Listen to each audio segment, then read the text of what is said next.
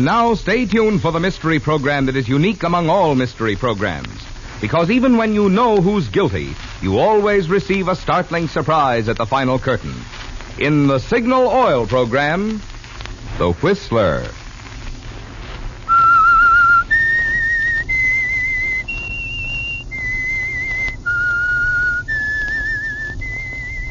SIGNAL.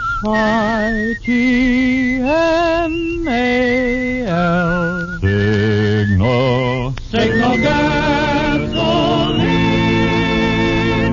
Signal, the famous Go Farther gasoline, invites you to sit back and enjoy another strange story by The Whistler. For extra driving pleasure, the signal to look for is the yellow and black circle sign that identifies Signal service stations from Canada to Mexico. And for Sunday evening listening pleasure, the signal to listen for is this whistle that identifies the Signal Oil program, The Whistler.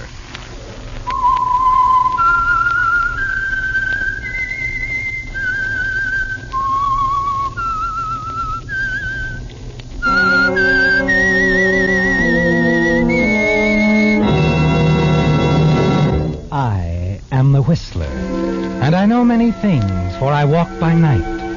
I know many strange tales hidden in the hearts of men and women who have stepped into the shadows. Yes, I know the nameless terrors of which they dare not speak. And now the Whistler's strange story, Ticket to Murder.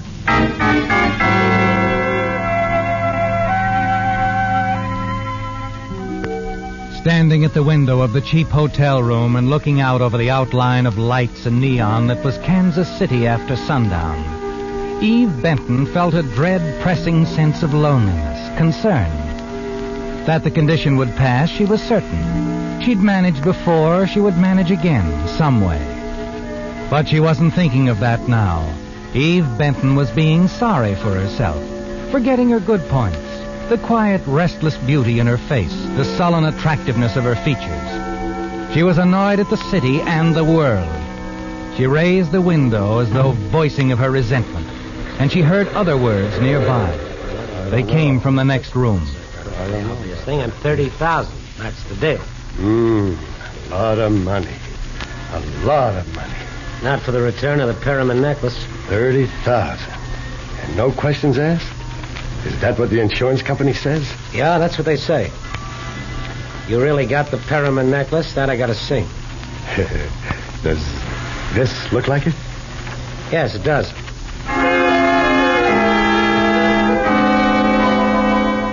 You smile strangely, don't you, Eve? Listening in ironic amusement. 30,000, one of the men next door said.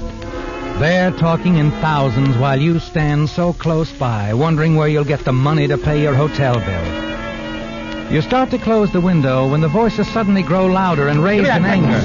You can't get away with this. I'll worry about that. You just worry about this. You freeze to the spot, don't you, Eve? Your outstretched hand touching the windowsill remains fixed, rigid like a statue, and then you hear someone climbing out onto the fire escape. A man is outlined by the staccato flashing of a neon sign on top of the building next door. He hesitates, glances back at the room he just left. You get a clear look at his face, and then he starts down the fire escape steps. You lean out, see the man drop to the ground and disappear into the shadows of the alley below. You wait, staring, then run out of your room into the hall. The door to the room next door is partially ajar. You run to it and glance inside. A man on the floor, lying very still. He's dead, isn't he, Eve? You're about to turn and run when your eyes fasten on the telephone. Hello? Hello? Desk? Hello? Yes, what is it? Hello? Hello? Answer, please. Hello? You lower the phone, staring, unable to speak because of something you see. Something near the dead man's hand. A wallet, isn't it, Eve? Yes, with part of the contents spilled out. A few bills and among them a train ticket. Something that you could use. Are we still connected? Yes. Yes, Eve. A train ticket for the West Coast, San Francisco, and almost $65 in currency. It's an answer to your problem, isn't it? You lose little time in packing, leaving your room by the same method as the man who fled only a few moments before. The fire escape.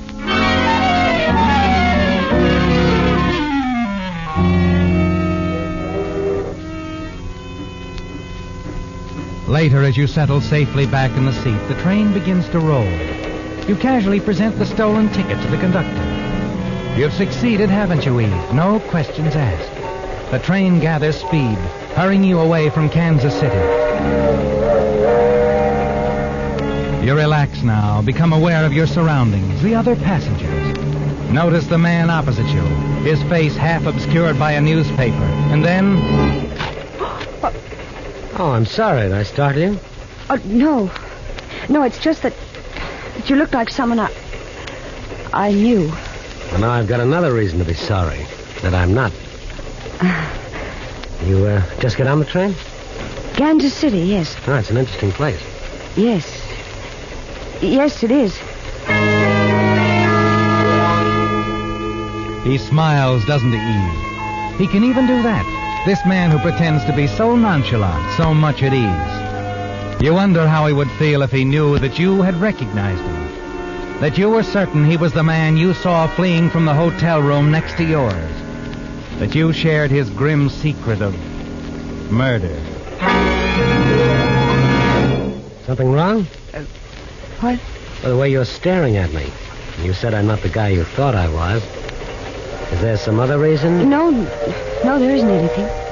You want to read the paper? No, thank you. Oh, good. I'd rather talk anyway. Talk? Yes. We've some distance to travel together. There's no reason why we shouldn't become better acquainted. Is there? No. No, there isn't. No reason at all.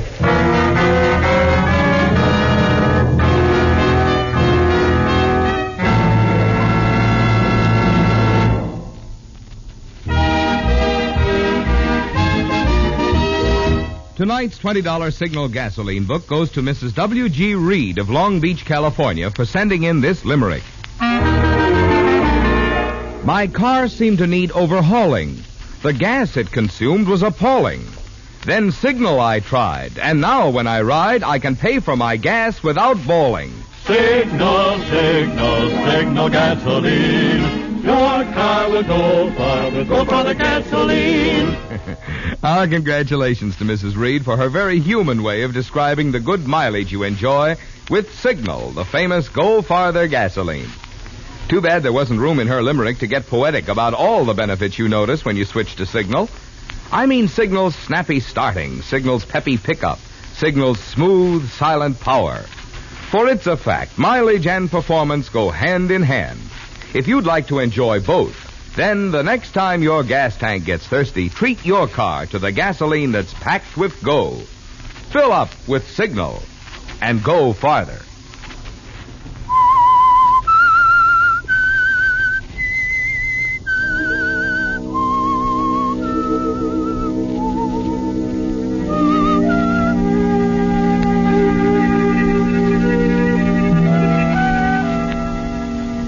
You're unable to avoid the young man sitting across from you, aren't you, Eve? A man who's introduced himself as Frank Gilby. A man you're certain committed a murder in the hotel room next to yours in Kansas City. Later, he escorts you to the club car of the train, orders cocktails, and the two of you talk like old friends as the train roars through the night heading west. You're careful to avoid mentioning the hotel, aren't you? Leave it to him to take the lead in the conversation. All you want to do is get the trip over with and leave the train. But by the time you reach Oakland and board the ferry boat that will take you to San Francisco, the young man has become quite persistent. Miss Benton. Miss Benton. Yes? Oh. You know, I think you've been trying to avoid me, Miss Benton. Eve. Any reason? Wait. No, Mr. Gilby, I've told you. I was beginning to think I should take those magazine ads to heart. Oh, no, it's just that I've had things on my mind. I've been thinking about a job. Well, perhaps I can help you. I know a lot of people. No, I have something waiting for me in the city. Well, it was just a thought. In case it doesn't work out, I wish you'd give me your address. I'm not sure what it will be. Well, mine is 4950 California Street. I've got a flat there. I don't believe I asked. No, you didn't. I'm forcing myself on you, Miss Benton. You try too hard. Do I? Well, don't blame me. I'd really like to see you again. Perhaps you will. Like I said, maybe if that job doesn't work out... Yes, I know. 4950 California Street.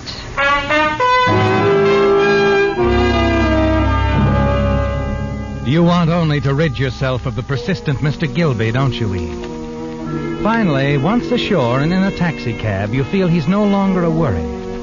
You register at a small hotel on Geary Street. Dismiss him from your thoughts. But late the following morning, as you're having breakfast in a small diner, you're listening to the radio, and something the news announcer says sets you to thinking about Frank again. And in local news, the Perryman jewelry case has reached a stalemate, with the valuables still unreturned. According to insurance investigator Leonard Quinn, a contact with an underworld character in Kansas City failed to take place. It has since been revealed that the insurance company has made a tentative offer of $30,000 with, as we understand, no questions asked for the return of the necklace to their representative, Mr. Quinn, or to the home of wealthy Mrs. Evans Perryman in Hillsborough. However... Oh, well, I wanted to hear that. Huh? Oh, sorry, lady. The guy was just about through, though. Well, what was that name he mentioned? Mrs. Evans somebody? Perryman. Mrs. Evans Perryman. Lives down the peninsula. Perryman. I see. You acquainted with the lady? No. But I've heard of the name.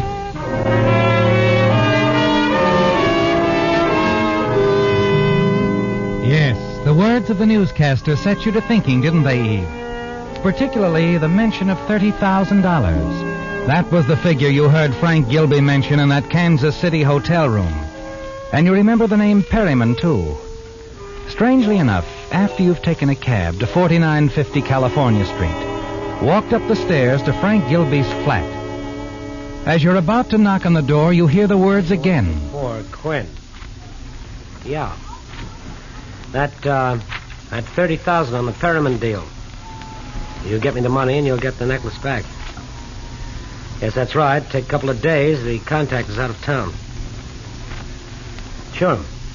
All right, bye.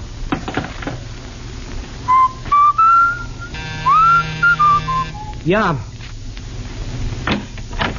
Oh, Eve, hello. Hello, Frank. Changed your mind, huh? Thought you'd look me up after all? Uh-huh. Well, how'd the job go? You all set? No, I didn't go there. Well, maybe I can help on that, like I said. I'm sure you can. Well, come in. Like I said, I'm sure you can help me, Frank. Well, anything at all. I'm glad you feel that way. Because I'm referring to the Perryman deal, the $30,000 you were going to get from Leonard Quinn and the insurance company. What? Mm-hmm. The $30,000 you wanted all for yourself. That's why you killed your partner back there in that Kansas City hotel, took the necklace I happened to be in the next room. I see. So you've got a new partner now, Frankie. Oh, have I? Mm-hmm. And I wouldn't try anything if I were you. I've taken the necessary precautions. If something happens to me... The cops find out about that little accident in Kansas City and they come looking for me, right? Right. Well. Looks like I'm right behind the 8 ball.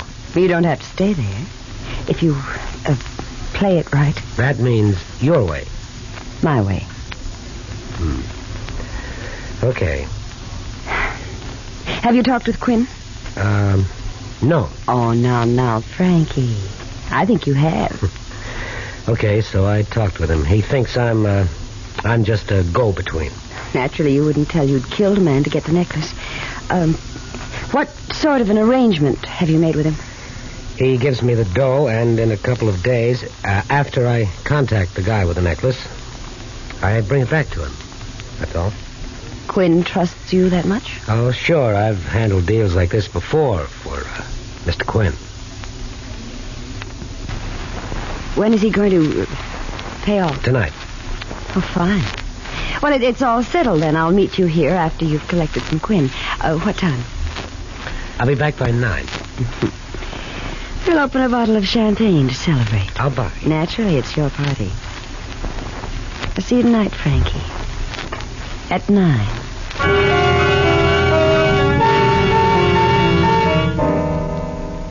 It was simple, wasn't it, Eve? Easier than you thought. And now you're in partnership with a murderer. A temporary partnership, you tell yourself, and it'll be worth it. $15,000. After it's over, you'll move on, start a new life. Yes, it was all so simple talking your way into that partnership. But as the day wears on, you begin to wonder about it. Perhaps it was too simple, Eve. You really hadn't expected Frank to accept your demands so readily. The more you think about it, the more certain you become that he'll bear watching. Early that evening, you hurry back to his flat. And as your cab turns into California Street, you see Frank board a cable car. Driver. Yes, ma'am? Don't stop. I've changed my mind. I want you to stay close to that streetcar. Sure. But not too close. Okay, I get it.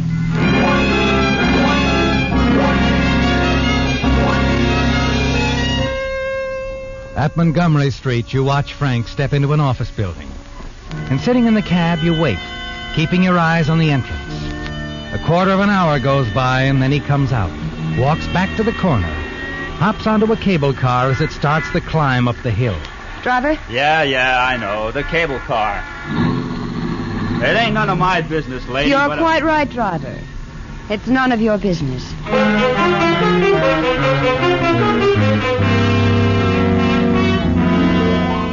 You follow Frank back to his flat. See him hurry inside. You're quite certain you know what he's up to, aren't you, Eve? But you want more time to think about it alone. So you tell your cab driver to keep going. Finally, you return to Frank's place. Well, hello. Sort of early, aren't you? I've changed my mind, Frank. I'd like to go with you when you get the money. Oh. Well, it's been called off. Called off? Well, postponed is what I mean, until tomorrow night. I just got a phone call from Quinn. Said he hadn't had time to get the money from his boss yet. Oh, I see. Sit down, sweetheart. I was looking forward to that champagne. Well, no reason why we can't celebrate in advance.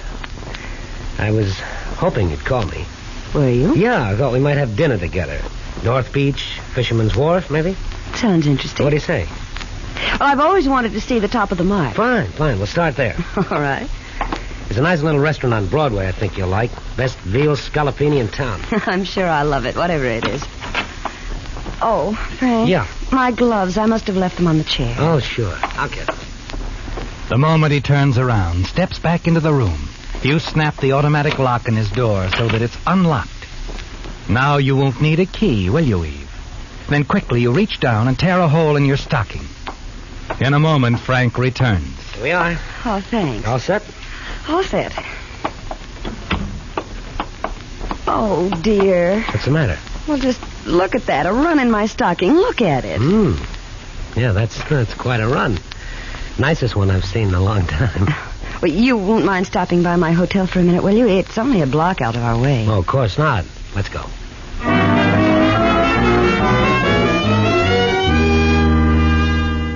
At your hotel, you leave Frank waiting in the cab parked at the entrance, while you hurry inside the crowded lobby and ride on out through the door on the other side.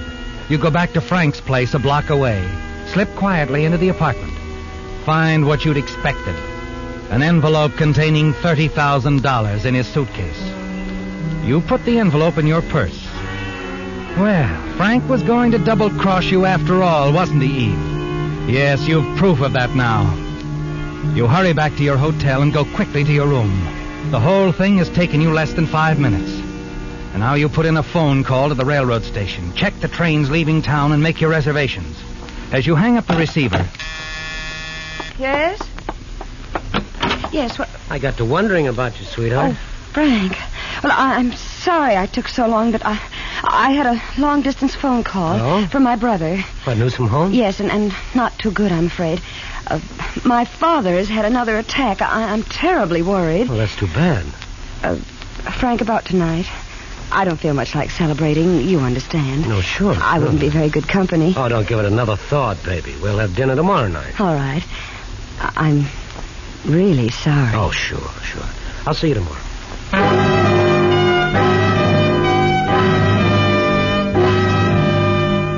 You watch from your hotel window and see Frank get into the cab and drive away. Quickly you pack your things, check out of the hotel. It's 2 hours before your train leaves. Time to have dinner. But first, there's one thing you must do. You've made up your mind about that, haven't you, Eve? From the moment you found the $30,000 in Frank's flat. You step into a phone booth and call the police department. What was that, man? A murder, Sergeant, at the Alden Hotel in Kansas City 5 days ago. The killer is here in town. What? I arranged a deal with Leonard Quinn, the insurance investigator. Anything to do with the Perryman necklace robbery? Everything. The party I'm talking about took the Perryman necklace from the man who was killed in Kansas City. Go ahead. Well, I suggest you contact Mr. Quinn. Get him to tell you who he'd made that deal with, and you'll have the killer. You give me your name, man? No, I won't. Goodbye.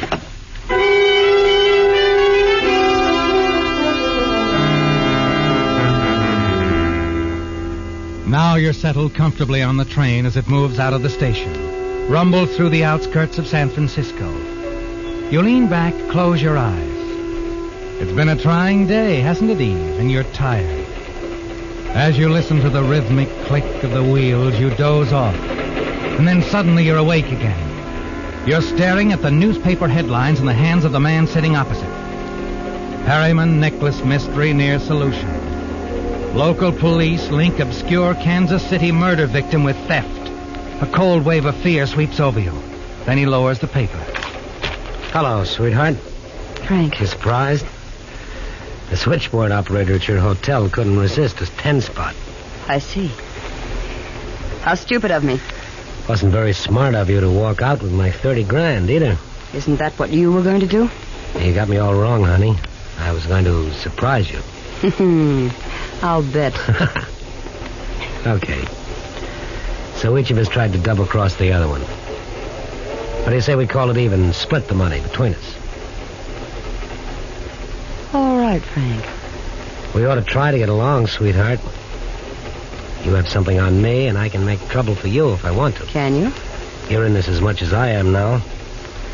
I can always say that you helped me do that job in Kansas City. Our coincidental appearances would make it pretty hard for you to deny. Yes, I guess it would. So let's bury the hatchet, Why not? And after we get back to San Francisco, we can do the town together, baby. Have a lot of laughs. You know, I got a hunch this partnership's going to turn out okay. I was just thinking the same thing. We'll just forget the past. Think only of the future. Right. A bright future, sweetheart. For the two of us.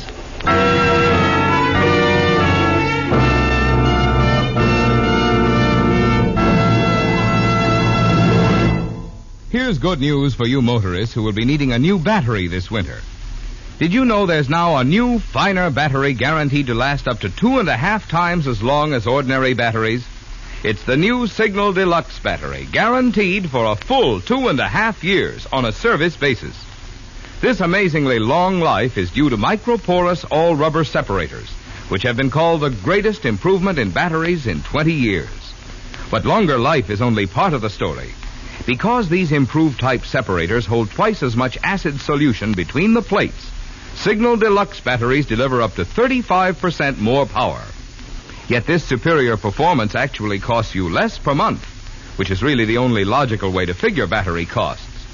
What's more, right now Signal dealers are giving generous trade-in allowances for old batteries, plus liberal credit terms. No wonder drivers with an eye to economy, as well as those who demand top quality, are both heading for Signal service stations.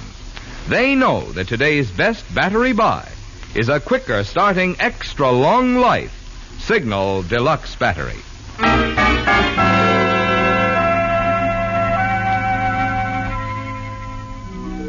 It was a shock, wasn't it, Eve, to find Frank Gilby on the train after you thought you'd slipped away from him in San Francisco.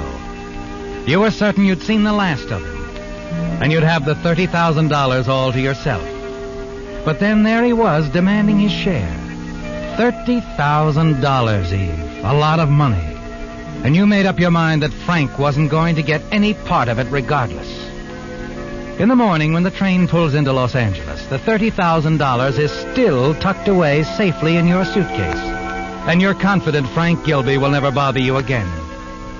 He'll never be able to involve you in the murder he committed in Kansas City. Yes, you're quite confident. Sure, aren't you, Eve? Even as the police board the train, step into your car, talk quietly to the other passengers. And then you find the lieutenant talking That's right. to you. That's right, Miss... Benton. Miss Benton. He was sitting here opposite you, according to the conductor. Well, you say he fell off the train, Lieutenant? Oh, how horrible. Oh, he seemed like such a nice young man, too. You didn't know him? Well, no, I'd never seen him before. We talked a little, of course, just train conversation. You know. Oh, it's you. Didn't waste any time getting down here, did you? Well, we got to keep our readers up on what's happening in our little old world, you know. Come on, Lieutenant. I want this to hit the next edition. What's with this guy fell off the train? Where'd it happen? Just out of San Luis Obispo. And he didn't fall. He was pushed. Uh-huh. Pushed? Why, what makes you think that, Lieutenant? Yeah. What's this all about? The San Francisco police got a tip last night. Phone call from a dame about a payoff. An insurance investigator was making a deal for the Perriman necklace with a party, she said, killed a man in Kansas City. Oh, another killing involved, huh? Mm-hmm. The insurance man was going to hand over $30,000 for the Perriman necklace. See, then you think the payoff was to be made here on the train? Yeah. Quinn completed the deal all right, because when his body was found, the necklace was in his pocket. Quinn? That's right. The man who was pushed off the train. Leonard Quinn. Well, he told me he was Frank Gilby. Well, he probably wanted to keep his identity covered until he'd completed the deal. I see. If our tip is right, the killer pushed Quinn off the train so that there wouldn't be any witness. Now, wait a minute. You think the killer who pushed Quinn off the train was the Kansas City killer, too? Well, that's what the woman who tipped us off told us. Now, all we have to do is examine all the luggage in these cars and search the passengers. Ah, I get it. And if you find the $30,000, you'll have... We'll have our killer. Huh? Well, Miss Benton, I'm sorry to bother you. But as long as we're here, we might as well start with you.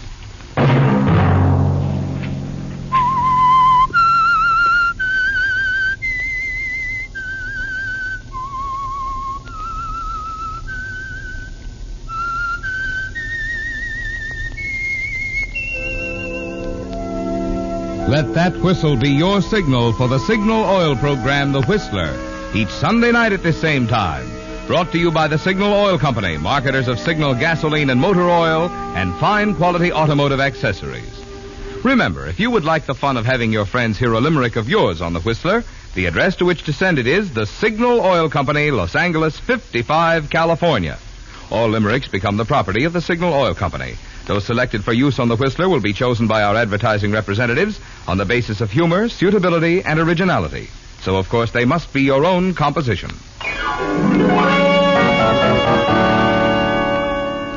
Featured in tonight's story were Joan Banks and Frank Lovejoy. The Whistler was produced and directed by George W. Allen, with story by Joel Malone and Adrian Jondeau, music by Wilbur Hatch, and was transmitted to our troops overseas by the Armed Forces Radio Service. The Whistler is entirely fictional. All characters portrayed on The Whistler are also fictional. Any similarity of names or resemblance to persons living or dead is purely coincidental. Remember, at this same time next Sunday, another strange tale by The Whistler.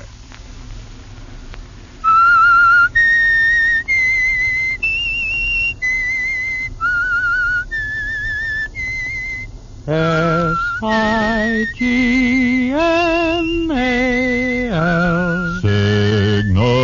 Signal gasoline. When you give to the community chest, you're helping not just one organization, but many worthy causes that directly benefit 4 out of every 10 families. Think of that when you're deciding how much to give to the community chest. Marvin Miller speaking. This is CBS, the Columbia Broadcasting System. Petri Wine brings you Basil Rathbone and Nigel Bruce in the new adventures of Sherlock Holmes.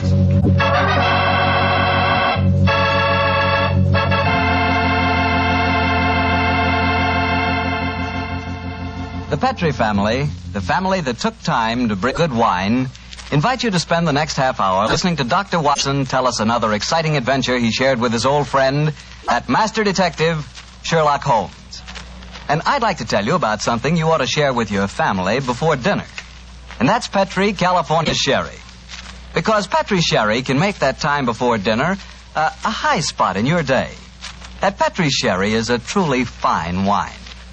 Its color is a deep amber, rich and inviting. And the wine is wonderfully smooth and full-bodied. Flavor? A swell. Honestly, I mean it when I say the best beginning a good meal ever had is a glass of Petri sherry. Oh, and look, if some of your family like their sherry dry, not sweet, they'll really like Petri Pale Dry Sherry. So to be sure you please everyone, don't buy one, buy two. Buy the regular Petri Sherry and Petri Pale Dry Sherry. And be sure you look for those letters P-E-T-R-I, because they spell the proudest name in the history of American wines, Petri.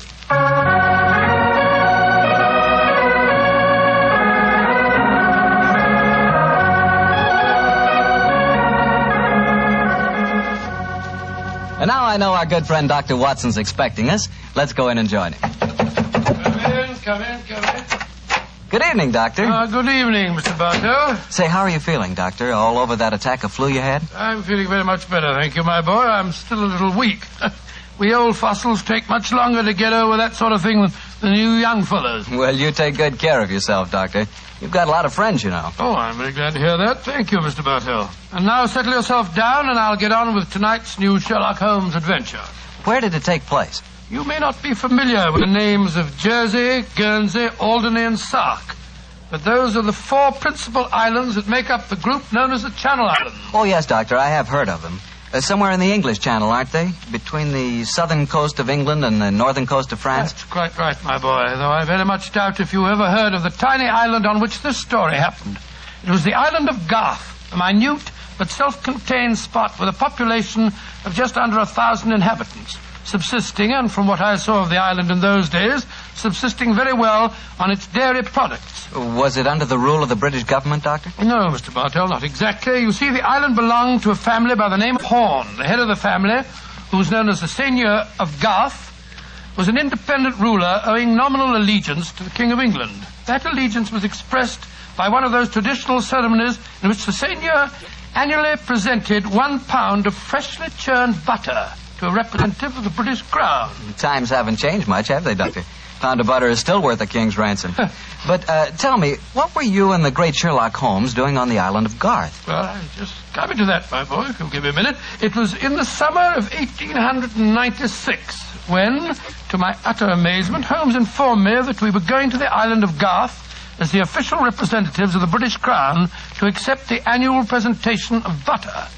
At the time, I must confess, I couldn't see why Holmes wanted to accept such a ridiculous mission. It was only as we approached the island in a small fishing boat that he told me a great deal more was at stake than a pound of butter.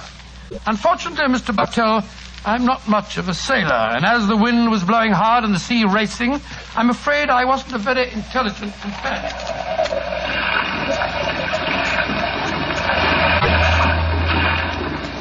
Cheer up, Watson. We'll soon be there. I hope so. I feel wretched, Holmes. I must say the whole trip seems utterly ridiculous to me. Plunging and bobbing about in a little boat in a raging torrent just because somebody wants to give somebody else a pound of butter. Dear old Watson, you don't really think our mission is so innocuous, do you? Then why are we going to the island of Garth? We're going to the island of Garth at the express wish of its present ruler, Martha Horn. Martha Horn? I never heard of her. Extremely spirited old lady. And the only woman who dared tell a certain resident of Windsor Castle that she looked devilishly dowdy for an empress. Great Scott, you mean that... I mean, Watson, that Martha Horn's behests are not lightly disregarded. Obviously, she wishes to see me urgently. Also, my brother Mycroft put pressure on me. He reminded me that a visit to Garth might be closely allied to this emerald tie pin I wear. Now, of course, you recall the origin of this pin. Well, naturally. That lady at Windsor Castle gave it to you after our little trouble last year over those stolen plans for the Bruce Partington submarine. Exactly, my dear fellow. But remember that the spy Oberstein had put those plans up for auction in all the naval centers of Europe. Some hint of their nature must have leaked out. It's even possible that other powers may be able by now to duplicate the pride of our submarine fleet. And whoever controls the channel, Watson, controls England. Well, they're dropping anchor, and yet we're still a quarter mile out from the island. Why do you think they're doing that? Here comes the skipper. He'll tell us. Here is as close to the island as we may approach, monsieur. We have already sent signals. A smaller boat is putting out for you. It will be here in a little while. Thank you. A smaller boat? Good Lord. Holmes, you were hinting at the naval significance of the island of Garth. Yes, old chap, I was. Well, what good would it be as a port if even a small boat like this can only come within half a mile of it? For a surface vessel, no. But we were speaking of submarines. Garth, I learned from the encyclopedia, boasts a magnificent interior cavern accessible only through underwater channels. Great Scott, an ideal natural harbor and dry dock for a submarine fleet. Precisely. And on the control of the island of Garth, Watson may well rest the foot of the British Isles. Now, old chap, perhaps you see why Mycroft was so anxious for us to collect a pound of butter.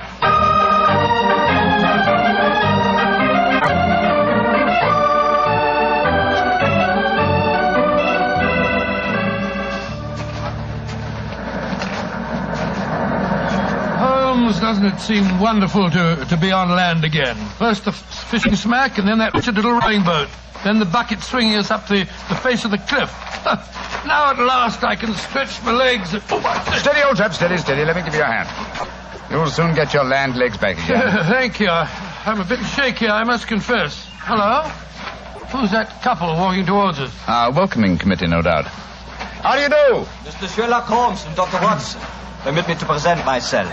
I am Dr. Hugo Oberwald. How do you do, sir? How do you do, Doctor? And this is Mrs. Reeves, the housekeeper at Horn Castle, where you will be staying. How do you do? How do you do, Mrs. Reeves?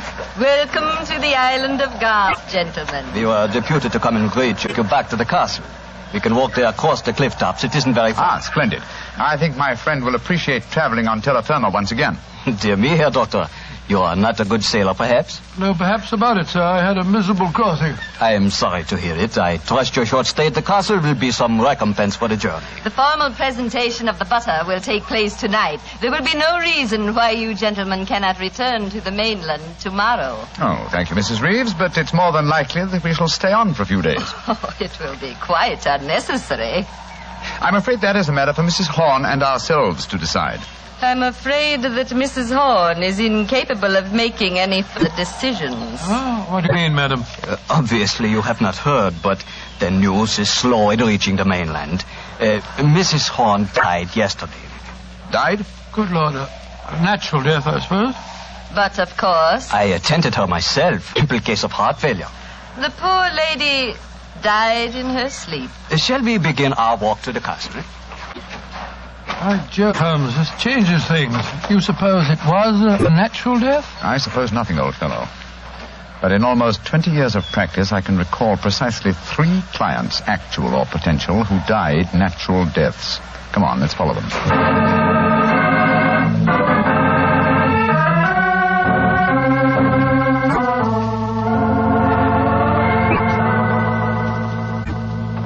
Mr. Sherlock Holmes, Dr. Watson, this is Mr. Christopher Horn, grandson of Mrs. Horn and the new ruler of Garth. How do you do? Hello. How do you do, sir? It's very nice of you fellows to come over here. Too bad you had to arrive just as the poor old gal kicked the bucket, though. Allow me to offer my condolences on your grandmother's death, sir. Yes, indeed, Mr. Horn. Thank you.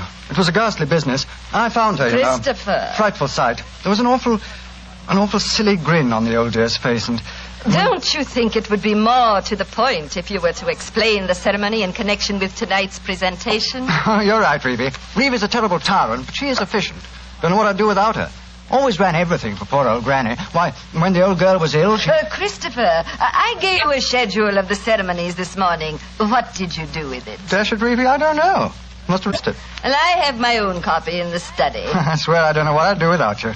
Excuse us a moment, gentlemen. I'll be back in a jiffy. Holmes, what in thunder's going on here? That boy's completely under the thumb of Mrs. Reeves. He was trying to tell us something, but that frightful woman kept changing the subject. He spoke of an awful, silly grin on the dead woman's face.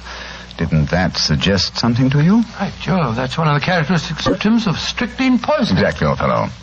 And perhaps he was going on to mention the equally characteristic arching of the body. We've got to get Mr. Horn to ourselves for a little while, and you've got to examine the body of the dead woman. And it's going to be difficult. Is that a balcony outside the window? Yes, it is. Come along. Let's see what it leads to.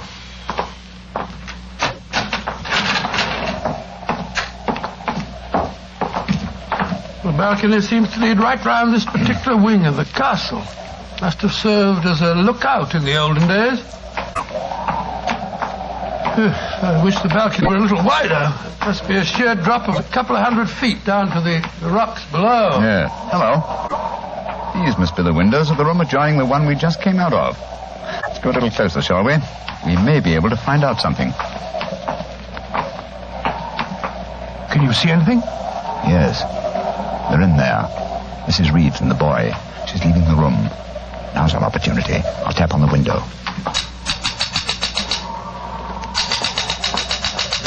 He sees us. He's coming to open it. What are you two doing out there? Admiring the view? Yes, my boy. It's quite beautiful. Mr. Horn. Yes, Mr. Holmes. I was a great admirer of your grandmother. I was interested in what you were telling me of her death. She had a grin on her face, you said. Yes, it was awful. Her body was all hunched up like a croquet hoop. Really? Of course, Dr. Oberwald said it was perfectly all right, but I must say it seemed dashed odd to me. Yes, it was far from all right, I assure you. And you started to say something else. What was it? Let me see. You said, when she was ill... Oh, yes, that was a silly business. When she was ill, she thought she was in danger from poisoning, so she made Mrs. Reeves taste all her food and drink. Did she really? Where is your grandmother's body now? In the West Wing. The funeral's to be tomorrow morning. I see. Where did Mrs. Reeves go? I'm here on the balcony behind you, gentlemen, listening to your conversation with the greatest interest. Christopher, let me warn you. These men are the emissaries of the British government. They would stop at nothing to take the island over. These men are trying to influence you against me, against Reevy, who has looked after you ever since you were born, and who tries to protect you now that your grandmother has gone and you are alone. Yes, I know, Reevy, but after all... That is your pride as the head of the Horn family, the Seigneur of Garth. The Garth that I'm trying to save for you. This man is completely unscrupulous. He was about to accuse me of murder. Weren't you, Mr. Sherlock Holmes? The thought had occurred to me, Mrs. Reeves. Of course it had, because you wished to poison Christopher's mind against me. Well, Mr. Holmes, we have no police on the island of Garth. Our only law is the word of the Seigneur, and Christopher now holds that title. Seigneur, what do you say? Will you allow an Englishman to blind you by accusing me of being a murderess? Mr. Holmes, Dr. Watson, I shall meet you at the ceremony tonight. Beyond that, I don't care to speak to you again. Good day.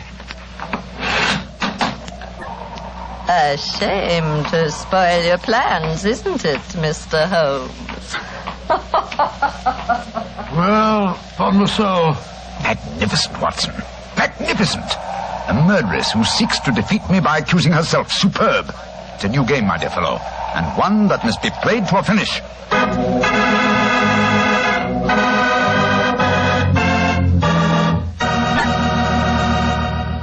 We'll hear the rest of Dr. Watson's story in just a second, so I'm just going to remind you that right now is one time you'd really enjoy a glass of Petri California Port. You couldn't ask for a more delicious wine. Petri Port, with its deep, rich red color and its heart-of-the-grape flavor, is one of America's all-time favorite wines. Petri Port is wonderful after dinner and perfect to serve when company comes. Try it. But just remember that when you want the kind of port I'm talking about, you've got to make sure it's Petri Port, because all Petri wines are good wines. Dr. Watson, this is certainly an unusual story you're telling us tonight. What happened after Mrs. Reeves left you and Sherlock Holmes standing on the balcony? We retired to our rooms and had a quiet and lonely lunch. Though the great man said little, I could see that he was deeply excited and that his keen brain was evolving some plan that would enable us to solve the mystery of Mrs. Horn's death. After lunch, we started to descend the stairs leading to the main hall of Garth Castle. As we did so, Holmes said... Watson, we're in no danger ourselves. Mrs. Reeves knows that we're here as emissaries of the British government. Yes, and if we didn't return with the butter within a few days, there'd be a British dreadnought here looking for us. However, I am in danger of one of my worst defeats. My professional pride is piqued. If only I could... Watson. Yes, Holmes?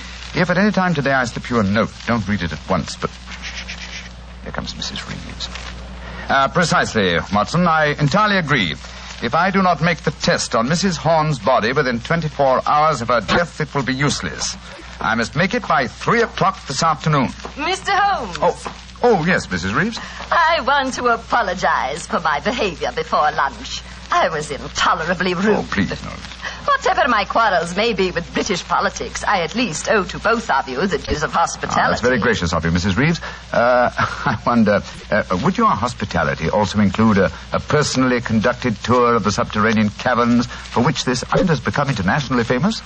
Would they really interest you? Well, I'm afraid that my friend and I won't have the time. Oh, yes, not at all, Watson, not at all. We have plenty of time. As long as we're back here by 3 o'clock. I'm sure Dr. Oberwald would be delighted to join us. He has made quite a study of the unique rock formation. Oh, that's splendid. It should prove a most interesting excursion. But, Holmes, why do we want to go stomping around a lot of damp and smelly caves? Only exercise will do us good, old fellow. Will you lead the way, Mrs. Reeves? And please remember that it's most important that I return here... I remember, Mr. Holmes. You must be back here by 3 o'clock.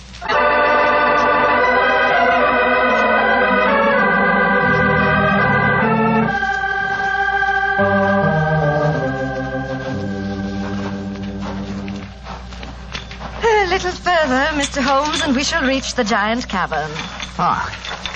Most interesting. Watson and Dr. Oberwald seem to have lagged behind us somewhat. They will be here in a moment. There. This is the giant cavern. Magnificent. Truly a miracle of nature. It's a natural submarine dry dock hewn out of the rocks. Yes, Mr. Holmes. And in the olden days, only the smugglers who inhabited this island knew the entrance that leads to this cave. The first seigneur of Garth found a cache of untold wealth hidden here. Really? Silks, jewels. There are still the remains of some of the finest Calvados brandy stored among these rocks. Indeed. An incomparable drink. Would you care for some? It is our custom whenever visitors honor us with their presence to offer them a glass. I should be delighted. There is a natural shelf here in the rocks. Perfect hiding place. Here you are, Mr. Holmes. And here is a glass. This is a rare privilege. I imagine that very few people have been offered it. Only our most distinguished visitors, I assure you. This cavern is completely inaccessible from the outer sea, I presume. Completely. Unless, of course, ships could swim under the sea. Which, as you know as well as I, they can, Mrs. Reeves. Even outside the imaginings of Jules Verne. Indeed. Would you care to explore a little deeper? The others will be with us soon.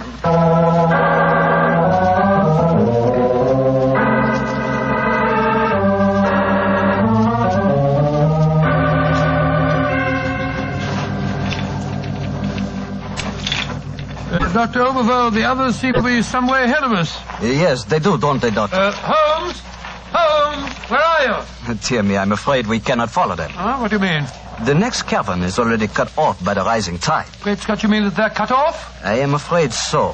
But do not worry here, Doctor. In a few hours, the tide will recede. They are in no danger. Just, shall I say, temporarily marooned.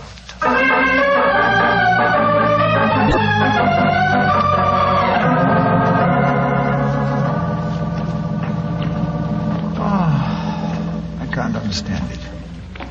I'm getting confoundedly sleepy. I'm so sorry.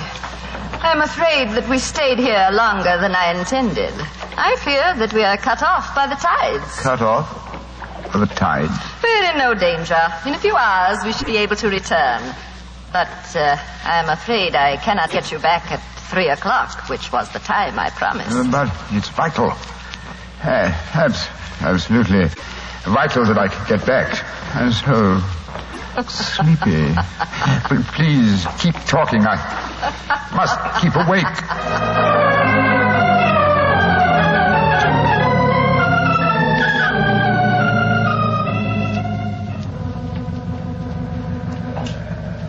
But, Dr. Oberwald, I must get to Sherlock Holmes at once. I am sorry, Doctor, but we are not able to control the forces of nature. We cannot force the water to recede. Your friend is in no danger. No, but he's got a most important test that he must make by 3 o'clock. I am afraid that will be impossible. I've got to do something. I should have come to these blasted caves in the first place. What on earth I ought to do? By Jove, that note that Holmes gave me, he told me to open it if... where did I put it? Here it is. A note from Mr. Sherlock Holmes, eh? Vital to make medical test. Great Scott, Dr. Oberwald, it's absolutely necessary for me to come to the castle at once. Indeed. Note for Mr. Sherlock Holmes. And now it is most important that you return to the castle. No, my fine English friend. I am afraid I cannot allow you to. Oh, I don't know how you propose to stop me, sir. You see this revolver? And do you see this stick? I warn you, Herr Doctor. Oh, no, you don't. I'm sorry you can't hear me, Dr. Oberville, but when Sherlock Holmes gives me orders, I carry them out.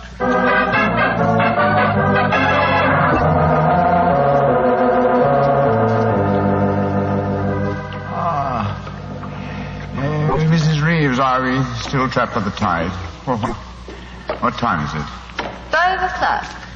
I'm afraid that you will be a trifle late for your important appointment. What a pity. You deliberately trapped me here. You drugged the brandy and kept me a prisoner. Did I? Now, why should I do that, Mr. Holmes? Because you're greedy of power. That's obvious in your domination of that pleasant though weak young man who is now Senor of Garth. I'm sure your beliefs would find support in certain ideologies now arising in Germany. Your choice of a German doctor as an accomplice in your plans would support that theory.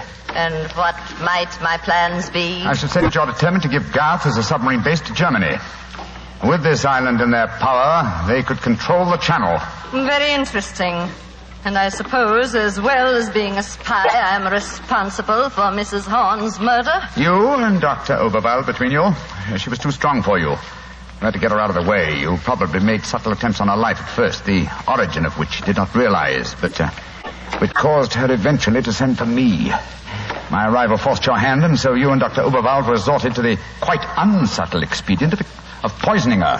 All pure supposition, Mr. Holmes. The only law on this island is Christopher Horn. Do you suppose he'll believe you? No, I suppose he won't. You've outwitted me, Mrs. Reeves. I walked into your trap just as you intended me to.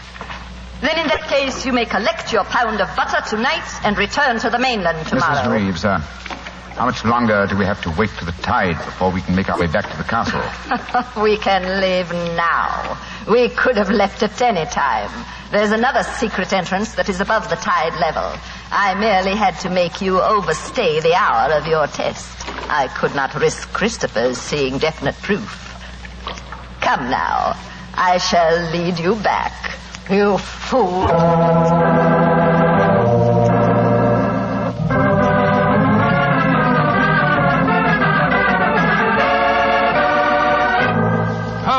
Holmes, where have you been all this time? Mind that, Watson. Did you open the note? Yes. Followed my instructions? Yes, it was, as you suspected. Thank heaven, old chap. Then now we can hoist her with our own petard. Here she comes. I'm glad to see, gentlemen, that you have assembled here in the seigneur's room. The ceremony of presenting the butter traditionally takes place here. As soon as Christopher arrives, we will explain our customs in this matter. Dr. Watson, I trust that Herr Oberwald proved an interesting companion on your excursion this afternoon. Yes, indeed, most interesting. We had a discussion of the relative merits of the walking stick versus the revolver. I think I was able to make my argument fairly convincing. Where is Dr. Oberwald now? I imagine he's lying down. He had all the symptoms of impending headache when I saw him last. Why are you smiling, Mr. Holmes? What's been going on? I'm afraid, Mrs. Reeves, that your plans have misfired rather badly. As soon as Mr. Horn arrives, I expect you will be under arrest for murder and high treason. Christopher would never believe you. Wouldn't I? Mrs. Reeves, you poisoned my grandmother. Christopher, what lies have these men been telling you? You're the one that's been telling me lies. I believed you when you said you'd been tasting the old lady's food. But when Dr. Watson showed me the results of his test this afternoon, it was as clear as daylight. But the tests could prove nothing after 24 hours had passed. You said so yourself, Mr. Holmes. A deliberate lie, Mrs. Reeves. I'm afraid that I invented that mythical 24-hour test. I knew that as soon as I mentioned it, you would attempt to prevent my carrying it out. So I was delighted when you fell into my trap. You thought that you were shanghaiing me, whereas in reality I was shanghaiing you. My job is to prove your guilt to the senor. With your dominant presence away from the household, it was easy for Dr. Watson to make his test. You devil! You knew all the time. Well, of course I did. But I had to deceive you. I'm glad my performance was sufficiently convincing. By the way, Mrs. Reeves, the drugged brandy was dreadfully clumsy. You didn't drink it home? Well, of course I didn't. But it was very unflattering to me that Mrs. Reeves thought I might. Mrs. Reeves, you realize what this means, don't you? I'm going to ask these gentlemen to take you and Dr. Oberwald back to the mainland with them tomorrow. And stand trial in a British court? Never! I was born on the island of Garth. I have lived here all my life, and I shall die! What are you up to? Stop! She's going out on the balcony.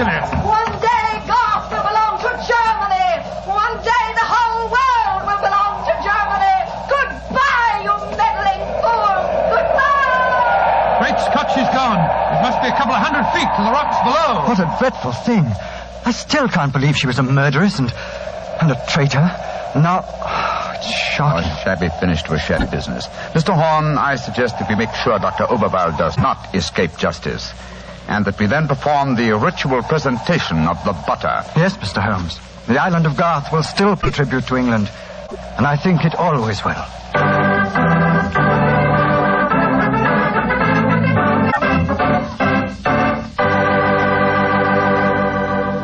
Well, Doctor, that was some story.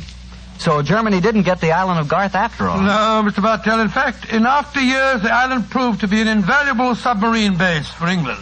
Say, what about the pound of butter? Did Holmes get it? Oh, yes. But why are you so interested in the butter? Are you kidding?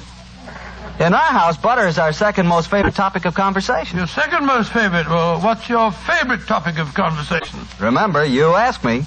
Petri wine. Oh, as if I didn't know. Doctor, that Petri wine is something to really talk about.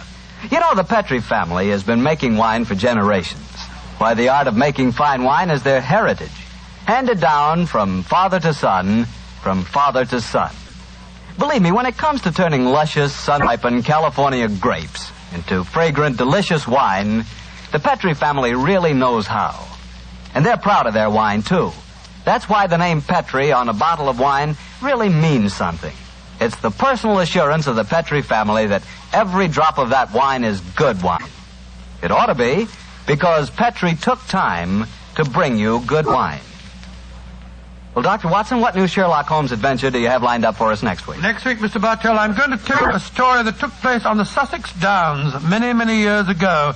It concerns a young girl, a painter in watercolors, and a very wise old lady. I call it The Adventure of the Living Doll.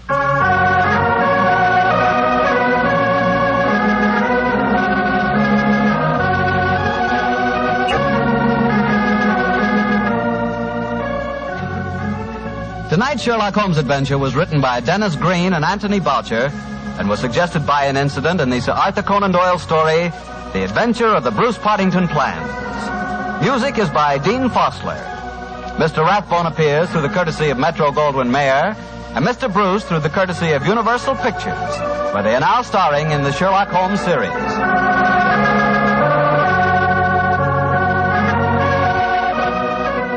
The Petri Wine Company of San Francisco, California, invite you to tune in again next week, same time, same station. Sherlock Holmes comes to you from our Hollywood studios.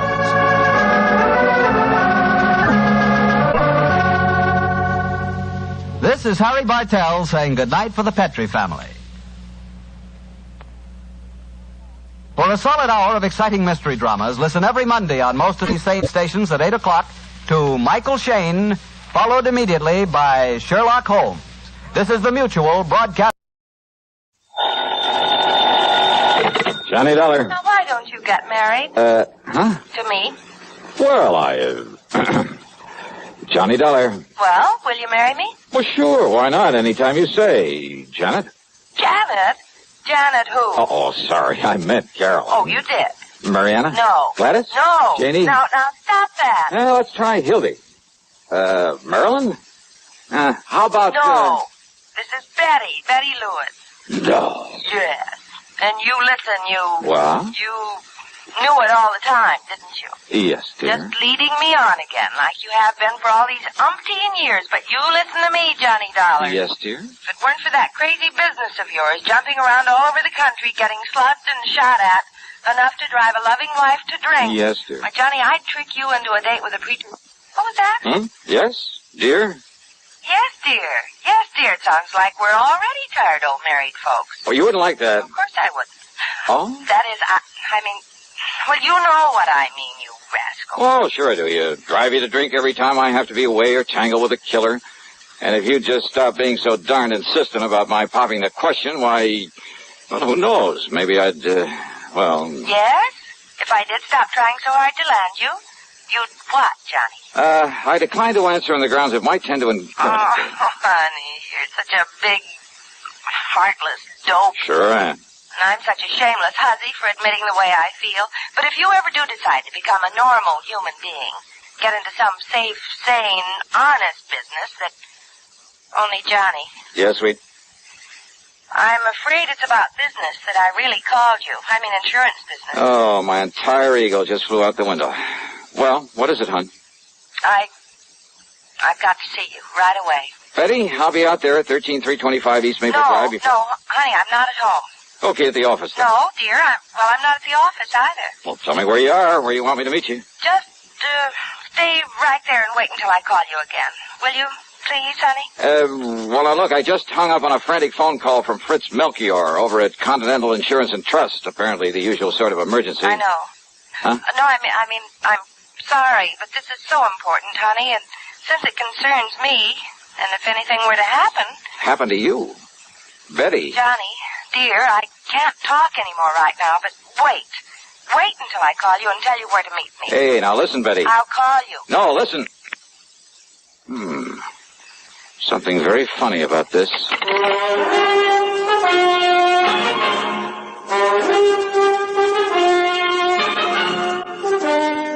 CBS Radio brings you Bob Bailey in the exciting adventures of the man with the action-packed expense account, America's fabulous freelance insurance investigator. Yours truly, Johnny Dollar.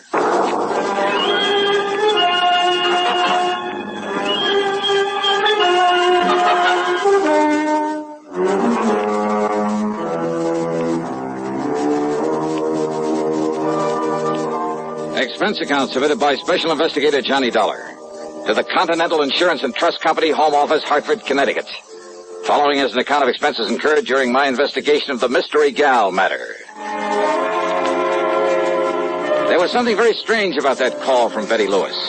Except for the end of it, I'd almost exactly the same conversation with her only a couple of days before, almost word for word.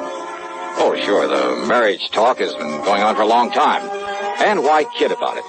If it weren't for this crazy, sometimes risky job of mine, I'd ask that girl to marry me in a second. And maybe someday... But she knows all that. She knows why it just doesn't make sense right now for either of us to think about it. We've agreed to that. So why bring it up again at a time when she actually had some important matter involving insurance on her mind? Important enough to stall me on whatever it was that Melchior at Continental Insurance and Trust wanted me for. I waited for her to call me back. Yeah, I waited over an hour, and then finally, though she told me she wasn't home or at the office, I called her house. No answer. I called her office, then to see if they knew where she might be. Much to my surprise, the switchboard operator told me she was right there, had been there all day. Betty Lewis? Yeah, hi, hon. Listen, I thought you were going to call me back. Johnny, hi, dear. Well? Fancy hearing from you at this? What was that about calling you back? And I thought you weren't in the office. Oh, whatever made you think a thing like that, Johnny? Are you kidding? Are you? You said you weren't when I talked to you about an hour ago. Oh, gee. I might have known this would happen sooner or later. So many girls on the string, you can't even keep track Betty. of. You talk to one, probably even propose to her, and then you lose track of which one it was. Are you trying to tell me you didn't call me on the phone an hour and a half ago? You trying to tell me... About some insurance matter, some emergency? Johnny, you're kidding. You had to see me right away, that you'd call me back about where to meet you? You're serious, aren't you, hon? I'm dead serious. So let's cut out all this nonsense and... But I didn't call you. You're sure of that? Well, sure I am. The last time I talked to you was day before... What's this all about, dear? Honey, I'm sorry, I gotta hang up. Johnny, is something wrong? Yeah, I'm afraid so. I'll call you later. What, dear? What is it? I wish to heaven I knew.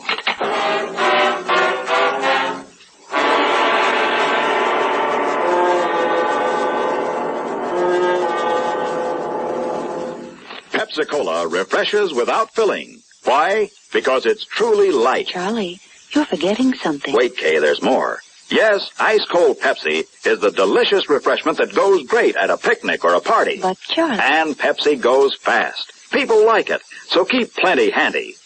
There. Oh, you did fine, except for one thing. Well, I mentioned lightness and how Pepsi refreshes and how fast it goes. You left out Pepsi sociability. You know the Be Sociable song. But, Kay, I can't sing. I can. Listen. Be sociable, look smart, keep up to date with Pepsi. Drink light, refreshing Pepsi. Stay young and fair and debonair. Be sociable, have a Pepsi. Well, at least I can say this. Pick up an extra carton of Pepsi today. Please do. And now, Act 2 of yours truly, Johnny Dollar, and the Mystery Gal Matter. Expense account item 1, $1.15 for a taxi to Fred Melchior's office at Continental Insurance and Trust. I didn't bother phoning ahead to tell him why I was so late in responding to his call for help. I found him literally pacing the floor. Oh, Johnny, thank goodness. Yeah, hiya, Fritz. Only I didn't expect you in here so soon. Sit down. Is everything all right? So soon, did you say? What? And here I was, all set to apologize for not having got here when I was supposed to, nearly 2 hours ago. Well, as long as you called me back and asked if you might go right on over. I called you back? Why, yes, of course. And I agreed with you it was best not to waste time coming here for the facts on the case. No, wait a minute, Fritz. So I told you all about it. Though I still think it shouldn't have been gone into on the telephone. Tell me about what? But since time was so important, and since you're going out there right away might... Johnny, what did you say? I didn't, but I will. Now listen to me, Fritz. There's something very screwy going on around here. Oh? What do you mean? You called me on the phone about an hour and a half, maybe 2 hours ago. Yes, you that's asked right. me if I'd come on over here and see you. Yes. Now, you said you were still in bed, but that as soon as you could get shaved and dressed and a cup of coffee, you'd come on over here. Okay, so far so good. And then? Well, naturally, I waited for you. Yeah? But then after half or 3/4 of an hour when you didn't show up, oh, and believe me, this matter is so urgent, so pressing, so important. Matter? No, wait, let's not go into that just yet. So what happened when I didn't appear? I decided I'd better call you again, but I didn't have a chance. Why not? Why not? Well, you know why not. Because you called me back. I did, huh? Well, yes. And as I reminded you a moment ago, you suggested that instead of wasting time coming here to the office... Only, Fritz. Yes? I didn't call you back. Now, why do you say a thing like that? Of course you... Didn't? No. But Johnny... But it's pretty obvious somebody did. Oh, but I'm Yeah, sure. Somebody who tried to make you think it was me, who must have succeeded pretty well. But that's Johnny, I hope you're not joking. I am not. Because I'm certain, absolutely certain. I mean, well, how could I mistake your voice after all these years? Well, looks like you did, though, doesn't it? Well, then, who was it that called me and told me it was you and asked me for all the details on this case that I want you to handle for us? Brother, I wish I knew. And then when I told him where to go and whom to see, he agreed to get on it right away. And I, thinking it was you, oh, no. No. Oh, good heavens. Now what? Well, this all means that you haven't been out there to see him. Our client, I mean, out on East Maple Drive. Who, Fritz? Oh, good heavens, Johnny. Oh, we're too late. Well, come on, we've got to get out there and see him. Yes, right away. Yeah, sure, anything you say. But first, would you mind telling me who this client is and what's bothering him? No time, Johnny, no time. No, you just come along, and I'll tell you all about it on the way.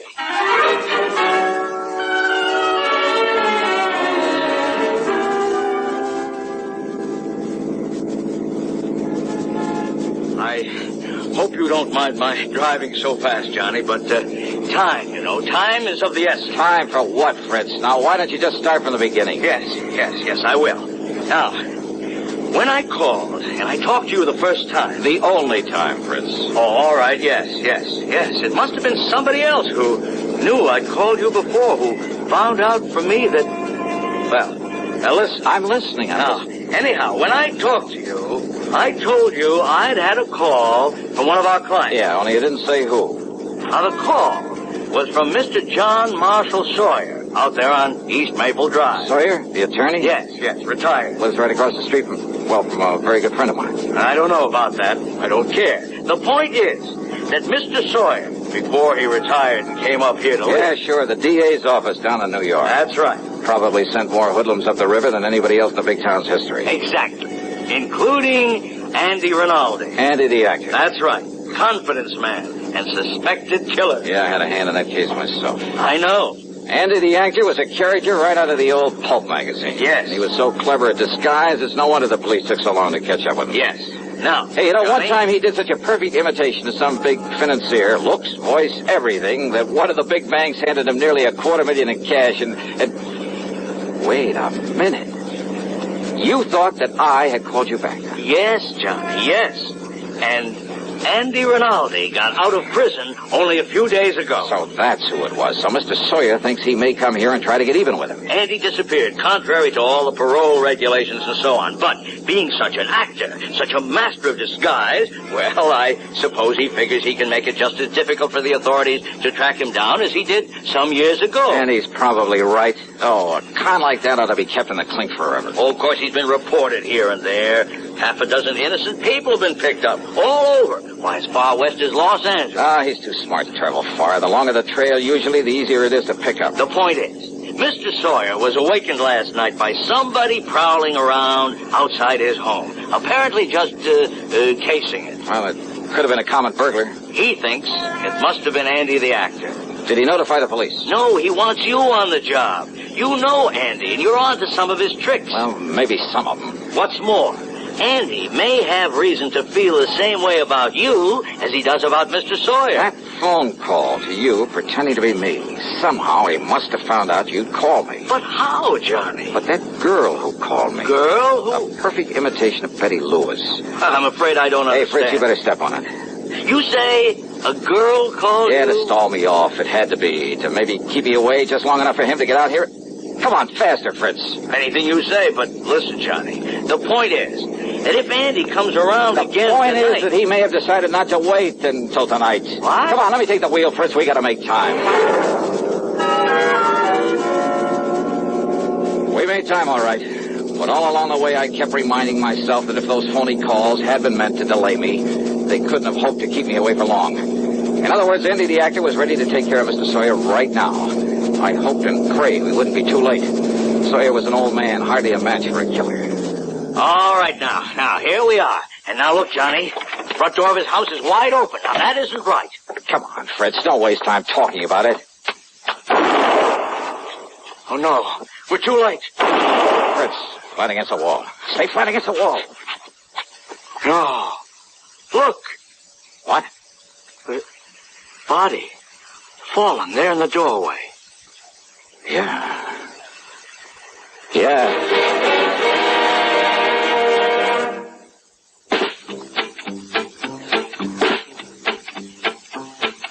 Have a real cigarette. Have a Camel. Have a Camel cigarette. Have a real cigarette. Have a Camel. Have a Camel cigarette. Best tobacco makes the best smoke. Have a Camel cigarette. Best tobacco makes the best smoke. Have a Camel cigarette. If you're smoking more these days, but enjoying it less, change to Camels. The Camel blend of costly tobaccos has never been equaled for real smoking satisfaction. Have a real cigarette. Have a Camel. Start to really enjoy smoking again. Now, Act 3 of yours truly, Johnny Dollar. It was not the body of Mr. Sawyer lying there in the doorway of his home. Then it was Sawyer who slowly stepped out onto the porch where Fritz and I were still flat against the wall. He stood there quietly for a brief moment, then handed the still smoking .38 to me. Here, Johnny. Yeah. Thanks, Mr. Sawyer. Only one shot? The first one you heard was from his gun. I'm sorry about this, about killing a man, but I'm afraid he gave me no choice. It's Andy the actor, all right, Johnny. Yeah. Look, here, these false sideburns, the mustache. Is he still alive, Fritz? Yes, he's still alive. Thank you. Then you better call an ambulance and the police. Yes, sure. Well, Mr. Sawyer? Hey, and you know something? You may have saved my life, too.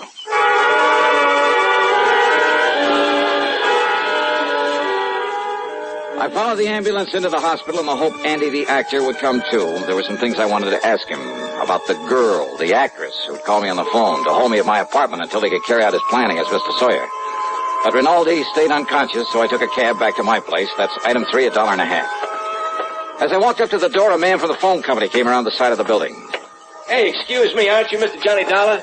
Yeah, that's right. Oh, been hoping you'd come home. You want to check your phone for me now? Oh, something the matter with my phone? Oh, there sure was. Oh? Yeah, somebody put a tap on that line of yours. You wouldn't have any way of knowing it, but So that's we it. have ways of knowing down at the phone company.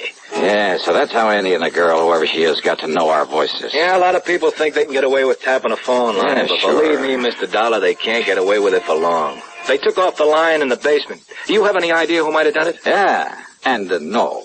What? Well, Andy, the actor, for one. What's But that? who the girl is? Hey, Mr. Dollar, what are you talking about? Oh, nothing you need to worry about. Oh, sure, whatever you say. But now if you'll go inside and dial somebody and see if you get them okay. You see, I got a handset still hooked up to it. Yeah, I'll do that. Oh, and the cops have already been notified, so if they come around asking questions... Okay, thanks.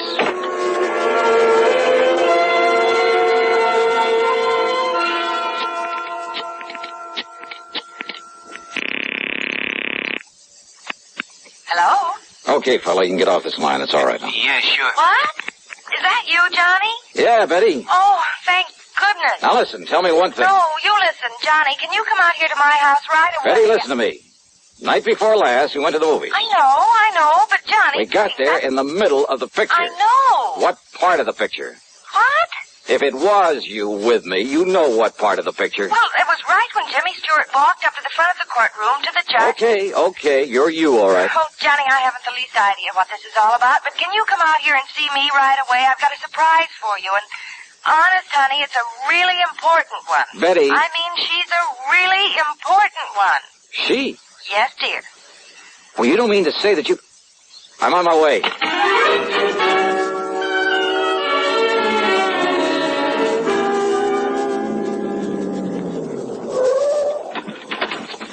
Hi, dear. Come on, into the house. Now listen, Betty, if this is some kind of a Oh, gag... honest engine, honey, cross my heart, but listen. Yeah? I came home from the office early. Uh-huh. I had to walk the last couple of blocks because I ran out of gas. Yeah?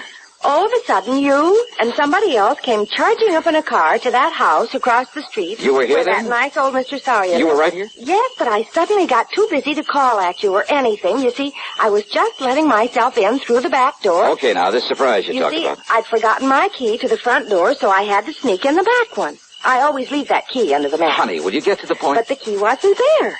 And the back door was already open. Oh, go on. I started in quietly, and then I heard a couple of shots over there at Mr. Sawyer's house. Yeah?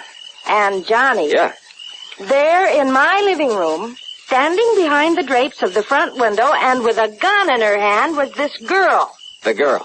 Standing there watching across the street so intently that she didn't hear me come in. She started aiming the gun over at you and that man who was with you and Mr. Sawyer who'd come to the door. Yeah, well, listen, look, so let's go I sneaked inside up behind her and... Well, I'm afraid I kind of ruined one of my nicest vases on her head. And you've got her? You've got her inside? All tied up with all the clothesline I could find. Oh, honey, I love you dearly. Where is she? Here.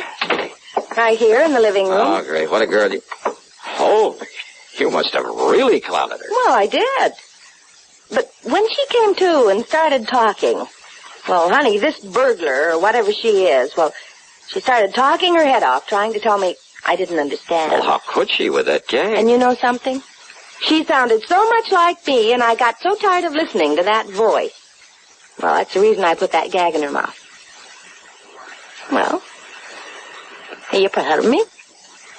Don't you agree? She must have had something to do with it. Oh, Johnny. You know something? I love you, gal. Oh, that's what I like to do. Oh, honey. Why don't you and I just... And you preach to me about getting mixed up with people like this? Had any sense, I'd turn you over my knee and I'd... Yeah, rascal. This is much more fun, isn't it?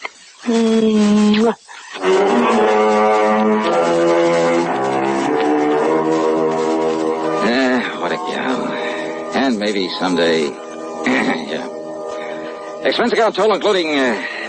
That's funny. Something or someone seems to have somehow diverted my attention for the moment from anything as trivial as an expense account. Trivial? Yours truly, Johnny Dollar.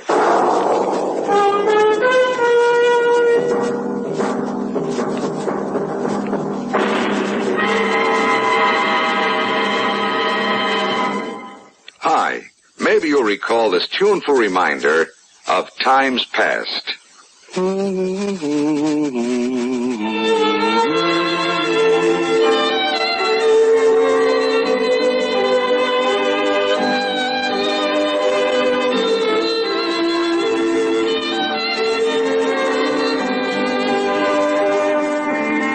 This is Dennis James with something else worth remembering. It's this.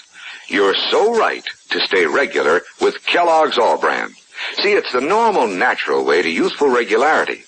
The whole brand content of Kellogg's All Bran supplies your system with all the bulk-forming food that you need every day. There's only one All Bran. It's Kellogg's All Bran. So relieve irregularity from lack of bulk, as millions do, with a bowl full of Kellogg's All Bran each morning. ALL-BRAN.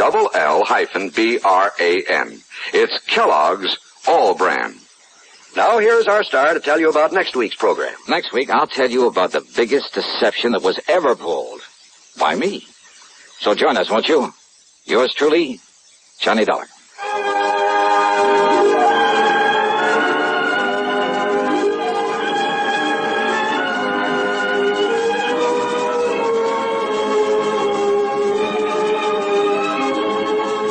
Yours truly, Johnny Dollar, starring Bob Bailey, originates in Hollywood and is written, produced, and directed by Jack Johnstone. Heard in our cast were Virginia Gregg, Jerry Hausner, Harley Bear, and Peter Leeds. Be sure to join us next week, same time and station, for another exciting story of yours truly, Johnny Dollar.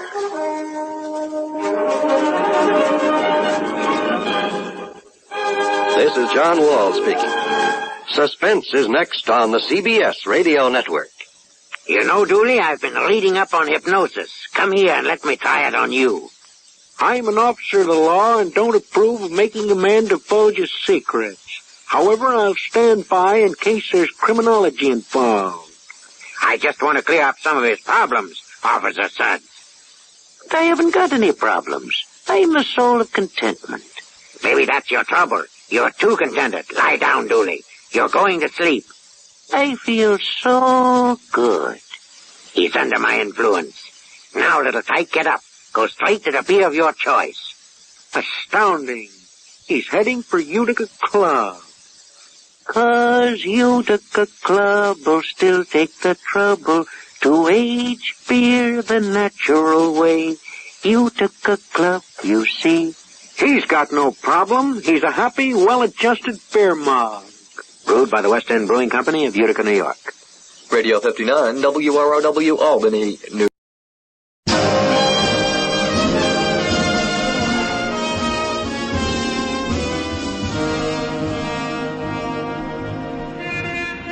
Broadway's My Beat.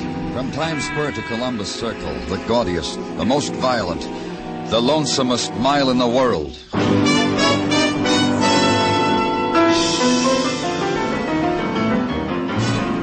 Broadway's My Beat, with Larry Thor as Detective Danny Clover.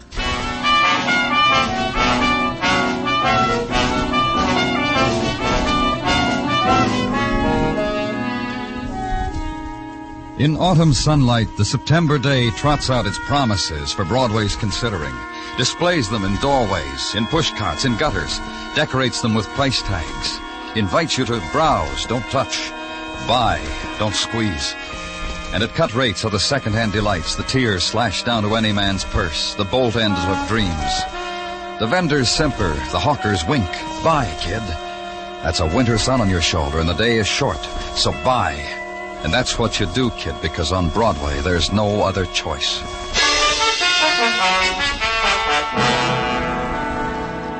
And at police headquarters, the September's day has arranged its wares of violence on your desk, stacked as to category, degree, grade.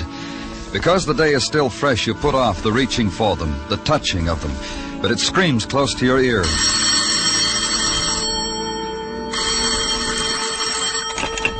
In the morgue, Danny.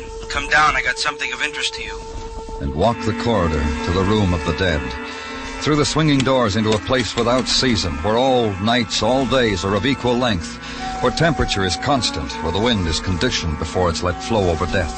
Walk up to the man who waits for you. A nervous twitch, Danny, to juggle things in my right hand. Maybe I'll be remembered for it. What have you got, Dr. Sinsky? The man lying there. They found him in his bed last night, murdered. These that murdered him. 2 bullets. Look. 22 and a 32. Wouldn't you say so, Doctor? That I wouldn't know. What I know is only one of these was needed to kill him.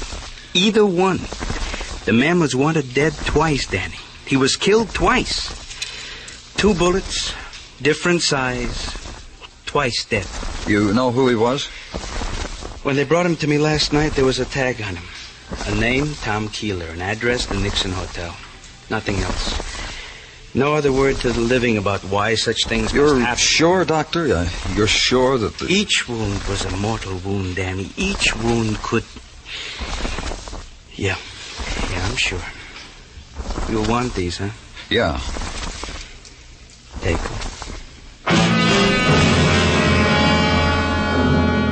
And that's the way my day began. And the ingredients of it were a medical examiner, a murdered man, and 2 bullets. In a room of no value except to the dead, except to those whose business is with death. Consider that briefly, then push it away. Leave, go, get out, and hurry. And in the corridor, find what you're looking for. The breath of air not controlled by a thermostat. Then the walk down the hall. Turn over the 2 bullets to technical. Then outside, in the squad car, the ride to West 25th Street and to the Nixon Hotel.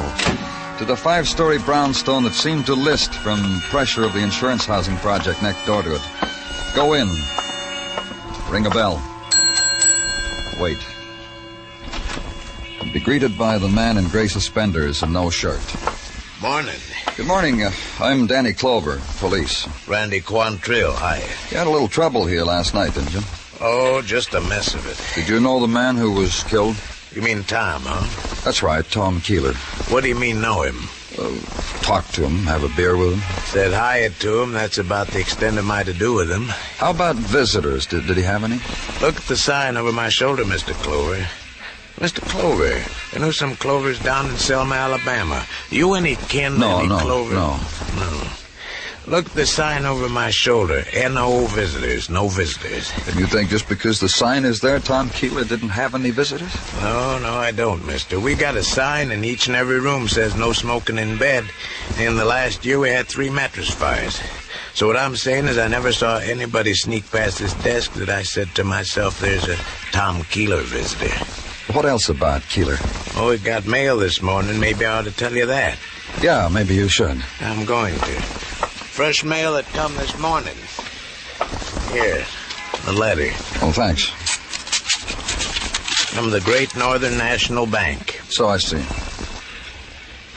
Please come in and talk to us with regards to your commercial account at your earliest convenience. You read upside down, Mr. Quantrill? I've lived in Baltimore. Oh. Thank you, Mr. Quantrill. Thanks a lot. And for that, Randy Quantrill winked at me, laughed noiselessly at me. Leaned against the mail rack, scratched his back with it. It wasn't the moment to intrude any longer on such private pleasures, so I left him.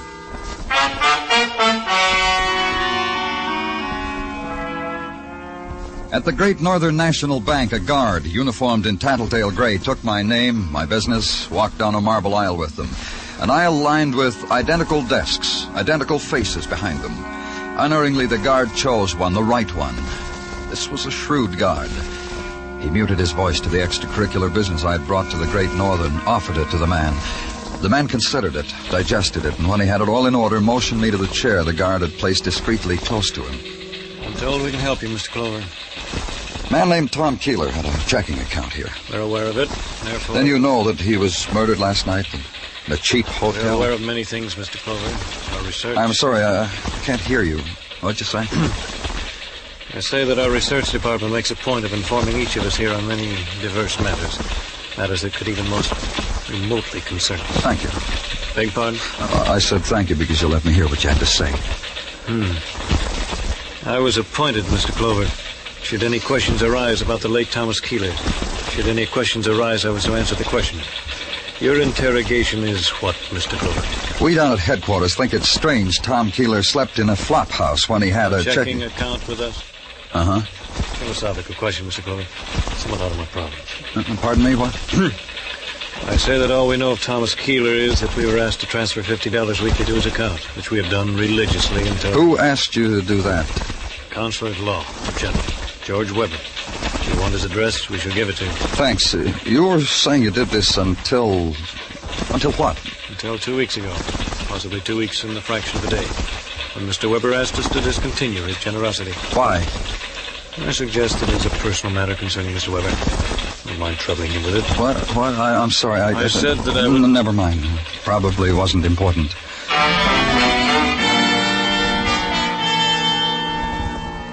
And go to the Park Avenue apartments of George Weber. Be told by the person at the desk that Mr. Weber is not at home. Perhaps at his office, the person suggested.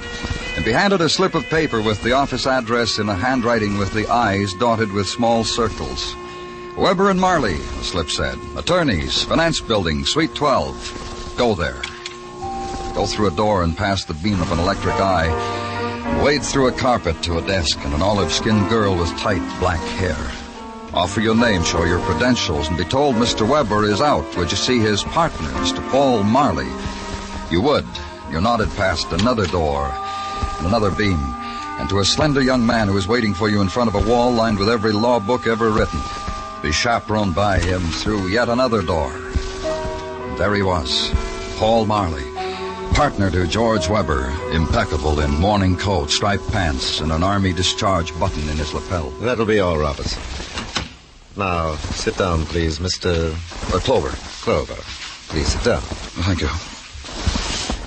The information you gave out there says you're a policeman.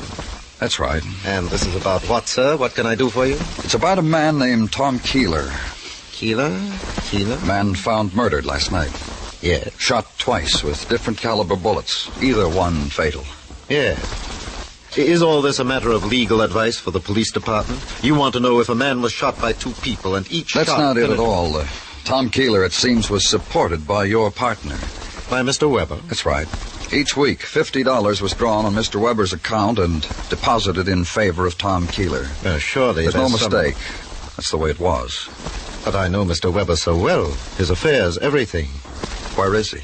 On Fire Island, since the day before yesterday. He has a place there. I'm pretty sure he went there. A lot of season for Fire Island, isn't it? Oh, I don't think so. The end of September? Mr. Weber goes there all year round. Whenever. Whenever what? Whenever he's disturbed. He has the idea of the sea, the strand, the loneliness of it. Personally, what was I don't Mr. Weber disturbed about? Well, he has a sister, Peggy. She's just 20, so you can imagine. No, I can't. Beautiful girl of 20, rich, and you can't imagine? Look, Mr. Marley... My partner was constantly arguing with her. We're a conservative firm, Mr. Clover. Individually, both Mr. Weber and myself What's that got to do with Peggy? Peggy Weber is headstrong. How? Well, I take my partner's word for it that she's headstrong. Therefore... And they argued, Peggy and her brother. What about? I have no idea. And he went to Fire Island to recuperate. One way of saying it. Anything else, Mr. Clover? No? Then please, these documents here, if you don't mind.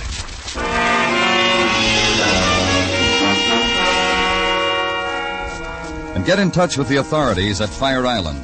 Check on the whereabouts of Mr. George Weber and wait. And an hour later, a phone call.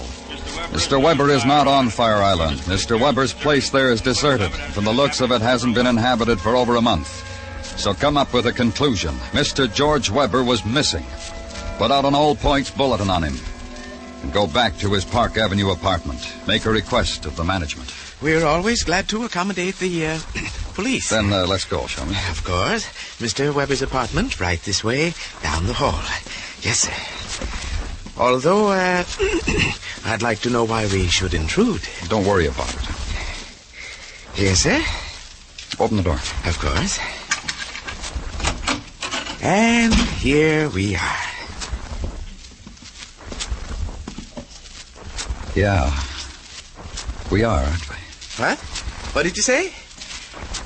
What did you say, Mr. Clover? I didn't... Oh. It stopped both of us. The management and myself. It was a sight that needed only one glance, and the details were there forever. The free-shaped coffee table and the grotesquerie of the man spread beside it. The tracery of blood that stopped abruptly. Mr. Weber, that's Mr. Weber. The penknife, bone-handled and cheap in his heart, to be remembered. Details in the death of George Weber.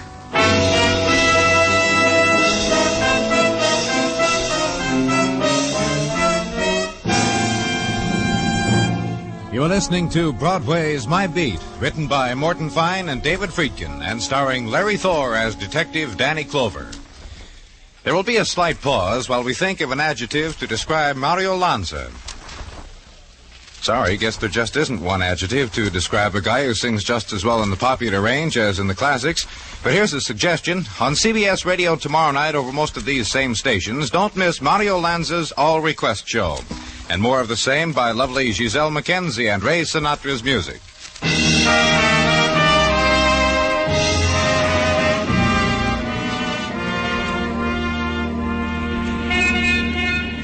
When the night slips out of Broadway's fingers and the false dawn blurs the shadows, Broadway stands bewildered.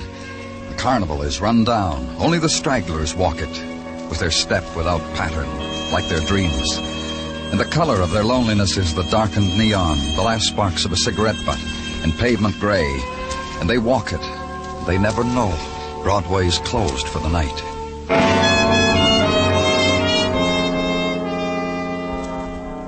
And somehow or another, whether it deserves it or not, the world gets to be 9 o'clock in the morning. Then there's a place for everybody. It's daytime, breakfast time, work time, make a dollar time. Or as Sergeant Gino Tartaglia said it... Lend me $1, Danny. Oh, sure, Gino. Here. Thank you. The reason for this transaction, Danny, No, is... you don't have to explain. I want to. Go right ahead. Thank you. Mrs. Tartaglia forgot to tuck my $1 into my lunchbox today, as is her wont, for the little things a man needs during the day. She just phoned me and confessed her dereliction of duty in this matter. Gino... She said ask Danny for it. And tomorrow she will tuck in $2 so that you will not go hungry. Tell Mrs. T not to worry. Roger, will come. And now, Danny, to the chores of the day. Knife which did George Weber in was of the variety which can be purchased at our leading hardware stores for the nominal sum of $1.98. Practically untraceable. Prints? Wiped clean. Go on. Well, that's about the sum and substance of the intelligence which has been shunted from the downstairs to the here, Danny. As of now. However... Yes? A young lady is in the anteroom and wants to see you. Who is she? A Miss Peggy Weber, sister of the most latterly deceased. Get her. This way to see Danny Clover. Now, sit down, Miss Weber. That'll be all, Gino. I'm glad you came, Miss Weber. Your name's right here on my calendar to see today. I knew you'd want to question me about George. How did you hear about his death? I was home. The late news on the radio. You see, I didn't live with my brother. We didn't get along. Oh? It's going to be a lot simpler now with him gone. I'll wear a black dress like this one for a month and call it a decent interval of mourning. It's not any concern of mine, Miss Weber, It's entirely your concern, Mr. Clover.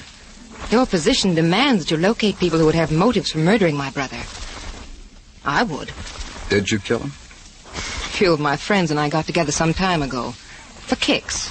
We were going to try things together, just for kicks. Black magic. Well, I spent the first 10 days of my membership sticking pins into my brother's picture. And all that happened is that he got a sty on his eye. Outside of that, I never harmed a hair on his head. Why all this hate, Miss Weber? Simply this. I love a boy. I told George about him. George got red, then blue, red again, and then a lovely color I never saw before. He found out who the boy was. Ruined him. Who is the boy? Ralph Clay. Now runs a bowling alley on 3rd. One more thing. Do you know a man named Tom Keeler? Not offhand. Why? Oh, never mind. Well, leave your address with Sergeant Tartaglia, Miss Weber, and thank you very much.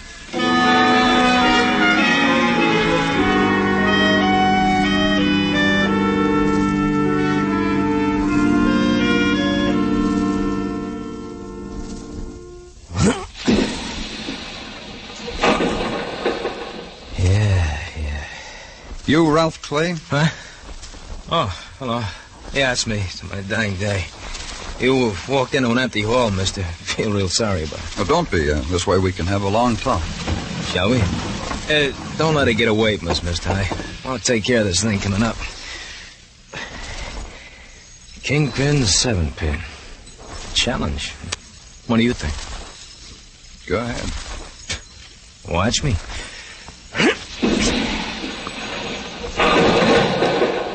Yeah. Never say go ahead to me in that toe, mister. Not on that shot. My quirk, each day I live for it. I'll remember, Mr. Clay. Look, police. Yeah. Stick your thumb in the ball, mister, please. Have fun. I'll write it off under entertainment. Joint's bad, no one will know. Something Peggy Weber said. It sent me to you. Peggy? A girl of class. She tell you I kill her brother? I got the impression she was in love with you. Pity the girl. She lives in ancient history. In a time where she loved and I loved back. But ancient history. Under the bridge. Peggy did something to you? She had a brother. Now dead, I read. It stopped me for breath on the way to the sports page. George Weber did something to you? Yeah. And I'm a man who likes to talk about it. My daily nourishment. Share it with me? Huh. Georgie Porgy Weber didn't like how his sister used to put her hand in mine, so he marked me lousy. How? Standing before you, Mr. Police, is a boy who once thought he was a lawyer. Cap in hand, he went to Georgie, a soon-to-be brother-in-law, asked for a job, keep it in the family. Georgie smiled, shook his head no. And with words and music, he told me he'd spoil for me any job I took from anyone he knew. Because you loved his sister? I was second in my class in law school. You want to invent other reasons? Why hate Peggy for it? Things like that run in the blood. I'm gonna stick around till it comes out in Peggy and slaps me in the head. Then that gives you a motive for having killed Weber. Yeah, ain't that a lucky one. And Tom Keeler, what did you have for him? Keeler? A man who got killed in a flea bag. A man Weber supported until... Typical.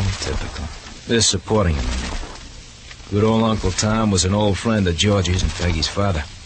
After the father died, Uncle Tom still hung around. Why is he called Uncle? Peggy calls him Uncle because he was her confessor, her hero. Everything that ate Peggy, she brought to good old Uncle Tom. Not to her brother. Who goes to a man like that except to kill him? Give you something to ponder, Mr. Police? Yeah, you did. I'm glad. Makes me want to live through another day. Watch the bitter boy make his strike. Yeah. And consider the lie he'd flipped to you. The girl's lie that she didn't know Tom Keeler. And wonder over it. Jot it down in memory as a future conversation piece with Peggy Weber. And then... remember a man who said he knew all about George Weber, everything but the mention of Keeler's share in his partner's life. Go to him, wait for him to finish his preening, to taste to the full the decorations bestowed upon men of know-how. Got this little time machine for being on my toes, Mr. Clover. Handsome tidbit, isn't it? Yeah, it is. 17 Joel, Hamilton. All because I proved in court the chap's wife had been unfriendly to said chap. Look what the grateful devil had engraved in the gold. To chum Paul Marley for setting me free. To chum. What was there about Tom Keeler that shut your mouth about him? My compliments, Mr. Clover. Brilliant strategy. Attack while the enemy celebrates minor victories. In tactics class at Fort Meade... You told me about Weber, personal things about him, his sister. Why not about Tom Keeler? It pained me. For George's sake, my deceased partner's sake, it pained me. You'll show me where it hurts. You think you'll be able to understand? Don't answer, it doesn't matter. Keeler was a derelict, a bum, a hungry shadow in George's closet. That's why George opened that account for him. To keep him from coming here to beg. George and I had a large investment here. The presence of Keeler was Weber cut off the account. At my insistence, my counsel. It made quite a row the other day between Tom and George. I had to shoo people back to their desks. You killed George Weber? Attack. I admire your method, Mr. Clover. For the investment, the plush carpets, the perfumed secretaries, the junior partners, all yours now. You killed Weber for that? The death of my partner was a great loss to me, Mr. Clover. A personal loss. Were it in my humble power to hunt out his assassins, I would dedicate my knowledge, my life, my...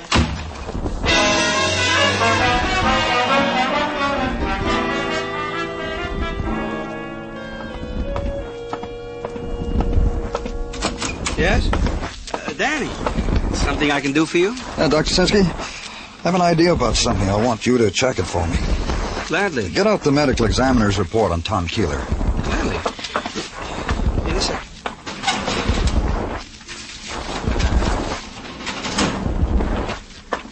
Here.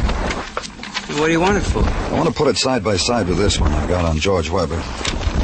So? Here, look.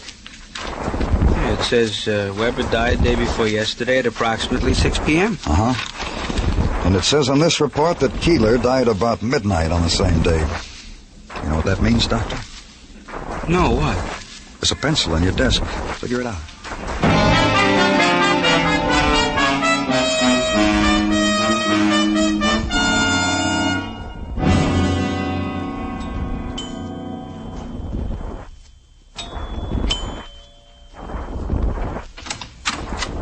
Well, Mr. Clover, you used my address after all. Mind if I come in, Miss Weber? This evening you can go as far as calling me Peggy, but you can't come in.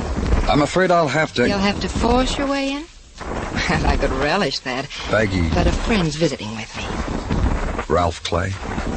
You said the password. If you know that, you might as well come in. Ralph! Come out wherever you are. Say hello to Mr. Clover, Ralph. I told you a big fib, didn't I, Mr. Clover? Well, now you know. I didn't know whether you'd broken off with Peggy or not. It doesn't matter anymore. You want to ask Peggy questions, huh? You too.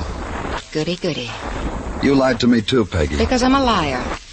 I give Ralph a lot of trouble that way, don't I, Ralph? Let's just listen to what the man has to say. Your lie about Keeler, Peggy. You said you didn't know who he was. I explained it to you. I'm a liar. I found out who killed your brother, Peggy. I said We heard you. There were a lot of motives floating around, Peggy. Yours... Leave her alone. She didn't kill her brother. I did. Oh, cut it out, Ralph. Peggy. Ralph had nothing to do with it. I did it. What's the matter with you, Peggy? You're crazy. You're a liar. You lie. That's why you're saying you killed your brother. Ralph. Neither one of you killed him. You thought Ralph did, Peggy, and Ralph... What are you trying to do to us, Clover? What are you doing? Police methods trying to get us to play against each other? Take it easy, Ralph. Go on, take it easy, Ralph. Take it easy, Ralph. What are you trying to say? Talk! Tom Keeler killed Peggy's brother. What? Clover, so help me out. Listen to me, both of you. Clover! Let him talk, Ralph. Keeler killed him because his source of income was cut off. A man like Keeler could kill. A desperate man, a man without livelihood. A tramp who made a habit of living off someone else's generosity. Ralph, it's all my fault. You found your brother dead, didn't you, Peggy? Yes, and you thought Ralph did it. Yes, I thought... Oh, Ralph. It's gonna be all right, baby. And Peggy went to her Uncle Tom like she always did when she was in trouble. Told him Ralph had killed her brother. What did Tom Keeler say to you, Peggy? He said not to worry. Just not to worry. Then he got in touch with you, huh, Ralph? Yeah. Yeah, he did. You know what he told me? I think so. He told me Peggy killed her brother. And he was the killer all the time. And I'm supposed to be a bright boy. So he had each of you believing the other had killed George Weber. How much money did he want from each of you to protect the other? Oh, what difference does it make? Doesn't matter anymore. Blackmail. That's why Tom Keeler's dead, too. Murdered. Yeah. You slapped the cuffs on me for that one, Clover. No, Ralph. No more. You don't have to anymore. Mr. Clover, my uncle said he wanted everything I had to keep quiet about Ralph. So I went up to his hotel room while he was sleeping. And I shot him. No, Peggy, that's what I did. That's what you both did, to protect the other. You both shot Tom Keeler.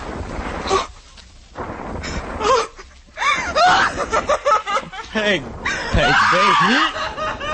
Peg. Stop her! Peg! Oh, Peg!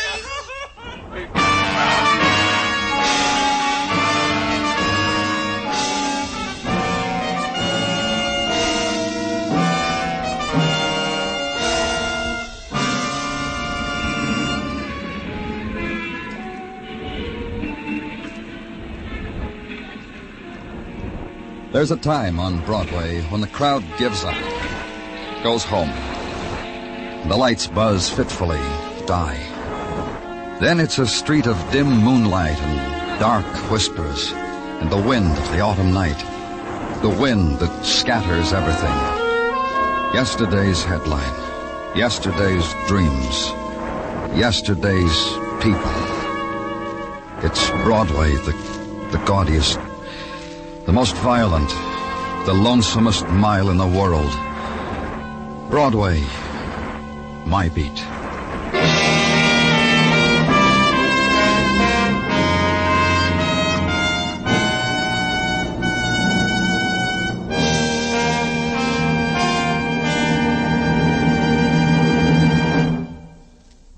Broadway's My Beat stars Larry Thor as Detective Danny Clover, with Charles Calvert as Tartaglia and Jack Crucian as Muggavan. The program was produced and directed by Elliott Lewis, with musical score composed and conducted by Alexander Courage. In tonight's story, Lillian Byoff was heard as Peggy Weber, Anthony Barrett as Ralph Clay, Paul Frees as Randy Quantrill, Bob Bruce as Mr. Chase, and Edgar Barrier as Paul Marley.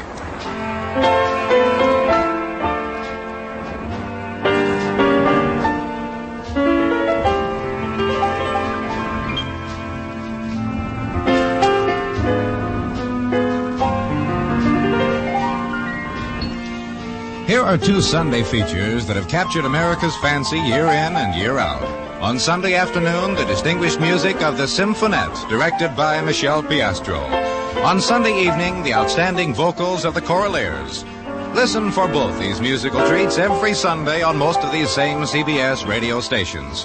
The Symphonette in the afternoon, in the evening, the Choraleers. Stay tuned now for Songs for Sale, which follows immediately over most of these same stations.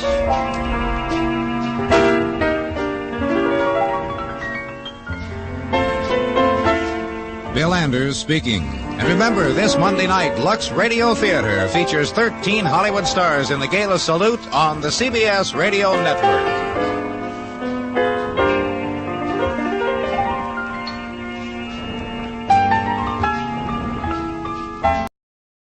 Tired of the everyday routine?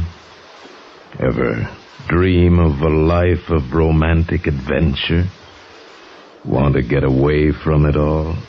We offer you Escape. Designed to free you from the four walls of today for a half hour of high adventure. Escape. Brought to you by the Richfield Oil Corporation of New York and the independent marketers of Richfield gasolines, motor oils, and other petroleum products. Look for the Richfield Eagle on the cream and blue pumps.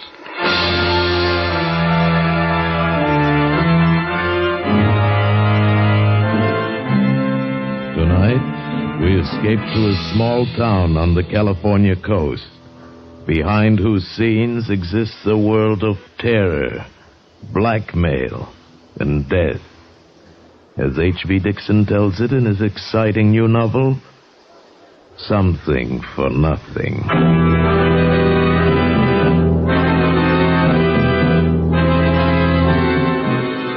The moon wasn't up yet. It was after 9 and as dark as my pocket, and I was still 100 miles below San Francisco.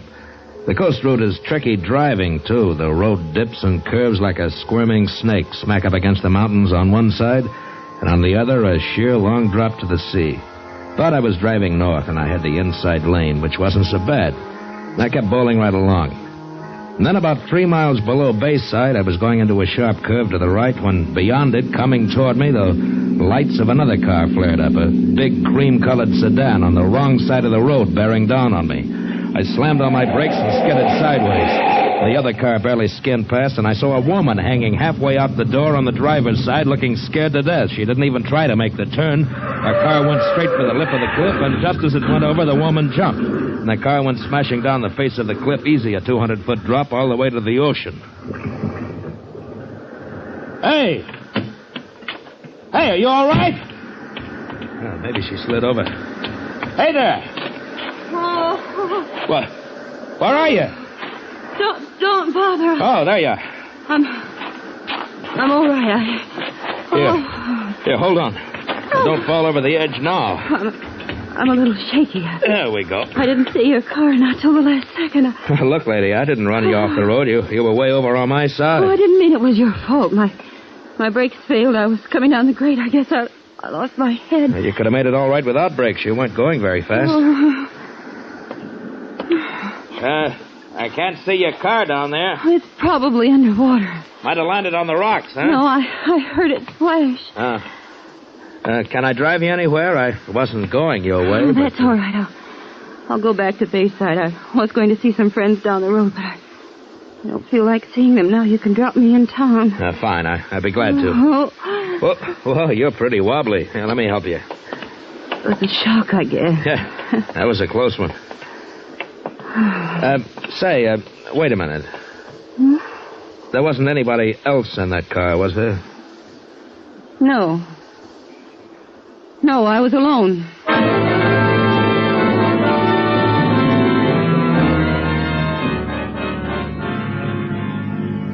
You live in Bayside? Yes. I might stop off there tonight, overnight. Well, you couldn't possibly find a room tonight. The tourist season started. Well, I might find something in a motel. Oh, I'm sure everything's full up, and it's easy driving beyond Bayside. No more mountains if you're going to San Francisco. Yeah, that's where I'm going. Do you live in San Francisco? Oh, I did when I was a kid. Lately, I've been living in L.A. I've been working in pictures. Oh. For a while, I thought I'd be another Clark Gable or a Robert Taylor or something. Every agent in town was after me, but you know how it is. It didn't pan out. Why not? You're handsome. Oh, sure. Too handsome. I photographed too slick. I saw I'd never be anything but third rate, so I got out. Yes, I suppose that's sensible. Well, welcome Bayside city limits. Now, where do I take you? Straight ahead. Huh? This is Surf Avenue. It'll take you through to the main highway. Well, where do you live? Oh, you don't have to take me there. Stop here. Well, why here? I'm going to the police station to report the accident. Well, don't you want me to go along and be a witness? Oh, no, I'm sure that isn't necessary. Have a nice trip to San Francisco. Thanks. You are going right through, aren't you? Well, I guess so. Well, you'll be there in 2 hours. Yes, I know. Yes, well, thanks again, and goodbye. There was something funny about that dame. Something was worrying her besides that accident. The way she acted toward me, for instance. All she cared about was getting me out of town fast. So, naturally, I decided to stay a while to find out why. I found a room without any trouble at all, and then I walked around Bayside. I liked what I saw. The cars, the stores, the way the women were dressed. Yeah, Bayside was loaded with money. And then sometime after midnight, I dropped into a bar. One of the customers was yawking away to the bartender. I ordered scotch over ice and listened in. She phoned the station about an hour ago and said Frank wasn't the type to go somewhere, not let her know. That was the customer, a big moon-faced man with a red neck who had cop written all over him. Didn't sooner or later bust loose. What do you know? Frank's gone off out of there. Well, I told her we'd check around. Hey, she say Frank was driving that cream-colored job of his? My heart jumped like a hooked trout. He sure can't disappear far in that car. It was hard to keep the excitement out of my voice. Pardon me, but what color car did you say? Huh?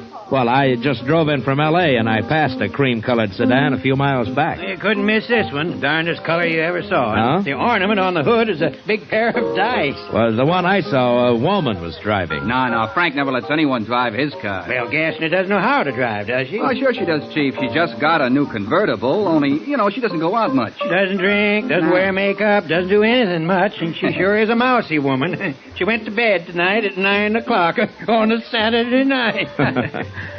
Tell me, who is this Gassner? Well, he owns this bar, a couple of restaurants, and he owns a Domino Cottage. Mm-hmm. He calls it a dude ranch, but it's really a gambling house. Oh, an important man, huh? Yeah, he is. And he isn't. He's got money, but a gambler doesn't rate with the local snobs. Oh, Bayside's one of those towns. Cream de la cream, mister. Some of the oldest families in California live here. So money doesn't count. Not without a pedigree, mister. It sure don't. But money counts with me, especially easy money. To get something for nothing, that's the sweetest thing in life. Well, I finished my drink and went to the phone booth. First, I looked up Frank Gassner's address, 16 Yucca Drive, and I wrote it down. Then I put through a long-distance call to my pal Danny in San Francisco. He said he'd meet me in Bayside in a couple of days. When I left the phone booth, the redneck cop had left, and the bartender was getting ready to close up. I decided not to wait till morning to drop in at 16 Yucca Drive, so I paid the bartender and was halfway through the door when... Mr. Devon! It jarred me having somebody know my name in that town that particular night. I turned around fast. Gil Devon. What? What's your hurry, Gil? Don't you want to buy me a drink? I don't know you from Adam, baby. Well, I know you. I know your name, rank, and serial number. Oh, I dropped that identification bracelet again, huh? In the phone booth. I went in right after you. Here you are. Thank you. The catch keeps coming open all the time. You ought to have it fixed. Yeah, I guess so. But every time I lose it, it gets back to me somehow. Well, how about my reward? Oh? Like what? We could start with a drink. Well, I'm sorry. I'd love to, but I've got a date. That hardly comes as a surprise with shoulders like yours. Now, what does she have that I don't have? Only one thing, sweetheart, and it's not beauty. But what she has, there's no substitute for.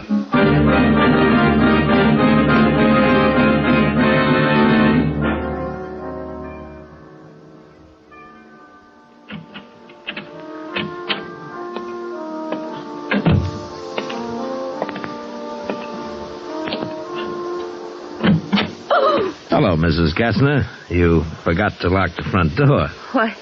Why didn't you go to San Francisco? Well, when I get a feeling I'm not wanted, that's when I stick around to find out why. There was no reason for you to feel that way. Yeah, maybe. I don't know. Is there anybody else in the house? No, I sent the maid home for the night. Oh, that's good. That's real good.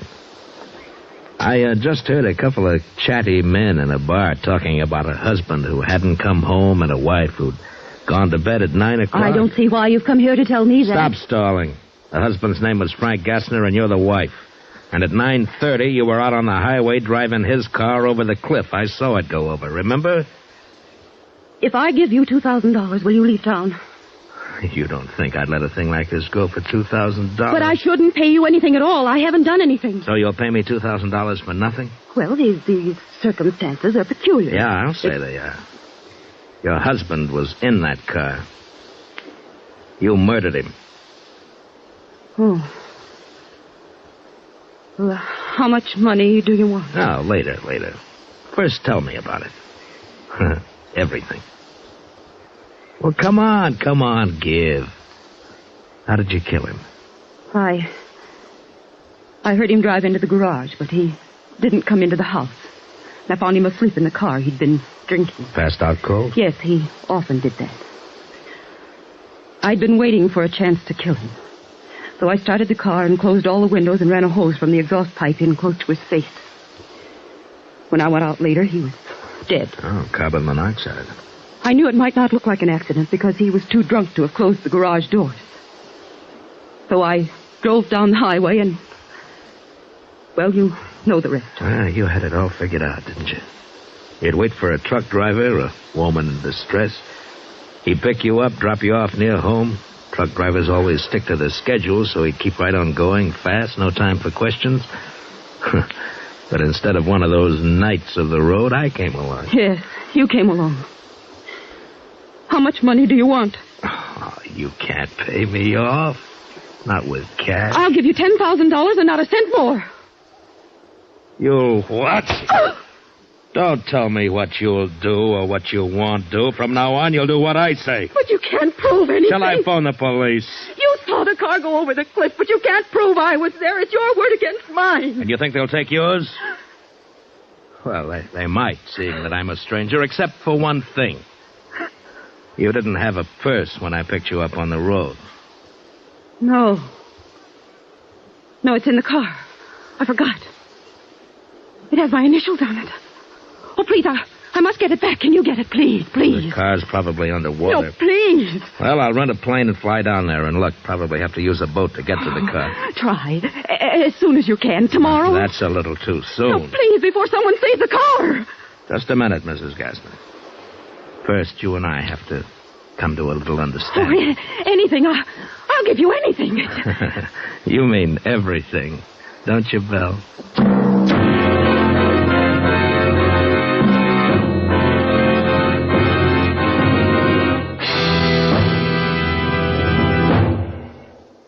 What is xylene? A petroleum chemist will tell you that xylene is one of the highest octane components of gasoline known to science. But here's what's important to you. Xylene is contained in every gallon of Richfield gasoline. Let me repeat that. Xylene, one of the highest octane components known to petroleum science, is contained in every gallon of Richfield gasoline. Xylene helps give Richfield gasoline that full power wallop that jumps you out ahead in traffic. That smooth, surging power that eats up the miles and levels off the hills. Furthermore, there's a Richfield gasoline to fit the power requirements of your motor. Select Richfield Ethyl for best results in the highest compression motors, or Richfield High Octane at regular price for the average motor. Each Richfield brand is tops in its class. Don't waste gasoline, don't waste money. Let the Richfield dealer help you select the right gasoline for your car. Remember, every gallon of Richfield gasoline contains xylene, one of the highest octane components known to petroleum science. And now we return you to Escape. That was going to be a gold mine. For a start, Belle Gassner went to the bank next day and got me $10,000 cash. Then she made out a power of attorney for me. The next afternoon, I flew down the coast on a rented plane and spotted the car wedged into the rocks, right side up, under 20 feet of water. The next day, Belle and I went down in a cabin cruiser and dropped anchor as close to the rocks as we dared. Let the anchor out all the way there. Well, it's hit bottom. All right, now take a hitch in the line. Okay. That's it. There's no drag now. Oh, you can't even see the highway from here. No, but if somebody sees us, they'll think we're fishing. Well, how are you going to do it? Well, I'll tie a rope around myself. You hold on to the rope so the surf doesn't bang me into those rocks. All right. Wait a minute. Maybe we should swim over to that big rock there and try it from there. But I can't swim. No. Well, I'll swim over and pull you across. Oh, no, I'm terribly afraid of water. All right. I'll try it from here then. But you hang on to that rope, you understand? Yeah. If anything happens to me, baby, then you're really in trouble. I fastened the rope around my waist, then I waited for a backwash of surf, took a deep breath, and dove. My dive carried me down to the top of the car, and I hooked my arm through the front window and held myself against the force of the current. And then I looked in. It was a world of greenish twilight, but I could see everything. Frank Gassner's body was floating against the ceiling of the car, his arms and legs waving in the current, his coat flapping as if it were in a breeze. I looked away from the body and tried to find the purse. I hung onto the steering wheel and finally saw it on the floor, held onto the weight of the flashlight. When I went after it, the body brushed against me in a kind of a caress. I grabbed the purse, shoved myself out of the car, and struggled to the surface and clambered aboard. You've got it. Oh, thank heaven. Of all the fool women, you would leave something like this in the car. Well, I guess we should start back. Yeah. You know, it's funny. Now that you got my purse back, there's no way to prove I was in Frank's car. Doesn't that worry you? Not a bit, baby. I might refuse to go through with our deal. I might revoke that power of attorney. No, you won't. I still hold some aces, Belle.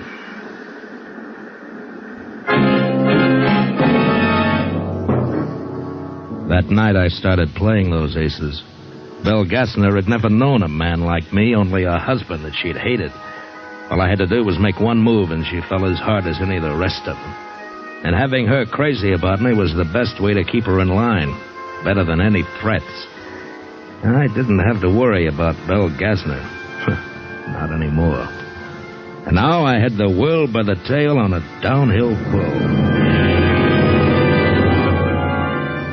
When I got back to the Bayview Lodge later that night, Danny was waiting for me. So? What's the pitch, Gil? Ever hear of a character named Frank Gassner? Yeah, sure. Had a place in Reno once. Last I heard, he had a gambling joint here. Why, you working for him? No, his wife. Huh? Gassner's missing. He took a powder, met with an accident nobody knows yet. So she's appointed me manager of the whole works with power of attorney. I want you to front for me, Danny. Why do you want to front? Well, I don't want to be known as a gambler. This is my big chance to live first class. I want everything that goes with it. Maybe I'll even join the racket club. Go social. Yeah, you always did have big ideas, Gil. How long is this going to last? Long enough. Well, suppose this Gassner shows up someday. He won't. Now, wait a minute, Danny. My hands are clean. I didn't do him, and I know what happened to him, but I'm the only one who knows. Yeah. Yeah, sure, Gil. Okay, I'll play along.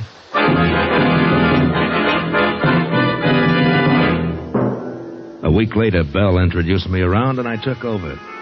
Danny did most of my work, and I began living high. I even bought a brand new plane, a beautiful low-wing 4-place job. And I took Belle up the first day. You know, flying's the only time I'm really myself, Belle. There's nothing like it. I know a little about it. Oh, you do? I took lessons for a while. Frank was going to buy a plane. Well, how many hours do you have? Oh, almost 20. Oh, then you're soloed, huh? I wasn't very good. Just never could get the hang of it. Well, come on, try it. Take over. No. Oh, come on. Do you think I can? Why, sure, it's a cinch. Well. There we go. Oh. Yeah, that's very good. Now, try a turn to the left. Huh? Oh, no, not too steep. There we go. You got the feel of it? Oh, it's fine. Why, it's wonderful. Yeah, sure it is. You must have had a bad instructor. But now, baby, you've got me.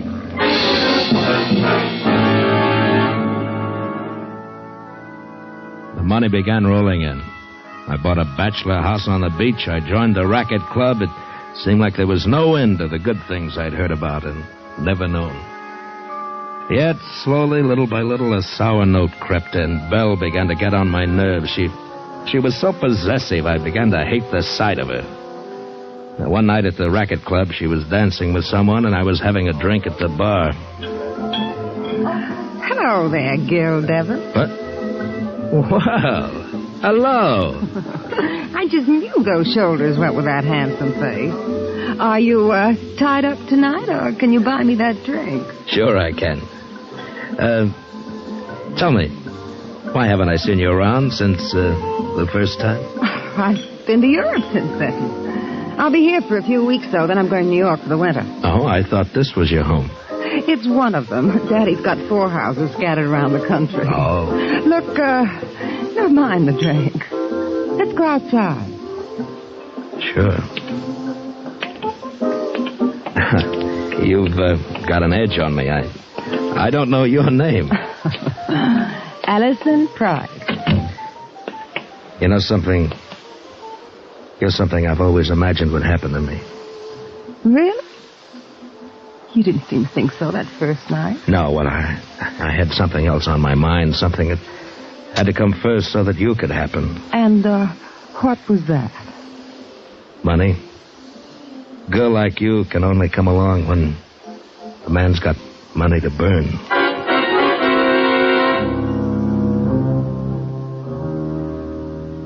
And on the way home that night, I was in real trouble. Where were you? I saw you leave with Allison Price. I told you, Belle, we were outside talking. I warn you, Gil. If you ever think of leaving me, I'll go to the police and tell them we both killed Frank, and I mean it, Gil. Oh, calm down, Belle. I'm not interested in that Price girl. Are you sure? Oh, sure. As soon as you're legally a widow, we'll get married. That's a promise, Belle. I felt like a steel trap had closed on me. Belle was dangerous. She had to be handled right. I planned everything down to the last detail and then waited until one night pretty late. Yeah, Gil, they found him. What are you talking about? Found who? Gassner. Gassner's body's been found. The car's down the road a ways at the bottom of a cliff. Somebody spotted it from the air. It must have been an accident. Yeah. Look, should I call Mrs. Gassner? Chief Arnold's not going to tell her till he's poked around. No, Danny. I'll call her. Thanks for letting me know.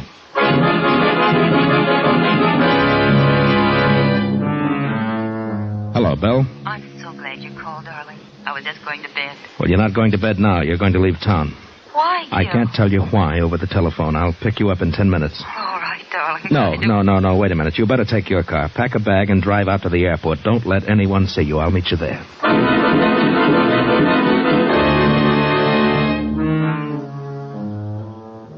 They found Frank last night. Danny called.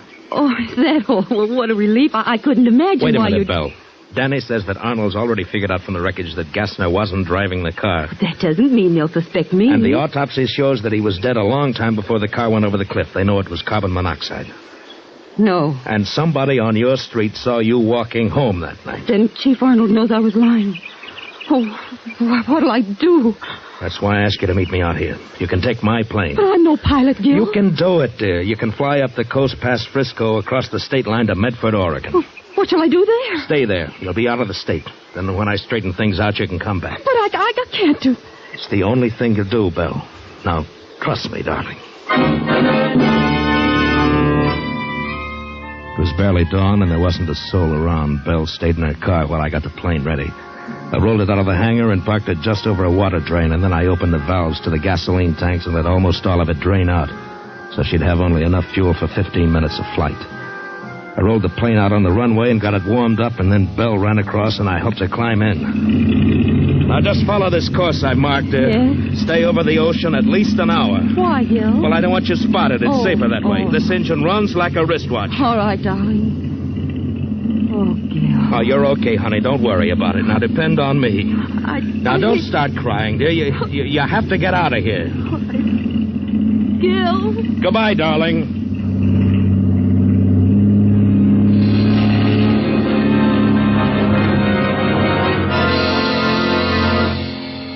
She took off to the west and then flew northwest over the ocean.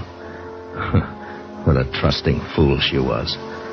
When I looked at my wristwatch driving back to town, it was 18 minutes since the plane took off.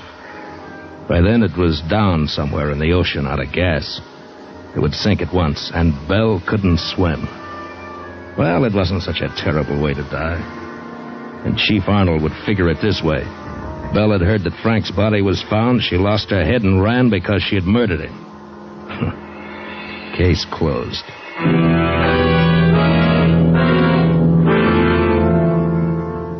It was a nice day. Nice day to take Allison swimming. Or for a drive up the beach. When I got to town, nothing was open yet except the drugstore, so I stopped and bought a paper. Folded it under my arm and started back to my car. And then I spotted Chief Arnold coming toward me, grinning like an ape. I wondered what was on the old fathead's mind. Hey, Mr. Devon. What? Oh, there. Well, hello, Chief. You look happy about something. Gil Devon. I arrest you for the murder of Frank Gassner. What? Are you nuts? What gives you the idea that I had anything... Ever seen this before, Devon? Sure. That's my Army identification bracelet. I haven't seen it for weeks. I'm always losing it. Well, it's handy for us cops that you do. This time you lost it in Frank Gassner's car. Say, isn't that Allison Price? Well, I'll be darned. She's got under your skin, too. Shut up. Shut up, you flat-foot. Here! Come here, I want to talk to you. Oh, beautiful girl. And so near. So near. And yet so far.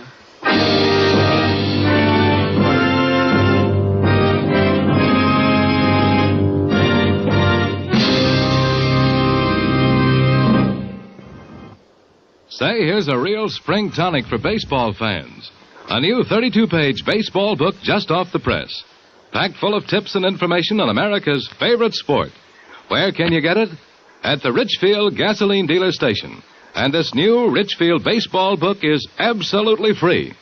It contains Major League and many minor league schedules, World Series box scores, and Major League standings, baseball questions and answers, seating diagrams of 16 baseball stadiums. This new, colorful Richfield baseball book is a goldmine of baseball lore you won't want to miss. A storehouse of fascinating information that fits right in your pocket. And remember, it's absolutely free. Ask your Richfield gasoline dealer for your copy tomorrow.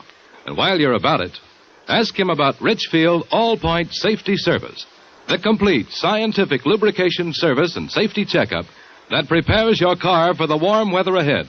Stop where you see the Richfield Eagle on the cream and blue pumps.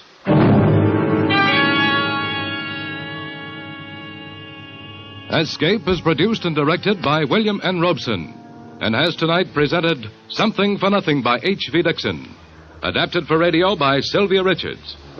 Featured in the cast were Bill Conrad as Gil, Ann Morrison as Belle, Frances Cheney as Allison, Will Gere as Arnold, Rick Vallon as the bartender, and Paul Frees as Danny. Special music was arranged and played by Ivan Ditmars. Next week. You are being whirled through the streets of New Orleans by the gay revelers of Mardi Gras. But somewhere in the crowd, dressed as a clown, is a murderer. Your murderer, from whom there is no escape.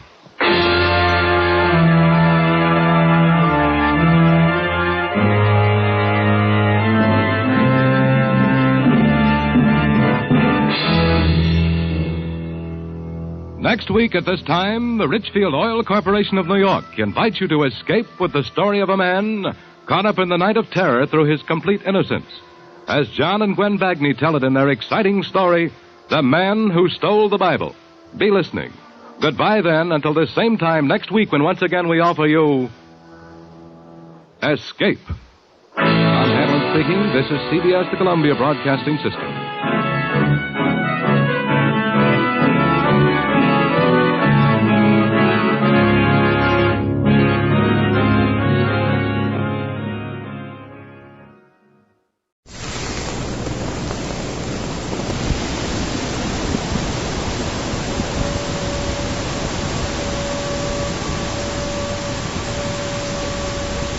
Presenting Mr. Keene, tracer of lost persons in The Rented Cottage Murder Case, a new weekly feature on NBC's All-Star Festival of mystery, comedy, music, and drama.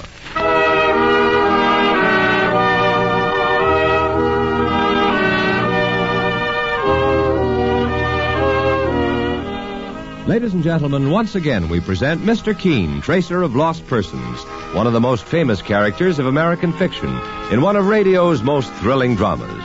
Tonight, the famous old investigator takes from his file and brings to us one of his most celebrated missing persons cases.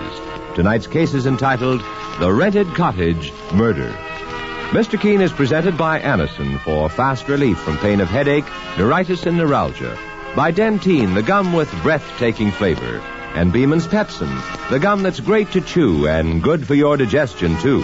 And by Chesterfield. Ask your dealer for Chesterfield, the only cigarette that names all its ingredients.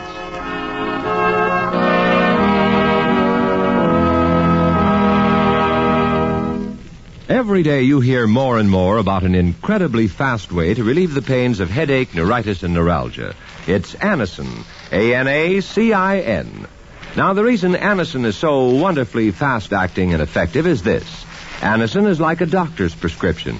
That is, Anacin contains not just one, but a combination of medically proven active ingredients in easy-to-take tablet form.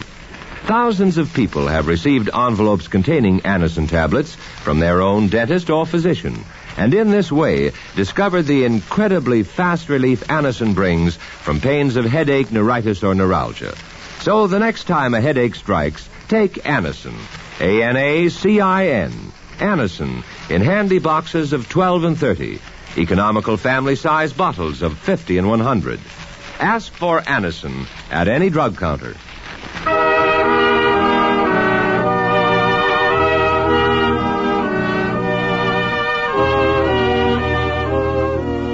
Now, Mr. Keene, tracer of lost persons in The Rented Cottage Murder Case. Our scene opens as three people are about to enter a gleaming white cottage. Its charm dimmed only by a large real estate sign reading, "For rent," at the lowest rental within 100 miles of New York. One of the three is the rental agent, the second a man on crutches, the third his wife. And she speaks the words that lead to murder. Mr. Burkett, you don't mean to say my husband and I can rent this lovely place for $25 a month? That's the price, Mrs. Haynes, and it's completely furnished. I'll open the door. Careful, Mr. Haynes. The floor has just been waxed. Your crutches may slide. Thanks. I'm all right. Lovely place for $25 a month, isn't it? Mr. Burkett, are you sure that's the rent? It doesn't seem possible, does it, Tom? Mr. Burkett, why should a place like this rent for almost nothing? From other places my wife and I looked at, this should bring at least $200. You're the 10th couple I've shown it to, Mr. and Mrs. Haynes, but nobody would touch it. They were afraid. Afraid? Of what? A murder was committed in this cottage. A murder? I wouldn't spend a night here for $10,000 myself. Anyway, that answers your question about the giveaway rent. You better let me show you something else. Well, my husband and I aren't the scary kind, are we, Tom? Besides, beggars can't be choosers. I've told you what I think about this place, Mrs. Haynes. A furnished room somewhere might be safer. Well, what do you think, Tom? You decide, Jenny. It may be unpleasant at first, but there's no reason for anyone to harm us. All right, Jenny. Here's $25 for the first month's rent, Mr. Burkett. I wish I had you folks' courage. I'll go to my office and be right back with a receipt. You may change your minds meanwhile. Jenny, I hope you won't be nervous living here. Murder isn't a nice thing to think about. The only thing I ever worry about is you, Tom. I want you to get well again. And this is just the place for you. I know, Jenny. And I will. Oh. Of course you will, dear. I'm simply dying to see the bedroom. I guess this is the door to it. Oh, no. It's a little hall. She fell for it like the fool she is.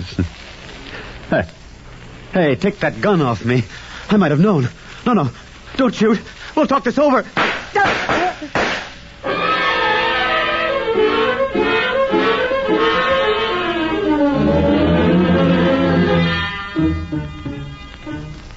Mr. Keene, while I was in the bedroom, my husband Tom was murdered. If only I hadn't rented that cottage for $25. But it was so beautiful and we were so poor. No. Try to calm yourself, Mrs. Haynes. My partner, Mike Clancy, and I can't help you without hearing your complete story. And that we can't, ma'am. It's a strange story you're telling. I know, Mr. Clancy. But the memory of seeing my husband dead on the floor with his crutches beside him will haunt me the rest of my life. Then your husband was a cripple, Mrs. Haynes? Oh, no, Mr. Keene. Not really a cripple. Tom was a traveling salesman for a large importing company. And early last winter, he made a trip to Canada and fell on the ice. He injured his hip so badly he had to use crutches ever since. I see. He was convinced he'd be a cripple for life and never resume his job as salesman again. I tried to convince him otherwise, but just as I thought I was succeeding, his firm discharged him as physically unfit to carry on his work. Well, a cold-blooded lot for a man to be working for, ma'am. And let Mrs. Haynes go on, Mike. Tom's employers didn't put it just that way, Mr. Keene. They sent him a check for $300 and told him when he got better, they would try to place him in an office job. I see. The money they sent, added to our little savings, didn't make much, Mr. Keene. We were almost at the end of it when we heard of a charming little cottage for rent at $25 a month. Where did you hear about it, Mrs. Haynes? Tom said he saw it advertised, and we went out to see it. And the agent, Mr. Burkett, told you nobody would rent it because a murder had occurred there? Yes, Mr. Keene. And we were foolish enough to take it. Tom gave Mr. Burkett a month's rent. And just after the real estate agent left for his office to make out a receipt, Tom, as I told you, was murdered in cold blood. Mrs. Haynes, you may be sure that Mike Clancy and I will do our best to bring your husband's killer to justice. I knew you would, Mr. Keene. That's why I came to you. If you'll write the address of the cottage on this pad, and Mr. Burkett's address too, Mike and I will go there immediately.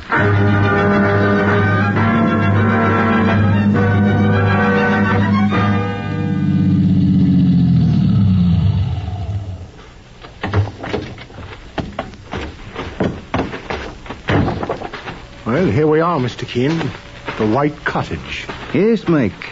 And as charming as Mrs. Haynes described it. Why, the door's open. We'll go in, Mike. My, see the way it's furnished, boss. Looks like an ad for a furniture store. But on second glance, it's all old stuff and ready to fall apart. Mike, every piece of furniture here is a valuable antique. Imported from England. Well, I'd not give much for it. That old bookcase alone is worth several $1,000s. Quite unusual furniture for a small cottage. Well, I guess Mrs. Haynes' husband was standing about where I am, Mr. Keene, facing the front door when he was shot. Yes, Mike. And I imagine this door behind us leads to the bedroom hall. Now listen, Mike. There's someone in the bedroom. Come on, and have your gun handy. I'll go first, boss. Very well, Mike. Hold still, me bucko. Who the devil are you? My name is Keene, and this is my partner, Mike Clancy. Mr. Keene, the famous investigator? Well, that's different. Glad to meet you. My name is Orville Burkett. The man who rented this cottage to the murdered Tom Haynes? Yes, Mr. Keene. And nobody can say I didn't warn him not to rent it. I told him and his wife it was a murder house. I wouldn't spend a night here for $10,000. I notice you've moved the bed into the middle of the room, and everything else as well. May I ask what you're looking for? A pair of crutches, Mr. Keene. Pair of crutches? When Mr. Haynes and his wife rented the place, he was on crutches. When the police came after he was murdered, the crutches were gone. They couldn't find them. I thought I might. Boss, Mrs. Haynes didn't tell us about the crutches being gone. She probably forgot to, Mike, in her sorrow and shock. Mr. Keene, I take it Mrs. Haynes has engaged you to get herself in the clear? Mrs. Haynes asked me to find her husband's killer, if that's what you mean, Mr. Burkett. Not at all. She was alone in the house with her husband when he was shot to death. Personally, I'm inclined to go to the police and suggest they arrest her for the murder. Well, listen to that, boss. He's trying to get himself off the spot. Mr. Clancy, are you suspecting me of murdering a man I'd never seen before and whom I warned not to rent this cottage? Well, if you ask me, you could have doubled back when you went for the rent receipt and murdered Mrs. Haynes' husband while she was in this bedroom. That's true, Mr. Clancy, but I didn't. Just a moment, Mike. No doubt Mr. Burkett can explain why we find him here in what seems to be suspicious circumstances. I came here to meet the owner of the cottage, Mrs. Herbert Lorraine. Mrs. Herbert Lorraine? The wealthy dowager? Yes, Mr. Keene, and she'll return here any minute. She went out for a sandwich and tea. I took advantage of her absence to look for the missing crutches. I see. And that gives me an idea that may give you a clue to Mr. Haynes' murder. It does, Mr. Burkett? The other person murdered in this house was Mrs. Lorraine's husband, and under the same circumstances. Mrs. Lorraine's husband was murdered here? Yes, Mr. Keene. That's why she gave me orders after Mr. Lorraine's death to rent the place for anything I could get. That explains a great deal. And also presents a strange coincidence. And that it does, Mr. Keene, sir. But I'm wondering, Mr. Burkett. Yes, Mr. Clancy? Are you going to tell us Mr. Lorraine was crippled like Mr. Haynes was?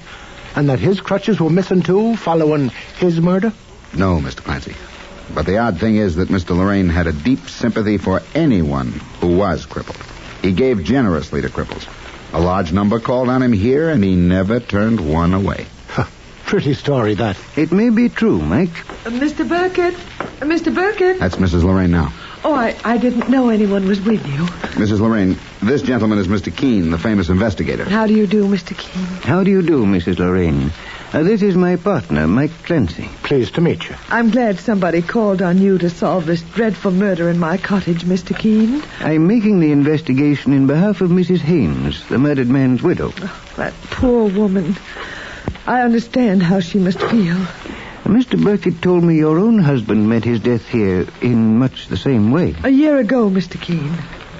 I suppose Mr. Burkett told you that the Mr. Haynes who rented this cottage and was murdered was a former employee of my husband's old firm, the Lorraine Import Company? I couldn't have told Mr. Keene that, Mrs. Lorraine, because you didn't tell me. It's the first I ever heard of it. Don't you remember, Mr. Burkett? I told you when you informed me of the murder, and you said it was a mere coincidence. Mrs. Lorraine, with all respect, I think your memory is failing. Mrs. Lorraine, I'd like to speak to you privately. Will you step into the hall with me? Surely, Mr. Keene. Mrs. Lorraine, it's very puzzling why Mr. Burkett failed to tell me the murdered man was a former employee of your husband's company. Mr. Keene, I know I told him. My husband often spoke of a Mr. Haynes. He was a traveling salesman for the company. Do you recall how long ago he was discharged from his job? Because he was crippled? Because he was crippled? Why, no. But I scarcely could know. On my husband's death, his business was sold. The present owner is named Ambrose Carter, I believe. Mr. Ambrose Carter. I'll scribble that name down. From what I hear, Mr. Carter is quite a different man from what my husband was. Mr. Burkett, the rental agent, says your deceased husband had a warm spot in his heart for anyone who was crippled, and that a number of cripples came here and he gave them money. Is that true? Yes, Mr. Keene. My husband used this cottage as a sort of hideaway. But they found him, many on crutches. Is it true that you commissioned Mr. Burkett to rent this cottage for the small sum of $25 a month? Yes, Mr. Keene, and completely furnished. My husband was murdered here. I understand. Thank you, Mrs. Lorraine. Mr. Keene, about that poor Mrs. Haynes, whose husband was murdered here, too. Is she in good financial circumstances? I'd like to help her. You're a good-hearted woman, Mrs. Lorraine. I realize from tragic experience how she feels. I hope to see you again.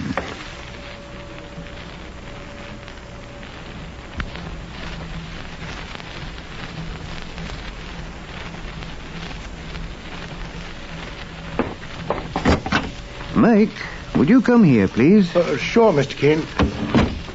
I believe Mrs. Lorraine has given me the clue to solve the murder in this cottage. She has? We will now visit the present owner of the Lorraine Importing Company, Mr. Ambrose Carter. Yes, Mr. Keene. And on the way, I'll phone the police.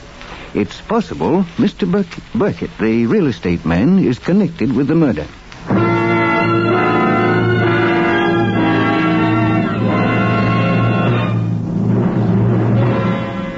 Mr. Keene will return in just a moment in The Rented Cottage Murder Case. But first, here's something of interest to you. For breathless moments, for your breathless moments. Chew Dentine, the gum with breathtaking flavor. Dentine tastes so good. Dentine freshens your breath. Dentine helps keep your teeth sparkling clean and white. Dentine, the gum with breathtaking flavor. Before you go out, and always after eating, drinking, smoking, refresh your breath with Dentine. You'll love Dentine chewing gum, for Dentine has a wonderful, tingling, nippy flavor that lingers on and on. It's delicious. And remember, Dentine helps keep your teeth white, too. Keep Dentine handy. You'll enjoy refreshing your breath when you chew Dentine. So, for breathless moments, for your breathless moments, Chew Dentine, the gum with breathtaking flavor.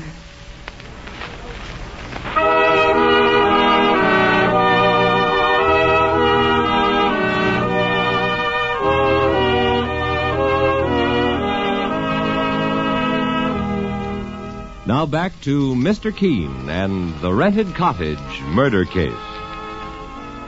Mr. Keene and his partner, Mike Clancy, are investigating the murder of Tom Haynes, a young salesman, crippled and on crutches, who was shot to death, seemingly without motive, in a charming white cottage he and his wife Jenny had just rented for the unbelievable sum of $25 a month.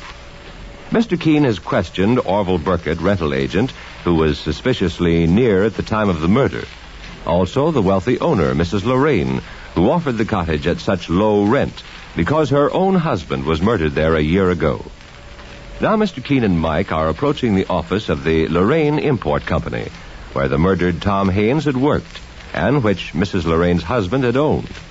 He's come to see the new owner, Ambrose Carter, and we hear Mr. Keene saying, Here's the Lorraine Import Company's office, Mike. And the sign on the door says Ambrose Carter, President, Mr. Keene. Do you gentlemen wish to see someone? Yes, Mr. Ambrose Carter, if he's in. I'm Ambrose Carter. Well, my name is Keene, and this is Mike Clancy, my partner. Mr. Keene, the private investigator? I'm investigating the murder of Tom Haynes. I understand he was employed by you, Mr. Carter. Tom Haynes worked here until 6 months ago. I'm surprised to hear he was murdered. You hadn't heard, then? No, Mr. Keene. Where was he murdered? At Mrs. Lorraine's cottage, a few minutes after he had rented it. Does that ring any bells for you, Mr. Carter? None, Mr. Clancy. I'm sorry, but I'm afraid I have no information for you. You're in the importing business. May I ask what you import? A little of everything, Mr. Keene, from all corners of the world. I notice a case filled with surgical supplies in the next room. Even a display of crutches. Do you import them, Mr. Carter? Yes, those came from France. But since I took over the business from Mr. Lorraine's estate, we're discontinuing that line. Tom Haynes was on crutches when he was murdered, Mr. Carter. Was he really? I didn't know he used crutches. Well, I'm informed you discharged him because he was a cripple, saying he couldn't continue his work as a traveling salesman. Then you were misinformed, Mr. Keene. Who told you that? The murdered man's widow, Jenny Haynes, told me. That's wrong. Her husband quit his job here. Mr. Carter, may Mike Clancy and I look at one of those crutches in the case? You certainly may not. The case is locked. Well, I'll open it up and get a pair out anyway, Mr. Keene. Never mind, Mike. We'll bid Mr. Carter goodbye now. Glad to have met you, Mr. Keene. I hope I didn't give you any wrong impression. I understand. Good day. Mr. Keene, sir, why are we leaving so fast? He's sufficiently alarmed as it is, Mike. My request to look at the crutches in that case shocked him. Oh, yes, it did. And I picked this card off the floor. Why, it's Mr. Carter's own card. Expressing sympathy at the death of the murdered man. Undoubtedly, it was to be sent with a floral offering to Tom Haynes' funeral. Well, Carter said he didn't know Mr. Haynes was dead, boss. There's a sinister connection between Carter's office, Mrs. Lorraine's cottage, the agent, Orville Burkett, who rented it to the murdered man, and the crutches. Yes, boss? I'm going to ask Lieutenant Hale of the police to confiscate a pair as murder evidence. Well, what's the next move, Mr. Keene? We'll return to the office immediately, Mike, and put certain things into operation.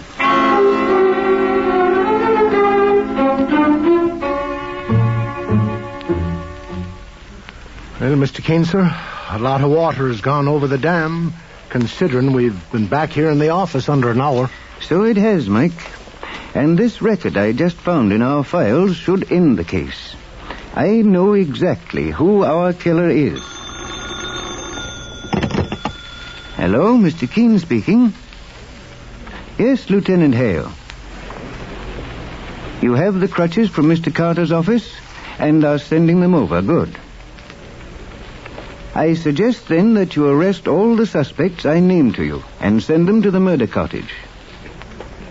Yes, I'll deliver the murderer to the police there. Goodbye. Shall I get the car now, Mr. Keene? Somebody's at the door, Mike. Mr. Keene. Mr. Clancy. Mrs. Haynes, what happened? Mr. Burkett, the rental agent, found out where I lived. He threatened to kill me if I said anything to you about poor Tom's crutches. Saints preserve us. Then Ambrose Carter phoned me to stay away from that cottage at the price of my life. I'm scared to death. Mike Clancy and I will protect you, Mrs. Haynes. There's nothing to fear now. And when I got to our room, it had been ransacked. Even parts of the paper torn off the wall. I'm not surprised, Mrs. Haynes. Now, Mike and I will take you with us to the death cottage. Hurry, Mike, to the car.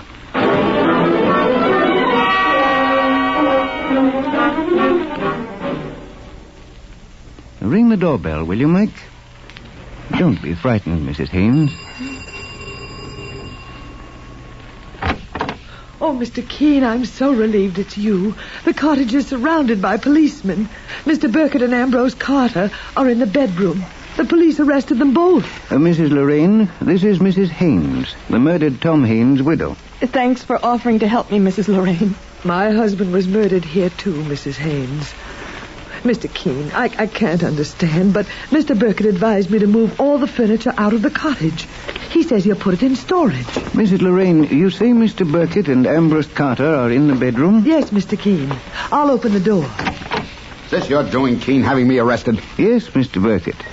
But first, tell me why you attempted to have Mrs. Lorraine move the furniture out of here. Because I think the cottage would be easier to rent that way, considering the circumstances. I see. Now tell me, why did you threaten to kill Mrs. Haynes if she spoke to me about her murdered husband's crutches? Why, Mr. Keene. Yes, Mr. Carter? Are those crutches Mr. Clancy is carrying the ones you told me Tom Haynes had when he was murdered? No, Mr. Carter. They're a pair the police took from the display case in your office. What's that? The supporting handbar unscrews and supplies a clever way to conceal narcotics. There's no dope in those crutches, Mr. Keene. I said they furnish a good hiding place. That was all. Mr. Carter, why did you phone Mrs. Haynes to stay away from this cottage in peril of her life? I was afraid this rental agent Burkett would murder her like he murdered her husband. Let me at Carter. I'll tear him apart. Hold still, Burkett, or I'll drill you. Mr. Burkett, the police found the murdered man's crutches in the attic of your house. They are a duplicate of the dope-carrying ones taken from Mr. Carter's office. Why, I don't know how they got there. I know how, Mr. Burkett. How, Mr. Keene? Mrs. Lorraine put them there after she murdered Tom Haynes. The nice lady who offered to help me. Tom's murderer? Yes, Mrs. Haynes. Try to prove it, Keene. In the rush, Mrs. Lorraine, you dropped a monogrammed handkerchief beside the crutches in Mr. Burkett's house next door. And here's your criminal record, Mrs. Herbert Lorraine. What? You were in the dope racket before you married Herbert Lorraine. He was a trusting husband, so you conceived the plan of making capital of his sympathy for cripples by designing this clever type of crutch to transport narcotics. Keep on dreaming, Keene. The cripples who came here came to get narcotics from you as your peddlers. They weren't cripples. And when your husband discovered what you were, you murdered him in this cottage. The soft fool turned on me. Was going to get the police. I had to murder him, Keene. You will be tried and convicted for the murder of your husband and the murder of Tom Haynes. Take her out to the police, Mike. Come along, Mrs. Lorraine. One thing you didn't figure, Keene, was why I offered to rent this cottage for $25 a month. Oh, yes. The game was for your accomplice in the dope racket to offer it for $25 and then terrorize prospective tenants not to take it. In that way, you could retain it to conceal a king's ransom in dope you had hidden in the furniture here. I mean, you are her accomplice, Orville Burkett. That's right, Keene. I'd rather take the rap for dope than for murder. Mr. Keene. Yes, Mrs. Haynes? You say Mrs. Lorraine murdered my husband, Tom. Well, why? Why would she want to kill him? It may help you bear your sorrow, Mrs. Haynes, to know your husband was part of a dope ring, too. No. Tom was? He knew Mrs. Lorraine kept hundreds of thousands of dollars in narcotics concealed in her costly furniture here. Oh. That's why he rented the cottage. That's why he couldn't be frightened by the murder story. And that's why Mrs. Lorraine murdered him. Oh, Mr. Keene. Your life will be better without him.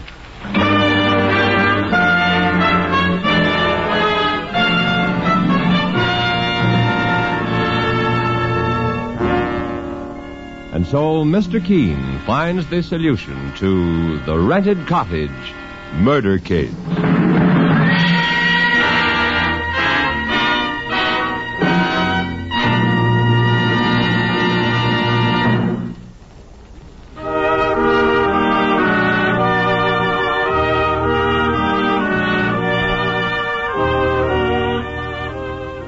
Listen again next week to Mr. Keene, Tracer of Lost Persons, a new weekly feature on NBC's All-Star Festival of mystery, comedy, music, and drama. Brought to you by Anacin for fast relief from pain of headache, neuritis, and neuralgia. And by Dentyne, the gum with breathtaking flavor. And Beeman's Pepsin, the gum that's great to chew and good for your digestion, too. And by Chesterfield, the only cigarette that names all its ingredients. Sound off for Chesterfield, the cigarette that's much milder, with an extraordinarily good taste, and most important, no unpleasant aftertaste. Mr. Keene, Tracer of Lost Persons, is based on the novel Mr. Keene. The radio sequel is originated and produced by Frank and Ann Hummert. Dialogue by Frank Hummert. Directed by Richard Leonard. Philip Clark plays Mr. Keene. Your announcer, Jack Costello. Remember, Mr. Keene is on the air at this same time every Thursday at 8:30 Eastern Standard Time. Don't miss Mr. Keene next Thursday, when the kindly old tracer turns to The Mother's Plea murder case.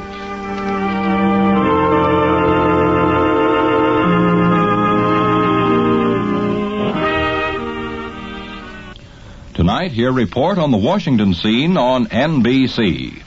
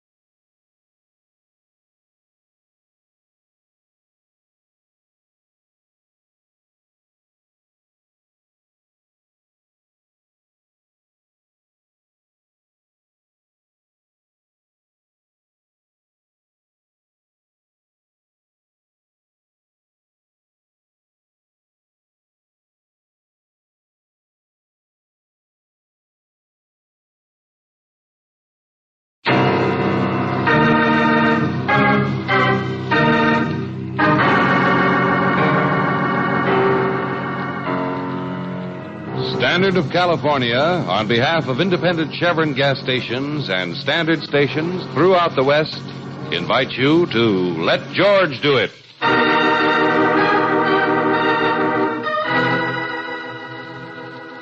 The motif is murder, another adventure of George Valentine. Personal notice, changes my stock and trade. If you're running a poor last and your whole life depends on you finishing in the money, you got a job for me, George Valentine. Write full details.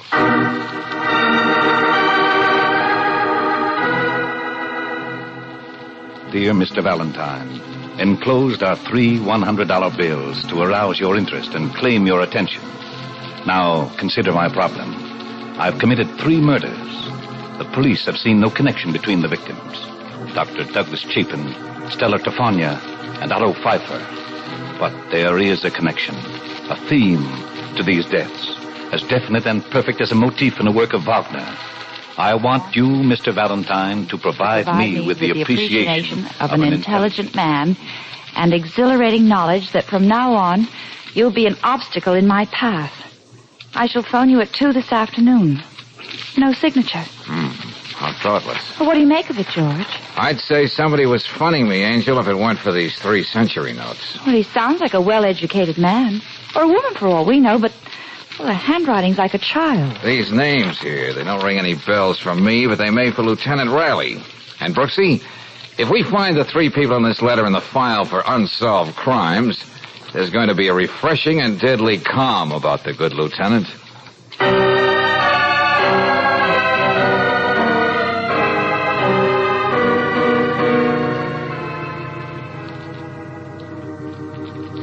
Dr. Douglas Chapin, well-known surgeon. Stella Tefania read the bumps on your head, the lines in your palm, and your future in a crystal ball. And Otto Pfeiffer, honest, hard-working diamond cutter. Now, find me a motif in that combination, Valentine, and I'll eat it. Well, let's skip that for a minute, Lieutenant. The fact remains that whoever wrote this letter knew about these crimes. And they weren't exactly front-page stuff. You yourself said that Otto Pfeiffer's name never even got into the newspaper. Missing Persons is working on that, Miss Brooks. The man simply disappeared. Yeah, but our correspondent assures us it was murder, wherever the body might be. Dr. Chapin's death was tagged as a suicide or an accident. Take your choice. He was taking a smoke up on the roof of St. Mary's Hospital after an operation. The next thing, they were picking him up off the street. Which leaves us with only one murder as such. Yeah. Stella Tefania. Well, that crazy gypsy probably told one of her ignorant, superstitious customers something he didn't want to hear, and he beat her brains out in the back of the store. But you still don't know who it was? Unfortunately, no. Well, then it's possible that the 3 were murdered by the same person for reasons we don't know yet. Uh-huh. And he's paying good money to you to try and catch him. Well, maybe we're dealing with the loony here, but I can't take any chances. Now, I don't want to sound like an old killjoy, Riley, but this character isn't stupid. I doubt if he's going to let his telephone call be traced. Well, just the same, I'm going to set things up with the telephone company. I'm going to have another phone put in your office and trust to luck. Okay. 2 o'clock then, Lieutenant.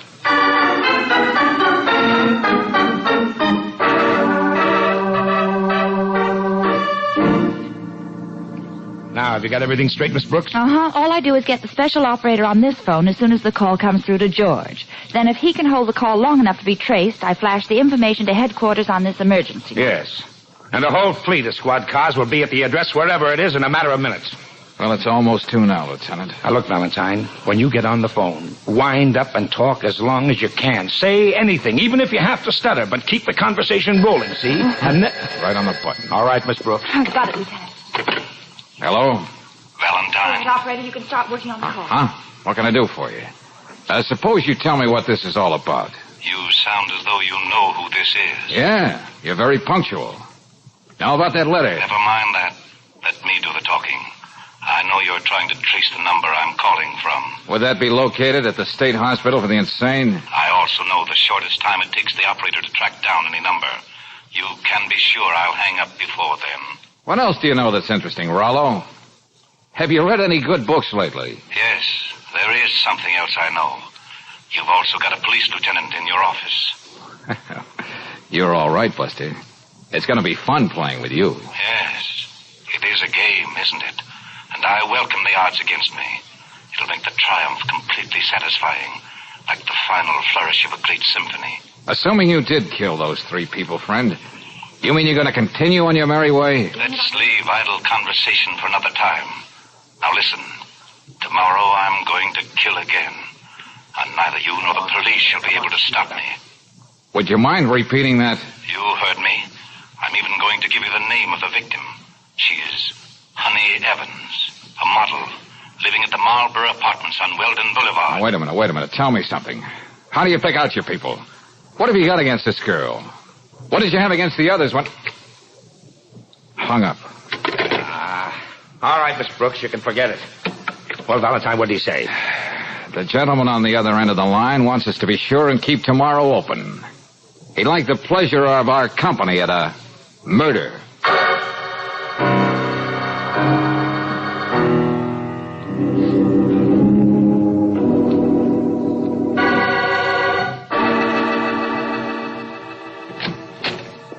It's all right if I take in my morning milk, isn't it, Mr. Valentine? Sure, Miss Evans.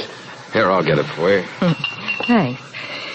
Isn't it rather silly, you and the police patrolling this building all on account of a letter from some crackpot? Well, now, wait a minute. You forget I spoke to that crackpot. He mentioned your name with more than morbid delight. Oh. Come in, won't you? Okay. I'm going to be barricaded in my own apartment. I may as well have someone to talk to. Someone interesting. Here's your milk. Oh, thanks. Special skim milk. I really hate the stuff, but I have to think of my figure, which is the height of irony. Honey Evans, the girl with the most beautiful hands in the world. My public never gets to see the rest of me in the ads. Poor public. My next-door neighbor practices like that for hours. Well, it's one thing you can't blame on Lieutenant Riley. Now, seriously, Mr. Valentine, who'd want to kill me? Well, I haven't an enemy in the world. Haven't you ever heard of people having a compulsion to kill just for the thrill of it? No reason at all. Well, that's what's got us stumped, Miss Evans. This man says he has a reason, which applies to you as well as the other three. You know, I think I'm really beginning to feel a little buttery around the knees about this whole thing. You have a marvelous knack for understatement, Miss Evans. Now go ahead, have your breakfast.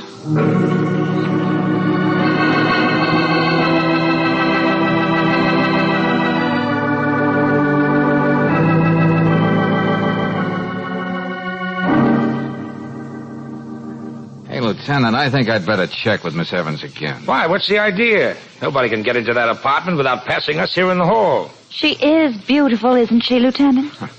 If you keep on being so subtle, Angel, no one will ever know what you're talking about. I merely said that... Wait a minute.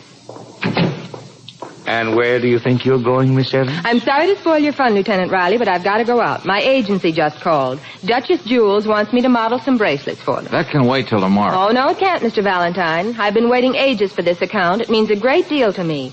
Full-page ads in all the national magazines. Miss Evans, we can't use force, but I'm telling you And I'm telling you, Lieutenant, that... Oh, George! I got it. Miss Evans, what's wrong with us? Hey, you better get an ambulance, Riley. This girl is dying.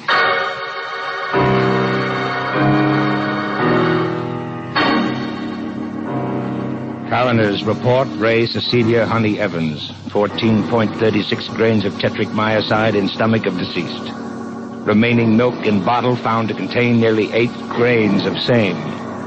Cause of death beyond doubt, poison.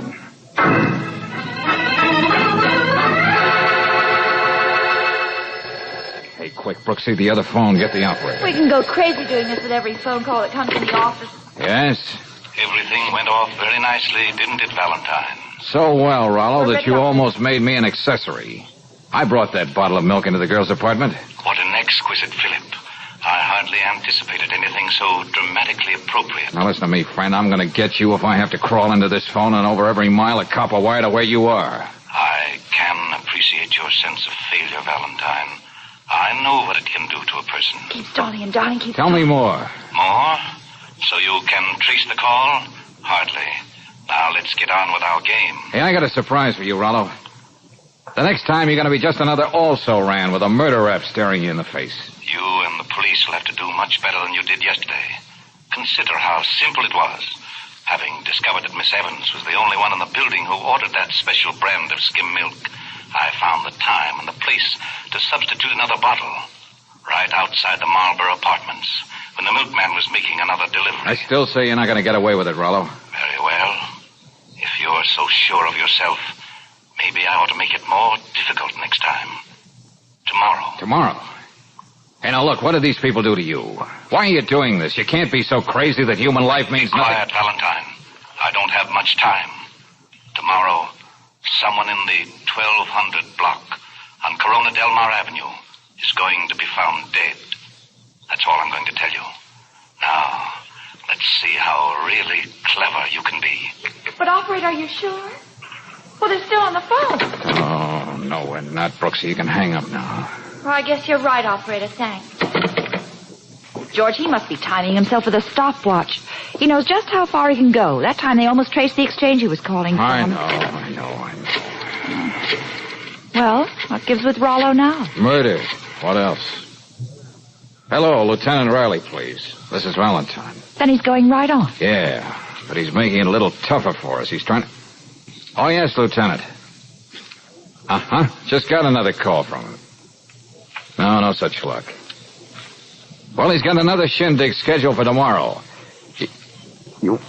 Will you take it easy, Riley? I've got a hunch that's so crazy it might just work. All I want you to do is let me play it my way.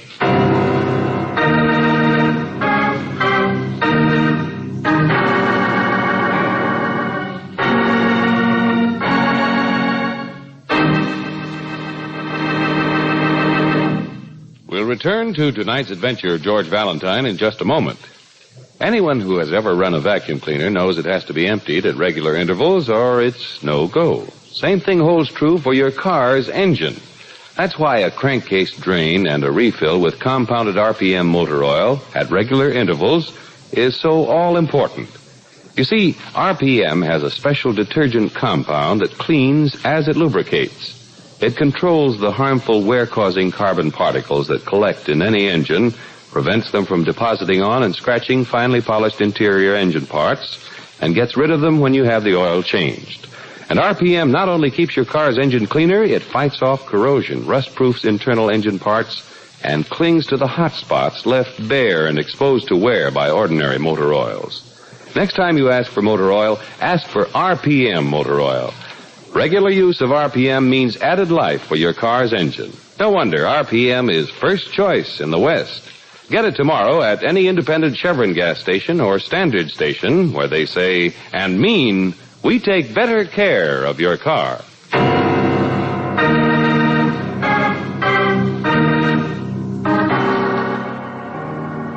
And now back to tonight's adventure of George Valentine. A well-bred, even pleasant voice on the telephone hires you to keep its owner from committing another murder if you can. He actually names his intended victim, and still neither you nor the police can prevent him from striking. Then another call.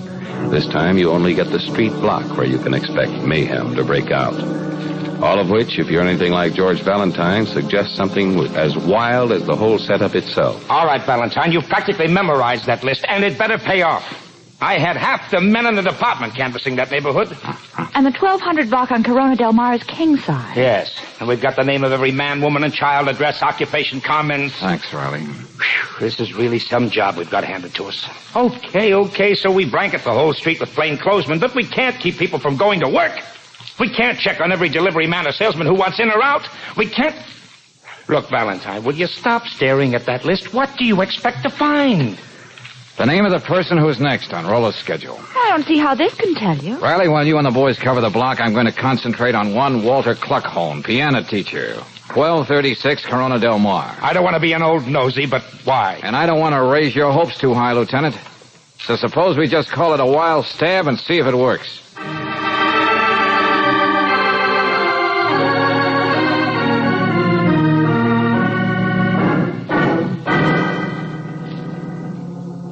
Murder? Please, young man, I have no time to talk about unimportant things. Your murder, Mr. Cluckhorn. Would you classify that under the heading of trivia? Please, look at what time it is. My pupils will start coming soon. Ah, listen to that. My new piano. Never before have I had such an instrument. Yeah, well, that's just swell. But you gotta believe me, mister. I didn't come here just to pass the time of day. This man I told you about means business. Young man, I learned to be a fatalist. A philosopher. 3 years I was in a concentration camp. And still, here I am. Yeah. A new life in a new country, a new piano, plenty of pupils. And anyway, who'd bother killing an old man like me? So, you see... Hey, wait a minute. You said this piano was new? How new? This morning they just delivered it. That's why I'm so happy. Take your hands off that thing. Get away. Let go. What's the matter with you? Stay where you are, Cluckhorn. Keep your hands off that keyboard. What are you doing, young man? Just having a look inside this piano. Oh, brother. You don't know how lucky you are, Pop. What do you mean? These little wires, this detonator cap. Somehow our unknown playmate found out this was being delivered today and managed to wire it for sound. And I mean sound with a capital boom. I do not understand. Sooner or later you would have hit a certain combination of notes and this whole place would have blown up. You with it. I better sit down. The philosopher is not feeling so well. Very lucky. Both of us. Phew. Move over, Pop. I think I'll sit down, too.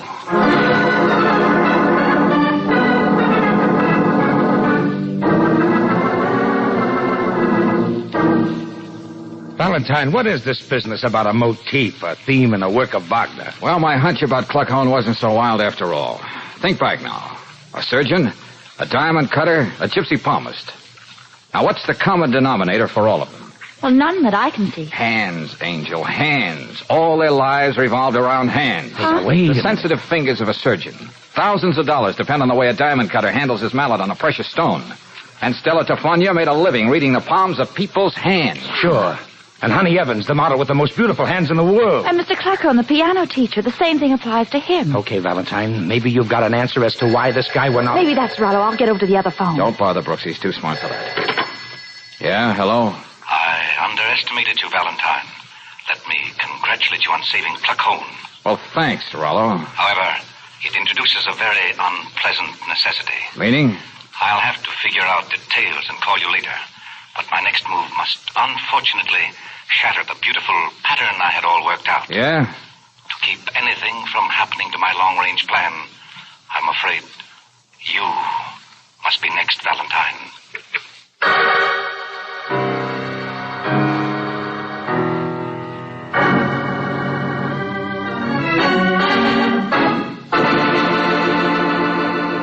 Hey, Riley, just what kind of metal pygmies are we? Don't make me answer that now. I don't exactly feel like Einstein. And I feel as confused as a mating moth. Now, look, it takes just so long to trace a telephone call, and Rollo knows that. Well, we're going to make two parts out of the operation. Huh? The first time he calls, we trace the prefix, the name of the exchange, where the phone is located, and that's all. But an exchange covers a lot of territory, George. And he'll never stay on the wire long enough for us to find out the exact number. Yeah, but I'm going to make Rollo call me back a few minutes later, so we can be sure he's using the same phone, or at least the phone in that district. Then all we have to worry about is getting the number. Say, that's an idea. It might work. Ah, but wait. How do you know for sure he's going to call back? Lieutenant, if I know my customer, I think I have a way. Oh, well, darling, I'm worried. You're going about this as though it were just another case with somebody else. He means to kill you. You know, the same disconcerting thought keeps occurring to me, too, Brooksy? All right, Valentine. You hit on something. But here's what we're going to do. You don't have to bother with that other phone this time, Miss Brooks. But why? I'll rig it up so that any call that comes into this office will flash a red light on the switchboard down at headquarters. We'll work the whole deal out from there. Will that save any time, Lieutenant? No, but that way we'll be in constant touch with every squad car in the city, and as soon as we find out the exchange, they'll be ordered to converge on that district. Then they can't be more than minutes away from wherever he's phoning. Hey, you know, Riley, you and I make a pretty good team. Maybe one of these days I'll join the force and you and I... You do, and I'll... well, I gotta get going. I think I smell my fudge burning.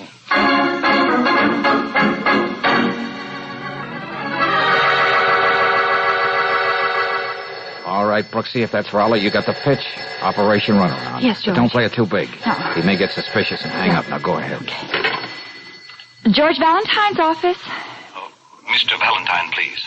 Oh, well, now, isn't that a shame? Mr. Valentine just stepped out.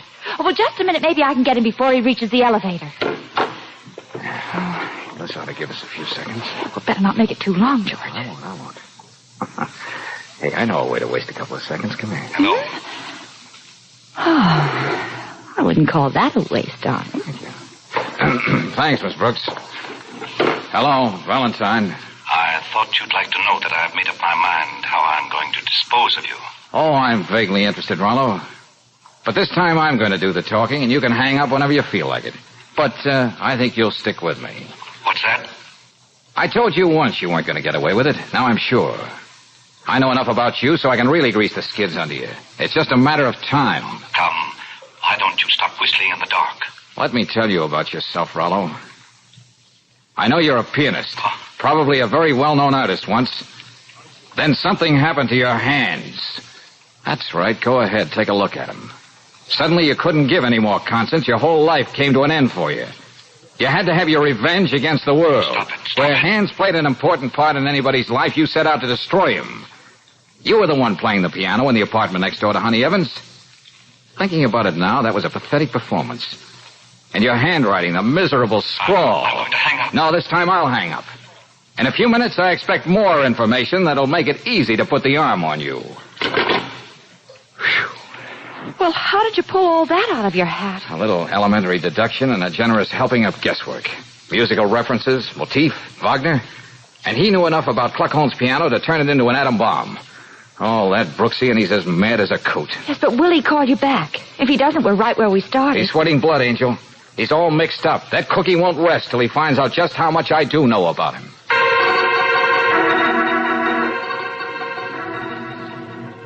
Attention, all cars. Proceed to district covered by the Wadsworth Exchange. I repeat, Wadsworth, bounded by Elmira, Jensen, and Morton Streets, on the south side of McCarry Boulevard. And step on it. That's all. Riley. Okay, Sergeant, let's get going. Wadsworth thinks there's a big hunk of the city, Lieutenant. I was thinking of something else. Valentine happens to be in the Wadsworth Exchange.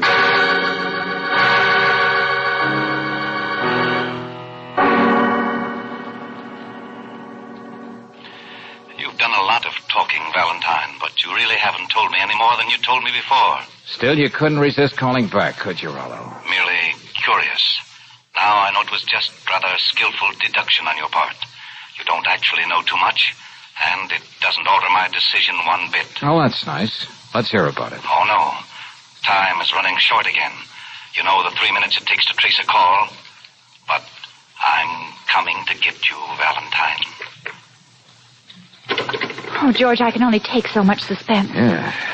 Well, we know Riley's got the exchange. But were they able to get the number? A second, one way or the other, makes all the difference. Rollo said he's coming to get me. Oh, darling. Oh, figure of speech, Angel. He likes the elaborate touch, that's all. He wouldn't just walk in here and blow my brains out. Oh. Hey, where's that coming from? The next office. It's... Yeah. The same thing that was being played the morning Honey Evans was killed. But it wasn't played that way. This isn't just a coincidence. I'm going to see what this is all about. Get back inside, Valentine. What the... But you're the man who has the office next door. Don't try reaching for your gun. You'll have a bullet through you before you can raise a finger.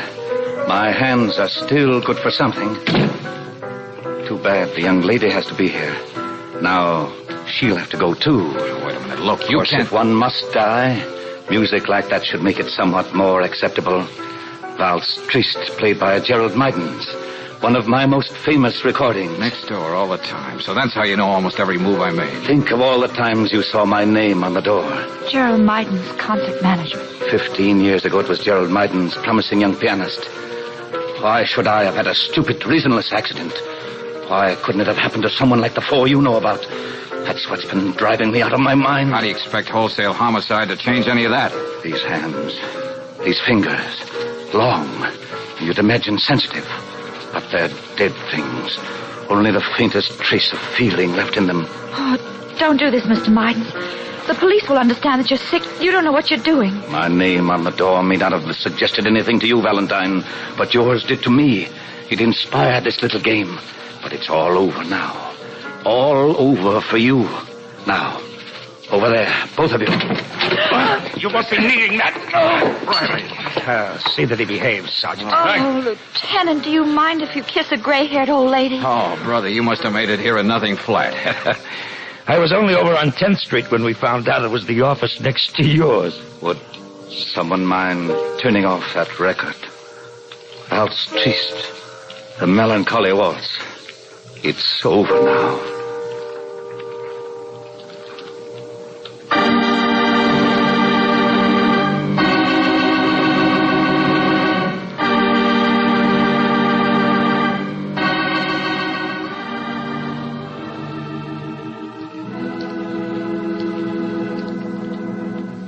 George?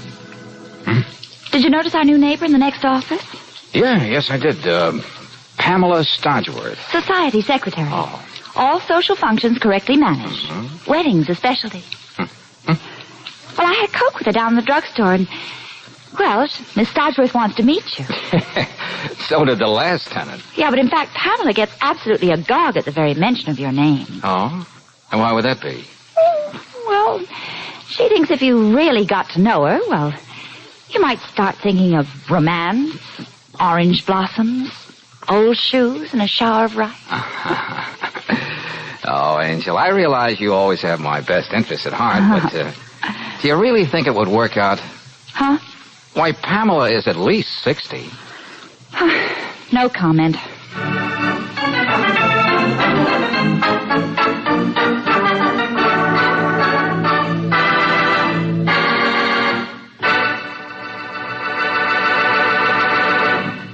If you're a mother, maybe you drive the kids to school every day. Or if you're the breadwinner of the family, maybe you use the car to drive back and forth to work. In either case, you probably run into traffic lights and lots of stop-and-go driving twice a day.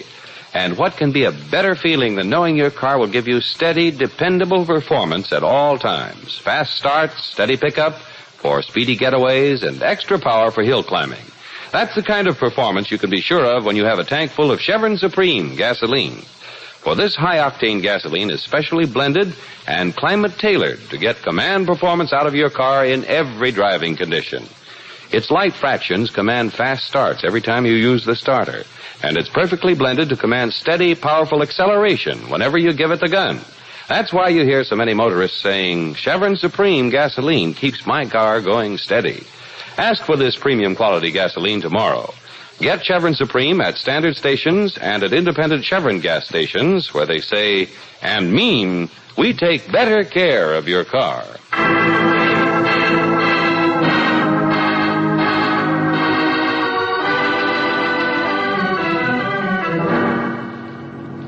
Next week, when you tune our way for another adventure of George Valentine, you'll find a very distraught Brooksy waiting by a roadside as... Hey, Brooksy, over here. Oh, George, Have you got that prescription, Brooksy? Let me have it. Here, but what... Now get inside and take the wheel. I can't. Oh, George, you know you're scaring me to death, don't you? Well, that makes a couple of scared people. Let's just hope this stuff works, or you'll be looking for a new boss. Now step on it.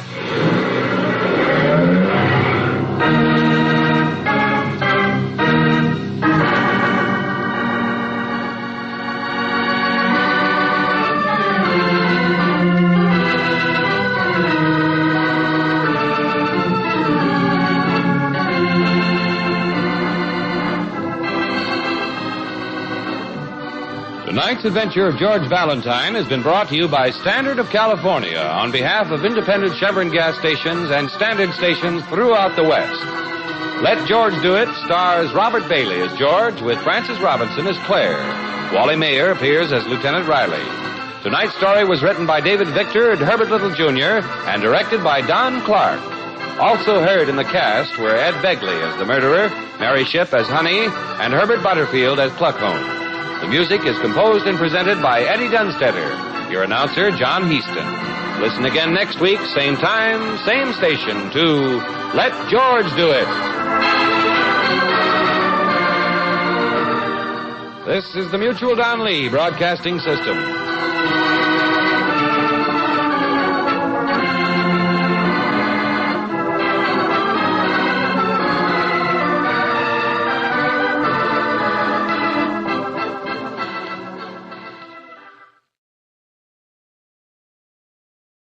Now, Pabst Blue Ribbon presents, transcribed, Frank Lovejoy in Nightbeat.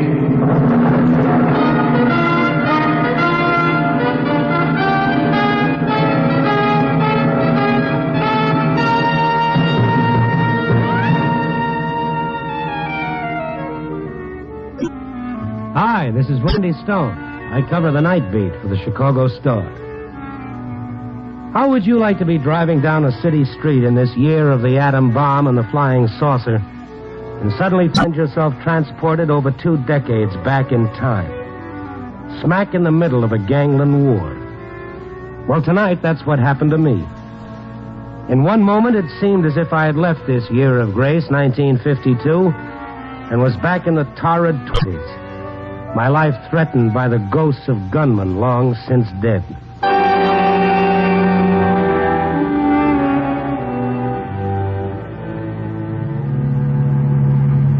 It was one of those quiet, dull nights with the fog rolling in and nothing of interest for it to hide.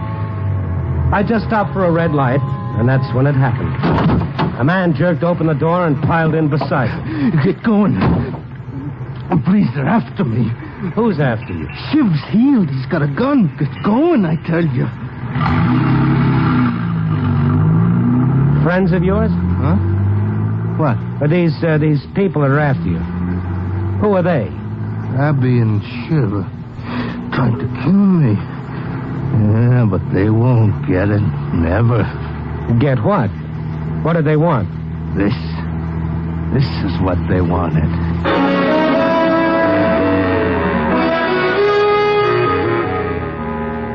He opened a fist and showed me. The dashboard light shone on a figure of dark blue wax lying in the palm of his hand. A crude image less than 3 inches long. As crude as though molded by a child. It began to dawn on me that this Skid Row character was as crazy as a pink hearse. I pulled up at the curb. So they wanted that, eh? What is it? Their lives. Their lives in the palm of my hand. They know that as long as I have it, they'll never get away with it. Oh, no, sir. It'd kill them. It's very useful. Yeah, sure, Pop. Like a glass eye at a keyhole. They must be a pretty crummy pair to be picking on an old guy like you. We'll find a cop. No cops. I don't need favors from no cops. But if... I ain't talking to them. No cops, you understand? Okay. Cops. They ain't gonna make no deals with Jake Strand. No, sir. Deals? What kind of deals? 20 years I did for it, and it's mine. Mine.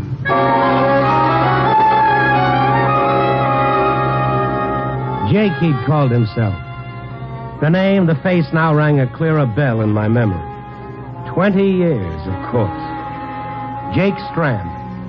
A news item only a few weeks ago with the picture, Jake Strand, kingpin hoodlum of the thirsty 30s, now free. The story had said something about him being released following a nervous breakdown after serving 20 years for murder.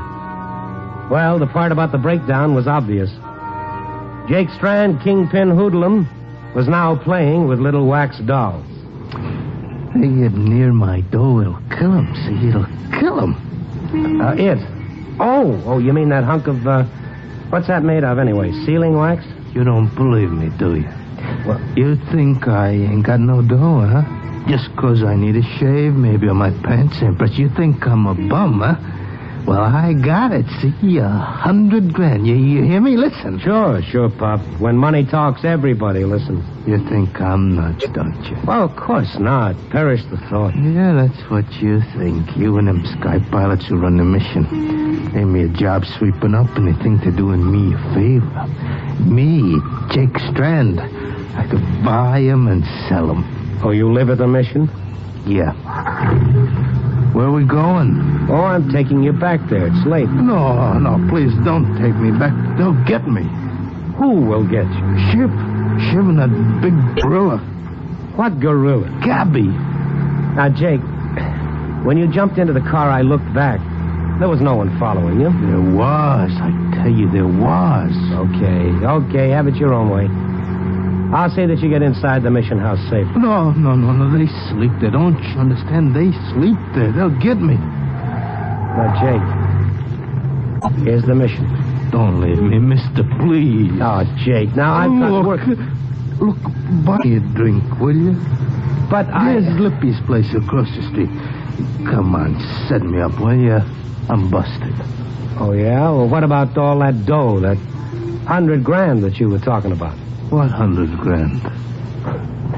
Oh, fine. Come on.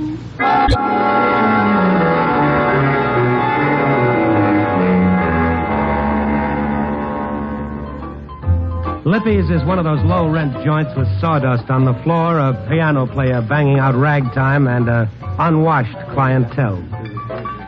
Jake pressed the front of his dirty shirt against the bar while I strolled over to a phone booth near the door. I called the Star, got the librarian, had him check on the files of the case that had sent Jake Strand to Joliet. Yeah, here it is. I got the story right here before me, Randy. He was convicted of the murder of Tank Daniels and Ed Morelli. Sentenced 20 to life. A double murder, and he got off with 20 years? One moment. It says here, he claimed Morelli tried to take him for a ride in one of his trucks. They broke away, grabbed Morelli's gun. Strand must have hired a high-priced magician to make a jury believe that. Not according to this. The court had appointed a public defender to handle Strand's case. What? That's right, Randy. Strand took a pauper's oath. He was dead broke. The case goes back quite a few issues. Shall I look? No, that's all I want to know. Thanks, Mickey.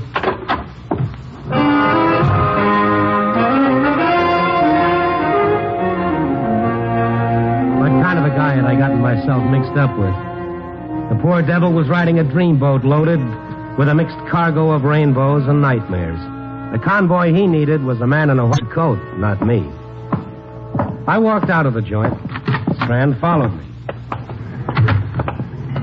Listen to me. You gotta help me. All right, Jake. I'll see you home. No, you don't understand. I can't find it. I've been looking and looking.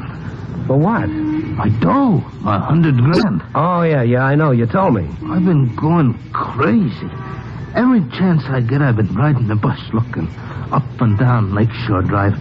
It's changed, Randy. Everything's changed. Well, streets are like opinions, Jake. In 20 years, they're liable to change, too. Oh, you don't understand. It's disappeared. The houses, the trees, the road, the whole place. What place? What place, Jake? Caliban. Caliban? Yeah. You know where it is? You know, eh? You know? Now, come on, tell me. Now, Jake, you're wrinkling the suit. Now, let go my lapel. Relax, will you?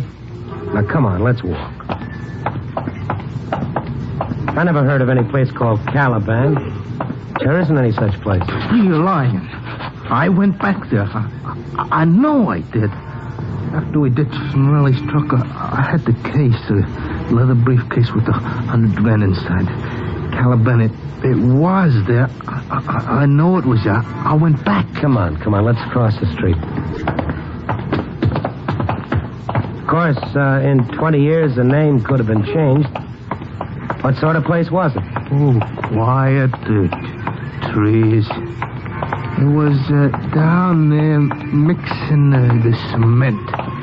Cement? I went there by myself, see. I didn't want the others to know. To know what? Watch the curb, Jake. And the smell of peaches. Peaches? Well, that figures. Just where, I don't know.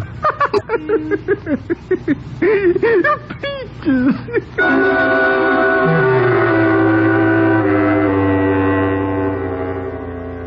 No question about it. Jake Strand had spent too many years behind bars. He'd lost his buttons, but completely. I got him to the door of the midnight mission and pushed him toward it. Go on in, Jake. Oh, Randy, please. I don't want it. They're laying for me. Okay, Jake. Okay, I'll go in first. One side,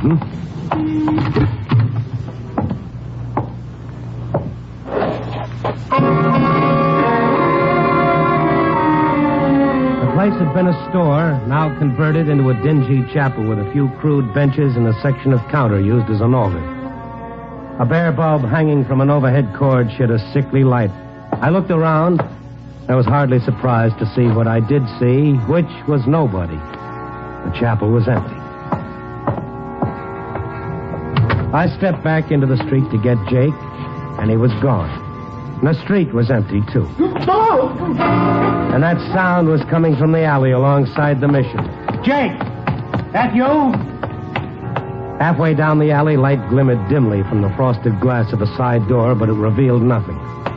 I walked into the alley, peering into the darkness. Jake! Where are you, Jake? Don't get me!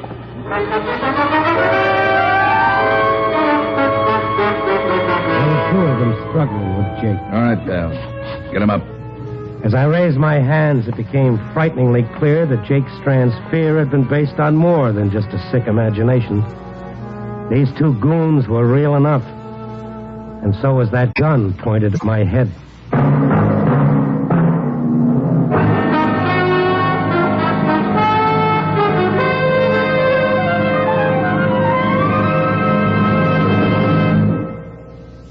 We return in just a moment to Night Beat, starring Frank Lovejoy as Randy Stone. A warm summer evening, a pleasant breeze, you and your friends enjoying yourselves out on the porch with snacks and Pabst Blue Ribbon beer. There's a summer scene played many times, in your home and many homes all over America. Smooth, delicious Pabst Blue Ribbon is your hospitality carried on a tray, your friendliness brimming in a glass. Yes, for summer indoor and outdoor fun, you'll always want to include Pabst Blue Ribbon. And by the way, for some wonderful food ideas to go along with friendly, satisfying Pabst Blue Ribbon, listen to this. Here's a list of foods to choose for picnics, parties, barbecues. Campbell's Pork and Beans, Armour's Treat, Borden's Cheese, Ritz Crackers, Swiss Frankfurters, And of course, Pabst Blue Ribbon. You'll find that foods taste better by far if you serve them with foaming PBR. What'll you have? Pabst Blue Ribbon. What'll you have? Pabst Blue Ribbon. What'll you have? Pabst Blue Ribbon. Pabst Blue Ribbon beer. Smoother flavor, finer beer that millions favor. Taste that smoother flavor. Pabst Blue Ribbon beer. Tomorrow, pick up several convenient Pabst Blue Ribbon Handy 6 cartons, packed with 6 space-saving cans. Or get the money-saving case of 24. Any way you enjoy it, it's the same famous Pabst Blue Ribbon flavor.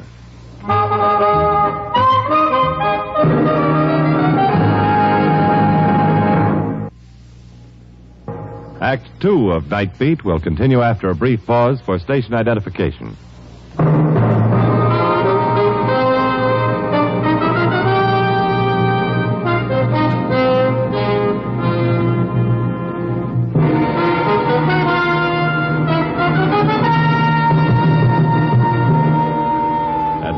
Back to Night Beat and Randy Stone. Experience, they say, is what you have left when everything else is gone.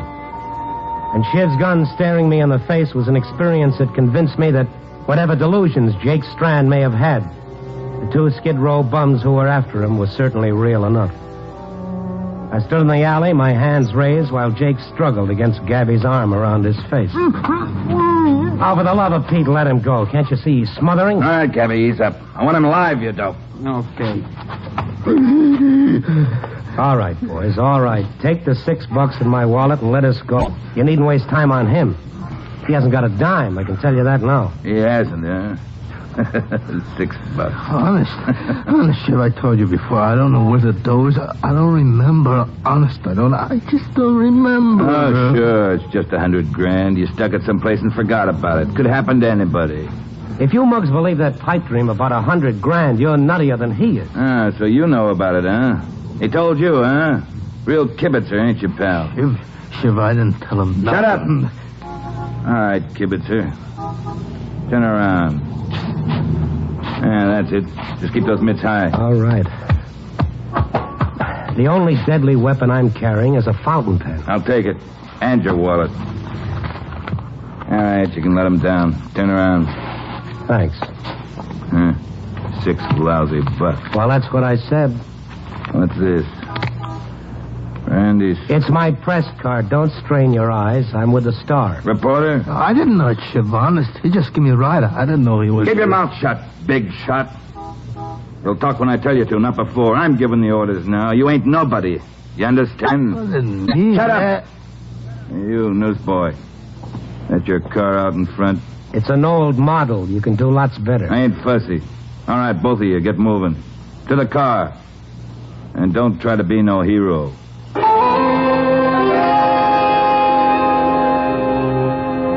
Jake sat beside me as I followed orders, driving past Lincoln Park and cutting through a wooded section for several miles. Finally wound up near a clearing used as a Boy Scout campsite, now abandoned. This'll do. Pull up.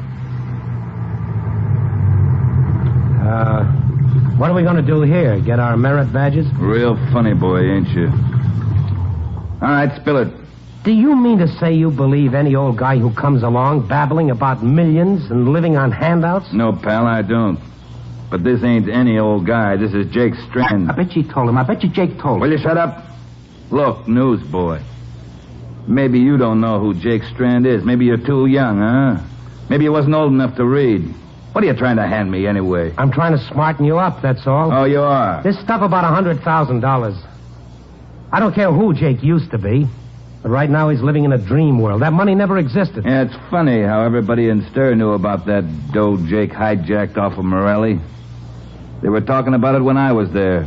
I bet they're still talking about it. I see. You and Jake did time together. For a little while, pal. A long time ago. How about it, Jake? Did you give any of the boys a tip before you left, huh? I'm your pal, too, Jake. Remember me? I used to keep bar for you. Remember? Yeah. You remember, huh? And you remember where you stashed Morelli's dough? No, I don't, Shiv. Honest, I don't. I can't. You sure you can? Try. Think hard. We'll give him a share, won't we, Shiv? You bet we will. Fair and square. We'll divvy it 4 ways. 4? Well, thanks for cutting me in. Why not? We ain't hogs. Yeah, with all that loot, we won't have to work no more, huh, Shiv? We'll sleep in flop houses. You bet we won't, Gabby. Nothing but the best. Swell hotels, fancy restaurants. How about, Jake? Remember them nightclubs you used to own, them $200 suits you used to wear? We can all wear them. Where'd you hide it, Jake, huh? Where, huh? Tell me, go on, where is it? I don't know. There never was any $100,000. He was bankrupt before he went to trial. He didn't have a dime. So you know about that, huh, newsboy? What else do you know? That you're wasting your time. You don't say. Smart operator, this Jake Strand, wasn't he? He knows he can't beat the rep, so he doesn't tell nobody about Morelli's dough. Nobody knows, except all his pals. Look at him. You think he'd appreciate having pals? That he'd be willing to share. All right, Jake. Out of the car. What do you want? Shiv, please. You heard me, didn't you? I don't know where it is, so help me. I said get out! Don't hit me, Shiv. Don't hit me. Why, don't you move, Stone.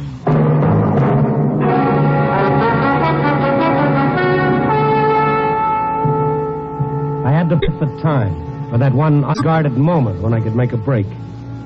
I know that if I didn't, I had a shorter life expectancy than a balloon in a baby's hand. Jake, listen. Listen close. Now, let's go back. It's 1932. You're waiting for Morelli to come along in his truck. You fix the gate at the railroad track so it's down when he comes round the curve. He stops, you blast him. Yeah, I know, huh? I know, but I don't know what I did with the money, Shiv. It's no use. I can't remember. You can, huh? Wait a minute, will you? You ever hear anything about peach trees growing around here? Peach trees? He said something to me once about peaches. A place called Caliban. Caliban? Yeah. What is it, Shiv? What is it? The club. Club Caliban. Club Caliban? Jake, is that where you hid the dough? At the Caliban? But it ain't there no more, Shiv. The club is gone. I can't find it anymore. You can't find it. You can't find it. What is it, Shiv? What is it? Jake's old headquarters. He lost it. Well, it sounds hilarious. I never heard of the place. No. All right, newsboy. Back in the car. We're taking a little ride up Lakeshore Drive.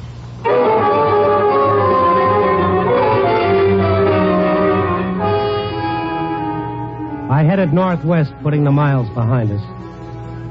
At one point along the way, Shiv made me stop where the road was being repaired while Gabby got out and stole a couple of oil lanterns hanging there. And we continued on.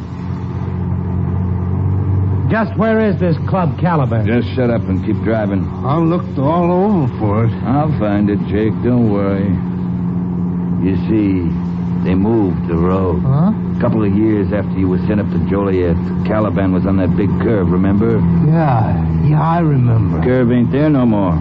They straightened the highway and left your joint a mile out in the woods. Are you sure we turned off at the right spot? This road doesn't look like it was... You talk too much, Stone. There. Over there, between those trees. The Caliban. Yeah. That's it, Jake. Many a drink I mixed there. Looks good, don't it? Why ain't there no lights? I never closed. Those new neons I bought. What happened to them? Where's the sign? All right, Jake. You and the newsboy. Out. Light those lanterns, Gabby. Give me one. We're going in.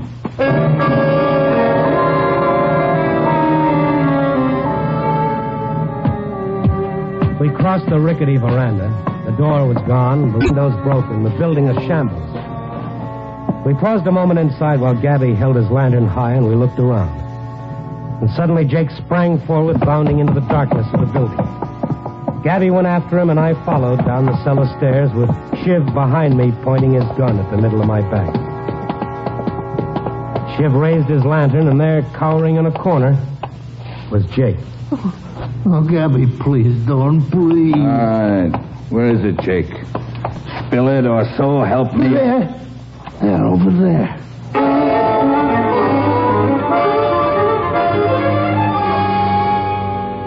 He was pointing at nothing at all. Nothing but a concrete wall. Where? I'll kill you. Let him alone. Jake, the cement. The cement you said you mixed down here. Jake, do you remember? What is this? Was it the wall, Jake? Was it the wall? What? He means the wall. The cracks, look. You can put your fingers through them. It's hollow, Gabby. Kick it in.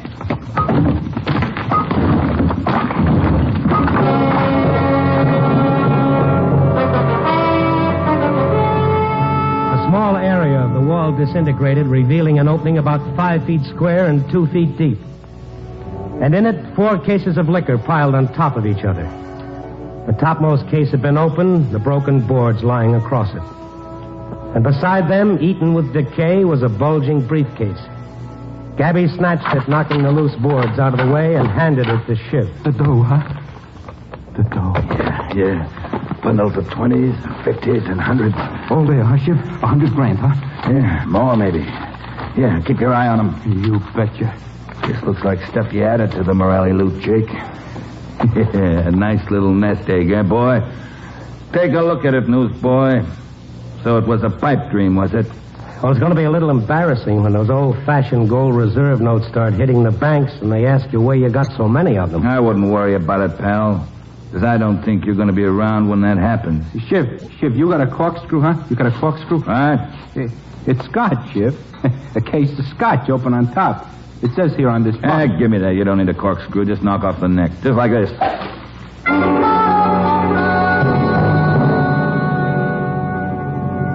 They drank from the broken bottles, the liquor running down their chins.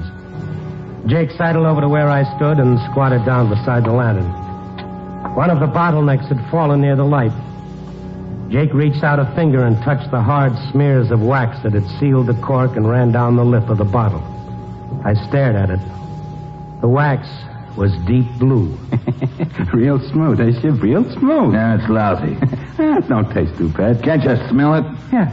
Kind of smells pretty, like peaches.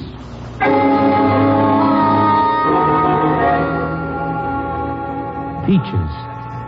The vague, almost imperceptible fragrance of peaches. That began to add up as I remembered something I'd once read. I stepped backwards, dragging Jake with me. Invisible centipedes crawling up and down my spine. Don't try it, Stone. Where do you think you're going, pal? They want a drink. Give him a drink. Here, take my bottle. Go on, take it. What's the matter, Gabby? Look at him. Couple of drinks in the big box.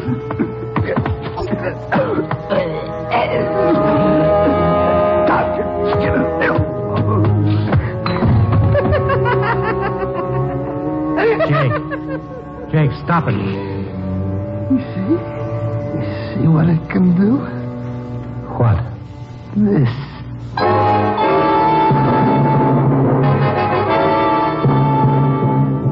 Yes, it was that crude voodoo image, the doll of wax.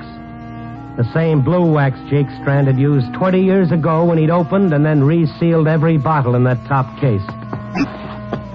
I dragged him up the cellar stairs, away from the fragrance of peaches and out into the open air.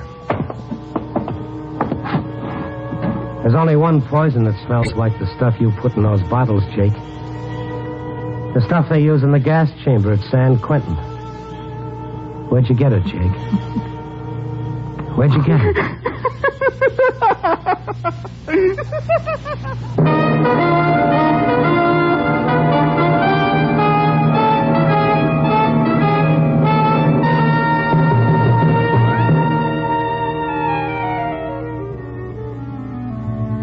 or so, the sun will rise, alarm clocks will ring, and dreams will end. But for Jake Strand, life is now one endless dream, a fantasy to be lived to the end of his days in a padded cell. As for Gabby and Shiv, their dreams are over. The $200 suits, the fancy restaurants are canceled out in an endless sleep. Their last testament, a coroner's report, and their final honors, a prison autopsy. Well, life rarely uses rose-colored ribbons to tie up a story about people like Jake and Shiv and Gabby. Too often the loose ends are just left dangling. So let's tie it up. Copy, boy.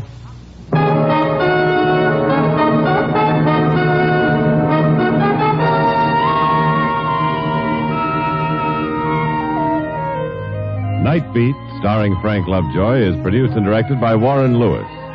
Tonight's transcribed story was written by Irvin Ashkenazi, with music by Frank Worth.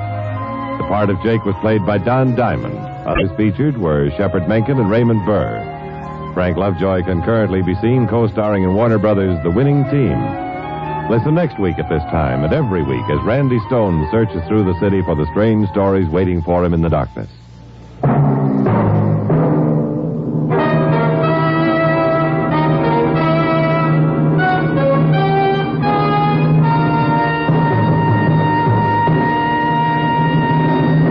Night Beat came to you from Hollywood.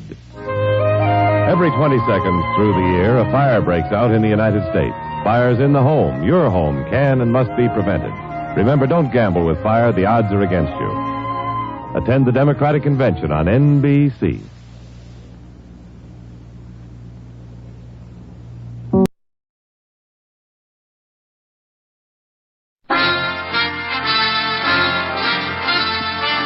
Listen while the makers of Rexall drug products and 10,000 independent Rexall family druggists bring you Dick Powell as Richard Diamond, private detective.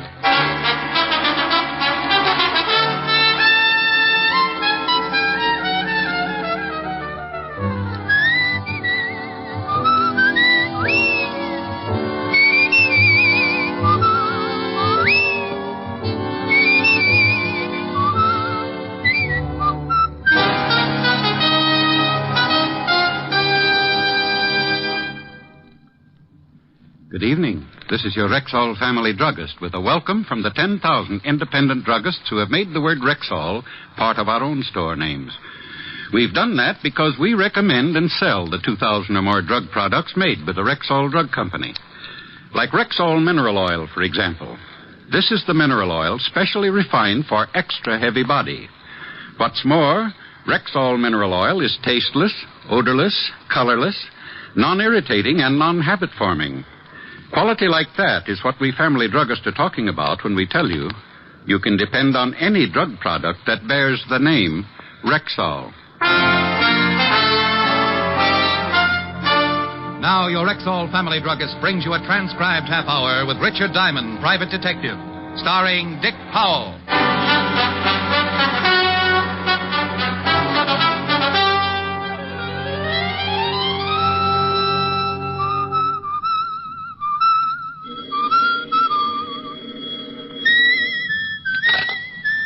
Just a moment. Diamond, pick up the receiver and speak to me or I'll... Walt, is that your blood pressure I hear bubbling, or are you calling from Niagara Falls? What's the big idea keeping me waiting like that? Well, the big idea is that it's a beautiful day and I'm happy. When I'm happy, I whistle. And when I'm happy and whistling, I don't like to be interrupted. I'll remember that the next time you're unhappy and you ask a favor from me. You can whistle then, too. Oh, the great, big, important police lieutenant wants a favor from poor little old Richard Diamond. I want you to go to a funeral. Yours? No, it's mine. Say, I'll live to dance the Charleston on your grave, wise guy. Oh, they're burying Bigfoot Grafton this afternoon. How do you know? How do I know? How do I know what? That it's Bigfoot Grafton they're tucking in. The way I read in my paper, the Harbor Patrol fished out a guy presumed to be Bigfoot Grafton, boy racketeer. We're satisfied with the identification. Huh? Fingerprints? Fingerprints. Look, the body was in the Hudson River for nearly a week. Oh. Then tell me, what makes you so sure the guy they're putting in the ground today is Grafton? Look, Diamond, you're beginning to exasperate me. Will you or won't you go with us to Bigfoot Grafton's funeral this afternoon? Why me? Maybe you can show the boys how to dig the grave. Oh, Walt, that's silly. I don't know a grave from a hole in the ground. So why me? Because you once told me about a little business matter you had with some of Grafton's gang out west. And because some of those same hoods may attend the funeral. And because if any of them do, you'll recognize. And I can point them out to you. Say, you are a detective. Otis and I'll pick you up in about an hour. Goodbye, Diamond. Goodbye, Bright Eyes. Come on, Billy. How many times have I got to tell you this is the only thing left to do? It's all wrong, Marge. I tell you, there's no need to call in a private eye. Well, hello, girls. Who are you? The name's on the door. You're Diamond? You see something you don't like? Yeah, you. Oh, you'll never be lovely, be engaged, or get to use ponds with an attitude like that. It's a waste of time, Marge. A waste of time. Lay off it, Billy. I know what's right. We came a long way to see you, Diamond. All the way from West Frampton we came. We're ducklings. Well, first impressions are so deceiving. I almost thought you were girls. Now, look, there's a psychiatrist just down the hall who... Get this, Billy. The guy thinks we're nuts. Well, maybe you are a couple of ducks, and I'm the one who's crazy. Not ducks, ducklings. Oh, well, then if you have that kind of a problem, go to the Audubon Society. You never heard of the Long Island Ducklings? All we done was win the pennant last year. Pennant? Oh, baseball? Now it's coming. We're a girls' softball team. We got our own park out in West Frampton. I play third base. Who's on first? Me. Come on, let's get out here, Marge. We'll stay. We gotta find Lottie, and he's gotta help us. Lottie? Lottie Wyrachek, our second baseman. She's been missing almost a week now. We can't win without our second baseman. Oh, yes. I can see where it must leave quite a gap between first base and shortstop. We ain't gonna win the pennant again unless we get Lottie back, Diamond. We gotta have her. You're elected. Elected? I'm not even sure I accept the nomination. See? Let's go, Marge. You don't want the job, Diamond? Well, I've never looked for a missing second baseman before. I wouldn't know where to begin. A fine detective. Here, you begin by looking at her snapshot. Oh, no, girls. Really, I'm terribly busy right now. I've got to go to a funeral and help the police department with it. Look at her picture. But I tell you,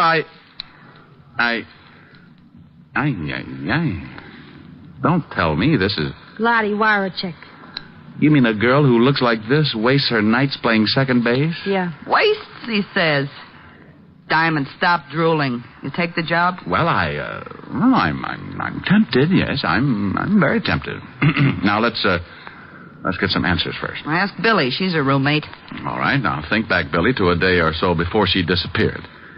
She seemed worried about anything, nervous, upset. No.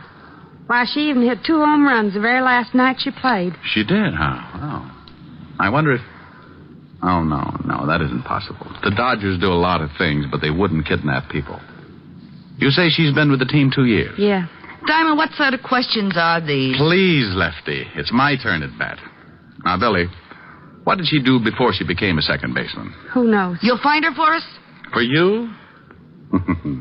Oh, no. For me. They gave me a pass for the game that night with the Amagansett Amazons, informed me how to get out to West Frampton the quickest way as the E-train flies, then exploded themselves out, leaving me with a snapshot of a second baseman who looked like Jane Russell, only more so. I wasn't able to dream too long because soon the door opened and I looked up to find the most beautiful gabardine suit I'd ever seen walking toward my desk on the frame of the ugliest hoodlum I'd ever seen. Hey, you Diamond? To some people. To others, I'm Mr. Diamond. Diamond. Mr. Diamond. The late Mr. Diamond. Yeah, that's the one I like the best. All right, Parrot Puss. Who's been eating your crackers? All right, comic. I'm just a boy with a message. Well, spill it. You had visitors, huh? Yeah? Yeah. A couple of overgrown tomatoes. A couple of tomatoes that look more like they belong to the Russian infantry than to the human race. Well, you're not very much to look at yourself, Ugly. Get on with the message. The message is lay off. Don't go looking for no missing girl. You don't wake up with no bullet holes where your eyes ought to be. Huh? That's the message. The whole message. No signature? You don't need no signature, friend. Goodbye, Mr. Diamond. Just a minute, Repulsive. Yeah? I want to tell you about the last side of the mouth punk who brought me a message like this without a signature. Go on. Frighten me.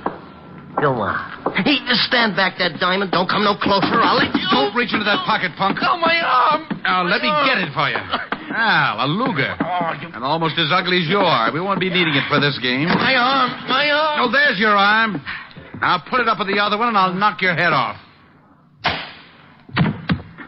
A few seconds later, when I picked myself up off the floor, I looked around for my spar mate, but he'd taken his arms and gone home, leaving me with an eye which for weeks to come would have me lying to people about walking into a door. Yeah, a door wearing gabardine.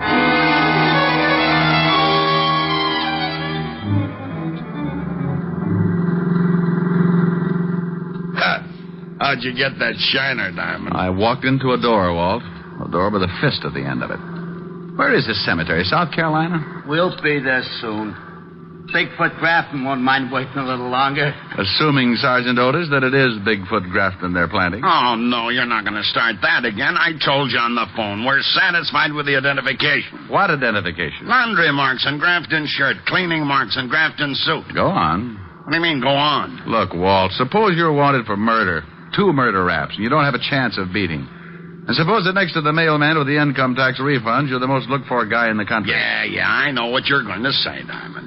You think maybe Grafton finds a sucker with his same general build, shoots him in the spine, changes clothes with him, and then dumps him in the big bathtub. That's right, Walt.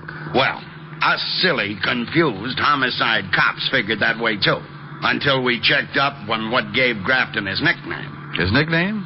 Bigfoot. Yeah. 14 and a half. We found his shoemaker. He verified the size. So? So it's possible that Grafton can find a guy that fits his general physique. It's even possible that the guy he finds not only is built the same way body-wise, but wears exactly size 14 and a half brogans, too. Yeah, it's possible, but highly improbable. Yeah, maybe you're right at that. Well, on behalf of myself and all the other simple-minded fellas known as cops, thank you, Diamond, for saying what you just did. Thank you. There's the cemetery. It was just a simple little funeral. Except that the coffin cost maybe $10,000 more than mine will ever cost. And excluding the fact that there were enough flowers to make a couple of dozen floats for the Turnip of Roses parade. Yes, it was just a simple little funeral with maybe 1,000 simple little mourners. Good conservative people, like safe blowers, burglars, con men, petty thieves, and some not so petty. Big wheels, little wheels, chiselers, grifters, grafters, gyp artists. Well, Diamond, you see anyone who used to run with Grafton's mob? No, not yet. Hey, look. Now, what's he doing here? Oh. The parrot nose in the stylish gabardine suit. I've been admiring that suit. Gabardine, huh?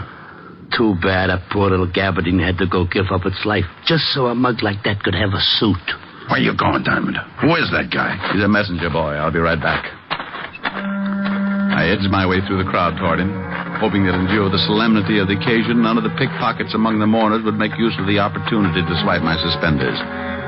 5 yards away, he turned. He saw me and started to run. I put my head down like a sprinter and turned to follow. There's nothing like a merry chase in a merry place like a cemetery. And just when I thought I had him... Diamond, what are you doing running into tombstones? Oh, well, I suddenly remembered it's been years since I had a collision with a tombstone. Oh, what were you chasing that guy with a fancy suit for? I wanted to find out who his tailor is. Look, Otis got a good look at that twerp I was chasing. Tell him to go through Rogue's Gallery and try to identify him for me, huh? Yeah, but where are you going? Me? No, I think I'll go to a ball game. It was a good game as games go, fast and exciting, and my girls did themselves proud, 8-3, even though the girl who was playing second in place of the missing Lottie made 3 errors. After the game, I was in the corridor outside the dressing room talking to Billy, the first baseman, the one who didn't think I should have been hired to bird dog the missing girl. Look, Diamond, this is all for nothing. Lottie ain't missing. We never called on you.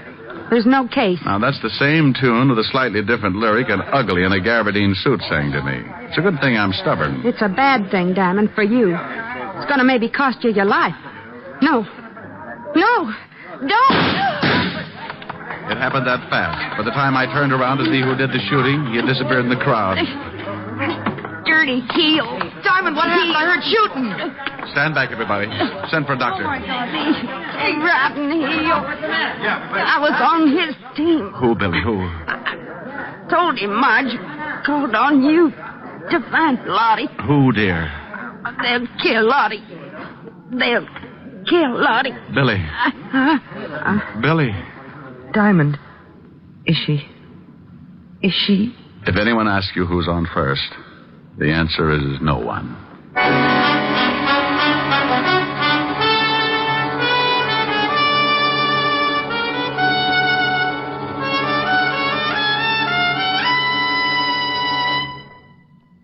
Before we continue with the adventures of Richard Diamond, private detective, here's your Rexall family druggist. I've discovered lately that a lot of people think they don't need to take any precautions against vitamin deficiency during the summer months. But the truth is, we're just as apt to be low on vitamins during the summer as any other season. Then you think people should continue right through the summer taking a vitamin supplement? Indeed I do, ma'am. And the one I recommend is Rexall Plenamins. Why exactly? Well, just 2 Plenamon capsules a day give you more than your minimum daily requirement of every vitamin for which such requirements have been established, plus valuable liver concentrate and iron, plus other beneficial factors of the vitamin B complex. Say, with all that, they must be expensive. On the contrary, Plenamins cost you only pennies per day. Ask for Plenamins at any Rexall drugstore, and remember, you can depend on any drug product that bears the name Rexall. And now back to tonight's adventure with Richard Diamond, private detective, starring Dick Powell.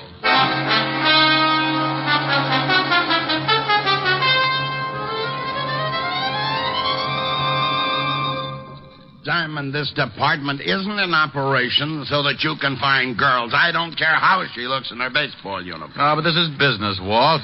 I tell you, she's been kidnapped. Another girl on the team was just murdered. Another murder? Where? West Frampton. West who? Frampton, out on Long Island. City limits? No. That's the quickest case I ever marked closed. What do you want to waste my time with imported homicides for? Don't I have enough to do right here? Oh, but Walt, look, Don't butt me.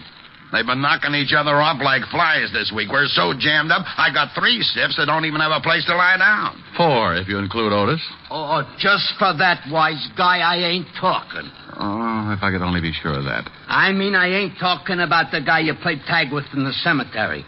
I found him in the picture book, all right, Diamond. It took me 2 hours. And just for making cracks at me, I ain't telling you his name. Whose name? Joe Gabardines, that's whose. And I ain't telling you what else I found out about him in the picture book either. Why not? Because you think you're smarter than the whole police department put together, that's why not. Oh.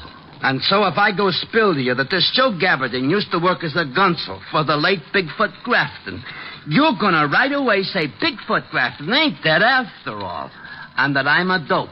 Walt, you hear that? The guy that threatened me if I went looking for Lottie Wirachek, this Joe Gabardine, is one of Grafton's boys. Say, who told you? Was one of Grafton's boys. Grafton's dead. No, but maybe not. Maybe all these shenanigans are part of Grafton's plot to put some sucker in his coffin and stay undercover. Sure. Maybe Lottie Wirachek knew in some way or other that the guy they fished out of the river and buried today wasn't Grafton. Look, Walt, you got a... Diamond, tell me. That name you said, the one that sounds like something spelled backwards. Wirachek? That's funny. What's funny? That's the same name as this dame's in the file missing person sent over. Only this one's name is Lottie Wirachek. So's this one, you dope. You mean there's 2 dames with a name like that? Yeah, just like there are 2 heads on a sergeant named Otis Loveloon. Now, listen here. Who reported her missing? Just for being a fresh guy, I ain't going to tell you. You ain't going to tell him what? That it says here on the file card that this doctor reported her missing. Who said anything about a doctor? Huh? You sick, Otis? You need a doctor? I ain't sick. Besides, he ain't that kind of doctor. He's a dentist. Who's a dentist? This Dr. Alman. Dr. Percy Alman. 223 Park Avenue. So? What do you mean, so? What about him? What do you mean? What about him? Well, you brought him into the conversation. Dr. Percy Alman. You said 223 Park Avenue. What made you mention him if you don't have anything to say about him? He's the guy who reported this Lottie Whatchamachek missing, you dope. Gee, Diamond, are you dumb?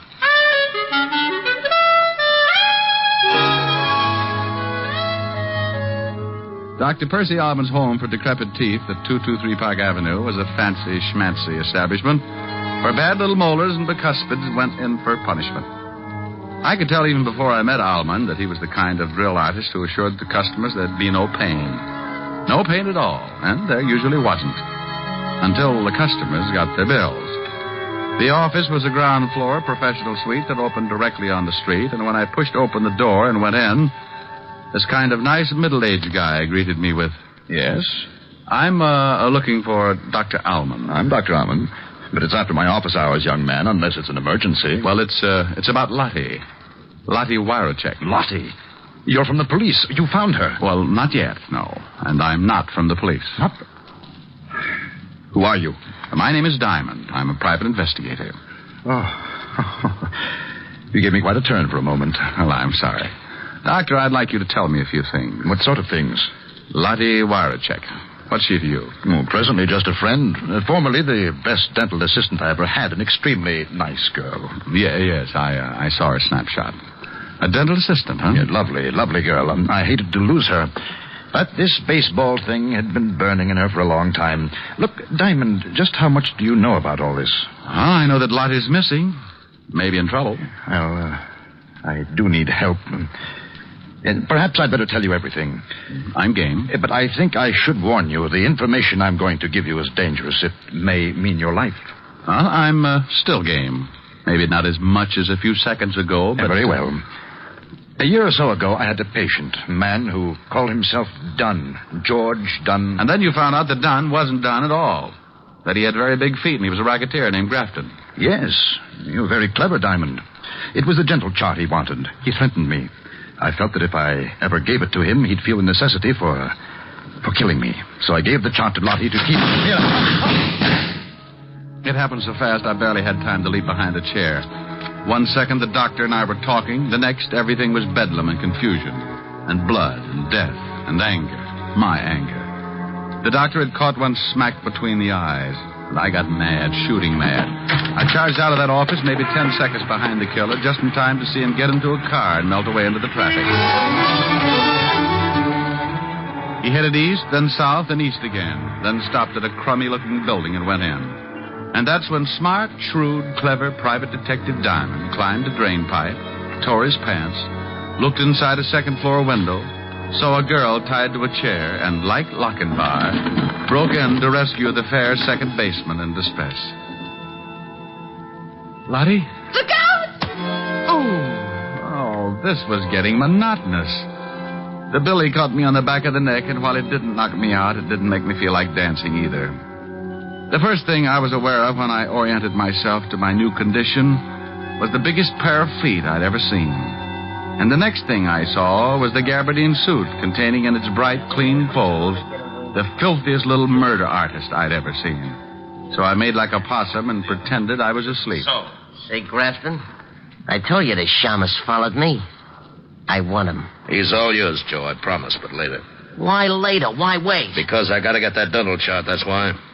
Now that you've rubbed off the dentist and that goofy Billy the ball player, that chart's the only thing in the world that can prove Bigfoot Grafton's still alive. So why does that have to hold up Diamond's execution? Because maybe he knows where the dental chart's hid. I'm giving up on the dame here. She'd have told us long ago if she knew. If Diamond knows, he'll talk. Even if he don't know, he'll talk. And scream, too. Later, Joe.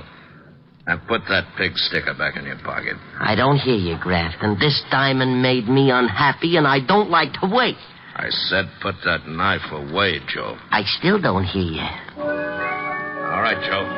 I knew this was the only chance I'd get. They were too busy showing each other their fangs to give me their undivided attention. And so the possum stopped playing possum and made a stab at playing tiger. The act started with a well-aimed kick to what the fight reporters call the midsection. And the gabardine suit folded limply and sagged to the floor like it didn't even have a man inside it. And that's when Grafton pulled the gun, and that's when I made a grab for his knees. And you guessed it, there was a shot. And then there was a punch that made a mess out of a jawbone. And I'm happy to report that this time it wasn't mine. Oh, you're wonderful. What's your name? Well, honey, my name's Diamond. Diamond. Yes, dear, and believe me, a diamond is a girl's best friend.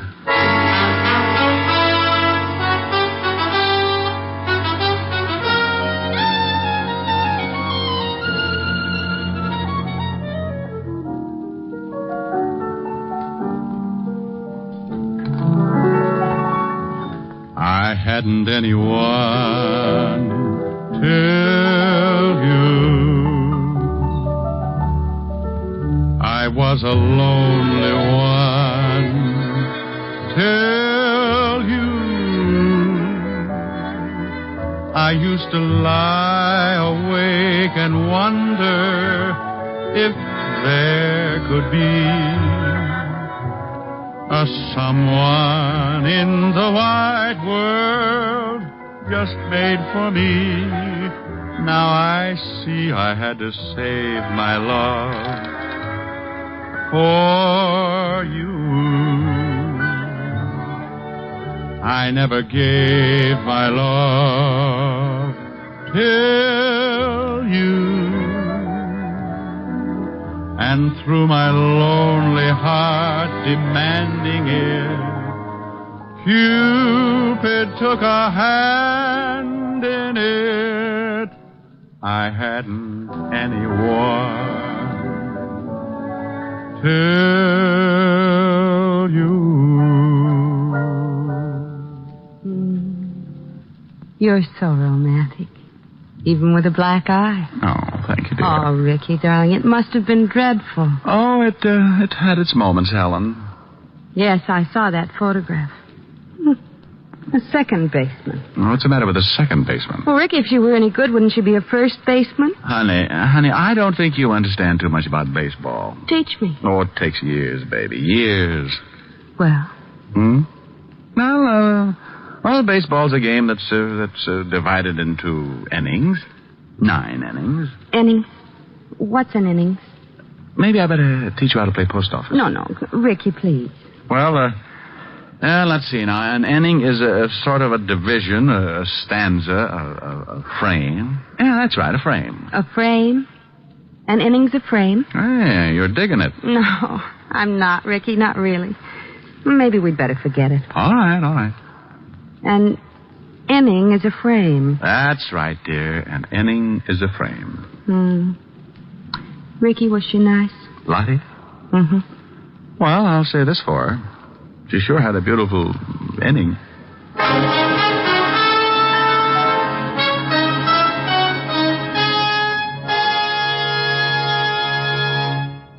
Again, here's your Rexall family druggist.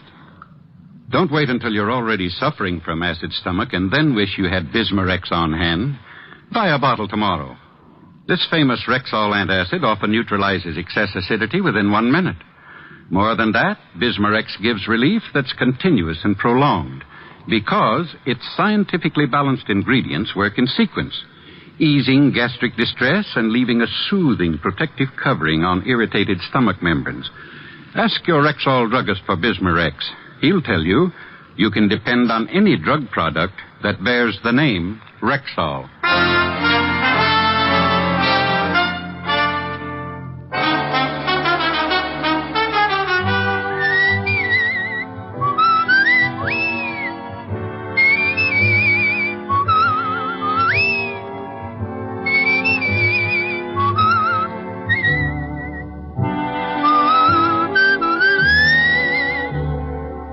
Richard Diamond, Private Detective, stars Dick Powell in the title role and is written by Michael Camroy with music composed and conducted by Frank Worth. Featured in tonight's cast were Ted DeCorsia, Wilms Herbert, John Daner, Bill Conrad, Virginia Gregg, Gloria Blondell, and Sidney Miller. Richard Diamond, Private Detective, was transcribed in Hollywood by Jaime Del Valle.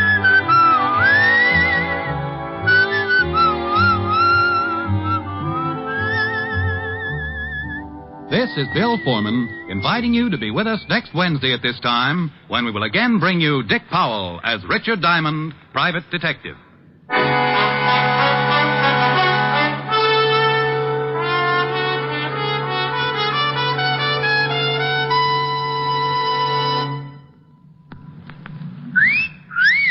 Hiya, beautiful. Get lost, Bristlepuss. You need a shave. But I have shaved. What else do you want me to do? Silly boy, she wants you to go Stag. Go Stag?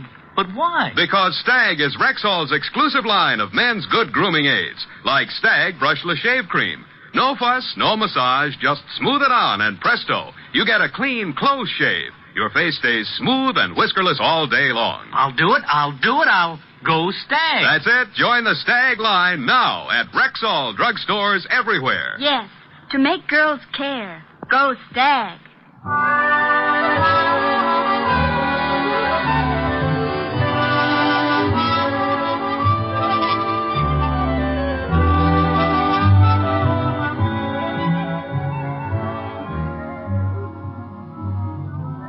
Three chimes mean good times on NBC.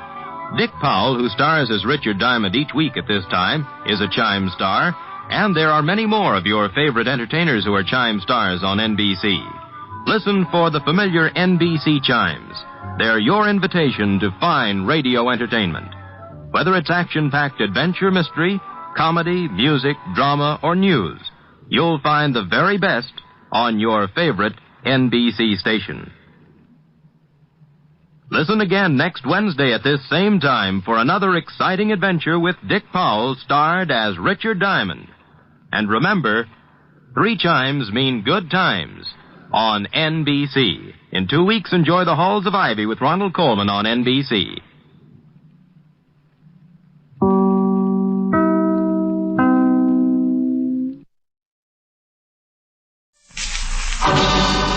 Time now for Rocky Jordan.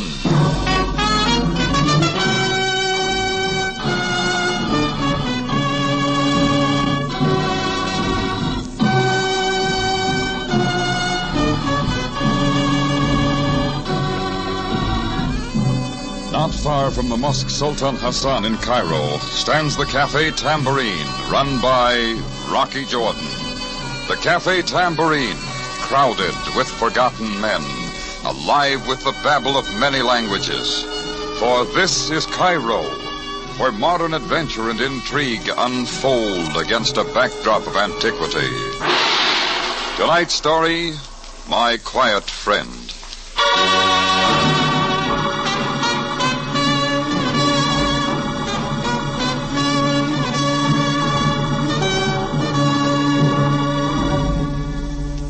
Things had been rather peaceful around the cafe for the past few days, and I was facing the prospect of another dull evening when the door to my office opened and two well-dressed guys eased in. Both of them were tall and on the rugged side. They were dressed in identical tan gabardine suits and white Panama hats. There was only one difference in their attire. One of them wore a bow tie, the other a four-in-hand tied correctly with a Windsor knot, nestling perfectly in the center of the spread collar of his soft white shirt. He was the one who broke the silence. You're Jordan, aren't you? Yeah, but I'm not in the market for entertainers, especially a brother act. You're wrong on both counts, wise guy.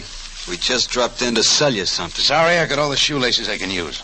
Pretty funny guy, ain't he, Maxie? Yeah. Your friend's not much of a talker, is he? Only when he has something important to say. My name's Moran. Leo Moran. Jordan, my quiet friend here is Maxie Schultz. Maxie Schultz? Sounds familiar. You two boys from New York?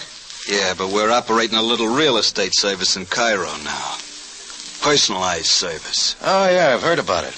On a clear day, you can hear the screams a mile away. Well, that makes it easy, then. It depends on what you mean by easy. We have a client who's interested in your place. It's not for sale.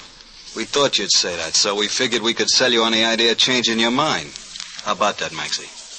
Yeah. I thought you only spoke when you had something important to say, Maxie. Better take it on the slow bell, Speedy. I do other things. Yeah, I'll bet. Where do you keep your ventriloquist? Jordan, for your information, you're bandying words with Maxie the mechanic.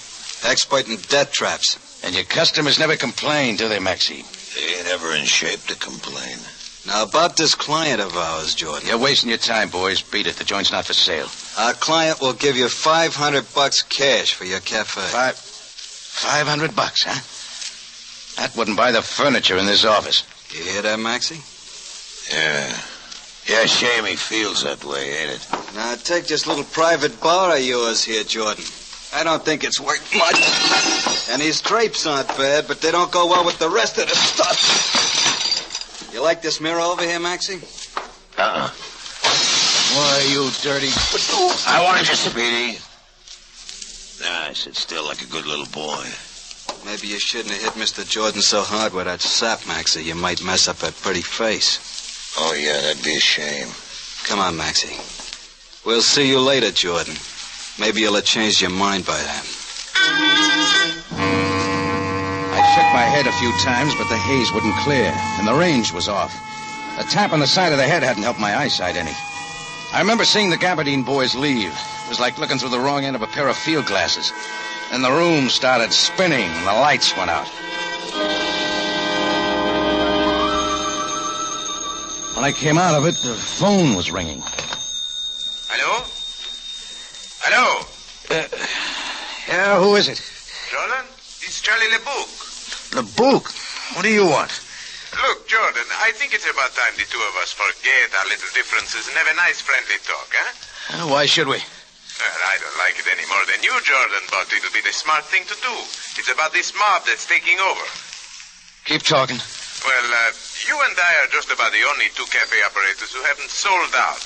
If we stay together, maybe we can beat them off. They've looked over this situation pretty well, Jordan. They won't expect us to team up on them. All right. What's the spread? Come over to my place, Jordan. I have a man here who can do us some good. I like names, LeBouc. It's, Nick Spalvo. How about it? Nick Spalvo, huh? Okay, give me half an hour. Nick Spalvo had owned the Blue Palm Cafe up to a couple of weeks ago. Then, like half a dozen other gin hall merchants, he'd fallen in line with the mob and had moved out without a murmur to the law. Now it looked like Nick had changed his mind. I went out front, hopped a cab, and shortly after 7:30, I piled out in front of Charlie LeBouc's cafe. I pushed my way through the crowd and went up the stairs. At the end of a small, narrow corridor was a door marked private. It was half open. I pushed it the rest of the way. The first thing that caught my eye was the open window and the wind whipping the curtains into the room. Then I saw LeBouc sprawled out on the soft green carpet behind his desk. There were half a dozen bruises on the side of his face and a dark purple crease over the bridge of his nose. LeBouc's company had played a little too hard, and with his weak pump, LeBouc couldn't keep up acting host. He was dead. Then I remembered Nick Spalvo. I went into the room next to the office, but he wasn't around. I started out into the corridor again when I heard voices, and the cigarette girl eased around the corner. Behind her was one of LeBouc's boys with his right hand in his tux pocket. I ducked back into the office and through the open window to the fire escape. I didn't have time to stick around for explanations. And maybe LeBouc's boy wouldn't give me the chance. I had just dropped to the sidewalk when... And then LeBouc's boy suddenly showed up in the window.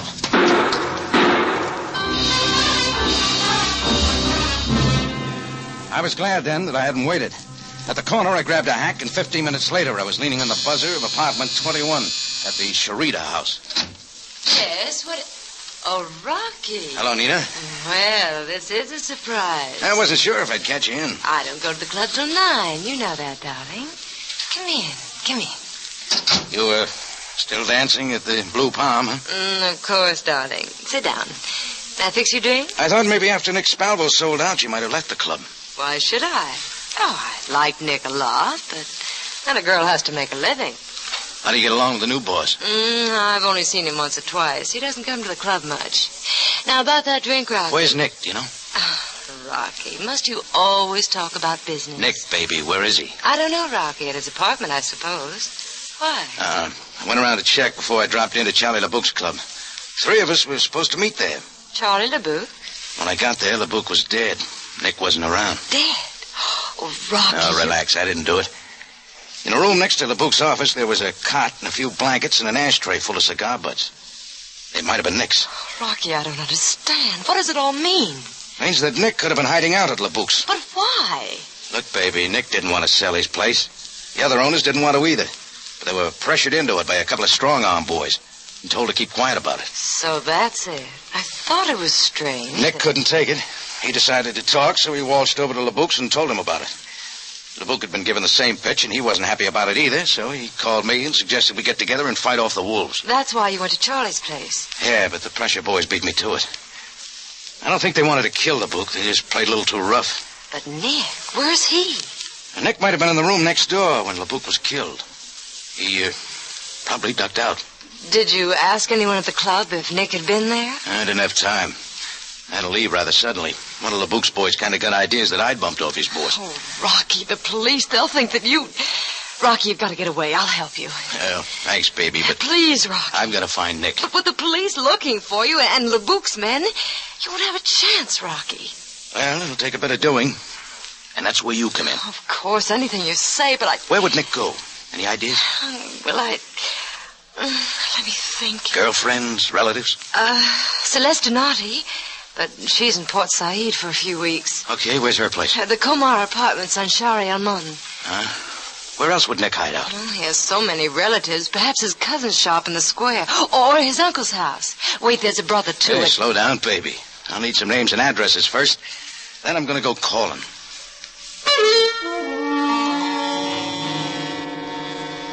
"15 minutes later, I grabbed a cab in front of Nina's place, and shortly before 8:30, I pulled up in front of a small tobacco shop near the old Helwan station. A single light burned in the back of the shop, and beneath it sat a fat-faced Turk, dozing quietly, his feet propped up on the low counter. I went inside. "All right, George, snap out of it. You got a customer." Come on, wake up. The Turk hadn't been asleep. He'd been out cold. And when I shook him, he rolled off the chair and dropped to the floor. I noticed a dark purple bruise over the bridge of his nose, the same mark I'd seen earlier on Charlie LeBouc. I worked on him a few minutes, and then he snapped out of it. No, please. All right, take it easy, chum. I'm not going to hurt you. Here, I'll help you up.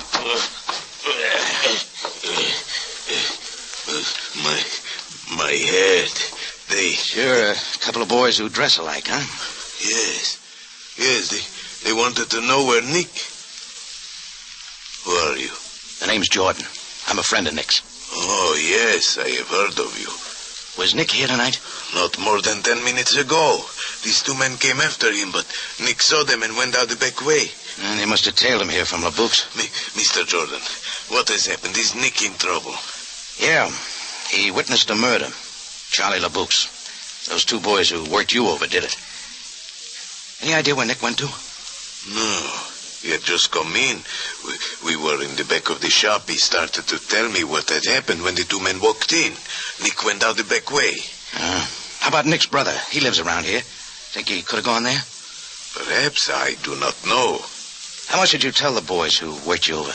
Nothing at all. I could not tell them where Nick went because I do not know. Okay. I'm going around to see Nick's brother. You better fix your face up and close up shop. Those two boys are liable to come back for more. And I don't mean cigarettes. Nick's brother lived in a narrow side street about 3 blocks away. When I got there, the house was dark. The only answer to my knock on the heavy door was a dog howl coming from somewhere inside. I waited for a minute, then went back downstairs and started for the rear of the house. I caught a movement along the wall out of the corner of my eye, but I just kept walking. I went around the side of the house and pulled into a doorway. A few seconds later, I heard him coming along the gravel walk. When he passed me, I reached out. His gun came up, but he didn't have the chance to use it. I flipped on my cigarette lighter and held it to his face. It was Charlie LeBouc's boy, the guy who'd taken the pot shots at me from the window. He was still red-hot in the idea that I bumped off his boss. I packed him off to my cab, gave the driver an address, and we took off. I had to put this boy on ice before somebody got hurt. Couldn't expect my luck to hold out all night.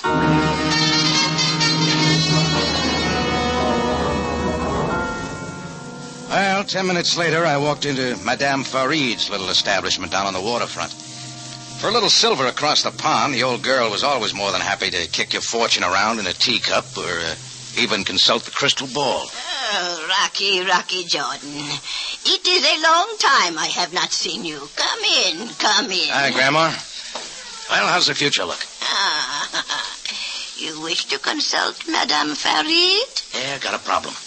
There happens to be a short, dark, and ugly character following me with murder on his mind. So? He's got the picture all wrong, but I don't have the time to explain it to him now. He's sleeping off our last engagement in my cab outside. I see. Oh, it is a problem, Rocky. Yeah, take a look at my palm, sweetheart. Oh, you'll find it just under this $10 bill. Yes, I see. Well, I would say there is an old woman who can help you. I can see an empty cellar, an excellent place to put this man till morning, perhaps, until you can explain his mistake. That's the best advice I've had all day. It's a deal. Now, where can I find this old woman who's going to help me? Bring him in, Rocky. Bring him in. At least, with LeBouk's boy out of the way, I wouldn't have to worry about his taking a pot shot at me every time I turned around. I still had to find Nick before the Gabardine boys did, and my next stop was Celeste Donati's place at the Comar Hotel Apartments on the Sharia El Mun. Even if Nick Stahl wasn't around, he might be using the place as a hideout, and it was worth a try. I was just about to press the buzzer over the nameplate when the door opened suddenly. Framed there was Captain Sam Sabai at Cairo Police. Hello, Jordan. Uh-oh. Hello, Sam. I've been looking for you. Come on in. Sure. What are you doing here, Sam, if you were looking for me? I am also looking for Nick Sparrow. Well, so's everybody else. What happened to Charlie LeBouk, Jordan? I'm not sure, Sam. I arrived a little late. I got there even later. All I found was LeBouk dead. You and Nick had already left. Why? Nick left because LeBouk's killers got too close to him. I left because one of LeBouk's boys got an idea I'd polished off his boss. What were you doing at LeBouk's? I have heard you were not very good friends, Jordan. Oh, just small talk. Jordan, I have All right. He called me over to team up with him against the pressure boys who were buying up a flock of joints. Or didn't you know about that? We know all about it, Jordan. Then why haven't you done something? We have nothing to go on. Absolutely nothing. The cafe owners have refused to talk. Nick changed his mind. He'll sing like a blue jay. Is that why he was at LeBouk's? Yeah. He knows who bumped off LeBouk. Do you? The Gabardine boys, Sam. It figures. The Gabardine? Leo Moran and Maxie Schultz, the super salesman. Oh, Succamelli's men. What? Frank Succamelli. He's behind this scheme, Jordan. How'd he get here? Thought after they'd booted him out of the States back to his own country. It is all very legal, Jordan. As long as he stays out of trouble, there is nothing we can do. But he'll slip up here in Cairo just as he did back in the States. He already has, Sam. I think you can make it pretty hard for Succamelli once you find Nick Spalvo. Well, Jordan, for your sake, I hope we find him alive. Don't you like my story, Sam? Oh, I do. But I am only a captain of police. There are others who may not like it. After all, no one else saw Moran and Schultz at LeBouk's. Which makes me number one boy, because LeBouk and I never get along too well. Sure, Sam. So instead of standing here around here yapping, why don't you go out and find Nick? I intend to. All right. Where do we go now? I'm going to drive you back to the Tambourine, Jordan. The Tambourine? Oh, now, wait a minute. Yes, Sam. and you're going to stay there till this thing is cleared up. Sorry, Sam. My foot's in the door. I want in. This is a matter for the police, Jordan. You'd better stay out of it for your own good. You're not doing very well so far, you know. All right. Come on. Sam and I piled into the police crate and headed downtown. I didn't put up much of an argument about being herded back to my cafe, because it suddenly dawned on me that doing just that might have been the smart thing to do from the first. Nick must have known about my coming over to LeBouk's to talk about teaming up, and he'd probably make an effort to contact me. The Tambourine would be the first place he'd try. Sam and his boys dropped me off in front of the cafe, and I went in. I pushed through the crowd to the back and opened the office door. Hello, Jordan. We've been waiting for you. Come on in. Close the door. The Gabardine boys, Leo and Maxie, were standing in the center of the room. Leaning against my desk with a cigar stuck in the corner of his fat face was a short, heavy-set guy. He had a thick mop of black curly hair, eyes that hit you like a hot iron. In his hand was a fingernail file. When I walked in, he went back to work with it on his short, pudgy fingers. Then, without looking up... Hello, Jordan. What are you doing here, Succamelli? Oh, you recognize me, huh? No trouble at all. You used to be the favorite pinup boy of the post offices back in the States. They were lousy photographs, Jordan. Don't blame the camera, Succamelli. I've seen better heads than a pin. There he goes again, Leo. I don't think All right, Maxie, that's enough. Let Mr. Jordan have his little joke. We have plenty of time. Well, I haven't, Succamelli. I gotta get this place sprayed. You got no idea the stuff that crawls in here these days. What do you think of the offer my boys made to you? I haven't laughed so hard in years. What's wrong with $500 for this dump? You're in a weed field, Succamelli. All right, Jordan. We can talk about that later. Right now, I'm interested in Spalvo. Spalvo? What's that? Something you spread on bread? Where is he, Jordan? I wouldn't give you the right time, Succamelli. Where is he hiding? Get lost, punk. I'm busy. All right, Maxie. Leo. Okay, wise guy. This is as far as you go. Hold him, Leo. Yeah, I got him. Let him have it. Now, Jordan, let's start from the beginning. When the blackjack caught me on the side of the head, my knees started to give out, but Maxie got behind me and held me up. With one hand, he jerked my head back. Leo grabbed my shirt front, pulled the rod out of his pocket, and started tapping the bridge of my nose with a gun barrel. Then I remembered the bruise, that dark purple crease on LeBouk's nose and the Turks. It was a nice, slow, and easy way of driving a guy off his rocker. The first few taps weren't bad. After that, you lost count. It was like a pile driver coming down on your head. The last thing I remembered was Succamelli. He was still leaning against the desk, working the file and blowing in his fingernails. And he was asking me about Nick somebody.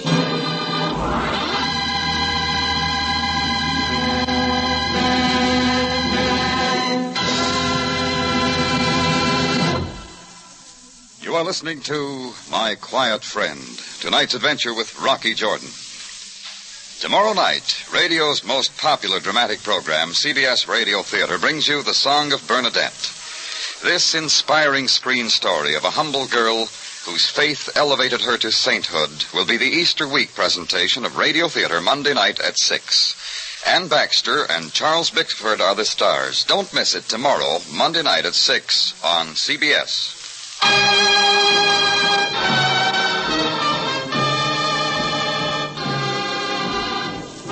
Now we return you to Cairo and tonight's adventure with Rocky Jordan, my quiet friend.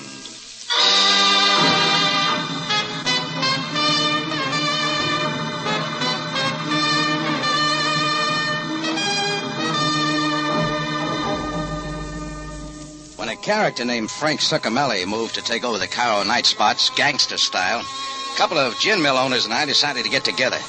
But just before we kept our date, one of them was murdered. The other, named Nick Spalvo, disappeared.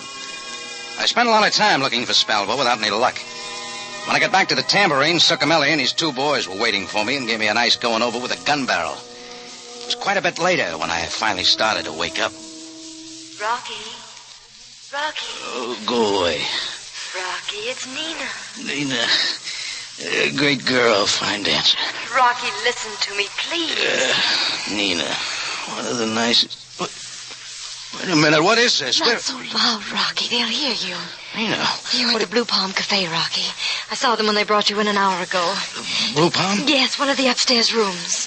Oh, yeah. Kind of comes back now. What happened to my playmates? Leo and Maxie are out and back. They're loading up the owner's car. Where's Succamelli? Succamelli? The boss. Oh, in his office. Rocky, I think the three of them are getting ready to leave. Not without me, they don't. Oh, no, Rocky, they'll kill you. You've got to get away. Not on your life. They have a score to settle with this crowd. Look, baby, it's a cinch they're not going to take off without making another try to find out where Nick is. I think I can stall them off long enough. But why, Rocky? Why don't you leave when you can? Can you get to a phone and fast? Yes. Then hop to it, Nina. Give Captain Sabaya a buzz at police headquarters and unload the glad tidings. And tell him to hurry up and get here. Nina eased out the door, and I heard her high heels clicking off down the hall. I made my way across the darkened room to the window and looked down into the parking lot below. A long, gleaming limousine was parked in the driveway. Walking away from it were Leo and Maxie. Maxie was wiping his hands. They passed under my window and went into the cafe. I waited a couple of minutes, then I heard footsteps in the hall. The key turned in the lock. Turn the light on, Maxie. Yeah, sure. Well, look at that, Maxie. Bright boy is up and around again. Yeah. How do you feel, Jordan? Just fine, boys. We go around again? You don't look so bad for a guy who's had a rough evening. I'm used to it. Well, the night isn't over yet. Come on, Succamelli wants to see you. And he doesn't like to be kept waiting. You two really jumped through the hoop for that punk, don't you? I wouldn't say that, Jordan. He orders you around like a couple of zombies. We're not worried. Not a bit. You do the dirty work and he rakes in the dough. What's the matter? You scared of the little bum? And like Leo said, Jordan, we ain't worried. Not a bit, huh, Leo? Now, come on, let's go. What's your hurry? Look, wise guy, do you want me to wrap this sap beside your head again? Well, if you... What's the matter? Ain't you ever seen a blackjack before? Yeah, sure. Okay, boys, let's not keep Mr. Succamelli waiting, huh? We walked down the hall to Succamelli's office. He was sitting there at his desk, smiling like a pitcher who had just struck out murderer's row. He had his hat and coat on, and in front of him, resting on the green blotter, was a briefcase. Ah, Jordan. I see you have recovered. It's a special favor to you, Succamelli. That's as far as I go. I've decided to forget about Nick. I'm afraid it's a little too late now to do anything about that. You're going to pull out, huh? Yeah. I've decided not to press my luck too far. We've made a neat little pile of dough anyway, haven't we, boys? Yeah, let's get out of here. We can dump Jordan on the road. Good idea, Leo. I'll take care of it. No, we can do it, Frank. Me and Leo take Jordan in our car and follow you. No, I'll take care of it, Maxie. After I've taken care of something else first. What do you mean? This, Maxie. Frank, no! Oh, you dirty devil. Cross. Max had started to get up out of the chair when the first slug hit him and he dropped back. Leo went down right at my feet. The Gabardine boys were through. Succamelli had just done a nice job of trimming the payroll. All right, Jordan, let's go. Oh, I don't get it here, huh? No, I have other plans for you. I think I'll take you along with me. Until I get out of Cairo, anyway. You won't, Succamelli. Shut up. Get moving. Okay. Succamelli prided me in the back with a snub-nosed revolver, and we walked down the back steps into the lot. We crossed the gravel driveway and headed for the long black limousine. Straight ahead, Jordan. Don't get any ideas. I've handled guys like you before. Yeah, I can believe that. Go on. Okay, you don't have to push that gun through my back. It's sore enough now. You'll never know it in the morning. All right, Jordan. Now open it. What's the matter, Succamelli? Open the door. Sure. Now back away. I'm getting in. I'm not invited, huh? Sorry. I'm taking off alone, Jordan. I changed my mind. You'd have to step on it. Sam Sabai will be here in a minute. I'm not worried, Jordan. I'll leave you here to meet him with a bullet in your head.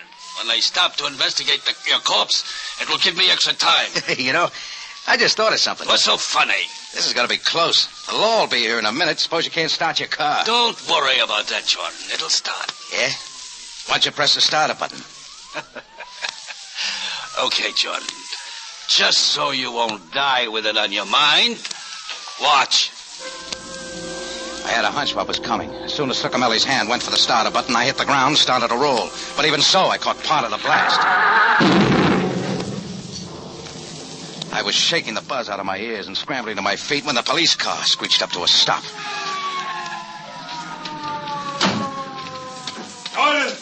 Jordan, are you all right? Yeah, you missed the big blow-up, Sam. Moran and Schultz, where are they? Oh, upstairs and out of this world. Succamelli had a surprise for him. He got in some target practice. And Succamelli, is he? Yeah, he's in there, in what's left of the car.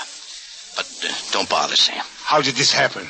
Moran and Schultz had a little surprise for Succamelli, too. Maxie's favorite trick, a bomb. You press the starter button and... well, that's all, brother. How did you miss this? I was scheduled to go along, but Succamelli changed his mind. I was hoping he would. You knew about the explosives? I had a hunch from the way Leo and Maxie were talking that they were up to something. And when I spotted grease on Maxie's hand, I figured he'd been messing around with his hobby. Too bad he didn't live to see this. He'd have been proud of the job. Rocky. Oh, hi, Anita. Oh, Rocky, are you all right? Yeah, sure, I'll make it. Although my face could stand a job of patching up. Well, I suggest you come with me to the emergency hospital and have... Oh, skip it, Sam. It's not that bad. Please, Rocky, you must have those bruises taken care of. Come on, I'll drive you home. Home? Who wants to go back to the tambourine? I didn't have that in mind, Rocky. Oh. Well, see you later, Sam.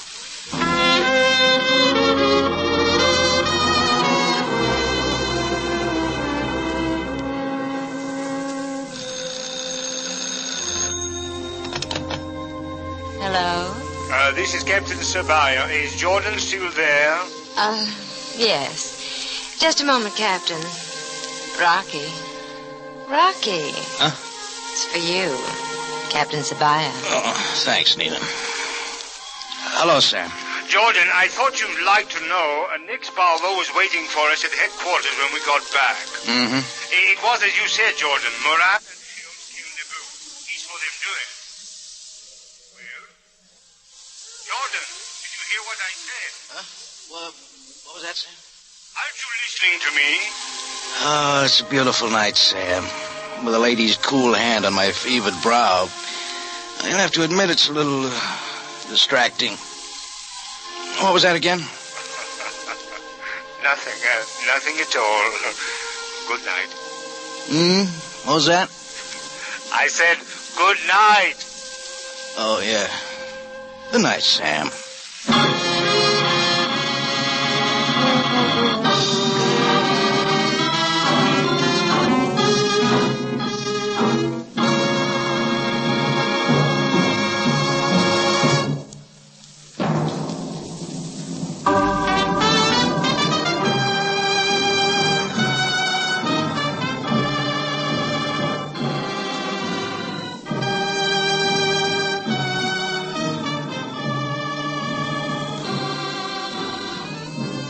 It's CBS, again at this same time next week for another story of adventure and intrigue. When we take you back to Cairo and the Cafe Tambourine, run by Rocky Jordan. Jack Moyles plays the title role, with tonight's story by John Moore. Rocky Jordan is produced and directed by Cliff Howell, with original music by Richard Arant. Larry Thor speaking. This is CBS, the Columbia Broadcasting System.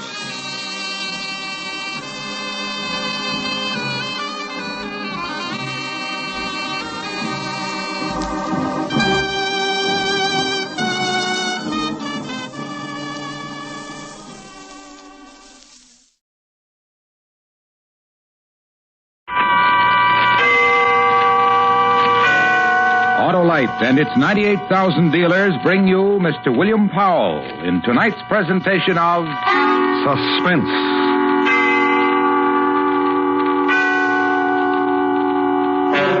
Tonight, a story based on fact.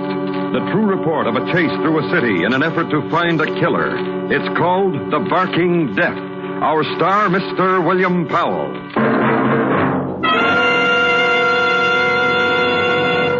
This is Harlow Wilcox. Say, could your church use as much as $50,000? Well, you can help your church, hospital, school, or any other recognized local or national charity share in a total of $100,000 by registering now in the Autolite Family Charity Drawing. A total of $100,000 in cash awards to the recognized charities selected by the 25 persons named in this drawing. Now, it is our privilege to have you hear what the head of one of America's finest organizations says about this great event. Here is Mr. William Ziegler, president of the American Foundation for the Blind. This unique and generous Autolite offer deserves your attention.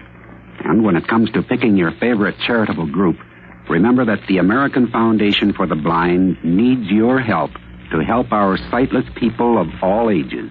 To enter the Autolite Family Charity Drawing, print your name and address on a registration form at any of these Autolite Family car showrooms: DeSoto, Hudson, Plymouth, Studebaker, Dodge, Willis, Nash, Packard, Kaiser, or Chrysler. There's no obligation. And now, Autolite presents The Barking Death, starring Mr. William Powell, hoping once again to keep you in suspense.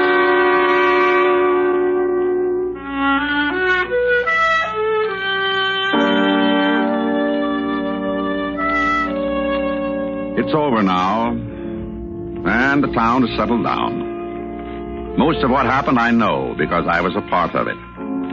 The rest I must imagine for you. Our town is not very large. 25,000 people last census.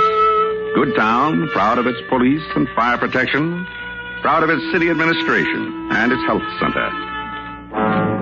Then a thing happened to it. Terrifying thing. And this is the way it began. Right in here, Doctor.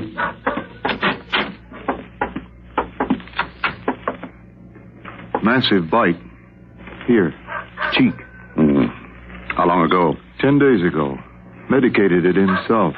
A few hours ago, his wife called me. She wouldn't speak to me when I came in, Doctor. Upset. Yeah. Well, Mr. Garrison here has been a patient of mine for a long time. Whole family. Well, she called me and said her husband was complaining of headaches. Then had a spasm when he tried to drink a glass of water. And a certain excitability. I didn't know about the dog bite until I came over. What do you think? Where's the dog? That one you hear out in the backyard. He's on a leash, attached to a clothesline. Yeah, I'll get him down to the lab and run a saliva test. Observe him. What about Garrison here? Fastia treatment? You need me to say it for you, Doctor? If this man's got rabies, it's too late for anything at all.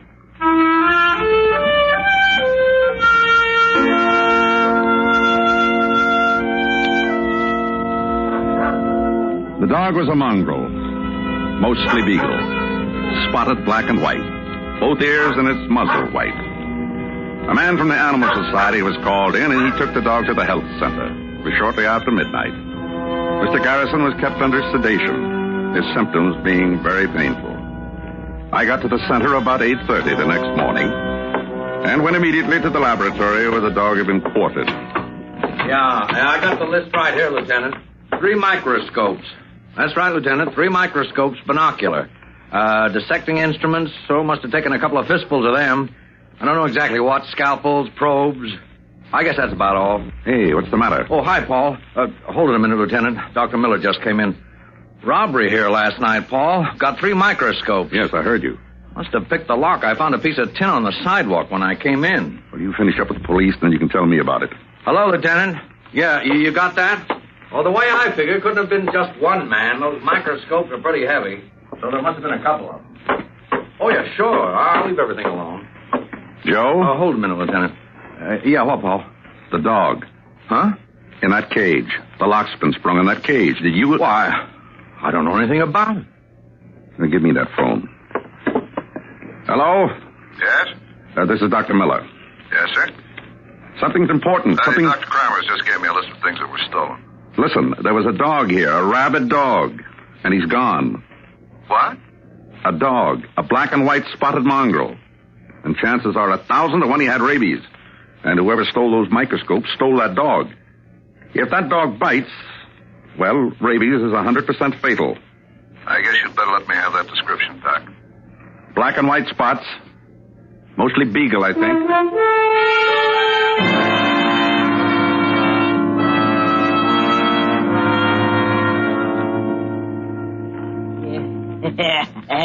Where'd you get them crazy black and white spots, doggy?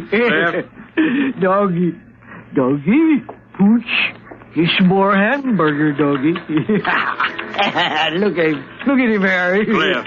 Nice doggy. What'd you take the dog for, Cliff? Free doggy. Merchandise ain't enough for you, Cliff? Microscopes, all that junk, you gotta take that to I like pooches, Harry. Now leave me alone. I like pooches. That dog's got to go. Oh. Got to go. Now listen. Out with that dog, Cliff. I ain't gonna live in the same room with no animal. Now wait a minute, Harry. So you like the dog. Well, both of you, good day. Cliff's You and the pooch. Doggy, you're not liked. Gotta lose you, doggy. Now. Poochie, little Poochie, we gotta go for a little walk, Poochie.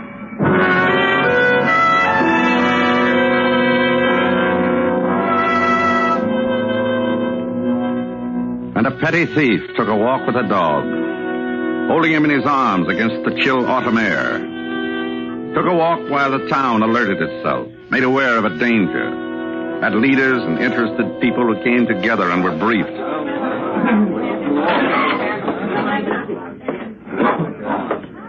Now, everyone, find a chair and sit down, please. Dr. Miller, Yes?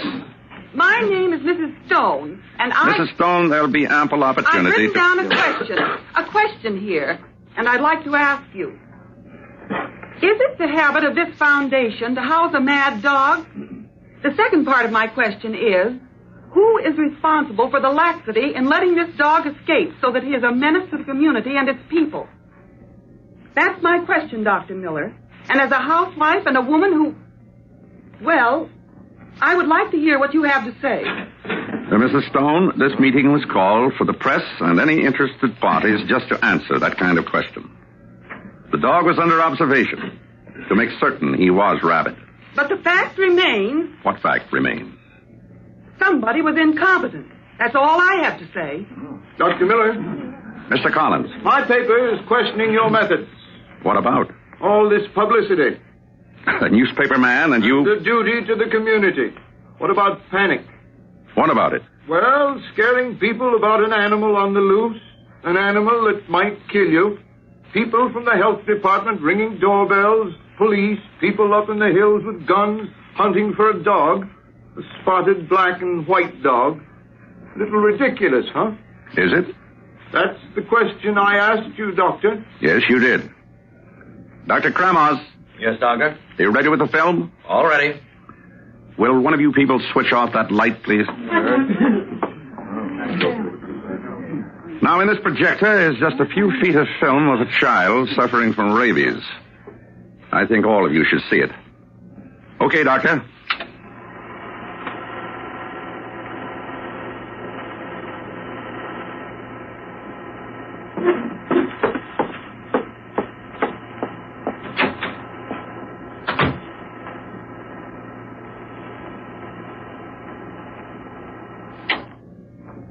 All right. Now, will someone turn on the lights again, please? And I see Mrs. Stone walked out. Well, I didn't show that film to scare anyone. Just so we can get into a frame of mind. Just so we can be deadly serious. Somewhere in our town is an animal which has a deadly disease. And whoever he bites, if that person does not receive immediate treatment, that person will surely die. You mean anybody who gets rabies? Will surely die. Without treatment, it's 100% fatal. Now, Dr. Kramos, can I have that chart? Of course, Doctor. Drawing a human nervous system. To make a simple point, the virus of rabies attacks the nerves, travels them till it reaches the brain.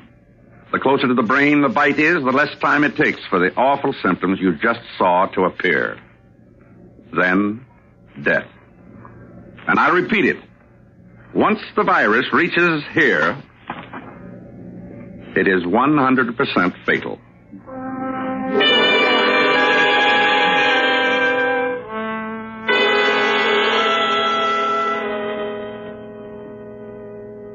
Want a doggy, Sonny? Huh? Pretty little doggy. You can have him. Honest? Just you be nice to him, that's all. My mother wouldn't let me have him. Oh, pretty little pooch. Feed him. Feed him right back here between his floppy little ears. Could keep him in the garage, though, and not tell Mom. Now, just so you be good to him. That's my house right over there, and right in back's a garage, and nobody hardly goes in there. We use it for storage mostly, and Mommy wouldn't know I had Now, he likes meat and bones. I know about doggies. He needs something warm. Put a cushion down. Yes, sir. Now, handle him nice. What's his name? Pooch. Aw, what kind of name? Look, you want him or don't you want him? Come here, doggy. Come here, pretty doggy.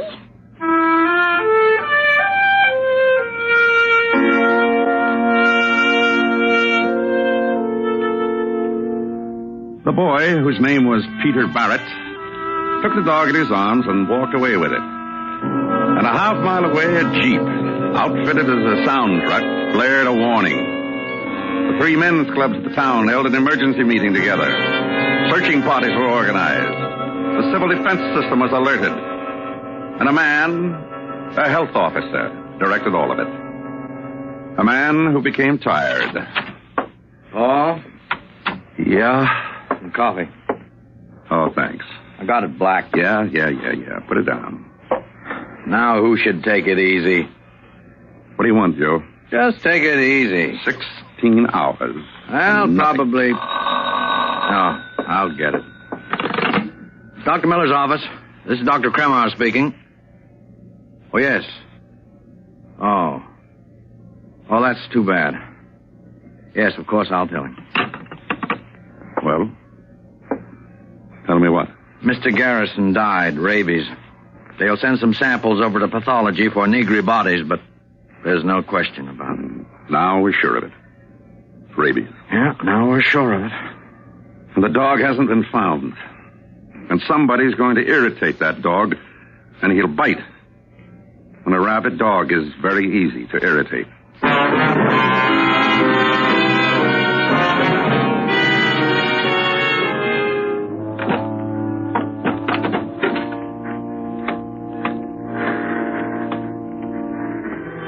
doggy. Hi, sweet doggy. Brought you a bone, doggy, and some milk. Gee, you look funny, Poochie. What's the matter? Oh, come here and snuggle up. Is that better?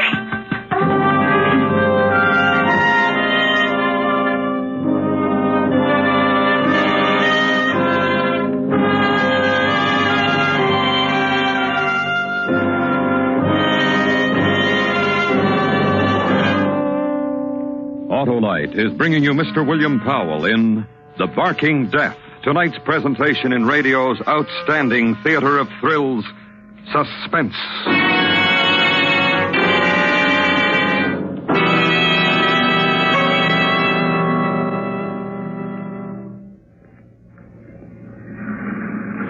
This is Harlow Wilcox. Tonight we are privileged to salute the Studebaker Corporation as a distinguished member of our Autolite family. So, I've got a date at my Studebaker dealers, and here I am. Hello, Mr. Wilcox. Hi. Say, what's this model? A car of the future? Well, it's a car of the future, all right, but you can buy one today. It's the new Studebaker for $54. You know, Mr. Wilcox, while other makers are talking about their dream cars, Studebaker is building and selling. But, of course, the pace-setting Studebaker styling means more than just beauty. It eliminates needless dead weight and excess bulk. Now, that means terrific gas mileage and superb handling ease. Well, can you get power steering on the new Studebaker? You sure can, and overdrive, too, if you wish. And, of course, our new Studebakers use many Autolite products, too. Well, thanks, Mr. Dealer. Autolite is proud of its long association with Studebaker and you Studebaker dealers everywhere. And now, Autolite brings back to our Hollywood soundstage Mr. William Powell in Elliot Lewis's production of The Barking Death, a story based on fact and well calculated to keep you in suspense.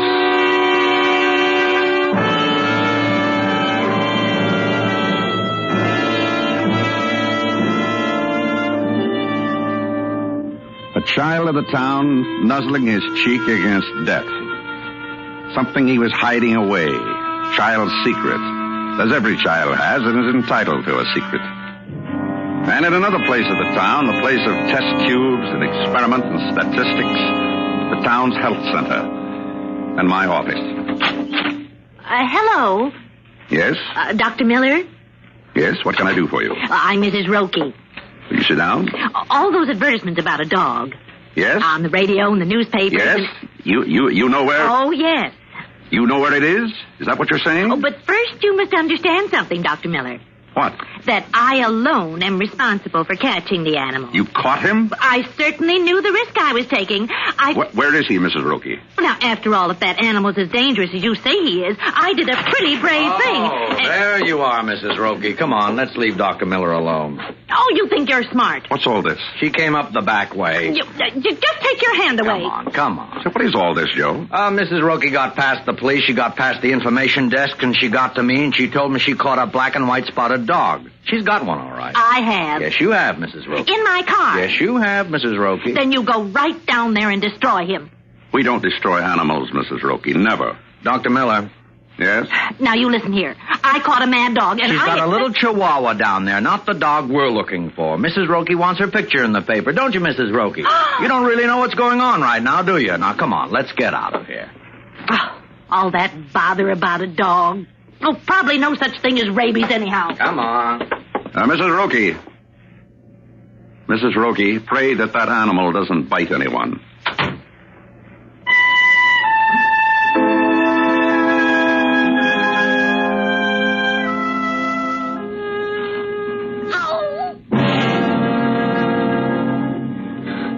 What did you do that for? Why did you fight me? Why did you bite my arm for, Poochie?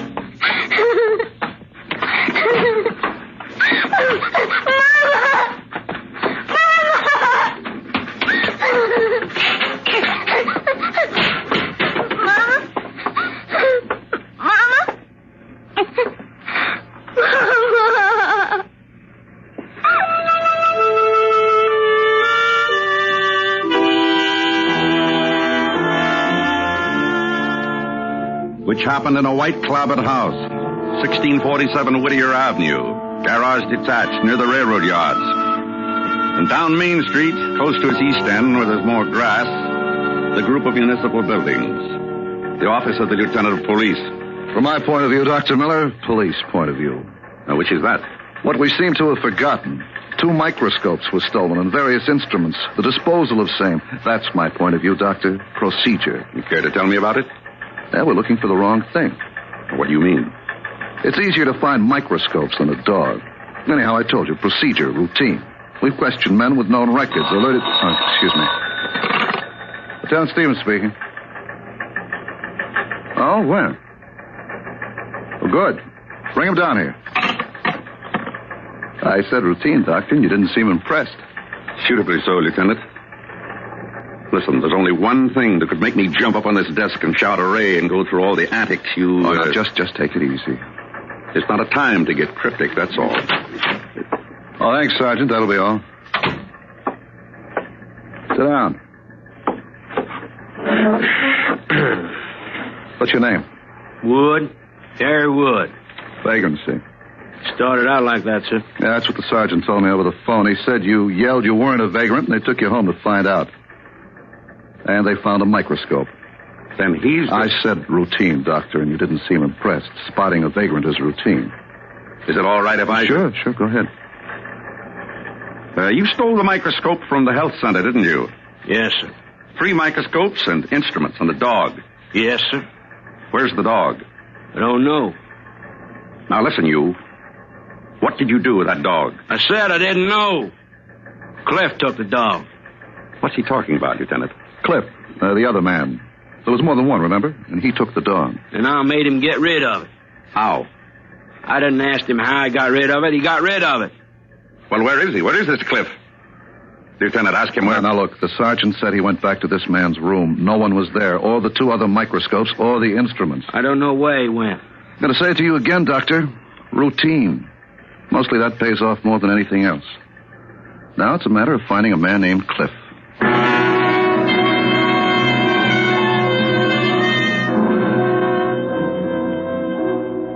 And 12 blocks away, across Main Street and down 2 blocks, there was a store. And there was a man in the store he had owned for the last 20 years. Smallish man, nothing extraordinary. Citizen of the town. About to become a hero. Yes, sir? Pawn it. Listen to microscopes. Yes, I see. How much?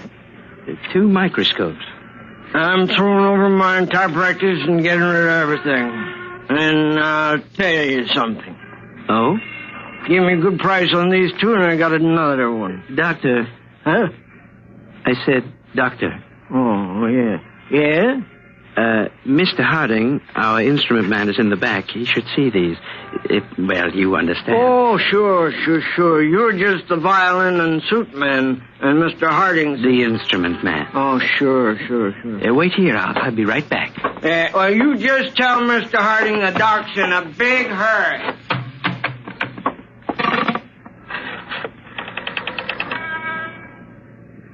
Quickly, the police.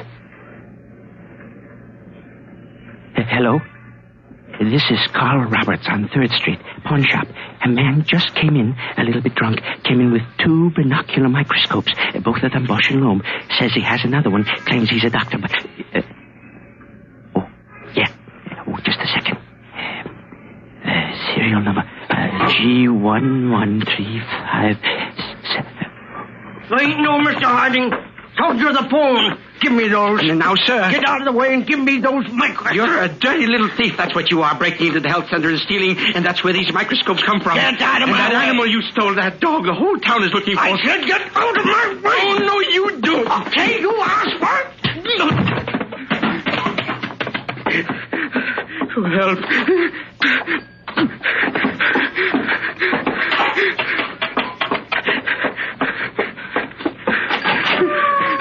Stop him! Stop that man! Stop him!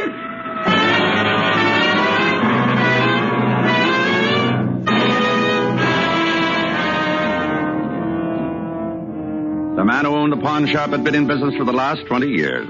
A smallish man, nothing extraordinary, citizen of the town, who became a hero, who caught a thief named Cliff Loomis. And Loomis confessed to his thefts, and a little later I had a chance to speak with Loomis. About a dog. Look, I've been on it too. A dog with black and white spots and white muzzle. What do you want from me? You got your junk back? What's so important about a lousy dog? Look, the police have been to your room, and he's not there. I asked you a question. What's so important about a Did he bite you? You crazy. Did he?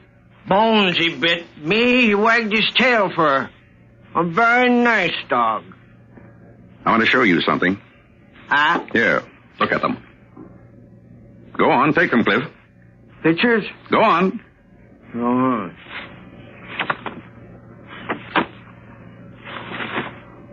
Doc.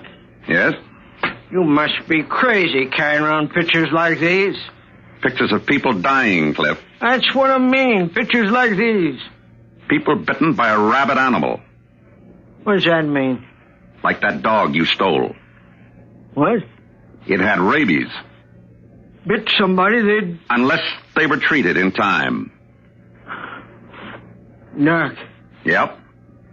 I gave the dog to a little boy. Where? Where, Cliff?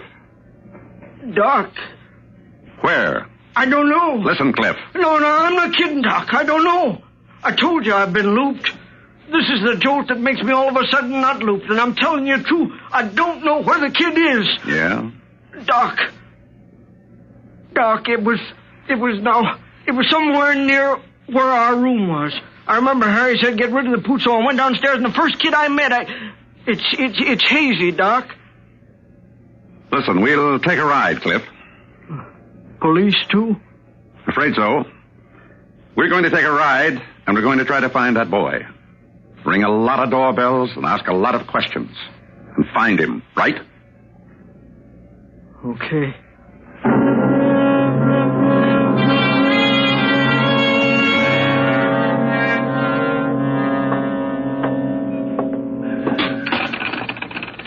I'm sorry, Tinker Doll. I didn't see you. I didn't mean to kick you. And now don't you cry. My mom isn't home, and I won't know what to do if you cry. I know. I'll play you a tune.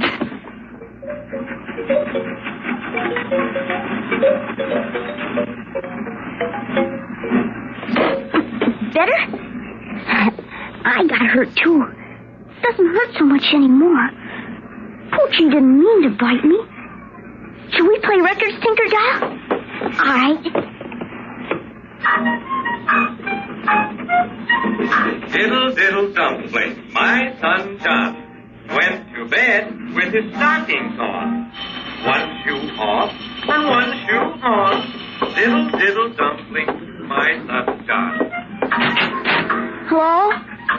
Hello. My mother isn't home, mister. Why are you holding your arm like that? It hurts a little. Why? Poochie bit me.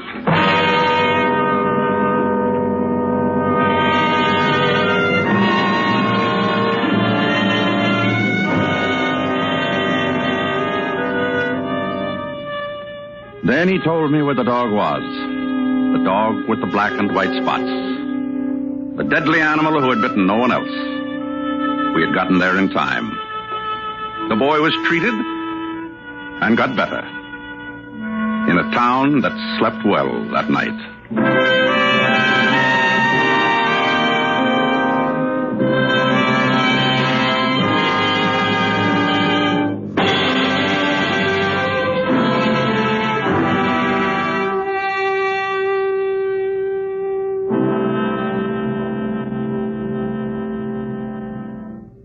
Suspense, presented by Autolite. Tonight's star, Mr. William Powell. This is Harlow Wilcox again. Have you signed up in the $100,000 Autolite family charity drawing? Well, if you're 18 or over, visit one of the following car dealers: DeSoto, Hudson, Plymouth, Studebaker, Dodge, Willis, Nash, Packard, Kaiser, or Chrysler. Just print your name and address on a registration form and have the dealer sign it. You don't have to own one of these cars. You don't have to solve or buy or write anything. So help your local church, hospital, the American Foundation for the Blind, or any other local or national recognized charity share in this huge sum. Remember, if you are one of the top 25 names in this drawing, the recognized charity of your choice can receive a big part of $100,000. So visit any of these Autolite family car showrooms. DeSoto, Hudson, Plymouth, Studebaker, Dodge, Willis, Nash, Packard, Kaiser, or Chrysler. Make sure to sign up tomorrow.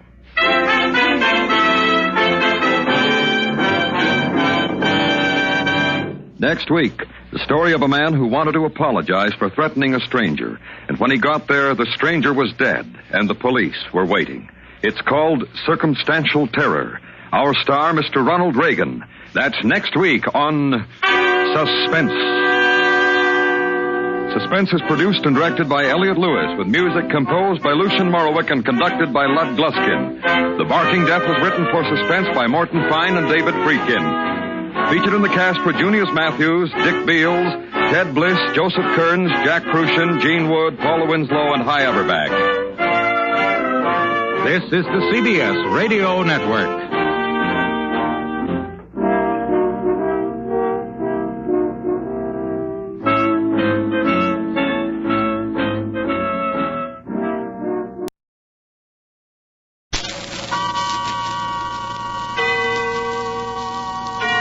Autolite and its 98,000 dealers bring you Mr. Victor Mature in tonight's presentation of Suspense.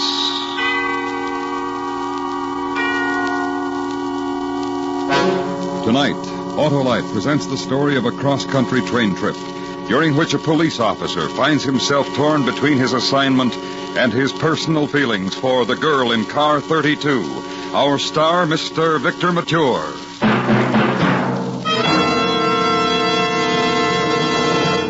This is Harlow Wilcox. Would you like to be responsible for your local church or hospital getting a big share of $100,000 in cash? Well, that's the total which will go to the recognized charities chosen by the 25 persons selected in the Autolite family charity drawing. The top award is $50,000, with 24 others from $1,000 to $20,000 each. To enter is as simple as signing your name and address, and that's all you do. Now, it's our privilege to have you hear what the head of one of America's finest organizations says about this great event. Here is Mr. E. Roland Harriman, chairman of the American Red Cross. Thank you. The spirit of the Autolite Family Charity Plan is a fine example of the slogan of the Red Cross, people helping people. Just a slight effort to register may qualify you to be the benefactor of thousands who look to you for assistance through your Red Cross. Fill out a registration form at any of the following Autolite family car dealers: DeSoto, Hudson, Plymouth, Studebaker, Dodge, Willis, Nash, Packard, Kaiser, or Chrysler. Remember, there's no obligation, but your favorite recognized charity may thank you for a large part of $100,000. Sign up tomorrow.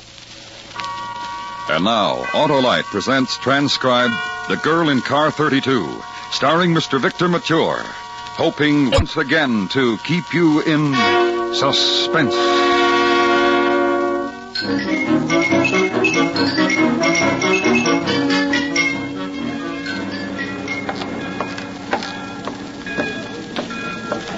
Hey, Mahoney.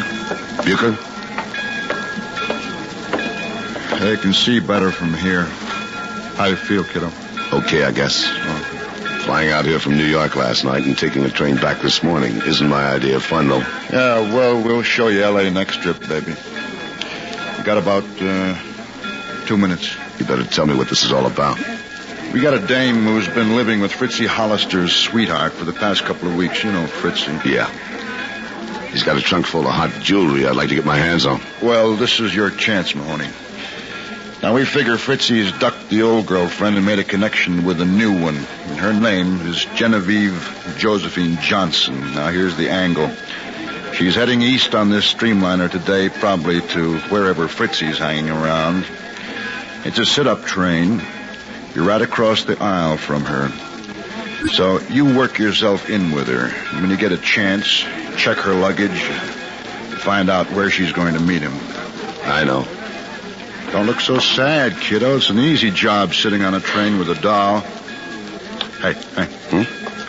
Oh, that one? Yeah. Genevieve Josephine Johnson. Uh-huh. In the flesh. I don't know. And I don't mean to argue with you. But to me, she just isn't the type for Fritzie Hollister. Oh, stop your kidding. No job, for one thing. No family or background we can check. An apartment in Hollywood that rented for $450 a month. Part of the act, huh? Everything else set? All set. All good? Well, so long, kid. So long. All good? Good. Have a nice trip. Bye, Charlie. Bye. Porter. Yes, sir. Carry your bag, sir? The bag's okay. My ticket says 32. Car 32. Yes, sir. That'd be the next car down, sir. You can board right here. All reserved seats. Yes, sir. Thanks. Pardon me. Pardon me, please. Oh, excuse me. Yeah, sure.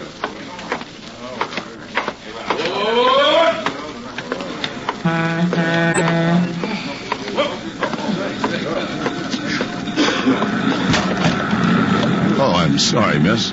It's all right.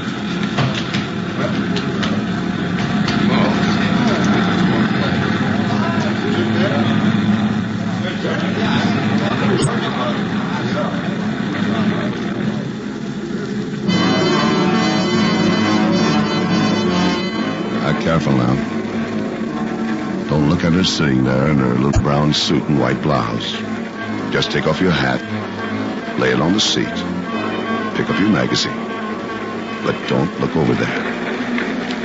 No. Don't reach over and offer to light a cigarette. She can do it. She's okay. Don't lean across the aisle. Got plenty of time. It'll happen soon enough. So just relax and just let it happen. You know what you're doing, boy. That old Mahoney technique.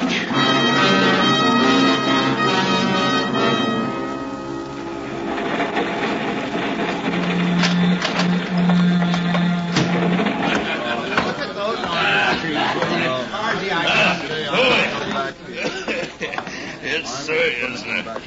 Yes, sir. Hi, Bud. Hi. Yes, sir. Well, Walter. Hello there, little lady. How are you, huh?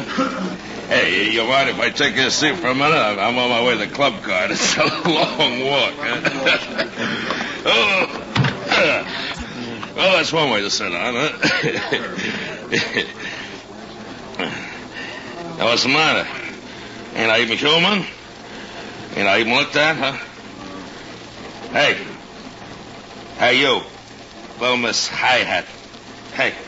Please go wherever you were going and leave me alone. Ah, come on, little lady. Have a nice friendly drink with old Frank Towers. How about it, huh? Pardon me, miss. Hey, you. Hey, wait. Now, just what's the idea, Buster? What are you doing in this car anyway? And what are you looking for?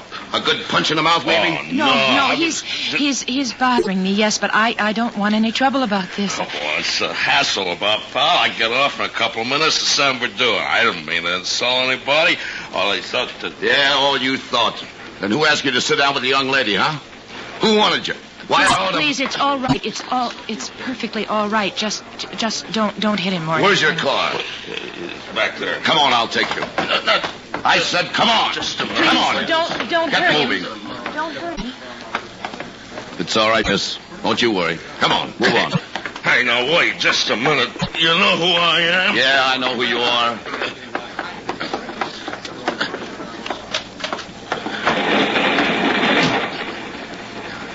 Okay. You can let go now.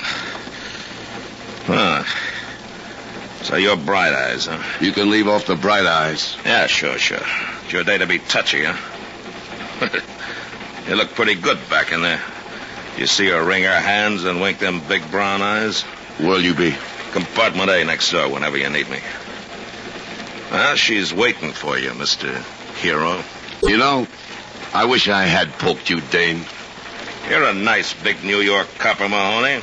You got the jaw and you got the shoulders. I heard all about you. You look like you could do it. Well, I'm just a beefy blot working out of L.A.'s Central Division, but I could whip you, boy. So easy. I'd better get back. Yeah, sure. I envy you, Bright Eyes. You two will make a nice couple.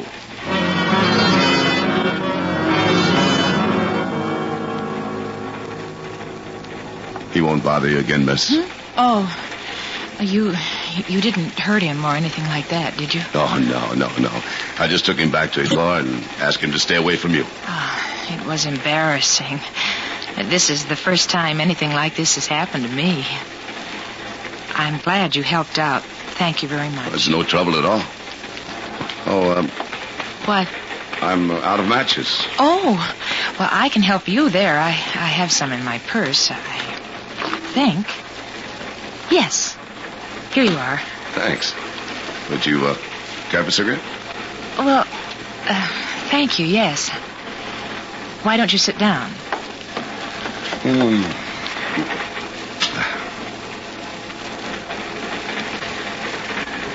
Thank you. Thank you very much. Sure. What? My goodness, it was kind of funny, wasn't it? He was so tight. Yes. Yes, it was funny.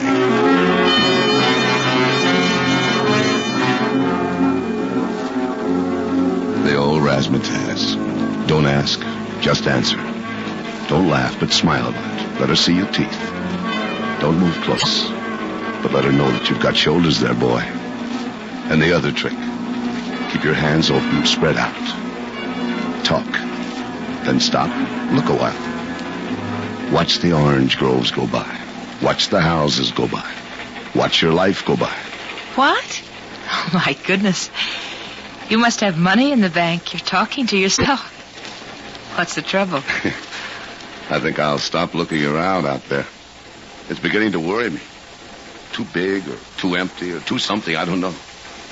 You, like it, do you? Oh, it's lovely. The most beautiful country I've ever seen in my life. Oh, it's breathtaking. Oh, and people call me Jenny. Jenny for Genevieve, huh? Yep, Jenny Johnson. Well, they call me Mahoney. And, some other things sometimes. My name's Harry. Oh, where are you heading anyway? All the way east? All the way and more. Bayside Hills, Pennsylvania. I work in a dentist's office there. Now that's funny. Maybe the suntan threw me. You know, I kind of thought you lived in L.A. And mostly that you didn't work. Oh, dear. Well, I did live there for 3 weeks in a simply marvelous garden apartment in Hollywood. Right off Sunset Boulevard. They had a heated pool. Oh, it was wonderful. It sounds expensive. Oh, it was. Terribly. But I shared it with a couple of other girls off and on. Advertised in the papers, you know. Only... Only? Well, go on. Something happened? Only... Maybe I'm funny in some ways. Maybe I'm old-fashioned, but some things I just... Well, there's not much point of going into that part. I get it. You got stuck with a cute little blonde who always wore your clothes or something. Cute? Oh, not for my money, thank you. What happened, anyway, was that she got out last week after one of her parties. When I said what I had to say, she got out pretty darn fast, believe you me. My goodness, did I say something? Why are you staring at me? Who? What? Oh, staring at you. Well, I'm sorry. I didn't mean to. Oh, no, that's all right. My goodness. For some reason, it seemed like you were looking at me for the first time.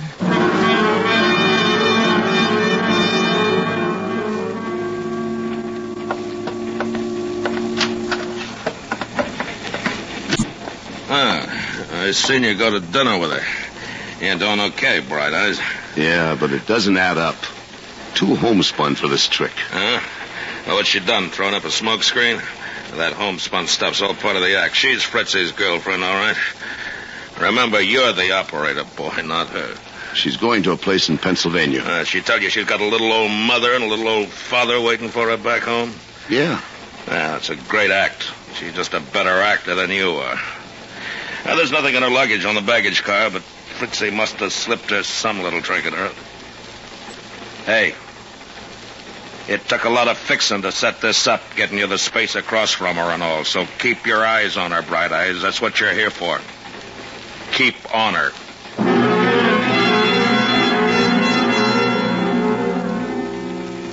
Hi. Did you get your glass of water? Yeah. Well, it seems to be getting pretty late, doesn't it? Hadn't we better call it a night? Oh, What? Why... Well, couldn't we sit here another half hour and just talk about things? Why couldn't we?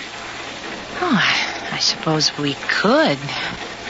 That is, if you don't expect... Oh, I don't expect anything. Well, we'll talk about what? We'll talk about you. Oh, no, we won't. There's nothing to talk about. That isn't the way I heard it. Oh, you didn't hear anything about me. You'd be surprised, sister. What? Nothing. I don't think you want to talk very much, do you? No, I want to find out something. Harry, no. Well, anything the matter? No, please. I don't care for that sort of thing. You promised. You said... Oh. Please? Well, I'm sorry. That's quite all right. The first minute it got dark, though, you had to try it. I told you I'm sorry. Forget it. You know, I'd like to tell you something. I'm not that kind of a guy. I never was. I've had so much of that stupid messing around. Oh, so much of it? I see. Well, I haven't. And I don't think I'm sorry, either. I want it to mean something with me, and it won't be stupid. That's silly, isn't it? No, it isn't. It's awfully late, really it is. I'll see you tomorrow.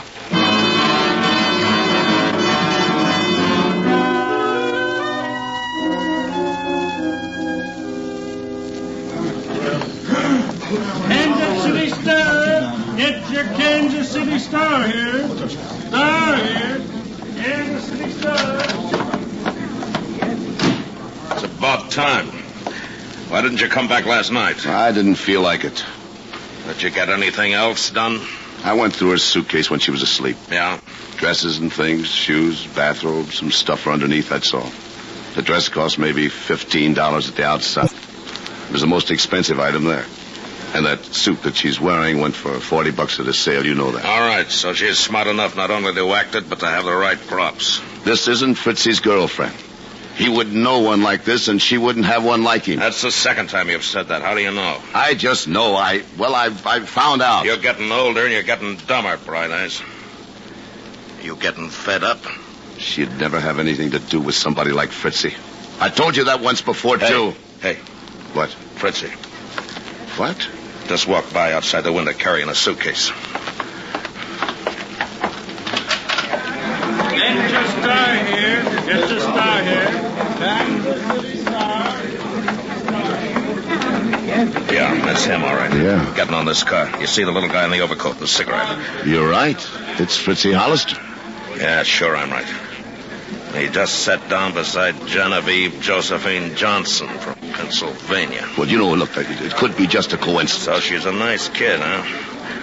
Couldn't have anything to do with a bum like Fritzy, huh? Come on, now stay where you are. We'll make our play when the time comes.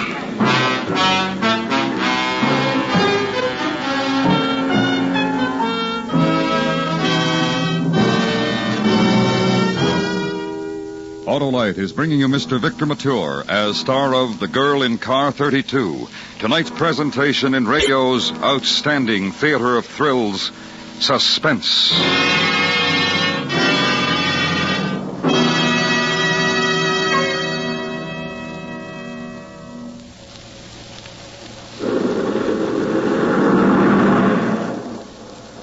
Boy, that That's the car for me, Harlow. You mean that new Packard that just passed, Jim? Yes, sir. That's the popular price Packard Clipper with the power and luxury that only Packard can put into a car. And have you seen the Packard Patrician? That's the finest car ever to bear that famous Packard name. A name we're privileged to salute tonight on Suspense. Packard, an outstanding member of our worldwide Autolite family. Well, Packard is outstanding in every way. Its ruggedness and dependability have withstood the most tortuous tests that Packard engineers can devise.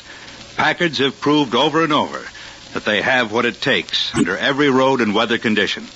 Yes, sir, Harlow, when you get an Autolite-equipped Packard, you get real value.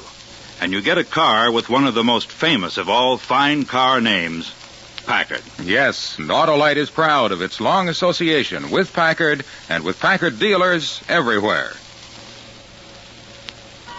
And now, Autolite brings back to our Hollywood soundstage Mr. Victor Mature in Elliot Lewis's production of The Girl in Car 32, a tale well calculated to keep you in suspense.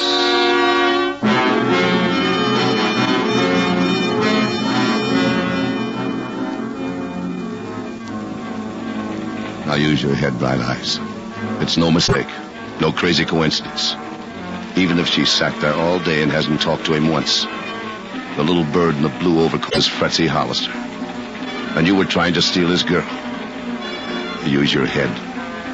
She was fast enough and smart enough to spot you right off for what you were. And she handled you last night like a schoolboy. She couldn't warn him from the train. But she's given him a poke in the ribs or an elbow or something so he'll play it straight here. Sure. She's Fritzy's one chance. She'll work on you again, Bright Eyes. And watch that. Because you don't want to let either one of them slip off the hook. Asleep? No. Cup of water? No. I'll drink it myself. I can't sleep. Not with that strange man over there. What's so strange about him? What? Skip it. Do you feel like talking? Sure, let's talk. Why not? Sit down. Thank you. Well, I wonder what this stop is going to be. I'm glad you wanted to talk. But suppose you drop the rude girl routine. My goodness.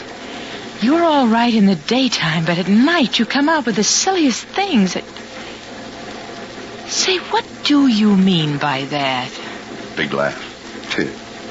Big laugh for you. What? For a couple of minutes last night, I was stupid enough to believe you, sister. What? Not now, though, and don't you forget it. What on earth are you talking about? I said cut the act. Well, I don't have to have anyone to talk to me like that. I think you're crazy. You must be. You must have something all twisted up in your head, or you wouldn't say things like this. Oh, darn.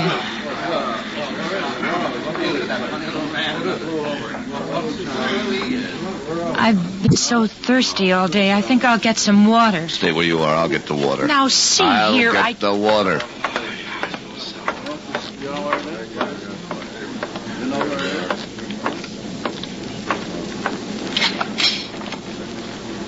Hi. What's the idea of leaving them together when we come in a station? I'm sick of it. It happens here or else. Now, look. Shut up. Hey, Fritzy, jump over in your seat. Yeah. And he's talking to her. Yeah, he had to sooner or later. Right now, she's telling him I'm a cop, and they'd better scram out while the scramming's good. You hit it on the head, boy. There he goes, heading for the door. He won't make it. Hey. Come on. Hey, Fritzy. What? I've been waiting for you to try something like this. Your girlfriend's pretty smart. Look out, Bright Eyes. He's got a gun. No, you don't. Stay away from me. Stay away from me. No good, Fritzy. No good. Are you okay? Yeah, here. Hold on to it. All right. Hey, where you going? To get his girlfriend. I want to attend to her personally. All right, stand back. Stand back. Get out of the way. Say, what's all this? What's... Police officers. Keep these people back. Oh, yes, sir. Yes, sir. I'll do that, sir. What on earth is it? Stow that, baby. This is a pinch. What? Come on. Up on your feet. We've got Fritzy in a huddle. Oh, you're hurting me. And you're killing me with those big brown eyes. Why, you just... Pretty smart you were, only you forgot one little thing. You forgot the first rule of Broadway. Never hustle a hustler. Just who do you think you had anyway? Some clown on a train or Bright Eyes Mahoney? Cut up the tears. Come on.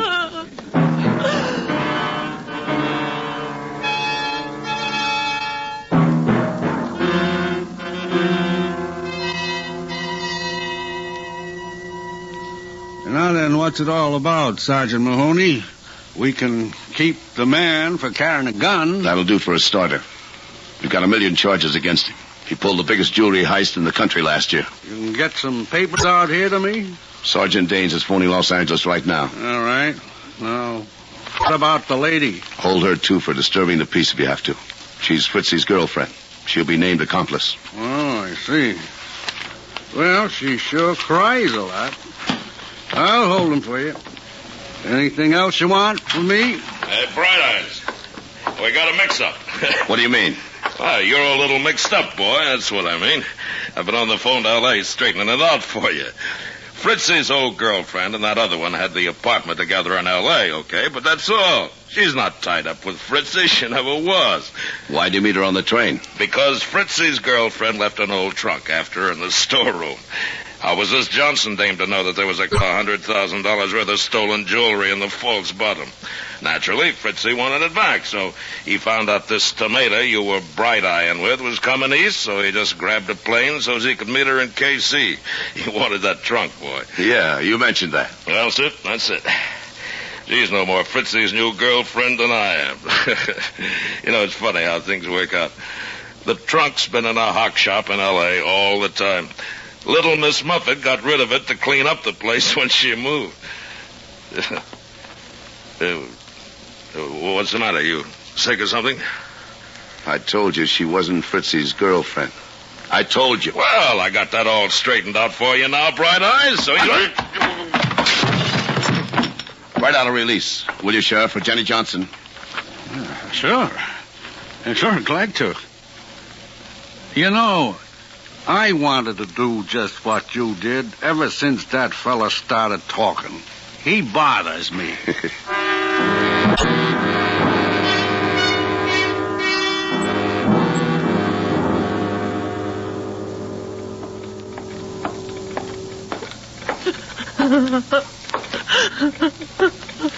The next one will be through tomorrow morning, Jenny. Thank you.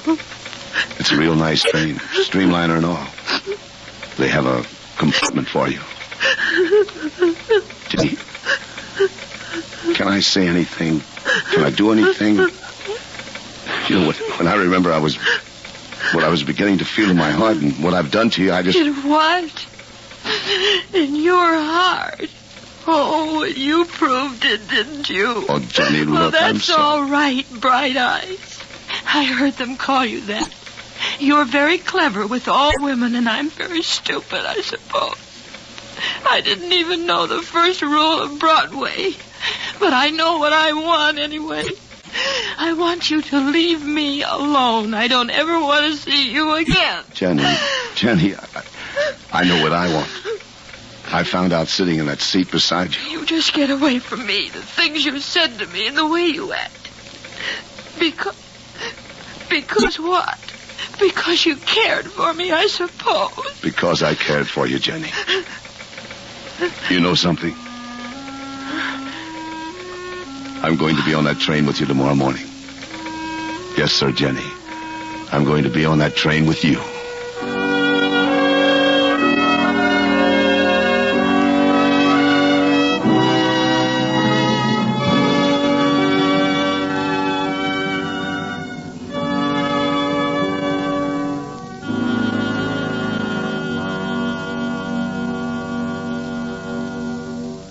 Suspense. Presented by Autolite. Tonight's star, Mr. Victor Mature. This is Harlow Wilcox again. Remember, you now have a good chance to do your favorite local or national recognized charity the favor of a lifetime. If you're one of the 25 persons selected in the huge Autolite family charity drawing, you can name any recognized charity you wish to receive a big share of $100,000 in cash. Those charities can be schools, hospitals, churches, the American Red Cross, or any other recognized charity. So if you're 18 years or over, visit any of the following Autolite family car showrooms: DeSoto, Hudson, Plymouth, Studebaker, Dodge, Willis, Nash, Packard, Kaiser, or Chrysler. Print your name and address on the drawing registration form and have the car dealer sign it. That's all. Nothing to buy, try, or solve. So give your favorite recognized charity a chance to share in this huge $100,000 Autolite family opportunity. Visit any Autolite family car showroom and sign up tomorrow.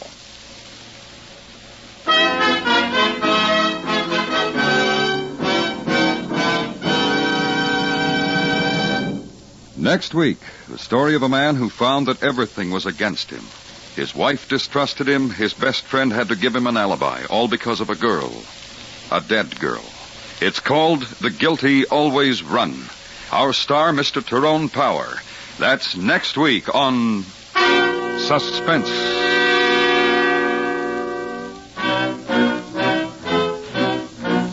Suspense is transcribed and directed by Elliott Lewis, with music composed by Lucian Morwick and conducted by Lud Gluskin. The Girl in Car 32 was written for Suspense by E. Jack Newman from the story by Thomas Walsh. In tonight's story, Kathy Lewis was heard as Jenny and William Conrad as Dane. Featured in the cast were Herb Butterfield, Joseph Kearns, Roy Glenn, and John Daner. Victor Mature appeared by arrangement with 20th Century Fox, producers of Prince Valiant in Technicolor and Cinescope, starring James Mason, Janet Leigh, and Robert Wagner. And remember next week, Mr. Tyrone Power in The Guilty Always Run. This is the CBS Radio Network.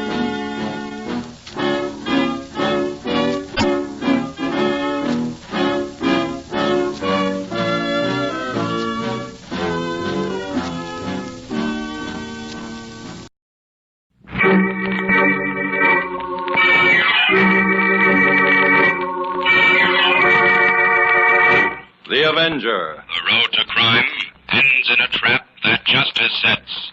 Crime does not pay.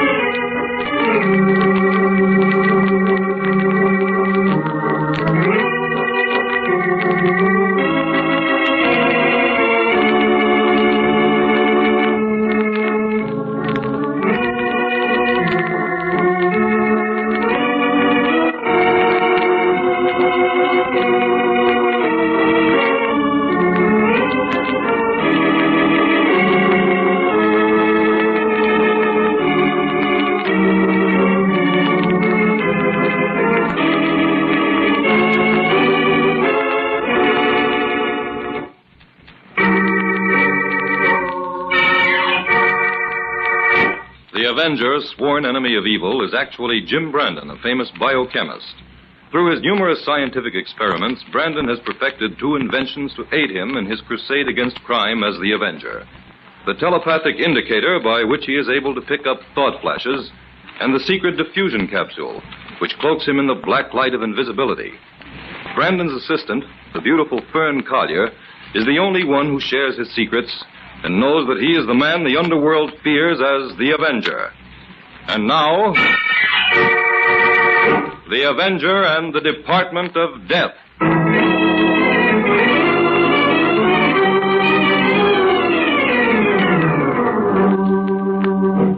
The employees of Kahn's department store are beginning to punch in for the day. Among the early arrivals is Mabel Darnay, who hurries toward the employee's elevator. Oh, good morning, Mr. Kilgore. Morning, Mabel. You're in early this morning. My clock must have been fast. My, Mr. Kilgore, your windows certainly look pretty this week. Oh, thank you, Mabel. I've had quite a few compliments on them. Too bad I can't hold them over for another week. Saved me a lot of work. I'll say. I wonder what's holding up this elevator. I don't think Joe's come in yet. Now, where's the elevator? It's always parked here on the main floor overnight. Call up through the grating. Someone else may have taken it up. It's not in the basement. I could see down there. Mabel, Oh, Mabel, Mr. what's the matter? Kilgore, come over here quick. Oh, what is it? Look, down there at the bottom of the shaft. It's Grady, the watchman. He looks like he's dead.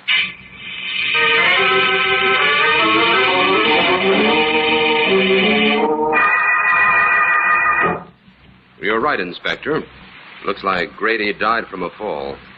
What floor did you say he fell from? Well, it must have been the 5th, Jim. I checked the automatic meter on the main floor when I came in. It shows that Grady made his last time check on the 5th floor at midnight. Well, let's go upstairs and have a look. Okay, all right, O'Brien. You take over here until my men arrive. Whatever you say, Inspector White. Come on, Jim. Let's get out of this shaft and take the elevator to the 5th. To the 6th, you mean, Inspector? 6th? I said he fell from the 5th, Jim. Yes, but the elevator in that shaft would have to be parked above the floor from which he fell. We'd better check that first. Now, get in the elevator, Jim. 6th it is. You didn't permit any of the elevators to be moved, did you, Inspector? Only this one. I took it down to the basement myself. I ordered all the employees held on the main floor. Good. Now, what have you found out about Grady so far? Well, he's been a watchman here at Con's store for 15 years. Steady fellow, completely trustworthy. Who's this fellow, O'Brien, you left on guard in the basement? He's a store detective. Here we are. There's the elevator, just as you said, Jim. Uh-huh. Very strange. Oh, what's strange about it? You expected to find it here, didn't you? Yes, but would you mind explaining why Grady rode this elevator up to the 6th and then left it parked here and used the stairway to the 5th floor? Oh, Jim, don't start that. The first thing Come I on, know Inspector. Let's take a look at the 5th floor. We'll take this elevator Grady used. All right. Now, there's no doubt in my mind this was an accident, Jim. Nothing valuable was stolen or the alarm would have sounded, so don't try to stir up anything. Oh, a perfect landing, Inspector. Oh, say, who's that coming in from the stairway? That's Mr. Con, the owner of the store. Must have something important on his mind to climb all those stairs. Inspector White, I want a few words. Yeah? With you. What is it, Miss Con? Well, how much longer must I keep the store closed? I had a sale advertised for today. Several hundred people waiting outside. Give Brandon and me 10 minutes more, then you can open the door. Mr. Con, we would also like to have your permission to question some of your employees. Question my employees? What for? If Grady's death was accidental, it must be proved so to the satisfaction of the police department. Oh. Well, naturally, I want everything to be cleared up properly, but... Well, look here, Inspector, there's no need to make a scandal out of a perfectly natural accident. I have some influence in the city. You better take care of your own business, Mr. Con, and I'll take care of mine. Now, give us 10 minutes more here. All right. It's not that I don't want to cooperate in every way possible, but as far as I can see, there's no need for a prolonged investigation. In other words, Inspector, we mustn't let a little thing like murder interfere with Mr. Con's business. Now, wait a minute, Jim. Don't jump to any conclusions. Now, why couldn't Grady have fallen down the shaft here? Oh, really, Inspector? That question isn't worthy of you. Why not? Well, first of all, these grating gates may look old-fashioned, but they lock and unlock automatically from the inside. Grady would hardly have pried this door open in order to fall down the shaft accidentally. Uh-huh. No, I admit you've got something there, Jim. But what do you suppose did happen? Grady was killed or stunned by a blow on some other floor. Brought here to the 5th floor in this elevator. Parked right here on the floor where we're standing while his murderer took the elevator to the 6th floor. Left it there, punched the time clock on that floor, walked down the stairs, punched the clock here, and then pried open this gate and threw Grady down this shaft. Ah, that's all guesswork, Jim. You have no way of proving any of that. I can prove all of it, Inspector. I'm listening. Well, Grady had a bad gash on his head, didn't he? Yeah? Look. There on the wall of the elevator. About 30 inches from the floor. Looks like a small blood stain. Now, look at the floor. Right here where we're standing. There's a larger and more distinct stain. Yeah, but why should the murderer overlook evidence like that? Only a few dim lights are left burning on these top floors at night. The murderer didn't see it. Now, last but not least, look at the marks on this outside elevator door, made by a sharp instrument, recently. Bits of metal are still clinging to the marks. All right, Jim, where do we go from here? We start looking for the answer to 3 very simple questions, Inspector. Where was Grady murdered? Why? And by whom? Oh, very simple. Going down, Inspector. Please face the front of the car.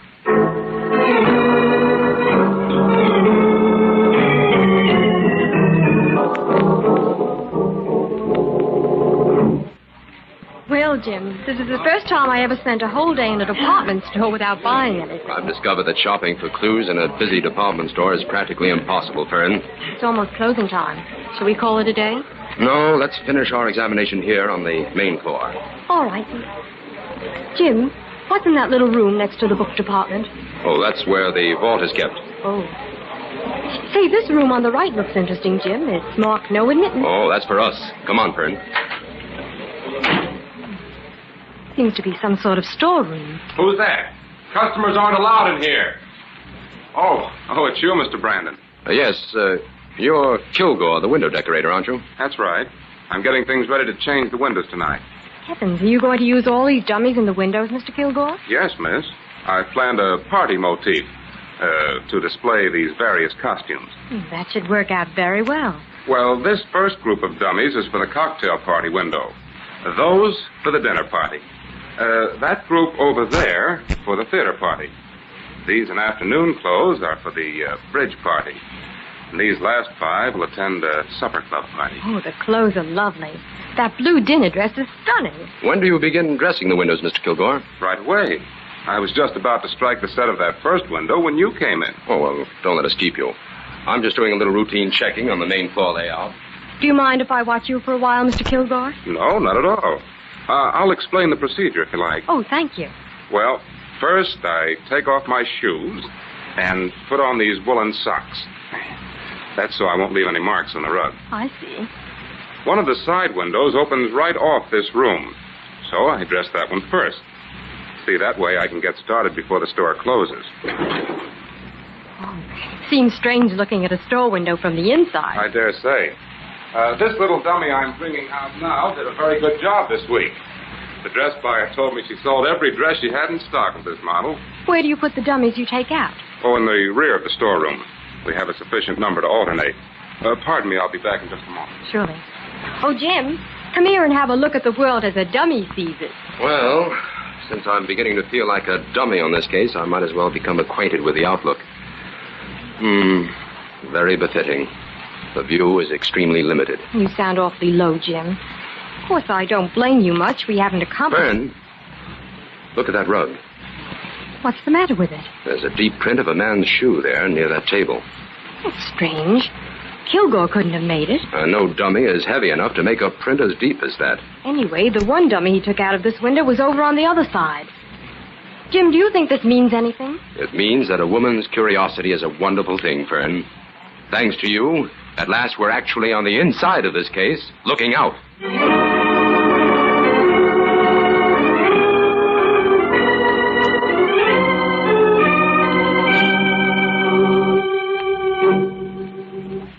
Mr. Shelvin, you're in charge of the jewelry department, aren't you? That's right, Mr. Brandon. Until just a few weeks ago, their jewelry was on the mezzanine. Why was it changed? Mr. Kahn decided to enlarge the department. There's more room for display here on the main floor. I see. You're planning a big diamond sale as soon as the new shipment arrives, aren't you? Why, yes. How did you know about that? Mr. Kahn told me I wasn't to mention that shipment to anyone. Well, it seems to be a fairly well-known secret, Sheldon. Mr. Kahn won't like that at all. The new vault for the diamonds is over there in the room next to the book department, isn't it? I'm sorry, but I'm not at liberty. Oh, well, I know it is. And also that you and Mr. Kahn are the only ones who have the combination to that vault. Mr. Brandon, I hold a very responsible position here. I don't want to jeopardize it in any way. If you have any further questions, I prefer that you direct them to Mr. Kahn. There goes the closing signal. You'll have to excuse me.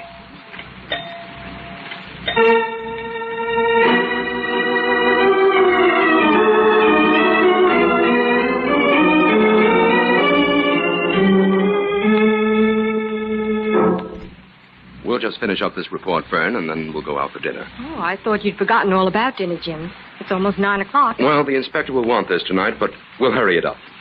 Where was I? You just finished stating that you were convinced it was an inside job. Oh, yes. Take this down, Fern. Ready? I intend to check thoroughly on all the store employees who didn't check out at the regular closing time the night Grady was killed.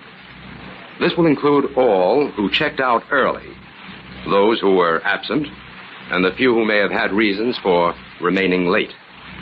I'm also working on the angle that there may be a direct connection between the murder of Grady and a plan to steal the diamonds when they arrived. But so far, I've found nothing to substantiate this theory. That's all, Fern. Oh, good. I'm starved. Add this P.S. to the inspector. Go ahead, Jim. Meet me in front of the department store tomorrow afternoon at 4:30 to conduct a very important experiment.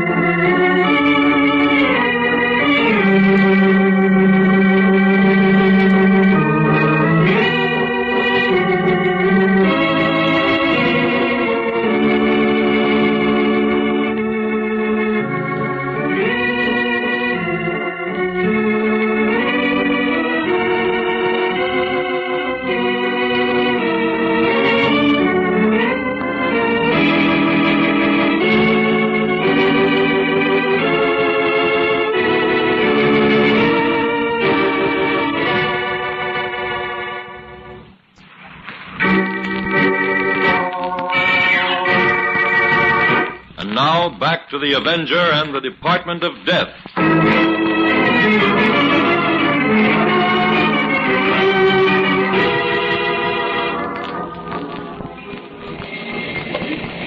Here I am, Inspector. Jim, what are you up to? Why did you want me to meet you in front of the store? Inspector, we're going to pretend that we're two employees of Con's department store. We either checked out early or we didn't show up for work today. Anyway, we're outside the store according to our time cards. Now, if we're outside and can prove it, according to our cards, we can't be suspected of any crime that might be committed inside, can we? I suppose not. That's the kind of evidence that holds up in court. But what are you trying to prove, Jim? The purpose of this demonstration is to show that we can go into the store and remain inside after the store closes. All night if we want to. Now, here's a complete list of the employees who were absent or who checked out early the night Grady was killed. We can discount the few who left late because they couldn't get back in past the watchman at the employee's entrance. You'll notice that this list includes a number of employees you've already met and whom we now have reason to suspect. Well, now we're getting someplace, Jim. Who were they? There were 15 all told, but the ones you know were O'Brien, the store detective, Mabel Darney, who discovered the body, Kilgore, the window decorator, and Shelvin in the jewelry department. And don't forget Mr. Con himself. He doesn't have to check in and out of the store. I'm not forgetting him, Inspector. He's on my list. Well, what do we do now? First, we walk inside the store, just like two ordinary customers. Then we make a very unusual experiment.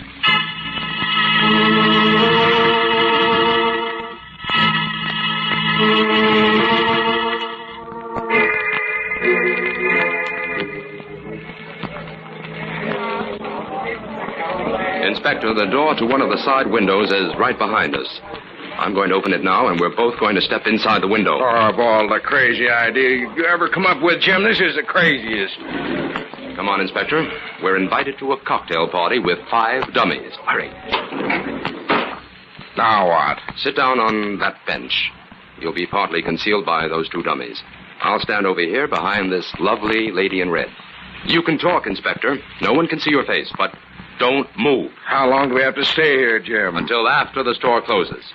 Maybe this experience will teach you not to make me prove everything to you the hard way. Well, where's Fern? Why couldn't she have done this instead of me? You're the one I have to convince. And besides, Fern is up in the toy department questioning Mabel Darnay. Oh, there goes the gong. It's closing time. Oh, how much longer? We're going to stay here like this until everyone is left. Oh, this is carrying things too far. Be careful, Inspector. Don't move. One of those window shoppers is giving your suit the once-over.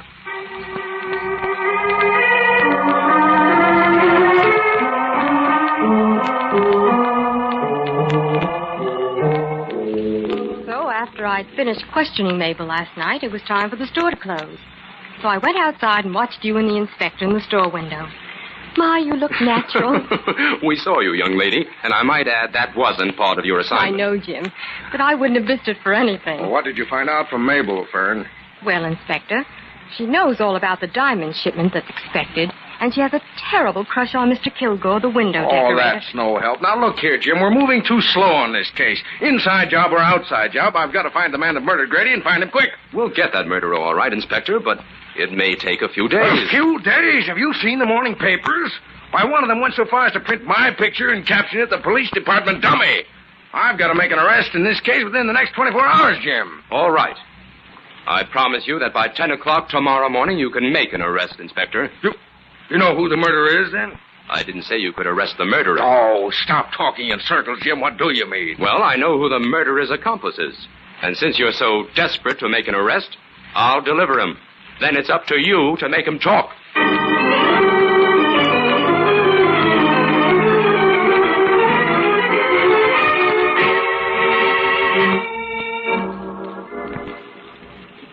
Here comes Mr. Kahn now, Inspector. I hope you know what you're doing, Jim. Good morning, Brandon. Inspector? Good morning. Good morning. Mr. Kahn, we're going to make an arrest here. What? I sent for you because we want to handle things as quietly as possible. An arrest? Who? Roger Kilgore, your window decorator. Why, you must be mistaken, Brandon. Kilgore was implicated in Grady's death. One of his windows was deliberately arranged so that someone could hide in it without attracting attention on the outside. And someone did hide there the night Grady was killed. If it wasn't Kilgore, then Kilgore knows who it was. Bring Kilgore in here, Mr. Kahn. Well, I'm afraid I can't. Kilgore didn't show up for work this morning. What? Well, has he called or anything? No, not yet. Come on, Inspector. We've got some work to do.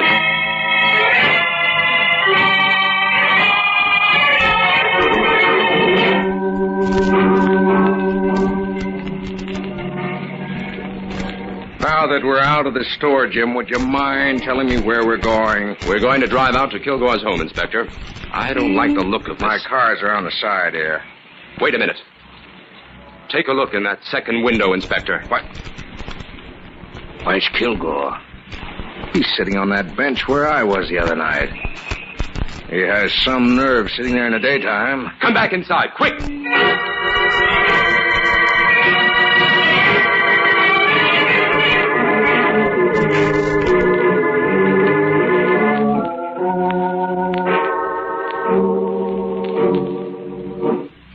That's the window, O'Brien. Open it up. Not so fast, Brandon. I have to have a good reason to open these windows. And I'll give you one. Kilgore's inside there. Kilgore? Well, what's he doing in there? That's what we want to know. Open the window and tell him to come out. Okay. Come on out, Mr. Kilgore. There's something wrong here. Inspector, come into the window with me. You too, O'Brien. Right, Jim. Sure. Say, Brandon, I don't like the way he looks. No. Kilgore has been propped up on this bench for hours. He's dead.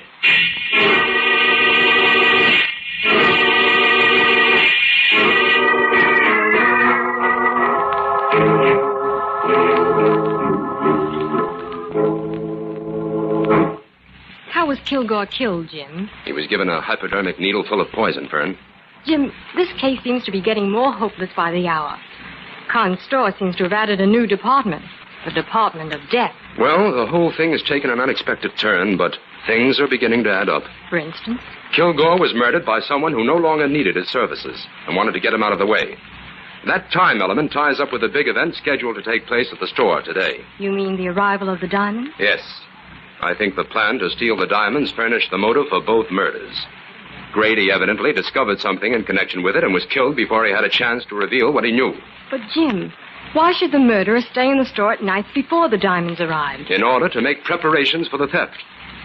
What those preparations were, I must discover today. Well, I suppose we can eliminate Kahn and Sheldon. Why should we eliminate them? Well, you said they both knew the combination to the vault. They could steal the diamonds any time they wanted to without any preparation. Yes, and be accused of the theft immediately. Also, in that case, there's the burglar alarm to consider. No, our criminal is much too clever to employ such obvious tactics, Fern. But why should Kahn want to steal his own diamonds? They're heavily insured. Oh. But, Jim, Sheldon hasn't been absent or checked out early since the day of Grady's murder. So how could he be guilty of murdering Kilgore in the store last night? I'll admit that's got me stumped. But not enough to eliminate him. Come on, Fern. We're going back to the store. And this time we're going to concentrate on the book department.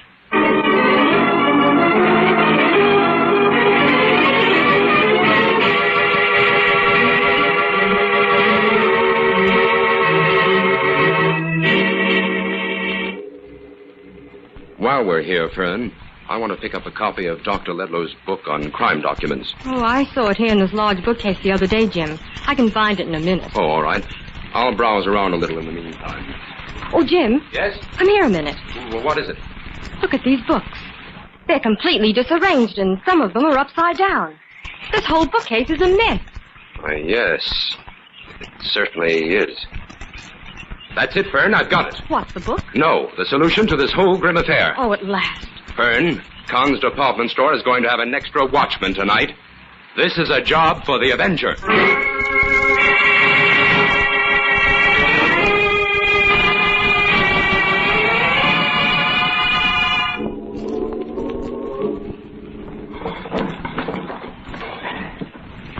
Now, that bookcase is out of the way. About half an hour before the watchman and O'Brien come down here again. I'll have the jewels out and this case moved back by then. What was that noise? Who's there? It's the Avenger, Sheldon. The Avenger? I'm here to close your Department of Death and bring you to justice for the crimes you've committed. How did you get in here? Your crimes invited me. I can't see you, Avenger. But my gun can find you. Kilgore and Grady got in your way, and you killed them. But you won't find it quite so easy to rid yourself of the Avenger. You're there in the corner, Avenger. I'll get you, all right? An invisible target is no target at all, Sheldon. I'll find you. You're missing badly. I'll shut you up.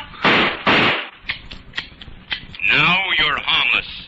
Your gun is empty, Sheldon. What's going on here? Sheldon, it's you. O'Brien, arrest Sheldon. I think you know the charges.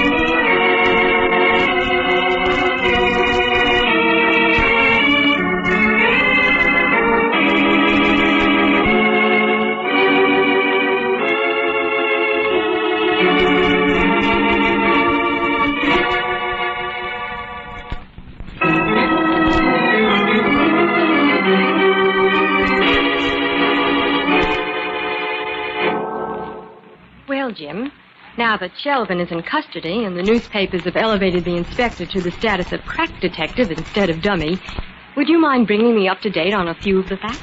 Not at all. We have to make out a full report on this for the inspector anyway.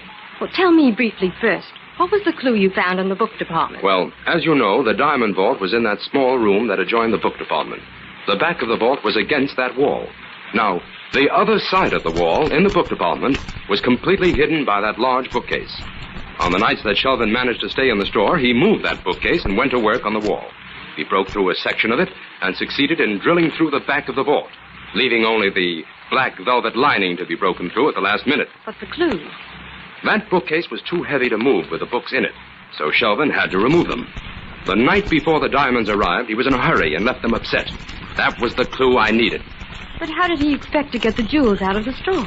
After the death of Grady, Shelvin got himself an outside accomplice. By that time, he was quarreling with Kilgore anyway, and he knew he'd have to get rid of him. We picked up this accomplice this morning, and he explained the whole setup. After Grady's death, it was too risky for Shelvin to check out of the store early and come back in to hide. So he hit upon another idea.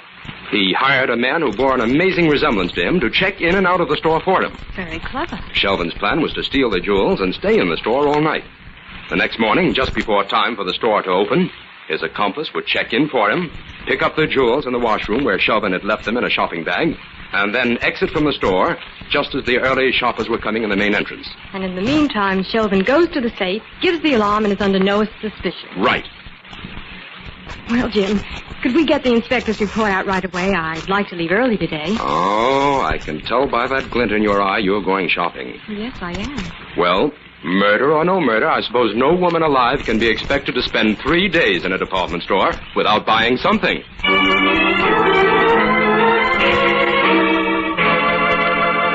All characters, names, places, and plots used in the Avenger program are fictitious. Any similarity to persons living or dead is purely coincidental.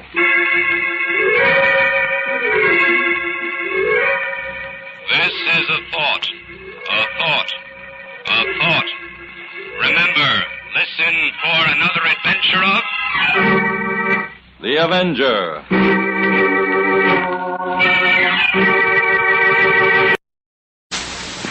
The Signal Oil Program, The Whistler.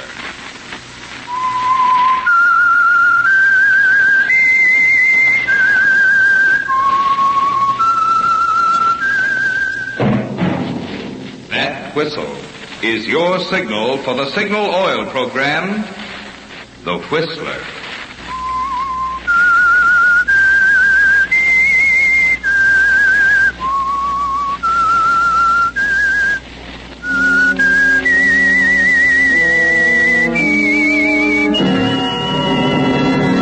I am the Whistler, and I know many things, for I walk by night.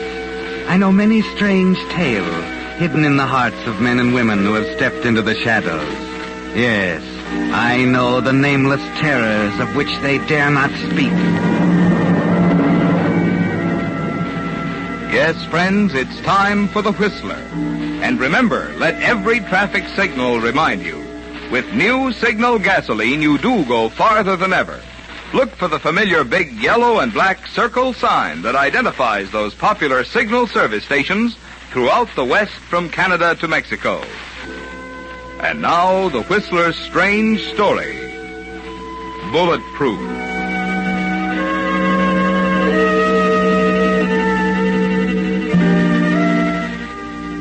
The country's largest news magazine wrote him up under crime, described him as massive, soft-spoken, methodical. Howard Martine was all of these and more. He was a man who believed in a planned existence. Whether it was business, matrimony, or murder, Howard Martine never took chances. He made his plans and carried them out to the letter. This philosophy brought him great financial success. And it brought him a wife who was young and beautiful to look at, and who hated him with all her heart. That you, Andrea? Yes. How's your headache? What? Your headache. That's why you went to your room, isn't it? Oh, yes. It's better, thank you. Howard, I've come to a decision about... Us, my dear? Yes. I'm going away. Oh, now, really, Andrea, we've been all over that before. I'm getting a divorce, Howard. There's nothing you can do about it. You make it very difficult for me, Andrea. After I explained I can't afford to lose you just now. No, it wouldn't be good for business, would it? Exactly. Oh, that sounds very callous, I suppose. Well, I was in love when I married you, Andrea. In my own peculiar way, I tried hard. I imagine we both tried. But quite apart from that, my marriage to you was the best merger I ever closed. When we met, I was a fly-by-night bond salesman. Now you own a corporation. No, we own a corporation. Don't worry, you can have my share. Now, that's very generous of you, my dear. Typically feminine. But I'm afraid without you, there wouldn't be any share. What do you mean? One of your most endearing charms, Andrea, is the fact that you have a great many rich friends. Naturally, when you married me, they felt called upon to make some sort of gesture, to show that I was being accepted as one of them. So they entrusted their investments to the firm of Howard Martine Incorporated. And very wisely, too. Now, what do you suppose would happen the moment the news got around that you were divorcing me? Well, I don't think it has anything to do with it. Well, don't be naive, Andrea. You think I'm going to lose everything I acquired by marrying you? I'm afraid you didn't protect yourself very well, Howard. It would seem so, wouldn't it? I'm sorry. I'm leaving in the morning. If you sue for divorce, Andrea, you'll make a fool of yourself. You're bluffing, Howard. You've no grounds for contesting. You can't prove a thing. I can prove enough to stop you cold. Hey, if you don't believe me, come here.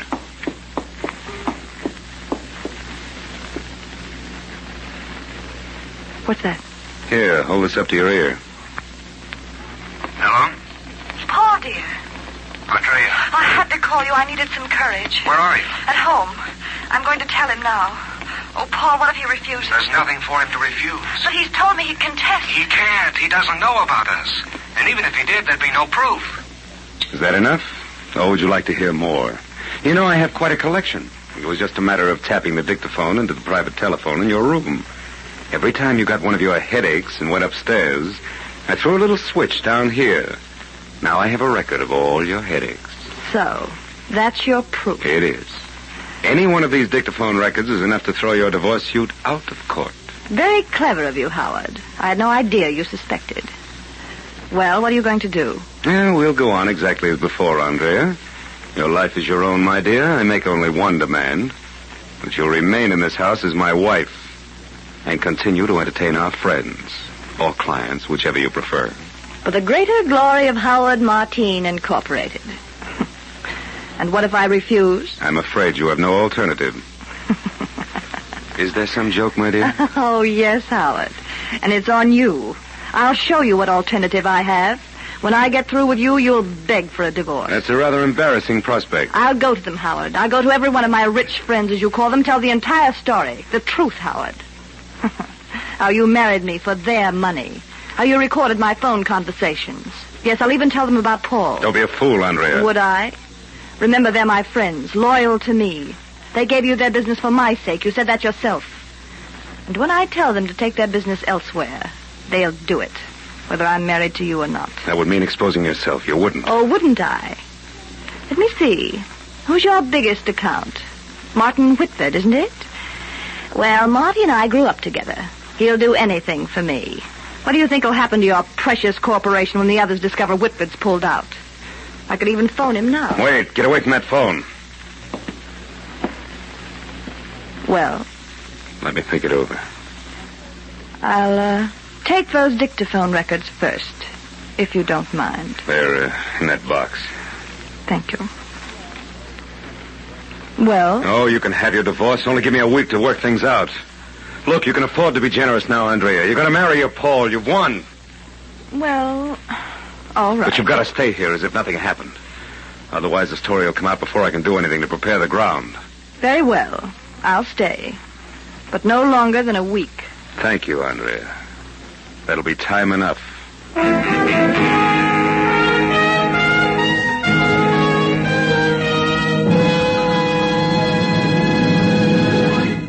With the prologue of Bulletproof, the Signal Oil Company brings you another strange story by The Whistler.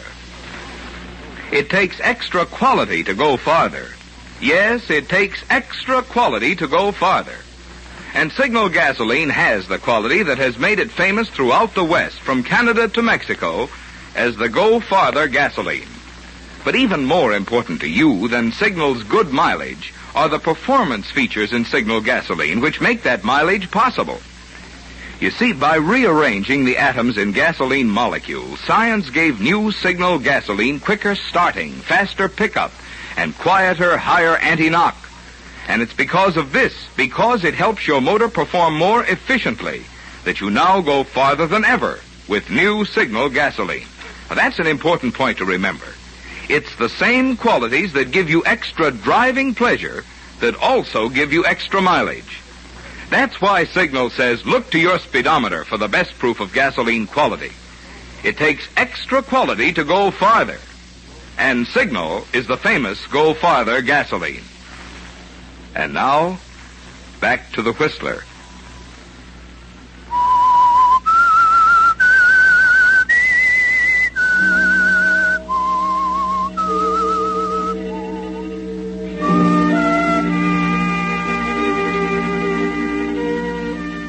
It was like a game of chess, wasn't it, Howard? You had your attack planned right down to the last detail, with a final checkmate only a few moves away.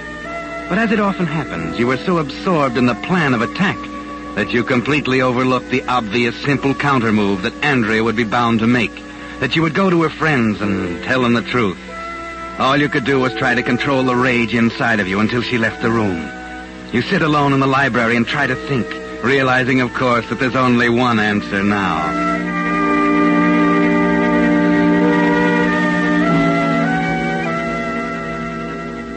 It's midnight when you decide you'll have to stop thinking about it for the time being. You have a week left and your brain will be clearer in the morning. There's an evening paper on the table next to the chair and you pick it up. Glance at the headlines on page 1. An article in the right-hand column catches your eye. Suspect confesses in nightclub killing. Ernest Krug, booked on suspicion yesterday, finally broke down under intensive questioning at police headquarters. The case marked another triumph for Inspector William Conrad of the Homicide Department, who followed his usual routine in shooting cases by first concentrating the department's entire effort on the bullet found in the victim's body. Yeah, that's it. Good old Inspector Conrad, the ballistics boy.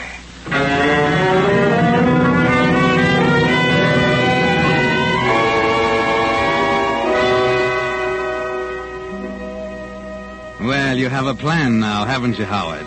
The next morning, you're quite chatty with Andrea over the breakfast table. Of course. There's no point in holding grudges, is there? Particularly since the poor girl hasn't much of a future. You begin by dipping into your past, the shadowy past of a one-time confidence man named, not Martine, but Marin, Joe Marin. That was your name in the old days when you used to play around in the fringe of the law, always ducking out just in time to let the other fella take the rap. As Joe Marin, you pay a visit to an old friend in his dingy little gun shop in the slums of the city. What'll you have? Hello, Sam. You went up on me, mister. Oh, you're not forgetting your old friends, are you? Marin. Joe Marin. That's better. It's been a long time, Sam. Almost 8 years. From where I sat, it felt longer. Oh, that little stretch of yours hasn't seemed doing you any harm? No, I had the time of my life. Kept wishing you was with me. Oh, I got out from under Sam, and you didn't quite. After all, I didn't tell everything I knew, huh? If I did, you might have got the chair. That's why I want you to do me a favor. You're killing me. I can pay for it, Sam. Enough to buy back 8 years? You always were a man for a grudge, but you're an expert gunsmith, and I need you. I want you to fix this .45 so it'll shoot .22 caliber slugs. It's, for a friend of mine. I'm learning something new every day. What's the idea? You're not supposed to know why, Sam. Only how. Well, looks like a waste of good gunmetal to me. Let's see the rod. Can you do it? Yeah, I can do it, but I ain't gonna. No? Why not? I ain't exactly my own boss. I gotta be careful. Oh, yes. I know all about that. You know, that's why I'm so sure you're going to do this for me? I don't get you. Well, being on parole kind of fences a guy in, doesn't it? What does it? Listen, Marin, I don't know what you're talking about. I ain't done anything to violate my parole. That's not the way I heard it. Well, I'll try somewhere else. See you in a little... Wait a minute. Well? Shakedown, huh? What do you know, Marin? I don't know a thing, Sam. Not a thing. When do you want this? Day after tomorrow? Pretty short order. It'll be worth your while. Okay, Mr. Big.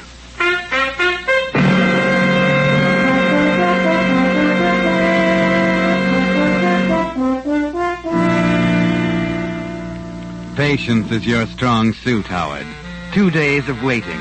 2 days in which your seeming nervousness is interpreted by Andrea merely as concern about your precious corporation. Finally, you return to Sam's place and pick up your package. Andrea arrives late that evening and goes straight up to her room without a word to you. You wait alone in the library until you're sure the servants are asleep in their separate quarters. Then you walk quietly up to Andrea's room.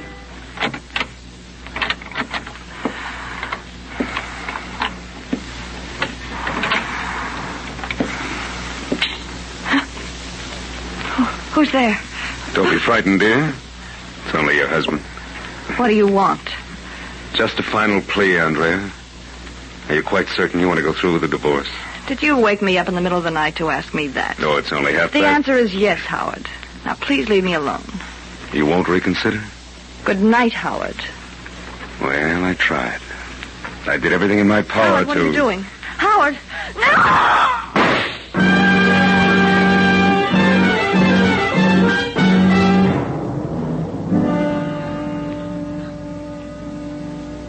What's the verdict, Doc? It was instantaneous, Inspector. About 8-10 hours ago. Uh-huh. 22 through the left temple. I'll want that bullet, of course. I have it for you this afternoon. All right. The room looks like it was hit by a cyclone. What do you suppose they were after? No, jewels, mostly. And they got them. Oh, by the way, we're not saying anything about the jewelry to the papers. Well, Inspector, here's another one for you to crack in your ballistics laboratory. Yeah. You know, Doc, they used to laugh at me at first. They called me a nut. Bullets on the brain, they said. But they're beginning to find out now that the big story in every shooting case is written in those little rifling marks on the bullet. Plainer even than fingerprints a lot of times. Excuse me a minute, Doc.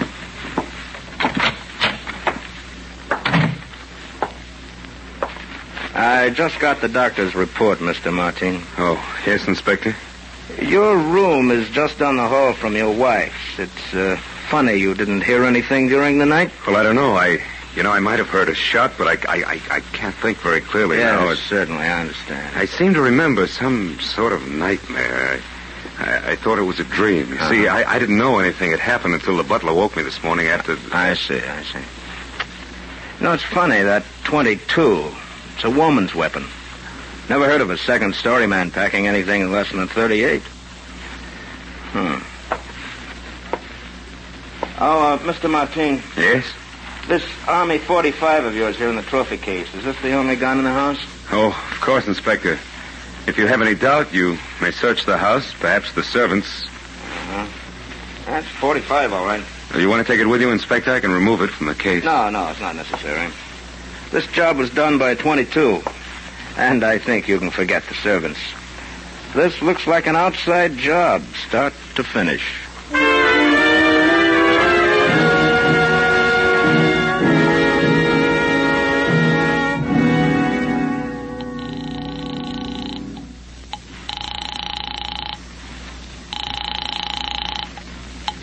Homicide, Conrad speaking. Oh, hello, Inspector. Howard Martin.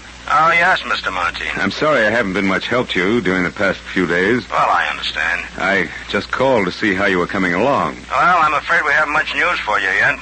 We'll really get a move on, though, once the killer dumps those jewels. And he'll have to do it sooner or later. I see. Well, thanks very much, Inspector. Call me if there's anything I can do, huh? I certainly will. Good night. Good night. So far, so good. Pardon me, sir. Yes, Edward, what is it? There's a gentleman in the library. Who is it? I don't know his name, sir. He was quite insistent. All right, Edwards, thanks.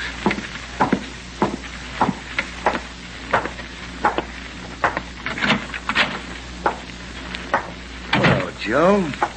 What do you want? Relax, Joe. Pour yourself a drink. Hope you don't mind. It just helped myself. Pretty good bourbon. You're just going to stand there? Sit down. Go on. All right, Sam, what is it? I want to offer my condolences, first of all. Tough, ain't it? What happened to your wife, I mean? Yeah, quite a shock. You know, I said to myself, there's something to think about. All I got is a newspaper to go by, understand? Page 1. Society dame knocked off during robbery.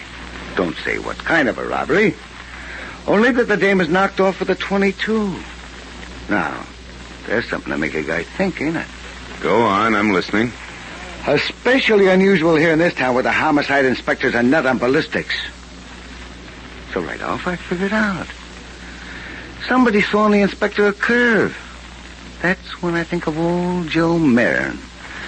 Threatening to frame me on a parole violation if I don't play nice and fix it Army 45, so she'll shoot like a .22. Marin. Martine. Same guy. I put 2 and 2 together, the bell rings, and out comes $100,000. That's what it's gonna cost you, Joe. $100,000. I haven't got $100,000. I'm a reasonable character. What have you got? I can't do it, Sam. I can't. You better start thinking, Joe. Wait a minute. I have got $100,000 in jewelry. How hot is it? Oh, not hot at all. It belonged to my wife. Now, look, you can turn it into cash in 10 minutes if you want to. Let's have a look, huh? Right.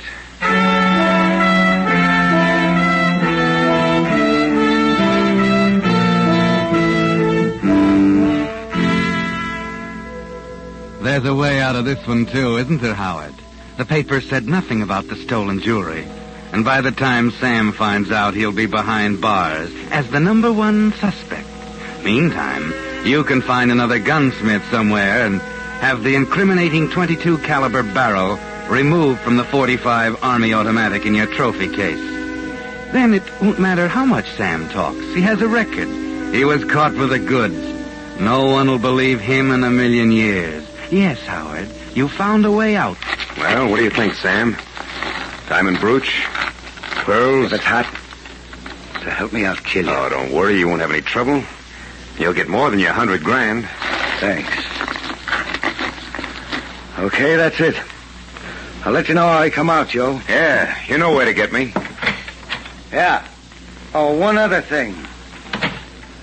I'm taking your custom-built 45 along with me.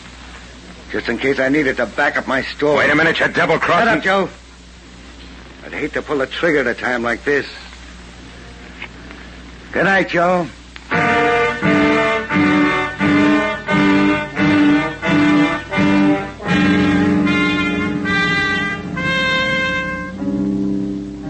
He's gone, and there's nothing you can do now, Howard. Once again, you became so wrapped up in your own plans, you forgot the obvious countermove. This time, the Army 45 in the trophy case, Sam's ace in the hole. You spend an anxious evening. It's late now, and you sit alone in the library trying to think. The house is quiet, with an occasional sound from the pantry where Edward the butler is polishing silver. And then... Who is it? Who's there? Take it easy, Joe. This thing might go off in my hand. Sam, what are you doing? Get up. Open the window. It's cold out here on the balcony. Yeah, okay.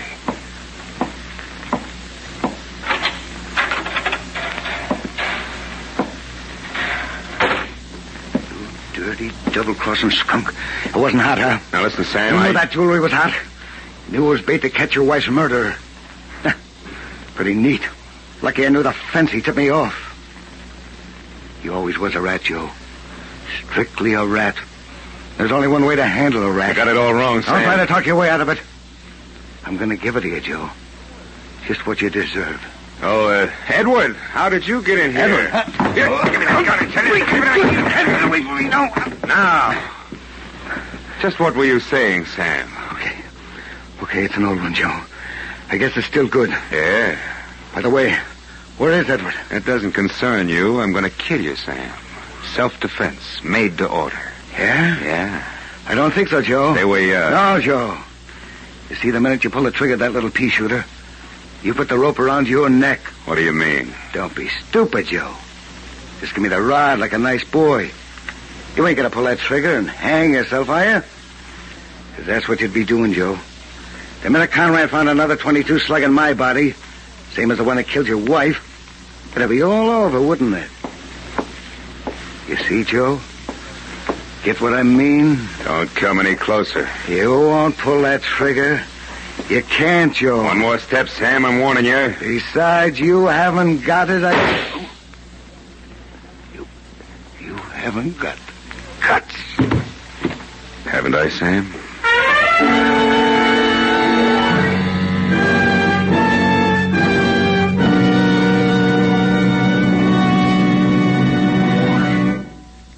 The Whistler will return in just a moment with the strange ending of tonight's story. But right now, since most folks never see how or where the gasoline they use in their car is made, it occurred to me that you might be interested to look in on the organization that brings you the Whistler and those fine Signal oil products. It all started not long after World War I, when a small group of young Westerners got together to form their own independent oil company, Signal Oil and Gas Company. In the face of what seemed overwhelming competition, these determined young men succeeded in bringing to Western motorists the first anti-knock gasoline at regular prices. Being independent themselves, they naturally sold Signal gasoline only through independent service stations, just a handful of them at that time.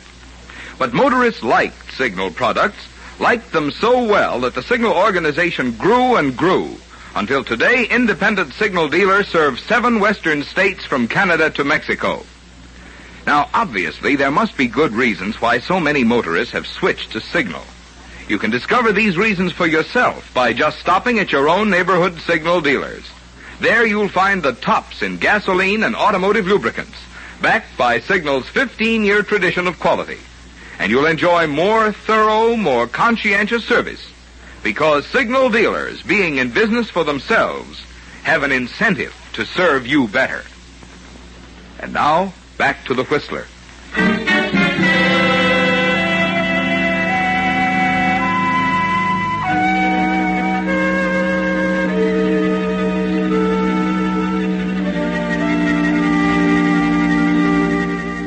Well, Howard, he's dead now, isn't he? Quite dead. And shooting Sam down with the same gun you used to kill Andrea was just like writing a confession to Inspector Conrad. Yes, he'll find the 22 slug in Sam's body and it'll all be over. Unless you can get rid of the body first. Yes, it's your only chance. And then a short time later, when Edwards, your butler, comes into the room. Well, Edwards, quite a mess, huh? It was self-defense, sir. He threatened you with a gun. I saw it all from the hall. Yeah, self-defense. Well, what are you going to do, Mr. Martin? Give me a hand. I've got to get him out of here. Oh, but, sir, you can't. The police. Give me a hand, will you? Mr. Martin, you shouldn't Shut up and grab his feet. Sir, if you'll only let me... Shut up. Now, go on, grab his feet. Martin, all right. Out that way. Go on. Yes. Kick the door back. Now, this way. Down the hall. We can take him down the back. Mr. Martin, I don't understand. Will you shut up? I'll hold him up so I can... Conrad. Well, what's going on, gentlemen? What are you doing here? Maybe your butler can answer that one, Martin. I've been trying to tell you, sir. After I heard the crash of broken glass and saw this man come into the room with a gun, I called the police. What's this all about, Martin? Okay, Conrad, I guess you might just as well know the whole story. You'll know it anyway when you dig the slug out of his body. It'll be a 22. A 22? Your wife was killed with a 22. Yeah. Here, here's the gun. Now, wait a minute, this is a 45. I had it rigged to shoot a 22. Sam, he's the guy on the... Well, he fixed it for me. Ah. So that's the way you worked it, huh? Maybe he came to see you tonight for a little dough to keep him quiet. And you shot him with the same gun you used to kill your wife, huh? Yeah. And it's too bad you couldn't have used another gun on him. Might have been a nice case of self-defense that way. Sure. But I knew when you found the 22 slug Yeah. Now, let's see how your buddy fixed this gun. What's the matter? I think you're going to be in for a rather unhappy surprise, Martin. What do you mean? You shouldn't have been so quick to spill your story. Apparently, your friend Sam here realized it wasn't such a good idea to carry a Rig 22 job around. So he changed it back to a 45. What? That's right. The slug you pumped into this man wasn't a 22, Martine. It was a regular 45.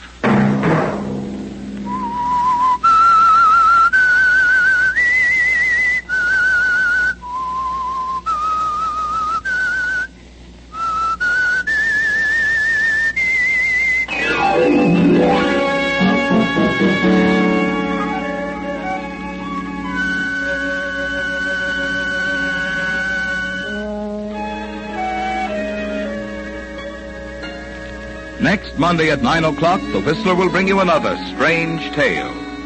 The Whistler is broadcast for your entertainment by the marketers of Signal, gasoline, and motor oil and fine quality automotive accessories, and by your neighborhood Signal dealer. Featured in tonight's program were Gerald Moore and Mary Jane Croft. This program, produced by George W. Allen, with tonight's story by Kenneth Harvey, music by Wilbur Hatch, is transmitted to our troops overseas by the Armed Forces Radio Service.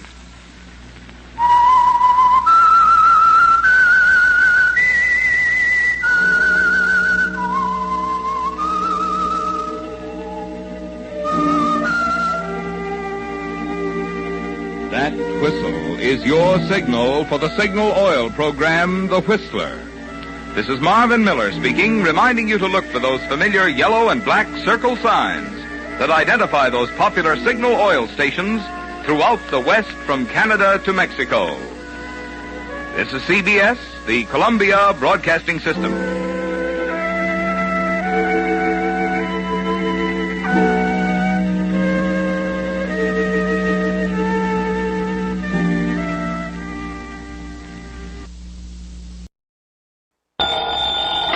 Johnny Dollar. St. Clair, Mr. Dollar, and Kennett, Missouri. Would it be possible for you to come out here right away? Kennett, what did you say your name is? Charles Kingsley St. Clair.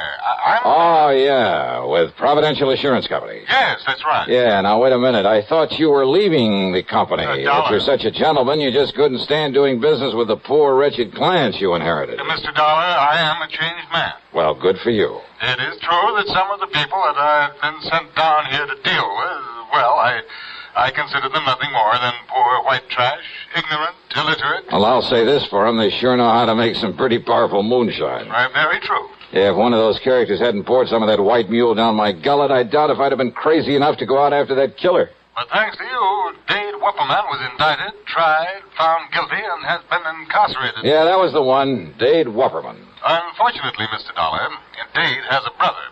His name is Daniel. I beg your pardon. Daniel. He's been making trouble, very serious trouble. Oh? Like what? Murders. I see. So if you take a plane to Memphis, I shall be more than glad to meet you there. Oh, now look, mister, I was lucky once. Got out of that swamp country alive. But I'd be nuts to stick my neck out again. And since those people already know who I am, what my job is... Okay, St. Clair, I'll grab a plane.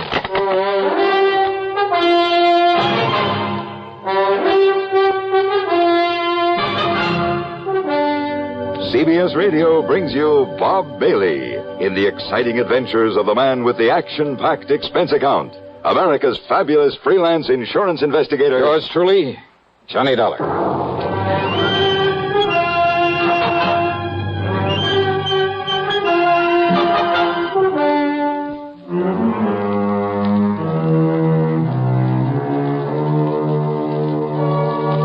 Expense account submitted by Special Investigator Johnny Dollar to the Providential Assurance Company office in Kennett, Missouri. Following is an account of expenses incurred during my investigation of the deadly swamp matter. Item 1 is 7645 plane fare Hartford to Memphis. Charles Kingsley St. Clair met me as promised. And apparently the man had changed considerably from the snooty, better-than-thou stuffed shirt I'd found him to be on my first trip. Yes, Mr. Dollar, in spite of my earlier feelings about the clients my predecessor had left me... Yeah, I know, Mr. St. Clair. But those moonshiners and such existing in that 20-mile swamp are hardly typical of the folks living around Kennett, where your office is. Oh, I realize that now, and I shall stay in Kennett, try to justify the company's confidence in placing me there. Very good. Nevertheless, when I came to this part of the country, the swamp people were the only ones with whom I had to deal. They were the only ones to whom he had sold insurance. And when I saw the horrible, dirty, squalid way in which they lived in those broken-down shacks full of vermin... Kind of turned your stomach, huh? Quite frankly, it did exactly that. That's why I requested transfer to our New England offices. But now, of course, I plan to stay down here. Now, when you came here before, you taught me a great lesson in how to deal with them, how to understand them. Yeah? By having my car wrecked for me, by getting shot at and nearly drowned in that swamp. But you succeeded in enlisting the help, the cooperation of the good ones among them, and earning their respect. Well, I had to do something to get out of there alive. The point is that you did. You have friends among them now, and you'll be willing to help you again. Yeah, well, that's something that... Oh, now, wait a minute. Yeah. You mean these murders you call me about? They're back in that swamp country, too? Oh, great. Oh, no, Mr. And I thought that maybe for once... Okay, St. Clair, let's have it. What's it all about? As I told you, a series of murders. So you're having to pay out a lot of insurance. No. And you think that I can somehow, miraculously, put a stop to... Huh? Did I hear you say no somewhere along the line? No, the victims of these murders have, they've been... Well, relatives of some of my clients. Up in the swamp country? Up in the swamp country. Well? Clients whom you know, whom you met when you were here before. Go on. And thanks to you and what you did for them, they regard the company, and therefore me, and you, as a kind of, well, as a protective agency. A protection for them, with only their best interests at heart. That sort of thing is very good for the company. Yeah. Shall we stop for some lunch? Yeah, sure, go ahead and stop if you like. But if you think you can talk me into meddling into these murders when it's a job for the law... but it's not for the law. What do you mean by that? Well, as I told you before, these people living far beyond any town or city limit, they're pretty much a law unto themselves. Well, yeah, that I know. And the local police leave them alone. They have no jurisdiction. So what about the state authorities? Well, that region of the big swamp pretty much straddles the state line. Oh? Neither state wants it. And I can't blame them. In any event, when a murder occurs, by the time jurisdiction is established... Mr. Dollar... Well? Do you remember the beneficiary of the policy you came down here to pay off with the insurance money? A Eupha Crump. That's right. Yeah, real sweet, pretty young kid. Yes. St. Clair, I'll never forget the look in her eyes, the almost childish, unabashed gratitude when I gave her that money. Yes. Now she can have pretty clothes for a change, good food on the table. Oh, she can fix up that little house she and her kids live in, buy some lace curtains for the windows, and... Oh, what do you mean, no? Eupha was the latest victim of this killer. What? Come on, St. Clair. Tell me what you know so I can get to work on this thing.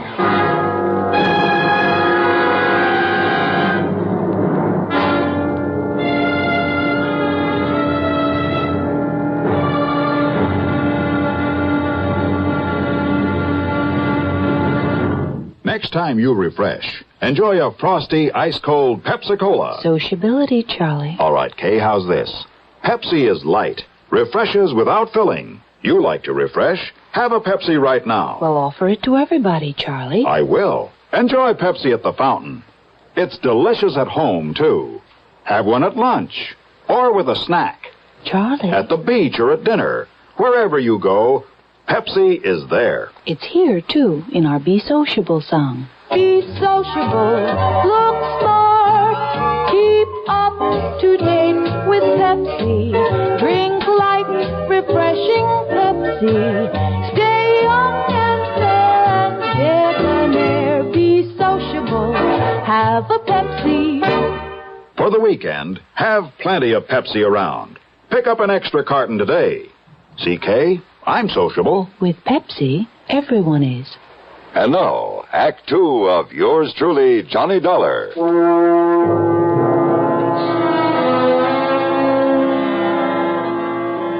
Eupha Crump. Yeah, what a name. But that cute, intelligent little girl, really out of place in the swamp country. Well, regardless of how you or I or the law might feel about it, her inheriting that moonshine still when her husband was killed a while back, it meant something to provide for both her and her children. And the insurance she received on top of it. And she planned to marry Cass Dingle, the character who'd befriended me, who'd helped me run down her husband's killer. Cass, who was going to leave this desolate country, get out in the world and make an honest living for her. Yeah, but it was Cass who'd sacrificed his life out there in the swamp in order to save mine. No, Mr. Dollar. What? Cass Dingle is still alive. But I myself saw Dade Wupperman shoot him in the back. Eufa somehow nursed him back to health.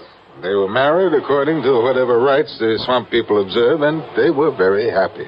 And then she was murdered. Yes, that was Cass who asked me to call on you again. And since you know him, you know these people. Okay, stop wasting time, St. Clair. Get me on up to Kennett where I can rent a car and get on this thing. Now, if you'll drop me at my office, I'll be more than glad to let you have this one. But about some lunch. Lunch? Forget it. Let's get going.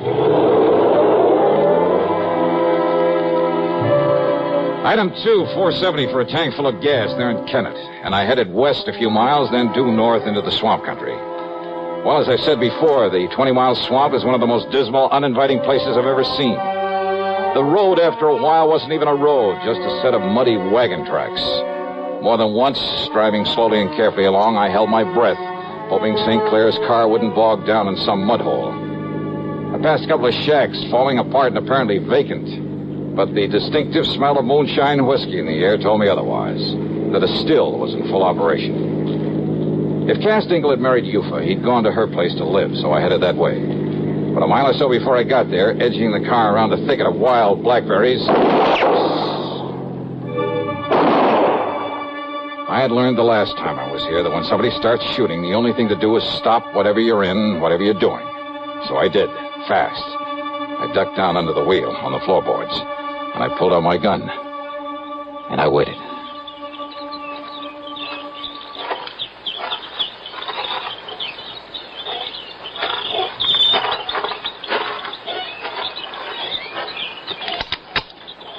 Miss Johnny?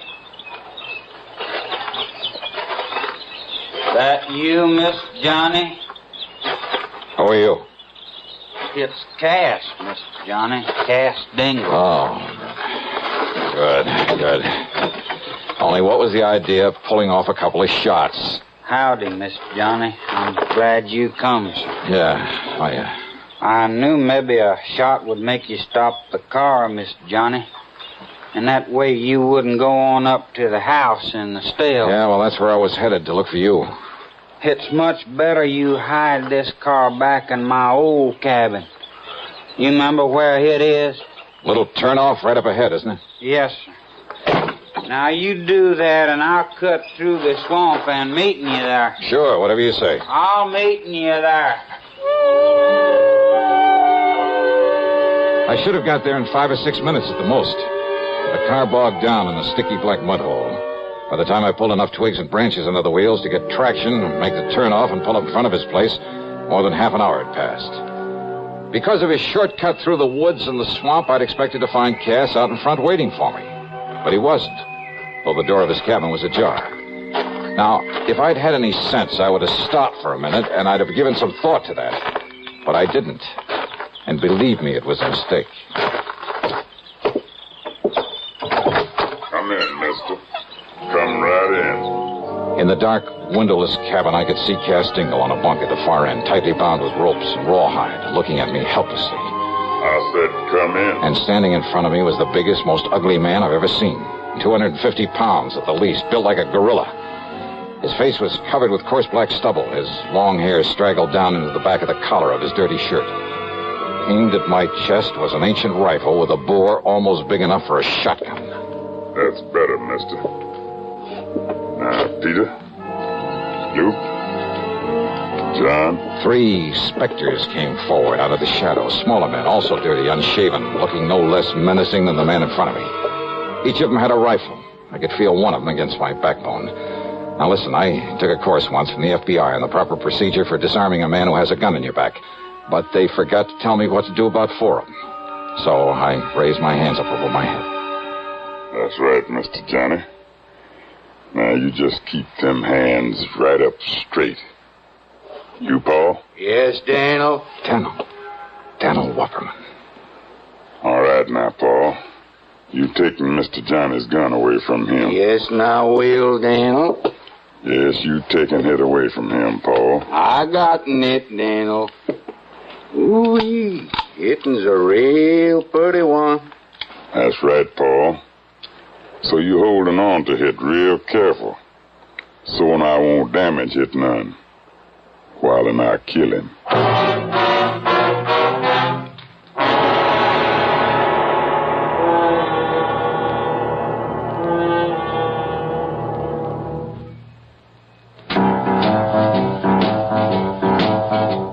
Talk about best-selling records.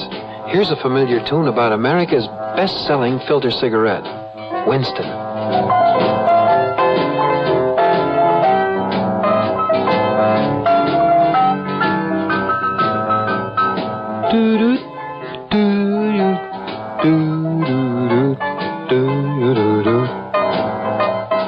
Winston gives you real flavor, full, rich tobacco flavor.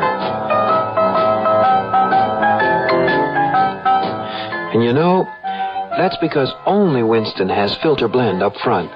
Choice, flavorful tobaccos, specially selected and specially processed for filter smoking. No wonder Winston tastes good, like a cigarette should. Smoke Winston. And now, Act 3 of yours truly, Johnny Dollar and the Deadly Swamp Matter.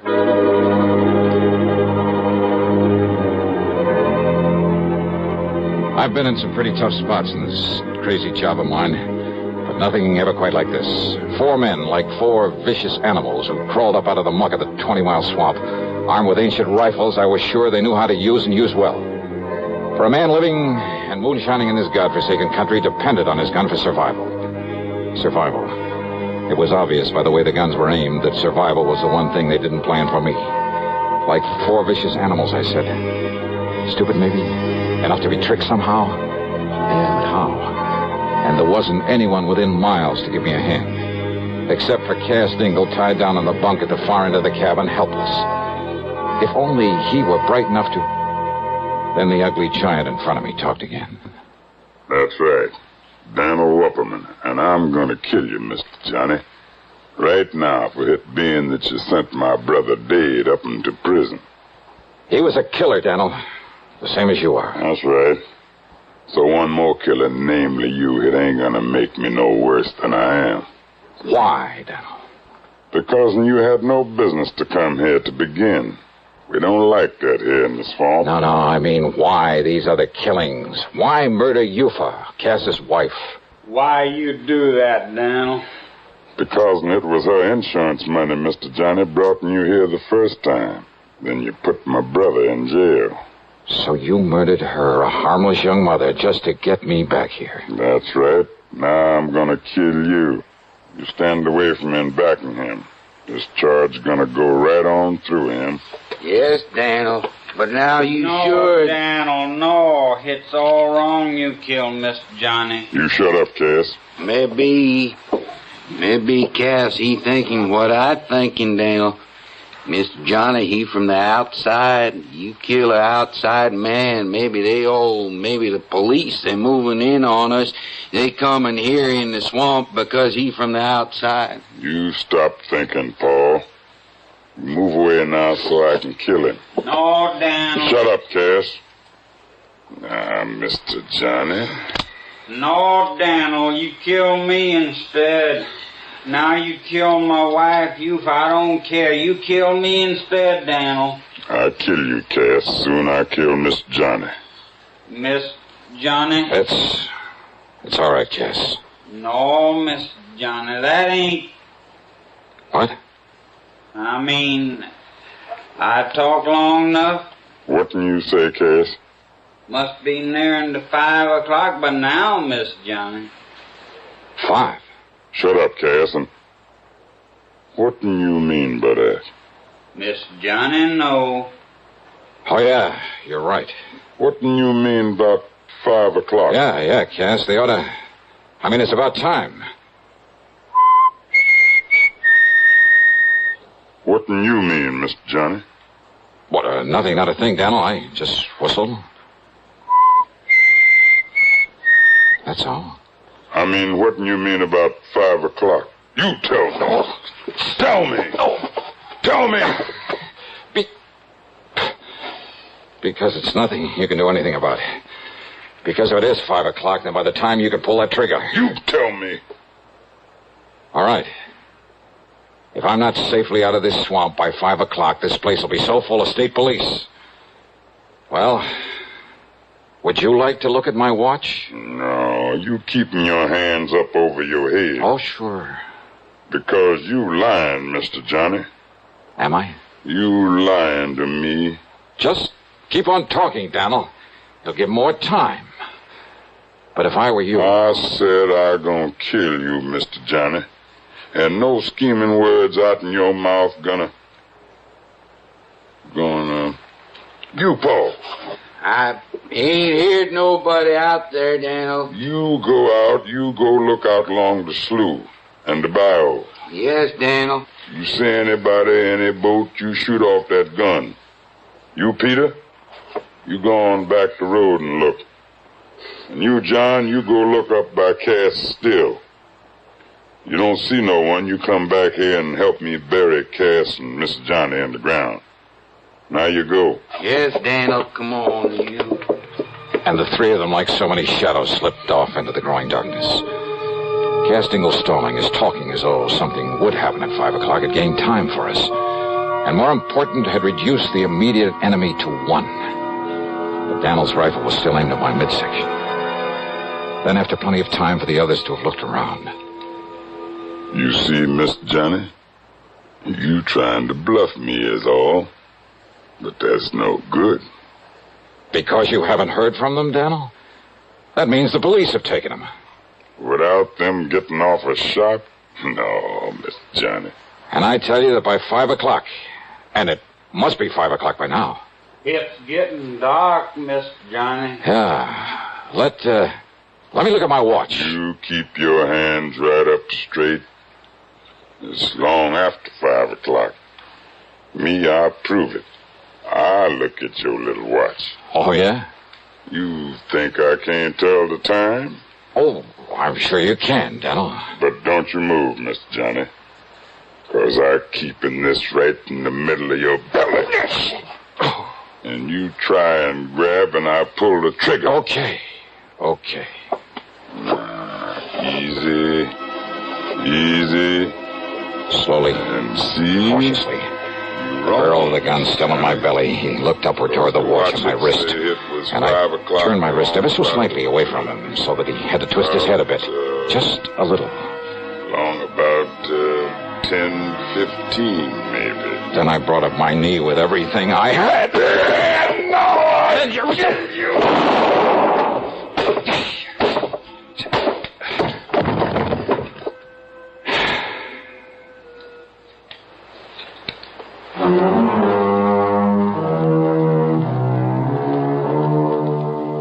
I knew the sound of the gunshot would bring the others back to the cabin. After all, they certainly hadn't found any sign of those mythical state police out there. So after setting Cass free, I lay down just inside the door looking very dead. And then when Paul and John and Peter came in one at a time, Cass, who was standing back at the door, quietly and carefully took care of them with the help of the butt of Daniel's gun. So now 4 more of the swampers have left that region to spend a long, long time behind the bars. Expense account total, including the trip back to Hartford, $161.60. Yours truly, Johnny Dollar.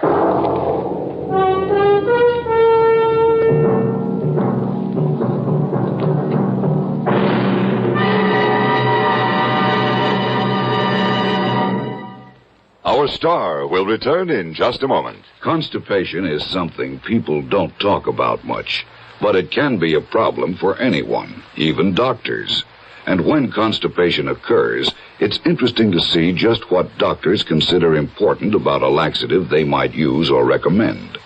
Well, a majority of the doctors we heard from had this to say. A laxative should be effective, gentle, close to natural acting. A medicine that can be used with complete confidence. Now, X-Lax has been popular with many doctors and millions of people over the years because pleasant-tasting chocolated X-Lax is effective.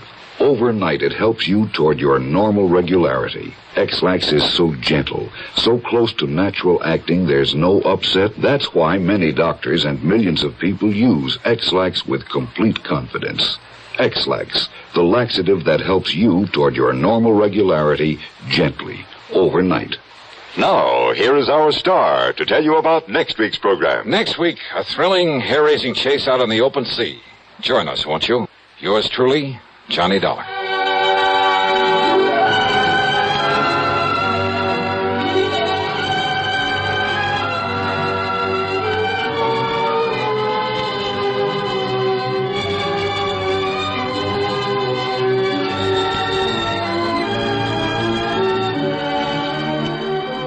Yours truly, Johnny Dollar, starring Bob Bailey, originates in Hollywood and is written, produced, and directed by Jack Johnstone.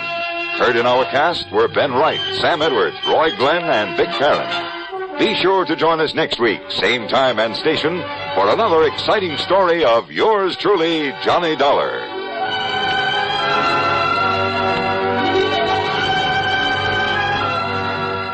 This is Hugh Douglas speaking. Another gripping drama of suspense, next on the CBS Radio Network.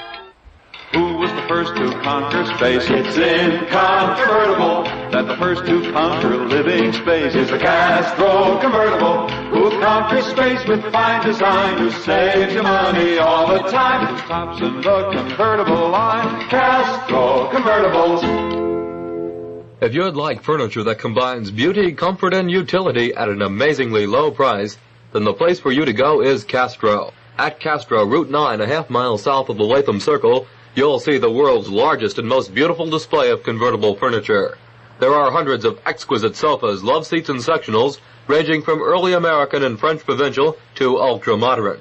Each converts to the most comfortable bed, and each is priced amazingly low because Castro is America's largest manufacturer of convertible furniture, selling direct to you. Petri Wine brings you Basil Rathbone and Nigel Bruce in the new adventures of Sherlock Holmes.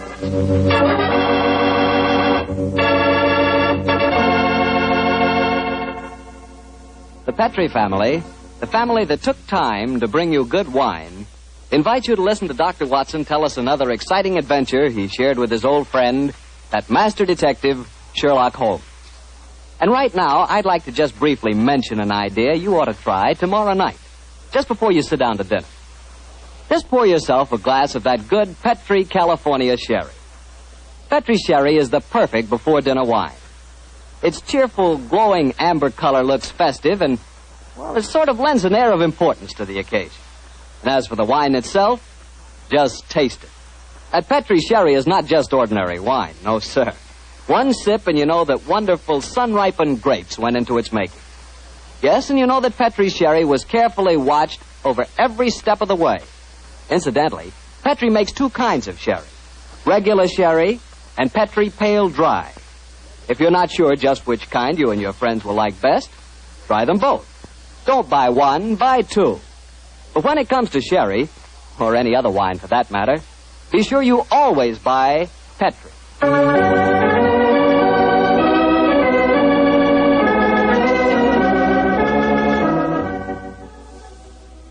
And now I'm certain our good friend Dr. Watson's waiting for us. Let's go in and join him. Ah, there you are, Mr. Bartell. Punctual to the minute, as always. Well, this is one doctor's appointment I'm eager to keep. Nice of you to say so, my boy. Draw up your usual chair and make yourself comfortable. Thanks.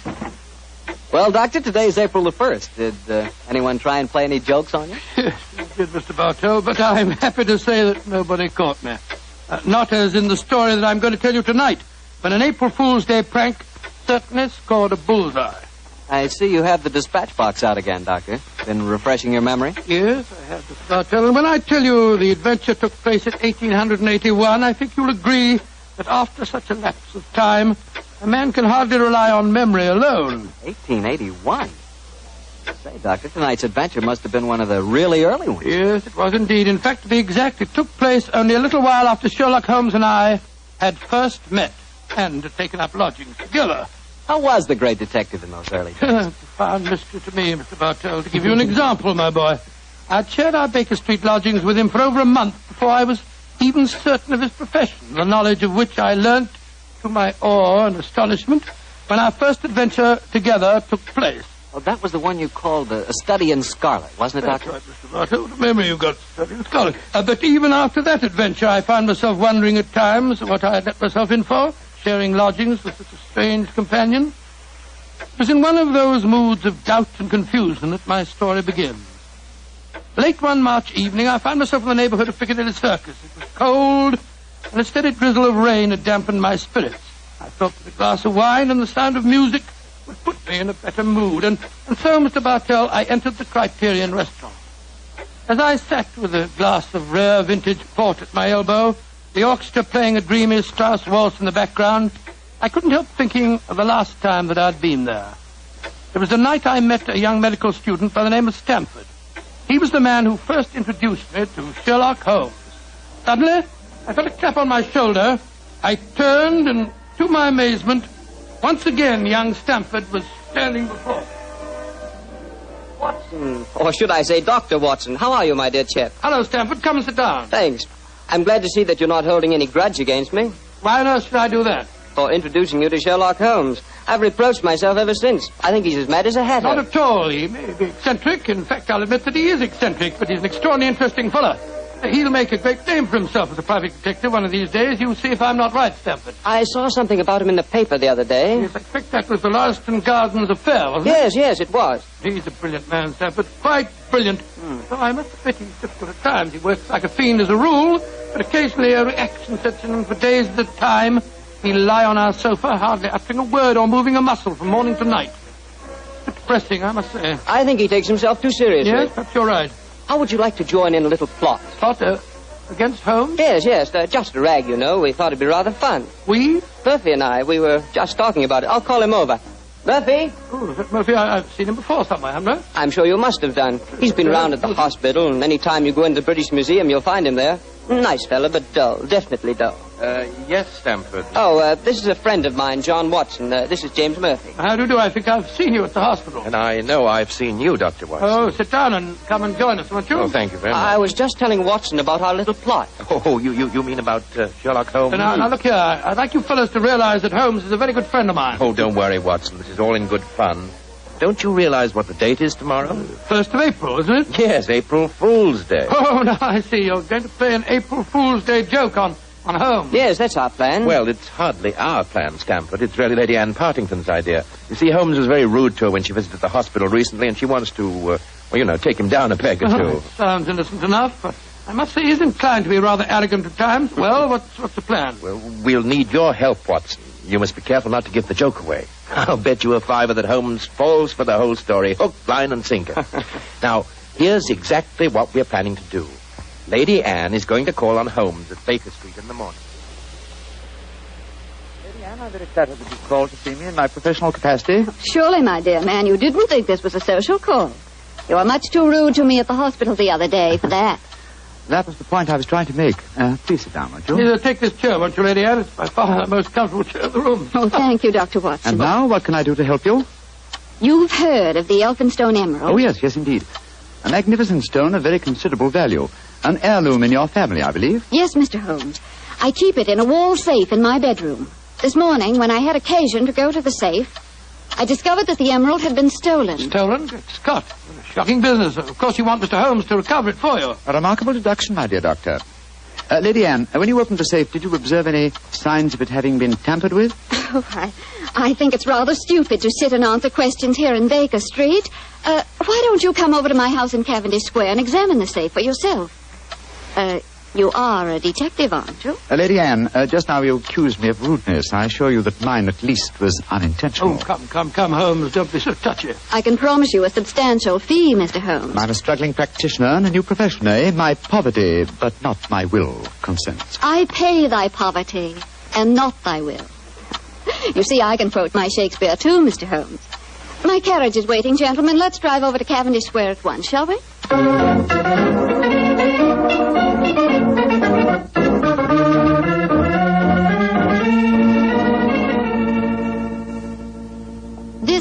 all safe, Mr. Holmes. Not too difficult a safe to crack for an expert. You placed the emerald in it last night, you say? Yes, when I went to bed.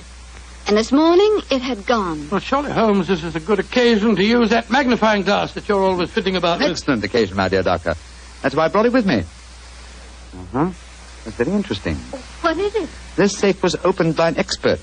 There isn't a sign of its having been forced. Hello. What have you discovered? There's a peculiar tarnish on the steel knob.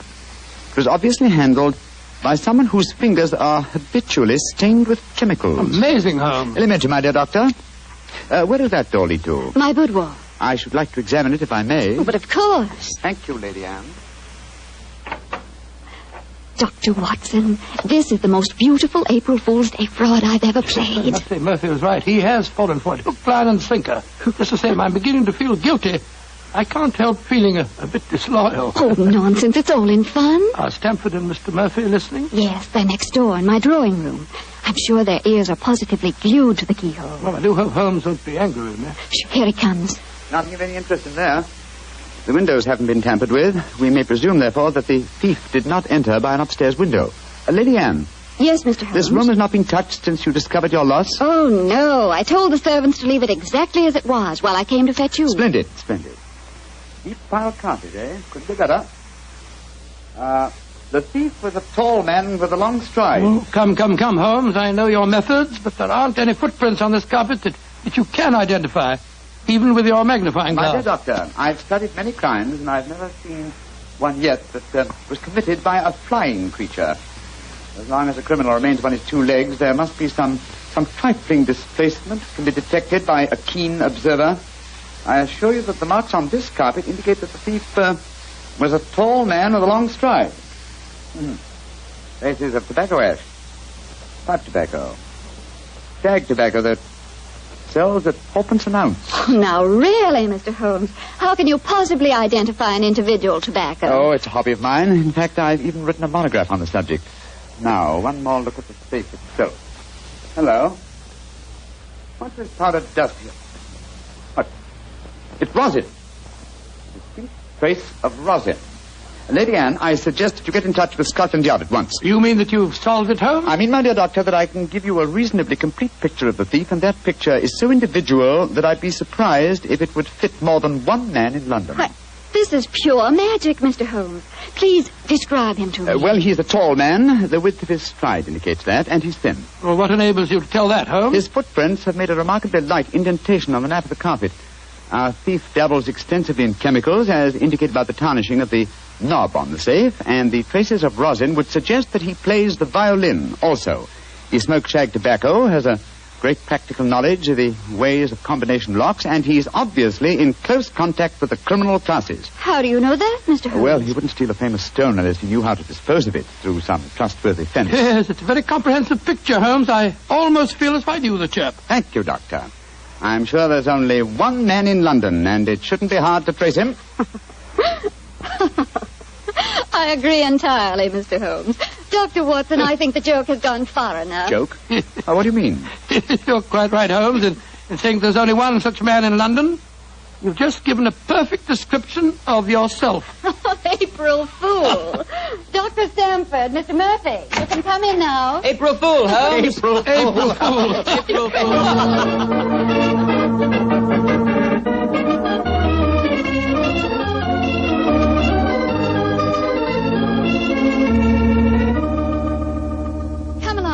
Into the drawing room, everyone. Let us drink a glass of wine to Mr. Holmes, who has so graciously forgiven us for the little trick we played on him. And also to Dr. Stamford, who thought of the whole idea. No hard feelings, Holmes. Oh, no, Doctor. Oh, it was a rather embarrassing experience. Yes, when Murphy told me about the plan, I just couldn't resist joining him. Ah, here you are, Holmes. Here's a drink. Thank you, Stamford. You know Murphy, don't you? No, I don't think we've met. How do you do, sir? How do you do, Holmes? How did you like the little game we played on you? It was rather a salutary experience. I suppose you gave them all the details to build up the picture of me, eh, Doctor? As a matter of fact, I did, Holmes, and knowing some of your methods, we tried to plant every clue that you'd pick up. Very neat job, too, and incidentally, a perfect example of the dangers of deductions based on purely circumstantial evidence. I shall profit from this little lesson. I must say it was worth a fortune in emeralds to see your face, Holmes, when you realized what you'd done. Well, the joke's over now. By the way, Where is Lady Anne? I believe she said she was going to fetch the Elphinstone emerald. She thought you might be interested in seeing it. She probably feels the sight of it will salve my wounded vanity. Oh, here she comes now. Mr. Holmes! Mr. Holmes! It's got... What's wrong? What's happened, Lady Anne? The emerald, it's not where I hid it. This time it's really stolen.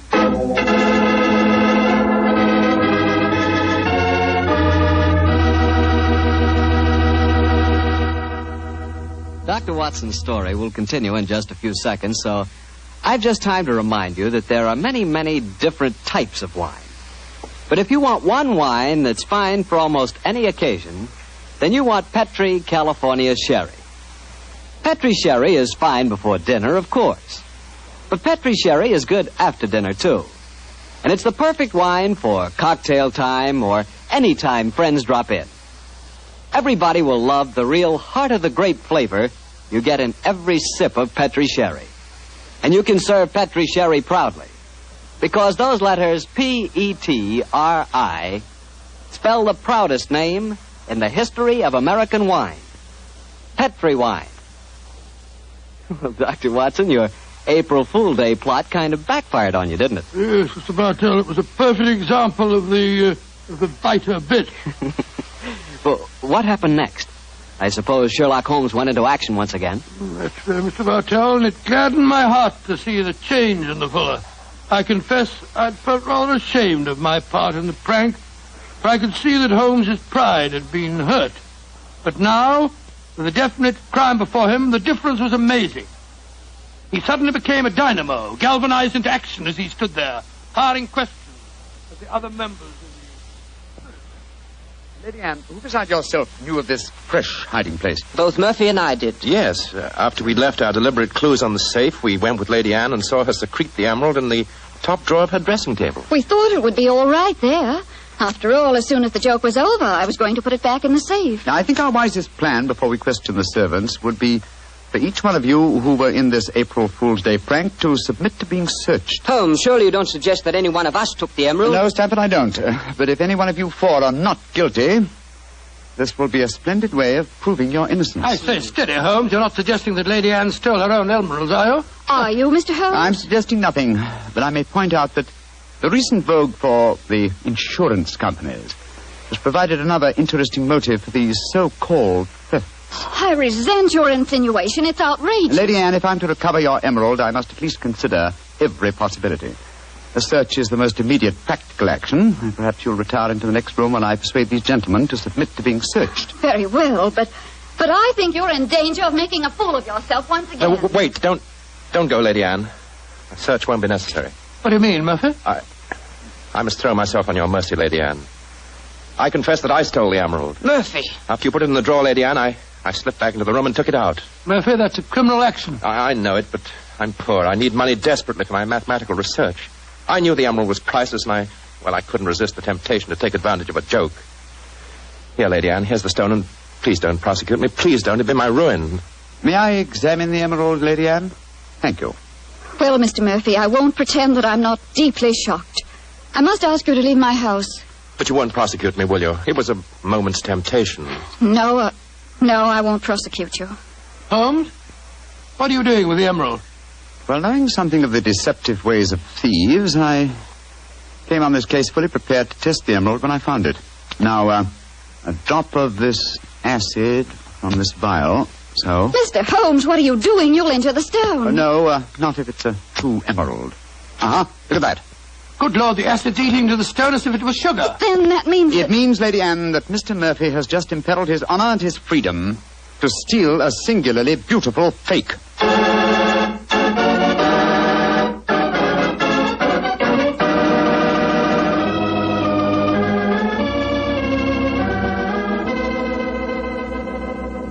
Mr. Holmes, this joke has turned into a nightmare. Is there no way of recovering my emerald? I hope so, Lady Anne. I've been taking steps in their logical order. The servants have all been questioned. We've searched Mr. Stamford and Mr. Murphy. Yes, most humiliating experience. Made me feel like a criminal. Well, personally, I was only too thankful to submit to a search this time. I knew I had nothing to worry about. You yourself, Lady Anne, you consented to being searched by the police matron that Holmes sent for? Only because he threatened to send for the police if I didn't.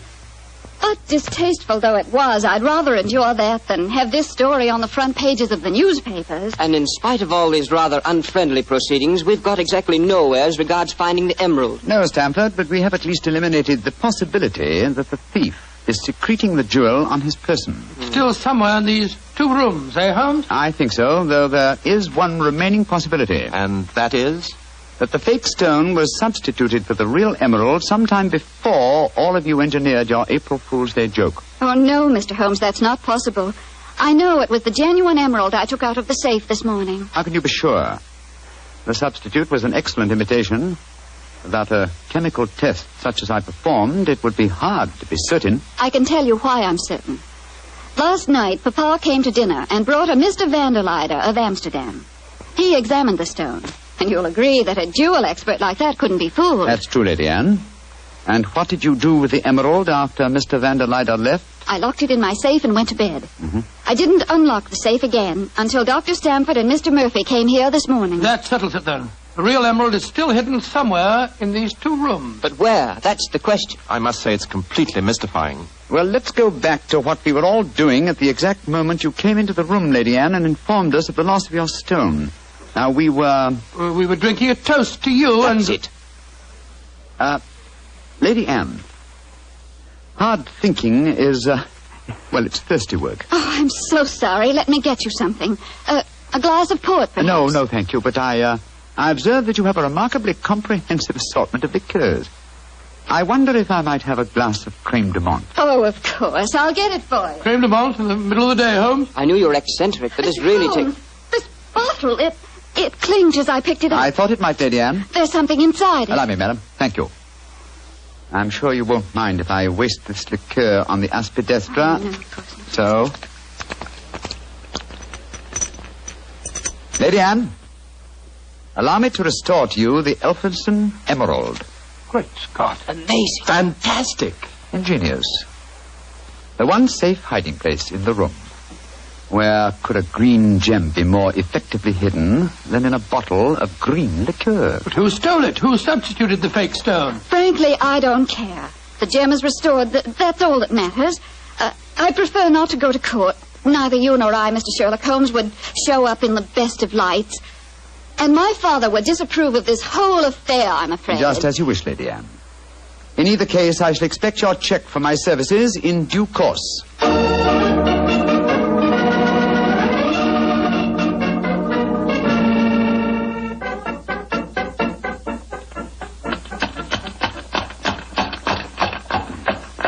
Well, here we are at the Criterion again, Stamford. Won't you come in and join us for lunch? Thanks, Watson, but I'll keep the cab and go on. I actually have a patient this afternoon. A rare and delightful experience for a young doctor, as you probably know. As rare and delightful as a client is for a young detective, eh, Stanford? I quite understand, and I'm correspondingly grateful to you for your profitable hopes. I'm glad it was profitable for you. Personally, I feel pretty stupid about the whole thing. Well, goodbye. Goodbye, old fella. Goodbye. 39 Onslow Square, cabby. You're remarkably quiet, Murphy. Well, I'm afraid my conscience won't let me do much talking, Doctor. I'm heartily ashamed of myself. Well, thanks for the lift. I'll leave you chaps. Oh, nonsense. You'll join us for lunch, Murphy. But, no buts about it. I insist. Come on. Well, it's awfully nice of you. Oh, come, Murphy. Any one of us can make a foolish mistake. It's just lucky that you didn't have to pay for yours.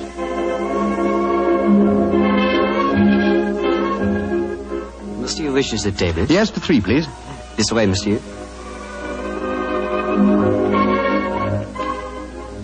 Does this table please you? Excellent, thank you. George, I'm as hungry as a hunter. How about you, Murphy? No, I'm afraid I have very little appetite. This whole case has upset me dreadfully. You mustn't take it so much to heart, Murphy. By the way, Doctor, I'd like to have your opinion on the case. Who do you think staged the theft of the emerald today? Perfectly obvious to me. Lady Anne Partington did it herself to collect insurance money. If she hadn't, she'd have insisted on your finding the thief. But you needn't worry, old chap. You get your fee all right, I'm sure of that. Oh, I'm not worrying about the fee. But I assure you, Lady Anne did not engineer that fraud today. You mean that it was Stamford? Tell him who was responsible, my dear Murphy. But how should I know? Oh, come now, Murphy. Let's not fence any longer. You did an excellent job, a superlative job. I was almost sorry to spoil it for you. I don't think I understand you, Holmes. Oh, yes, you do, Murphy. You're a splendid actor, too. I was so deeply touched when you had apparently stolen a fake jewel, and All the time you knew that the real one was safely hidden in the bottle of creme de menthe, to be abstracted at your leisure. You scoundrel. Holmes, do you mind telling me what's going on here? I'm completely and absolutely in the dark. Surely it's obvious, my dear doctor. The imitation emerald was a brilliant copy. What makes you so sure of that, my dear Holmes? Because this April Fool's Day hoax was only conceived yesterday, or that is what you wished the others to believe. Such a superb paste gem could not have been made at such short notice. Therefore, it must have been prepared by someone who knew about the hoax before it was arranged. Now, my dear doctor, when Stamford told you about the plan last night, whose idea did he say it was? He told me that it was Lady Anne Partington's plan. Precisely. And yet Lady Anne referred to it today as Stamford's idea. Obviously, you, my dear Murphy, presented the plan to each as the notion of the other, and so only you could have arranged the real theft behind the hoax. I repeat, a splendid job. Thank you, Mr. Holmes. May I also compliment you on your cleverness in frustrating my plot? Look here, what is all this? One of you is a criminal, the other is a detective. Yet you're throwing each other compliments as if you were in the same profession. The dividing line between the criminal and the criminal investigator is thinner than you might imagine, my dear doctor. How very true, my dear Holmes. Would you consider coming over to my side of the line? Together we'd make an unbeatable team. Oh, you flatter me. Nevertheless, I must decline your offer, Mr. Murphy. Oh, a pity. On your side of the line, you'll never be a rich man. By the way, for your edification, my name is not Murphy, though Stamford insists on thinking it is. Then what is your name, you scoundrel? Your friend says the word scoundrel so much better than you, Doctor. My name is Murtry. Oh, indeed. Spelled M-U-R-T-R-Y? No. Dear me, I have so much trouble with my name. People will either misspell it or mispronounce it. I'm afraid I'll have to begin calling it the way it looks. M-O-R-I-A-R-T-Y. Moriarty. Moriarty. I shall remember that name. I have a feeling we shall meet again. I trust that we shall. You've won the first round, Sherlock Holmes, I admit that. But I believe that a return match is indicated. I shall look forward to it, Moriarty. And now, Doctor, I can't stand your baleful glare any longer. Let's order lunch, shall we?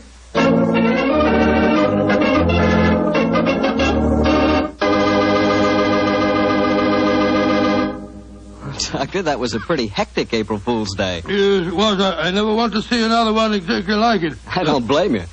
You know, I'd sure hate to have someone come to my house and pull a trick like that on me. Why, Mr. Bartell, do you have a precious emerald you fear may be stolen? Are you kidding? I wouldn't know the difference between a precious emerald and a piece of green glass. But when it comes to rubies, now that's something else. Oh, you would know a ruby when you saw it? Sure, because a ruby has exactly the same color as a glass of Petri California port held up to the light. Mr. Bartell, you can find more excuses for talking about Petri wine than any man in the entire world. Believe me. Excuses, Doctor? I don't need an excuse to talk about Petri wine. Why, there's a wine that actually speaks for itself. If I may borrow a phrase from Shakespeare or somebody. There's no other wine quite like Petri wine because only Petri wine is made by the Petri family. And the Petri family has been making wine for generations. They've been handing down from father to son, years and years of knowledge and experience of the fine art of turning luscious grapes into clear, fragrant, delicious wine. Yes, and because the making of Petri wine is a family affair, those letters P-E-T-R-I on a bottle of wine are the personal assurance of the Petri family that every drop of wine in that bottle is good wine. You never miss with a Petri wine because Petri took time to bring you good wine. Well, Dr. Watson, what's the prescription for next week's story? Well, next week, Mr. Bartell, I'm going to tell you a rather unusual story. It concerns a series of strange disappearances and a murder without apparent reason, and yet it was a case that Sherlock Holmes solved without ever meeting any of the suspects. I call it the singular affair of the disappearing scientist. Well, I'm sure we'll all want to hear that one, Doctor. Oh, I'm sure. Well, before you go, Mr. Bartell, I want to urge our friends to do all they can to save on the use of all wheat and rice products, and also fats and oils. There are millions of families literally starving to death in Europe and Asia. We're not being asked to give them our food. They're just being asked to take it easy on certain foods so that there will be some left for them to buy. I know there isn't one person listening to me tonight who would knowingly let anyone starve. And remember, unless you do help, thousands of little children will starve. So please, let's share a meal and save a life.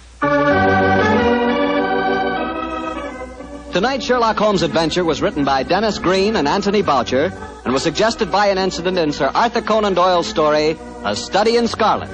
Music is by Dean Fossler. Mr. Rathbone appears through the courtesy of Metro-Goldwyn-Mayer, and Mr. Bruce through the courtesy of Universal Pictures, where they are now starring in the Sherlock Holmes series. The Petri Wine Company of San Francisco, California, invites you to tune in again next week, same time, same station. Sherlock Holmes comes to you from our Hollywood studios.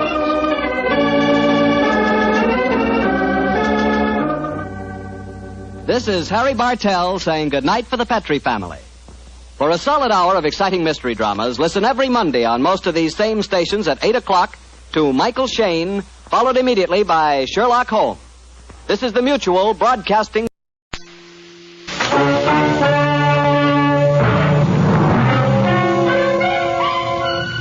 Box 13 with Alan Ladd as Dan Holliday.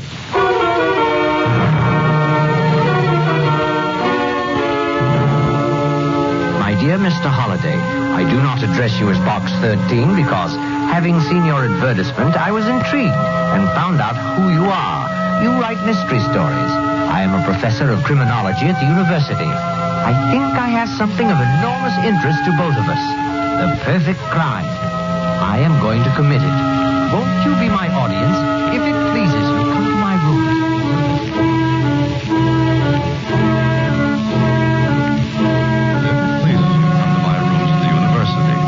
Sincerely, Dr. John Dobbs. At first, I wasn't sure whether the letter was on the level or not. Then, when I saw Dr. Dobbs, I was sure it was. And he did commit the perfect crime. Almost.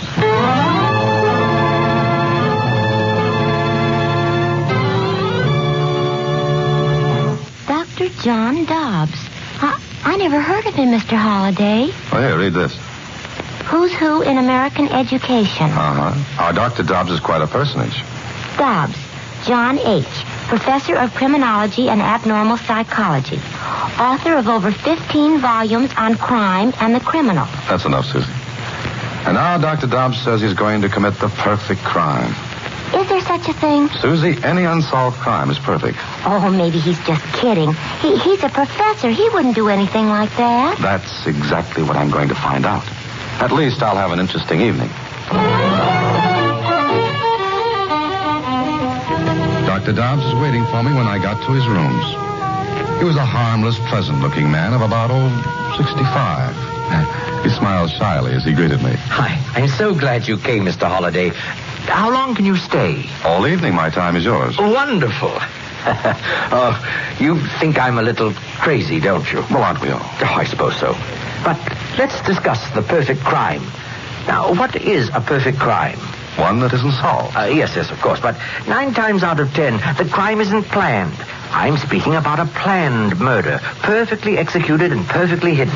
Dr. Dobbs, you're a great man in your field. Therefore, you should know that no one ever gets away with it. Oh, why not?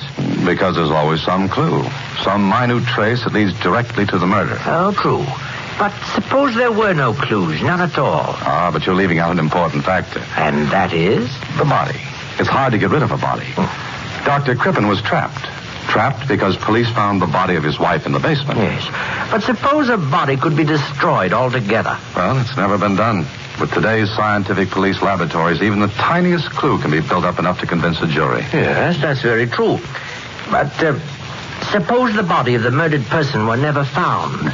It always has been. Granted. But suppose it were not. There'd be absolutely no proof of murder.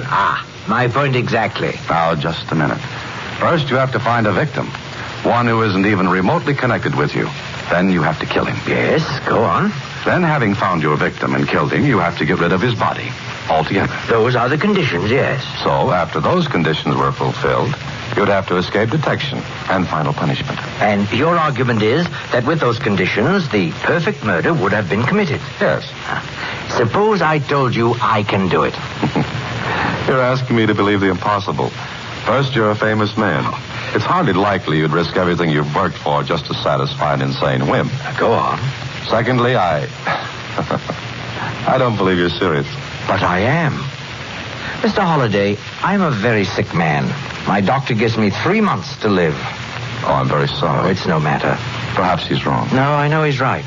Then what does it have to do with what we're talking about? Perhaps nothing, except that I'm very tired. I spent a lifetime with books and study and students. I'm a crusty old bachelor. I suppose now I want some excitement. Even my name is prosaic. John Dobbs. Dr. Dobbs, I still don't think you're serious. Maybe you're kidding me for some reason I haven't been able to see or even guess at. No, I think I refuse to believe you. Oh, what are you laughing at? At what you said. I don't understand. You refuse to believe me.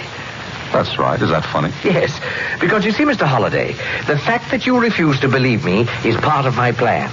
It makes me even more certain that I can commit the perfect murder and win.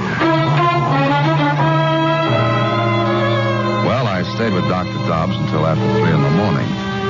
We talked. He had a marvelous knowledge of crime, and I left him with a great admiration of his intellect. Then 3 days went by. I heard nothing from him until one day at the office.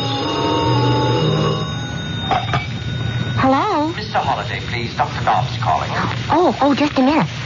Mr. Holliday, Dr. Dobbs calling. Oh, okay, thanks. Hello. Mr. Holliday, how are you? I'm fine, and you? Oh, pretty well.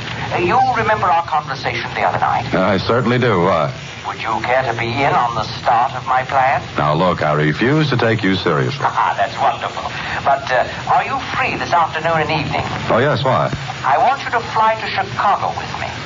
What? Will you? I have the tickets on the plane. You're my guest.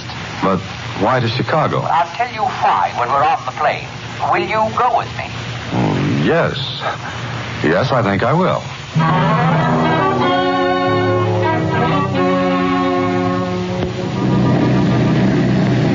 Do you like to fly, Mr. Holliday? Oh, I love it, do you? Oh, yes. It gives me a great sense of exhilaration. I'm untouchable up here. Why are we going to Chicago, Dr. Dobbs? Here, read this newspaper account of a murder. Police are at loss for clues in the Caroline Standish murder case. All leads have come to dead ends, and why do you want me to read this, Doctor? Because I'm going to Chicago to confess to the crime. You're what? I'm going to confess that I killed Caroline Standish. I don't believe that. We'll be in Chicago in exactly 1 hour and 20 minutes. Half an hour after we step off this plane, you and I will be at police headquarters, and then you will see. But you couldn't have killed this woman. Oh, yes, I could have. She was killed the day before yesterday. That was Sunday. Sunday's a holiday. It's not too long a plane trip from our city to Chicago, and Caroline Standish is a complete stranger to me. And being a complete stranger, she satisfies the first condition of the victim, that he should not even remotely be connected with her. Exactly. Now settle back, Mr. Holliday. We'll be in Chicago very soon. All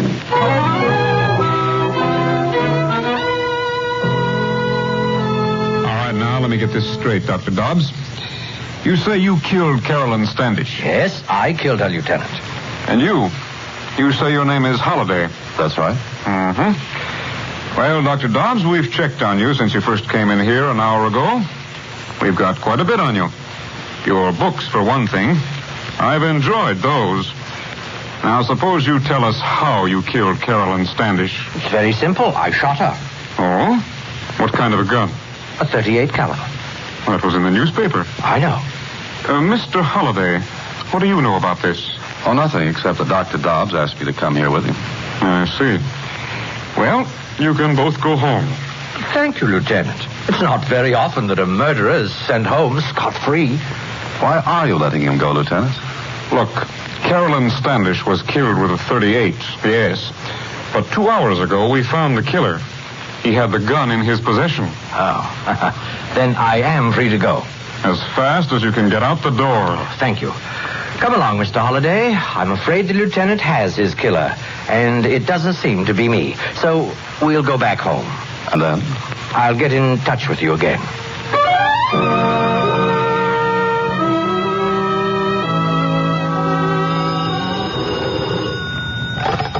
Hello. Mr. Holliday, this is Dr. Dobbs. Oh, you. You don't sound pleased to hear from me. Where are we going this time? So you guessed, huh? Yes. Guessed what? That I'm going to Philadelphia to confess to a murder there. You're going to do what? The same thing I did in Chicago. Will you come along? Oh, no, thank you. Very well, very well. But I suggest you keep reading the newspaper. You may see some very startling developments. Goodbye.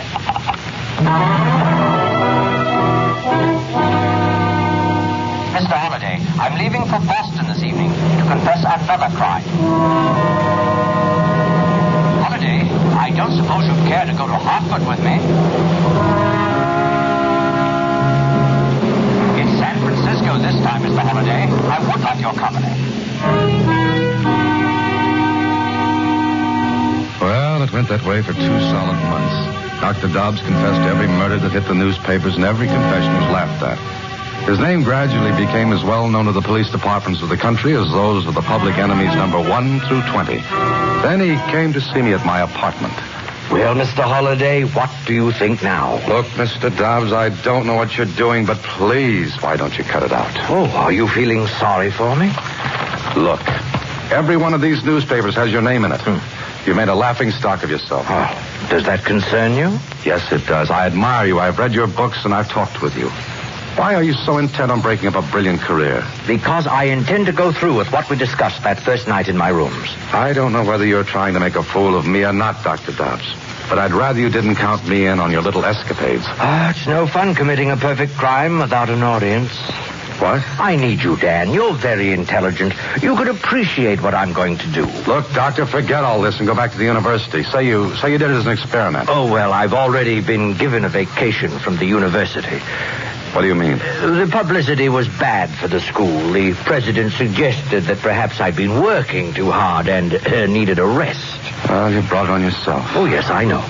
Now, I want you to do me a favor. What do you want? There's a small city about 300 miles from here. Go there with me. So you can put in another phony confession? No. So I can point out my real victim to you. Say that again. I want to show you my victim, the man I am going to kill, the man whose body will never be found, and the crime to which I am going to confess, this time legitimately. I don't believe you. Please, now go to the town with me. I'm now supposed to be a little cracked. Humor me. And if I do? Well, we'll have a little mental chess game, you and I. I'll give you the opening gambit, murder. From then on, it will be your job to checkmate me. Agreed? All right, Dr. Dobbs. I'll go with you. But this will be the last time. Understand? Yes, I understand. This will be the last time.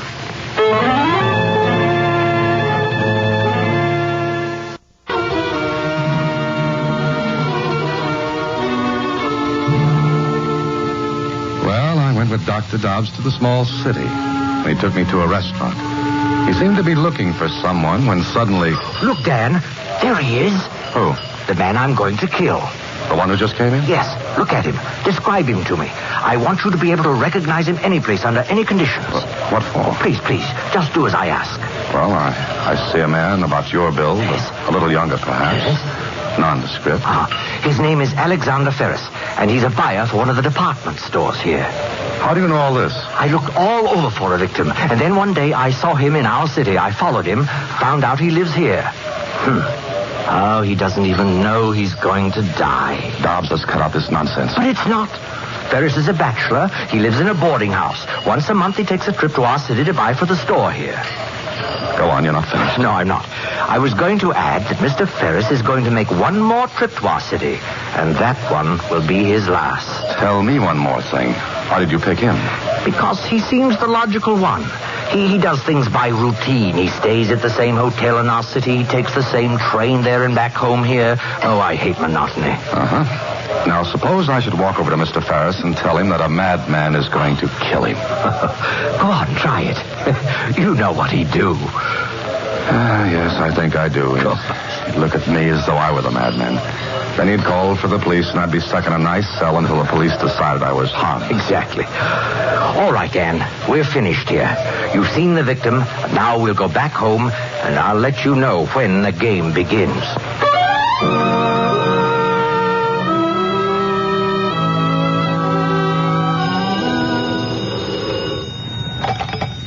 Hello? Mr. Holliday, please. Oh, just a second. Mr. Holliday, it's that man again. Dobbs? Uh-huh. Okay, give me the phone. Here. Hello. Look, Doctor, let's call off this race. I'm getting tired of it. Mr. Holliday, Alexander Ferris leaves his town this afternoon. He will arrive here at 7:30 this evening on the Lakeshore Limited. He will go to the Barrett Hotel. He will never leave there alive. Goodbye. Hello. Hello, Dobbs. Hello. What do you say this time? Same thing, still harping on the perfect crime. Do you think he means it? He's got me over a barrel. I don't want to believe him. Sometimes I don't, but But what? there's something earnest about him when he talks about it. Well, I can't take a chance. I'm going to keep my eyes on Alexander Ferris. I decided to warn Ferris, so that evening I met the Lakeshore Limited. I tried to get to him, but before I could, he hurried into a taxi. I grabbed the first empty cab I could find and went to the Barrett Hotel. Ferris had already registered and was disappearing into an elevator. I ran across the lobby, but the elevator door closed and Ferris was gone. I got his room number, 708. Took an elevator. We were just passing the 5th floor when... Those were shots. And they came from the 7th floor. I missed my guess. I didn't miss it because on the 7th floor... All right, back to your rooms. Go on, everybody. Go on. You too. You're the house detective? Yeah, who are you? My name's Dan Holliday. Did those shots come from this room? Yes, they did. Dobbs. Hello, Dan. What's happened? Look, I'll take care of this. Of course, but the shots came from that room. I know, because my room is next door. You're next door? Yes. Since I left the university, I've been living here. The house detective will verify that. Sure. But that's got nothing to do with this. Hadn't you better get inside the room and see what's happened? This is my job. But since you stuck your nose in, stay right with me. Have you got a pass key? Yep. You can still smell the powder from the shots. Yeah. And where's the guy that came in here? Look in the bath. Close that door. Now, you two stay right there. I'm going to give this place a look-see. Something fishy here. So your curiosity got the better of you, Dan? You're next door, huh? Yes, convenient, isn't it? Where's Ferris? He's dead. You shot him, I suppose. I killed him, yes. I saw him get on the elevator and come up here. All right, you saw that. What then? Where is he? I don't get this. There ain't a sign of the guy anyplace. But there's his hat, top coat, and valise on the bed. Which proves he came in here.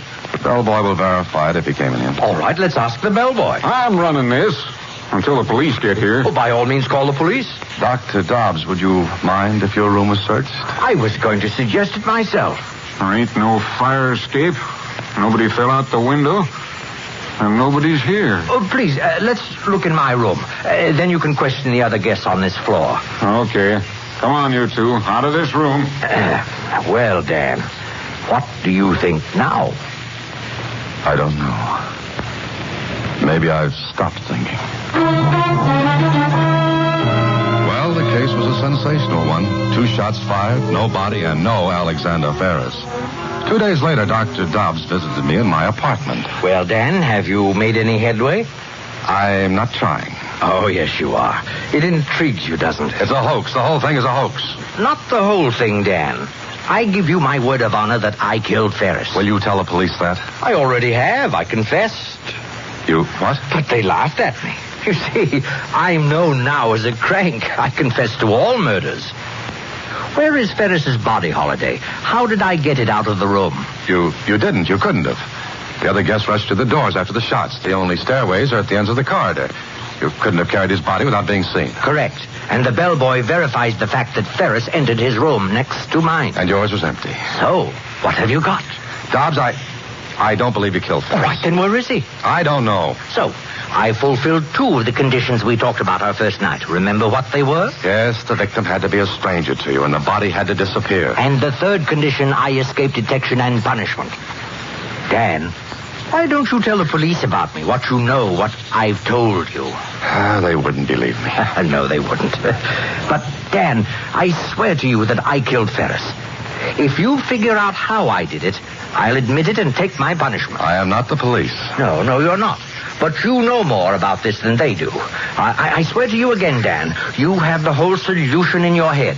All you have to do is put together the pieces of the puzzle. It's really very simple.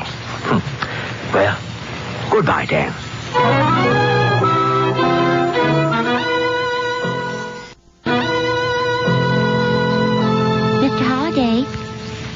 Mr. Holliday. Oh, I'm sorry, Susie. I was daydreaming. About Dr. Dobbs? As usual about Dr. Dobbs. Gee, I think it's some kind of a joke. There just isn't anybody. They've been looking for almost a week now. That's what bothers me. Ferris is missing. He left his hometown, took the train, came here. I saw him, Susie. I saw him then. No Ferris. And the police won't believe Dr. Dobbs. Or me. Kling thinks I'm in the same class as Dobbs. I know. Oh, well, thanks. There's got to be an answer, though. No one, not even an admitted genius such as Dobbs, could kill a man and do away with his body. But there isn't a trace. Look, Dobbs had about 15 seconds to kill Ferris and then hide the body. Yes? What were you going to say? I'm not sure. Dobbs said I had the whole solution in my head. Susie, ever see a magic act? Magic act? Oh, you mean a magician? Sleight of hand? That's right. Sleight of hand, illusions. Now you see it, now you don't. Watch the little lady disappear from under your very eyes. Keep your eye on the magician and miss how the trick is done. I don't know what you're talking about. I'm not sure I do, but I've got an idea. Susie, we're going to send a telegram. Where to? To Alexander Ferris's hometown, to the chief of police. But that's been done. You know that. Sure I do. But the other telegrams were about and concerning Ferris. Well, what's yours going to be? About a perfect stranger.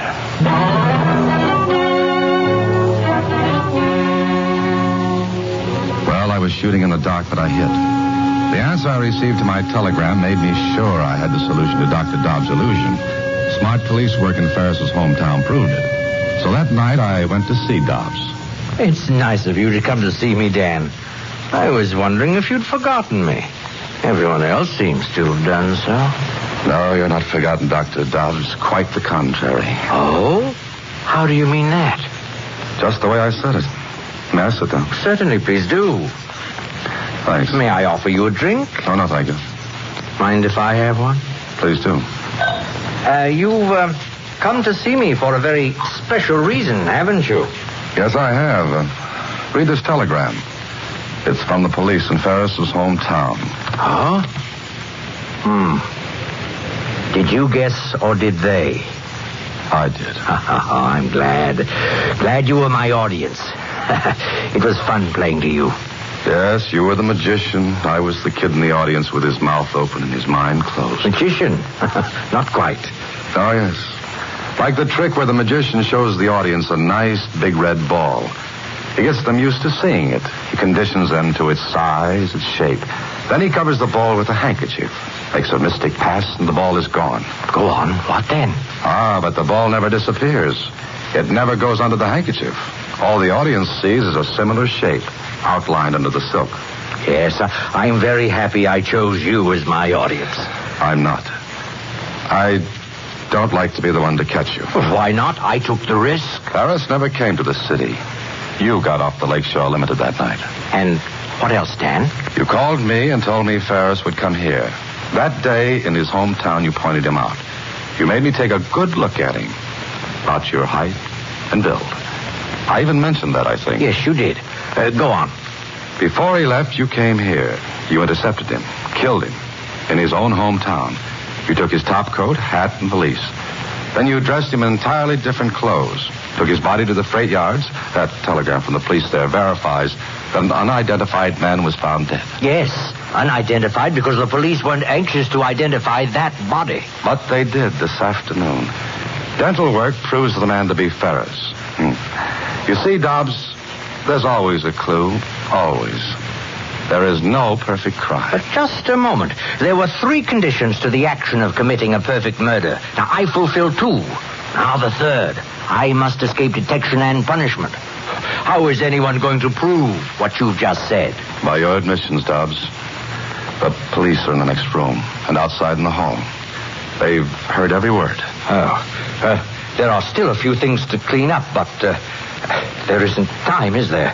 I still have to escape punishment. I'm sorry, but you can't. Okay, boys, come on in. Well, the police. But Dan, I still say I fulfilled the last condition to escape punishment. It's a good thing you didn't take the drink I offered you. I knew as soon as you came in that you had me. Dan, explain how I did it. It's no fun doing something clever if no one appreciates it. Dobbs. Dr. Dobbs. So long, Dan. Don't forget to explain the rest. It's been a wonderful chess game. Now, checkmate.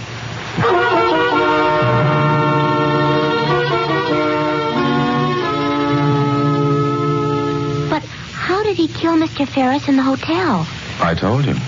He didn't, Susie. He killed Ferris in the man's own hometown. You see, I thought I'd followed Ferris to the hotel from the station, but I had followed Dobbs. And then? Very simple. Dobbs had reserved a room next to Ferris's.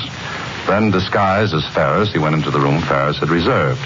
Dobbs took off the top coat, hat, put the valise on the bed, fired 2 shots, blanks, then slipped quickly into his own room. Do you see? Oh, sure. Leaving the other room empty. Right. So everyone was looking in the wrong place for Ferris. Everyone assumed he had really come to this city. Like the old trick with the ball, Susie. You think you see it, but you don't. So you look in the wrong place. Gee, he was really smart, wasn't he? Susie, just remember this. No matter how smart you are, there's always somebody who'll trip you up. Everyone makes mistakes. But Dr. Dobbs didn't. Oh, yes, he did. He made the same mistake I did. He looked in the wrong place. Well, what do you mean? You see, I had to trap him into a confession. He assumed that dental work would identify Ferris's body. But the man found in the freight yards had perfect teeth and no dental work. Good night, Susie. Listen in again next week when Alan Ladd stars as Dan Holliday in Box 13.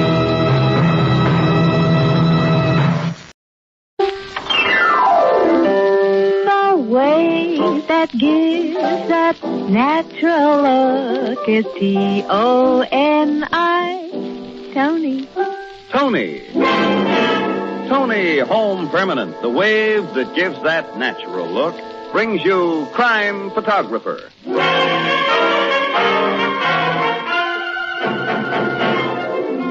Good evening, everyone. This is Phil Cullen, greeting you for Tony Home Permanent, and inviting you to listen to another adventure of Casey, Crime Photographer, ace cameraman who covers the crime news of a great city. Written by Alonzo Dean Cole, our adventure for tonight, Action Photograph.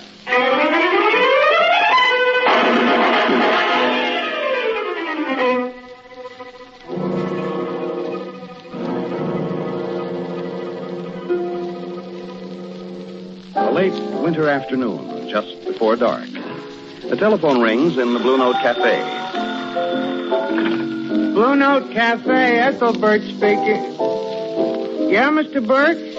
Yeah, just a second, I'll call him. Casey, Miss Williams, your city desk is calling. Oh.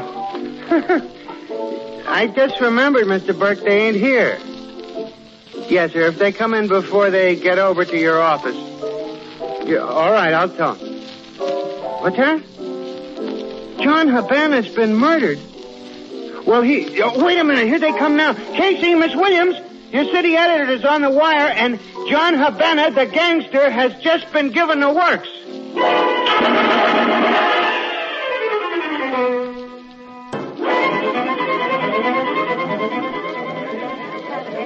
All right. Get back, you people. Get back. There ain't no circus going on here. Exactly what is going on, Sergeant.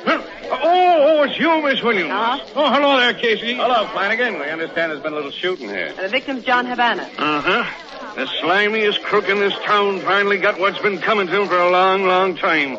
There lies Havana, neatly spread all over the sidewalk. I've always wanted to see John Havana hold a pose like this. Who just used that flash bulb? Oh, hi, Logan. Casey, I'm tired of reminding you. No news pictures without permission of the officer in charge. Oh, I'm so sorry, pal. That's a ruling I never can remember. Do you know who killed Havana, Captain Logan? Yeah, I think so, Miss Williams, but I won't be able to prove it, I think. Meaning Silk Farrell was behind the trigger? Sure. It's been pretty common knowledge that Havana pulled a fast one on Farrell several weeks ago, and when a guy does that, his number's up. How did Silk or whoever it was get him?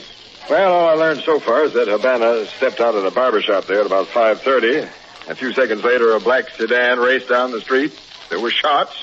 Havana folded up, and the sedan kept on going. Well, there must have been people on the street who There saw was the... probably 100 at least who saw the whole thing, Miss Williams.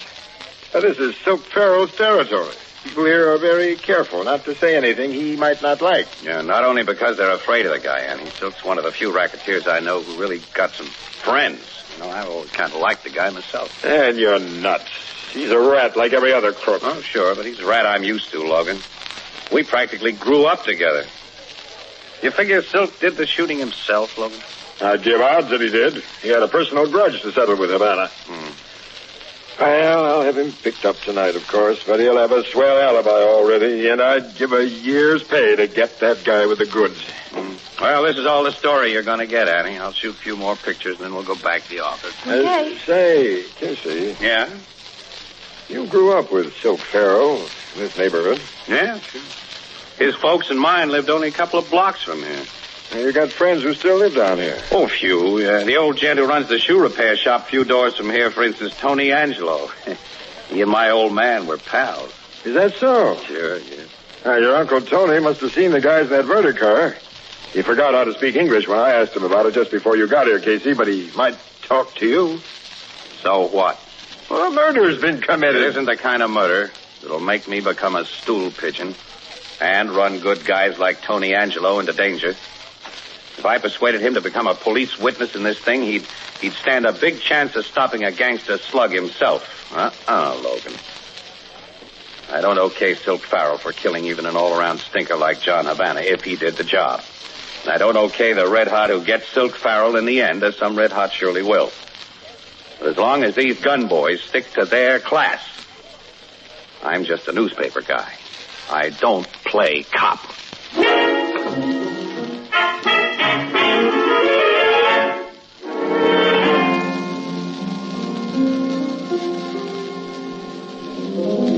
What happened after the cops picked up Silk Farrell last night for that Havana killing, Casey? Well, just what Logan expected had happened, Ethelbert. Yeah? Silk had a beautiful alibi, and his lawyer was on hand to get him away from headquarters within a few hours after he was brought in. Now, Silk Farrell is one of the few racketeers who really interests me. Yeah, why, Annie? Well, for one thing, he's very good looking.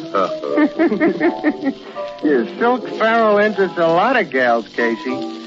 And the one he's been bringing in here lately is really somebody. I haven't seen him in here with any dames. Oh, you ain't around here all the time like I am. Who is this gal you say is really somebody? I'm informed on reliable information that she's no other than Constance Maxwell. Connie Maxwell? You mean the society babe with all the dough? That's who. Well, why is she messing around with a crook like Silk? No, I don't know why. I just know she's been coming in here with him a couple times a week. She likes Herman's piano playing. Looks as though Silk is stepping way out of his class. Oh, Connie Maxwell's no prize package, Casey. She's just the sort of dumb door who'd fall for a handsome racketeer. She's thinking just too romantic. I wonder what the guy she's engaged to thinks about it, if he knows about it. Oh, she is engaged, isn't she, to Alvin Bancroft? Yeah. He's a very swell egg, too. He's got more dough and more family backup than she has, even. Alvin Bancroft did a nice favor for me once. Yeah. He's able to handle his own affairs, I guess. Couldn't the cops get anything on Silk for last night's shooting, Casey? No, not a thing, pal. They found an abandoned car that's been identified as the one that carried the gunman, but no fingerprints. It's unfortunate a smart guy like him took to a life of crime. You and him were once pretty good friends, Casey. Yeah, once. I remember how you and Silk and little Frankie Pizarro and Gus Hoffman used to get together in this place late at night and sing quartet. Yeah.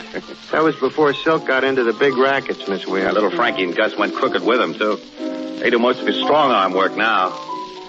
Yeah, that was a good quartet, though. It was good and loud. Casey was tenor, Miss Williams. Yeah. Oh, I'm glad I wasn't around during his singing days. Well, I wasn't so bad, Not Annie. bad. Come on. Let's get out of this joint. Yeah, if we don't, City Desk will be paging. Hey, wait a second. What? Look who just sat down at the corner table. Casey, it's Silk Farrell. Yeah, with him was Connie Maxwell. Didn't I tell you, him and her? You spotted us, Casey. Well, how are you, pal? You, Miss Williams? Hello, Miss Farrell. Hi, Sil. Gee, I haven't seen you two for, well, it's been months. We meant to drop in and see you at police headquarters last night, Sil. We had another assignment, though. I was at headquarters last night, come to think of it. Renewing my acquaintance with Captain Logan and his lads. Nice fellow, Logan, but not too bright. He's plenty bright. Sometimes the brakes are against him. Okay, if that's the way you see it. Well, it's swell running into you, Casey. Oh, say, I've got a lady with me. Come over to our table. No, we're going back to the office, Sil. We don't have to go immediately, Casey. I'd like to join Mr. We haven't Farrell the time, man. Oh, sorry. So am I. Too bad about John Habana, wasn't it, Sil? Wasn't it? John was an old pal of mine. Like you, Casey. I've just ordered a swell blanket of lilies for his coffin. Well, it's been nice to see you, Miss Williams. Thank you. So long, pal. So long, Sil. Gee, Casey, did you hand him the ice? I'm not going to pretend chumminess with any wire-haired wolf who's got a gal with him who's engaged to marry a guy I like. Well, maybe the Maxwell girl isn't engaged to Bancroft anymore. Well, for his sake, I hope she is. Ann. Oh, look at that. That's Al Bancroft who just came in the door. That skinny guy? Yeah. He's going to Farrell's table. Yeah, and he looks sore. Look, honey. They seem to be having an argument. Me right now. I'm not leaving here with you, Alvin. I've already told you. And I've told you, Connie, that you're... Now, we've heard enough from you, mister. You're hearing more from me, Farrell. Why, Al swung a punch at Phil. Silko, knock him through the floor for that. I'm getting over there quick. Oh, no, don't hit him again, Mr. That's Farrell. enough, Silk. The guy's down. Here, let me go, Casey. The punk socked me. I'll kick his teeth out. You've done enough. Come on. Bancroft, I'll kill him. I'll cut him. I tell you. Okay, Casey, I apologize to everyone. I lost my temper. Sorry. This wasn't Mr. Farrell's fault at all. Mr. Bancroft came to our table and became insulting, and he struck Mr. Farrell first. Maybe he had good reason to strike him, Miss Maxwell. I don't know what you mean. Neither do I. Skip it, then. How's Bancroft, Ann? He's coming, too. Annie, you go back to the office. I'm driving Bancroft home, and I think I'd better do it alone without female company. Got an idea he's going to feel just a little sore at the female sex.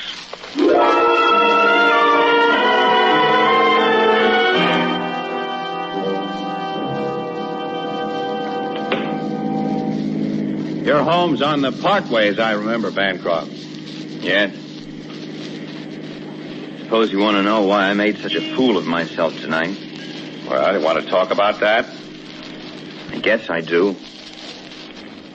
I've known Miss Maxwell for a long time. We were going to get married. Were? Past tense? She broke our engagement this morning. I guess I'm not much of a fella, Casey. Connie admires the dashing, adventurous type. Oh, and she considers Silk Farrell dashing and adventurous. Well, don't you see, she's pretty young. You know, a lot of kid ideas. To her, Farrell is something out of a book, out of the movies, a Humphrey Bogart character. I'm sure it's simply a phase, a temporary infatuation. But if it isn't stopped, she'll marry him. So it's got to be stopped.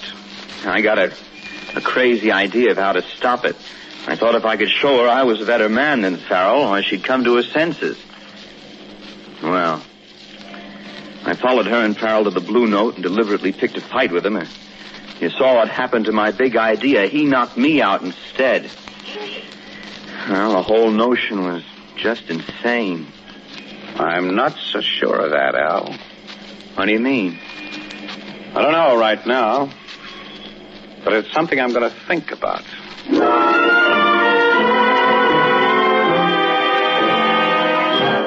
I think the notion's utterly fantastic. Annie, didn't you pay any attention to that dumb little rich girl last night after Bancroft socked Farrell and got mowed down for doing it? She was having the time of her life.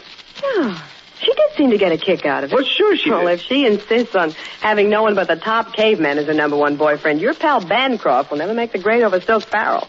He, Casey, is a considerable hunk of masculinity.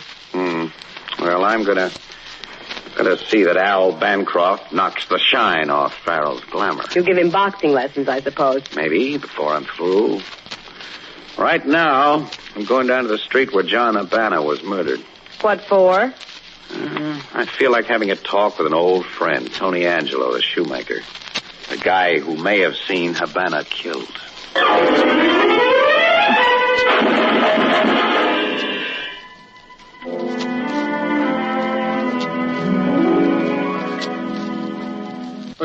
No, Casey. Like I'm going to tell the cops when they ask me about Look, him. I'm not a cop, Tony. I'm an old friend, and I'm working on my own. You going to tell the cops what I've been telling you? No, there'd be no use since I won't produce you as a witness. Okay, Casey. I'm going to see John Havana. Yeah? I'm going to see everything. The black sedan found by the cops was the one used by the killers, huh? Yes, and she come in the front of my store. I'm at the window. Yeah, Silk Farrell was in the car? I'm not sure. No. Don't stall with me, Tony. You know I won't involve you in this. I swear for you, Casey, I'm not sure. My eyes, she's not so good like when I'm young. Okay, but could one of the guys in that car have been Farrell? See. Was a man in the back seat holding 2 big guns. And he might have been the Silk Farrell. Who drove the car? Might it have been little Frankie Pizarro? Oh, no. The driver, he looked like Gus Hoffman. And next to him is sitting Frankie Pizarro. No. All right, stop worrying, Tony. You say you can't identify those guys, and that's that. But tell me this. Did the 3 of them wear hats? Hats? Yeah, hats. See, all wear hats. All right, now think of some more things, Tony, and be sure of them. I want to know exactly how each man looked and what he did. Why do you want to take more pictures of that Havana murder car, Casey? They'll have no news value now. I want them for my personal collection, Logan. I gather shots of murder cars like some guys gather pinups. Jake, look, we've got to have shots of Silk Farrell in our files, I know, and some of Gus Hoffman and little Frankie Pizarro. Dig them out for me, will you? Okay. And, Jake, I especially want pictures of them wearing hats. Casey, I feel like a chump sitting in this car pointing 2 big automatics at nothing while you take pictures. Well, let me get a couple of more shots of your gloved hands holding those 45s, Bill. Why? I've told you. I try to sell these shots to a detective story magazine.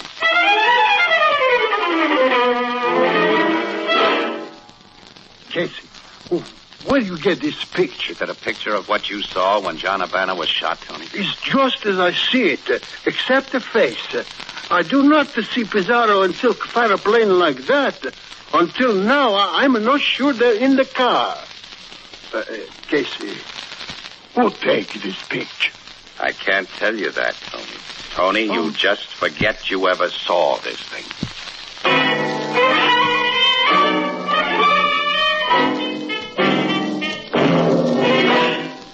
Where'd you get this picture, Casey? The point is, Silk, that I have it. Look at it closely, Silk. At your face and at Pizarro's.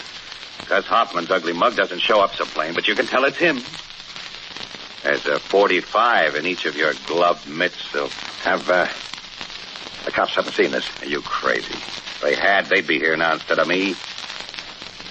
You and I were once pretty good friends, fella. That was a long time ago. Where's the negative of this? In a nice, safe place. But, I'm willing to sell it. Blackmail, eh? From a friend. Well, you just reminded me that we were friends a long time ago. I never figured you then as a blood money guy. All right. I know I didn't shoot Havana. But I also know when I'm in a spot. How much for the negative and every print you made from it? What's it worth? I don't stall. You know it's worth every dime I've got. That's about $100,000. I'll give it to you for the negative and prints. But if you double-cross me, I'll give you what Havana got. Oh, so help me. I don't want your 100 G's. I'll give you the negative of this picture and every print I made of it. If you'll do a single decent thing. What do you mean? In a fight game, they call it taking a dive. You've been cheating your way to too many decisions, Silk. Now you're going to lose one because you've stepped way out of your class. Come on. Talk straight. Okay, this decision you're going to lose in one of the private dining rooms at Jackson's Roadhouse. There'll be only 3 of us in that private dining room at first, Silk. You, me, and Miss Constance Maxwell. Miss Maxwell? Uh-huh. And then we'll have a visitor. Mr. Alvin Bancroft, who's going to give you a shellacking and become the new champ.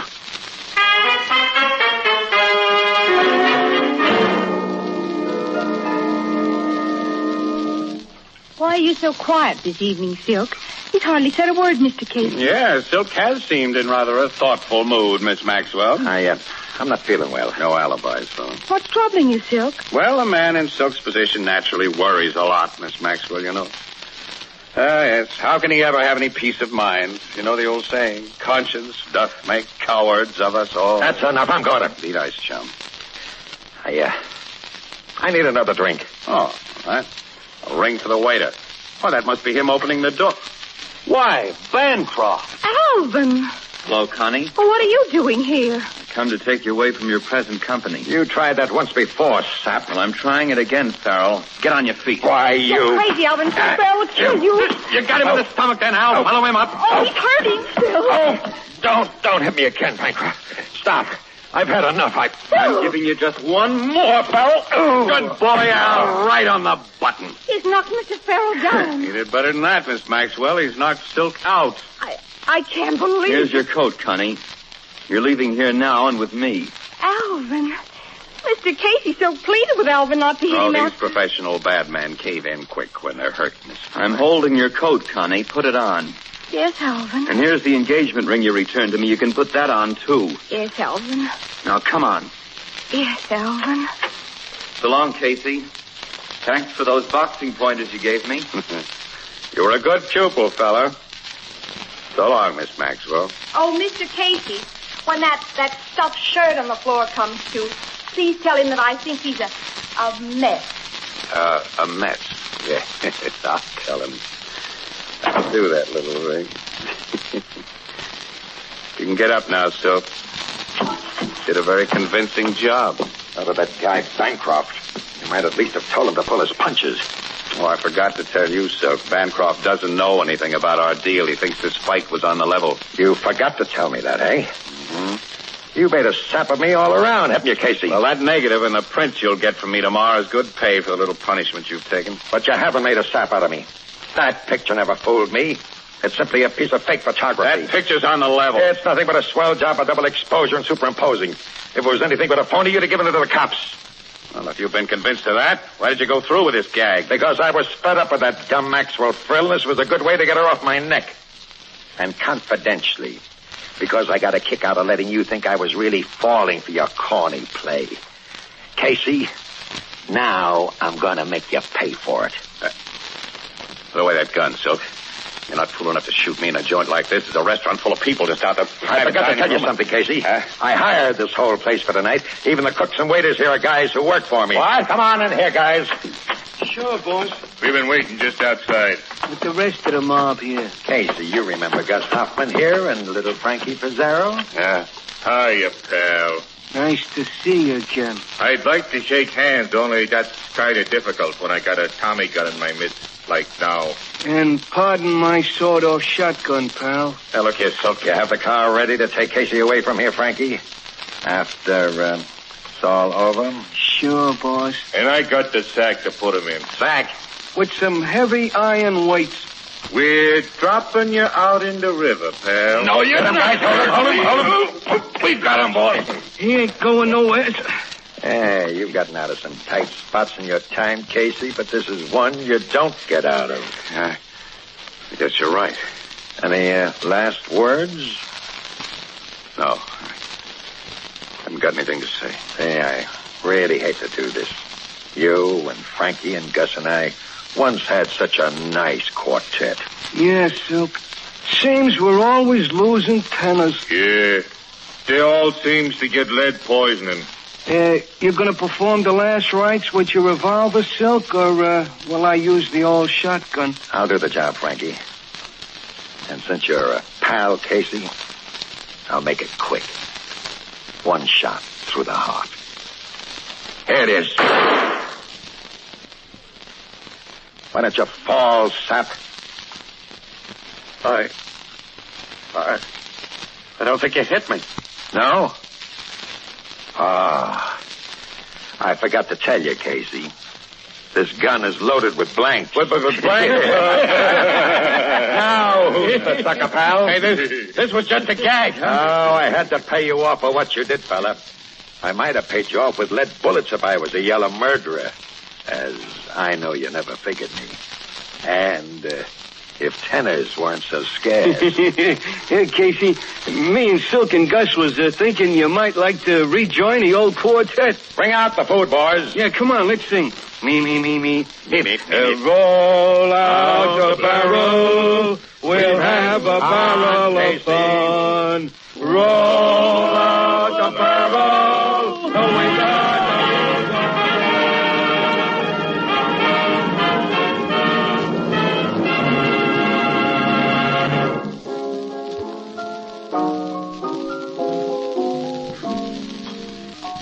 Where's Casey, Miss Williams? He usually comes in with you at this time. Oh, Casey's gone home to rest his throat, Ethelbert. Oh, rest his throat? The doctor says he's strained his vocal cords. He can hardly speak above a whisper today. What in the world caused that to happen? Oh, I don't know. All I could get out of him was that he did some singing last night. I'm glad the doctor made him stay home. If he stayed on duty, he might have gotten an assignment he wouldn't have liked. What's that? Silk Farrell was killed a few hours ago. Silk Farrell? He and his bodyguards, Gus Hoffman and Frankie Pizarro, were shot from an automobile. Just as the police think they shot John Habana. Only this time the police got the killers red-handed. What do you know? I have an idea, Ethelbert, that Casey and Silk Farrell really thought a lot of each other. I guess they did, Miss Williams. They'd have had to in order to sing quartets together. Confidentially, the singing voices of them two guys is about the worst I've ever heard.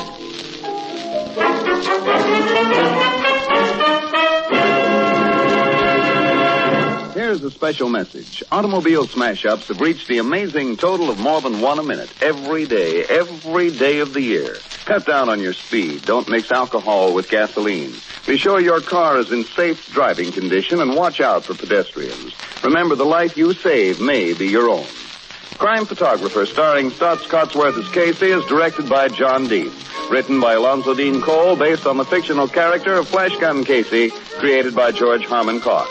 Original music by Archie Blair. The program features Miss Jan Miner as Anne and John Gibson as Ethelbert. Herman Chittison is the Blue Note pianist.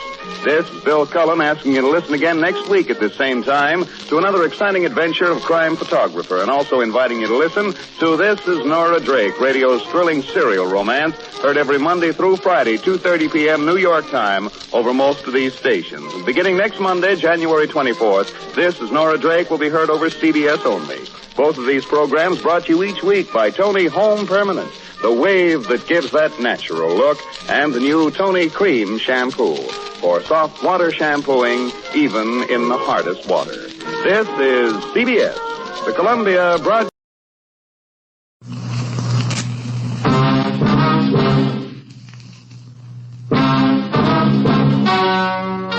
Ladies and gentlemen, the story you are about to hear is true. Only the names have been changed to protect the innocent. NBC brings you Dragnet.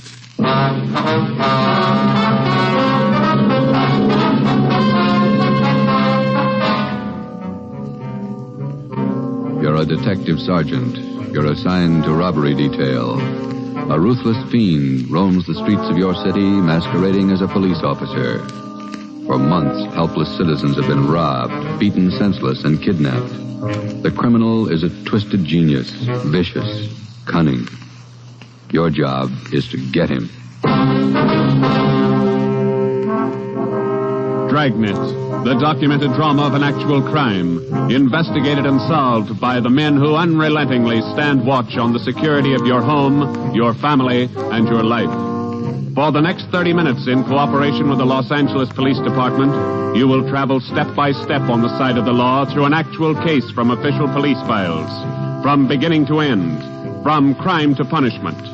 Dragnet is the story of your police force in action. It was Wednesday, June 4th. It was warm in Los Angeles. We were working the night watch out of robbery detail. My partner's Ben Romero. The boss is Ed Backstrand, chief of detectives. My name's Friday.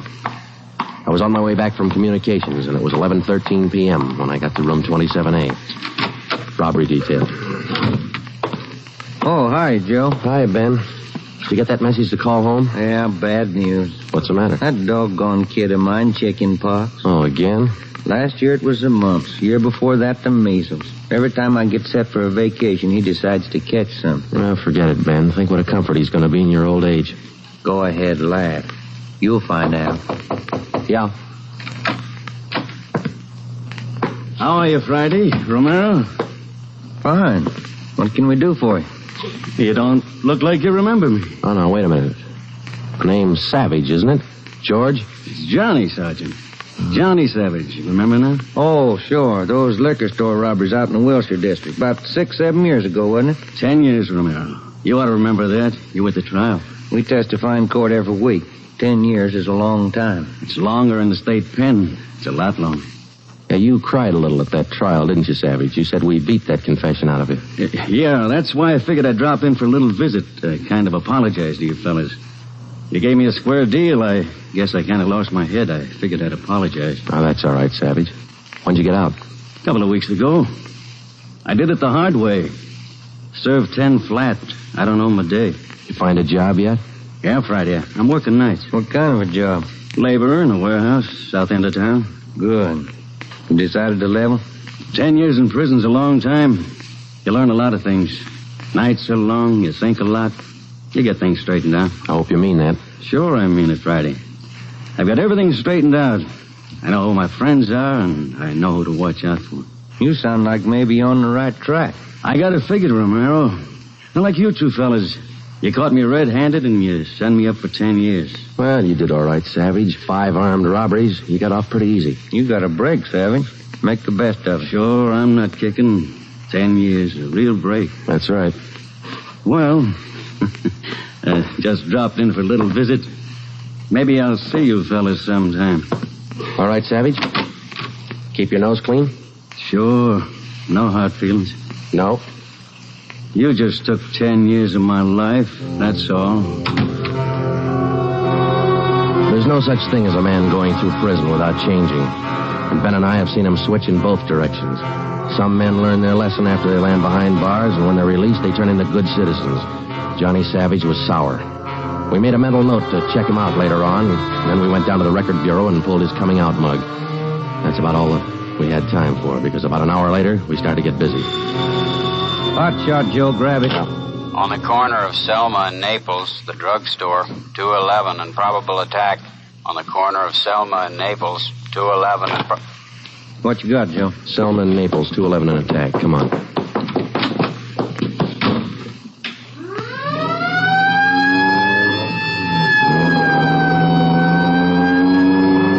Here we are, Joe. Over there on the far corner. Yeah. All right. Come on. We got the story from the victim, the store owner, Mr. Thomas. For the most part, it was the usual rundown of an early morning holdup. There was only one exception. Oh, I've had young hoodlums try to hold me up before, but there was nothing like this one. How you mean, Mr. Thomas? Well, he came in here just before closing, and ordinarily I'd have kept an eye out because that's the time to look for him. But this fella came to the door and said he was a policeman, so I let him in. He looked like a cop. Barged right up to me and the wife behind the counter and pointed a gun. And she screamed, and he hit her in the face with the butt of the gun. Sergeant, it was horrible. That's the way it started, and that's the way it kept going. Because most of the victims and most people don't realize that as a citizen, they have the right to check on police officers' identification when in doubt. After we got the story from Mr. Thomas and checked the store in the neighborhood, Ben and I headed back for the office. Attention, all units. At the end of North Baxter Road near Hillcrest, victim of 211 and slugging. Car 7172, take the call. Code 3. Attention, all That's units. 4 blocks away from the last one. Let's roll on it, huh, Ben? Right, I'll hit the siren. You get the light. By the time Ben and I got up to the end of North Baxter, the men from car 71 were already there. The victim was telling his story. His face looked like it had been through a meat grinder. We're just shifting the car into second to make the hill when I hear this siren behind me, and I see this red light flashing in the side view mirror. Well, naturally, I pulled over to the curb, and I was just reaching for my driver's license when the cop runs up, yanks me out of the car, and starts clubbing me in the face with the butt of his gun. Did you get a look at him? Think you can describe him? No, I'm afraid not. He swung me around and kept me staring into that red light on his car all the time he was beating me. After a while, everything just went black. When I woke up, my wallet was gone, all my money's... 45 minutes later, Ben and I were interviewing the third victim, a young housewife out in the Wilshire district. Same trademark. I tried to tell him, Sergeant. I tried to tell him I didn't have any money, but he wouldn't listen. He kept holding me by the throat, beating me with his fist like he enjoyed it. Beating me. Yeah, all right, Mrs. Jameson. Could you tell us how he got in the house? He came in the front door and rang the bell. I opened the door, but I left the burglar chain on. He said he was a policeman. So when he demanded I open the door all the way, I did. Then he grabbed me. And you can't describe the man for us, Mrs. Jameson? He was tall, and he had dark hair and big hands. Oh, it was like a nightmare. A horrible nightmare.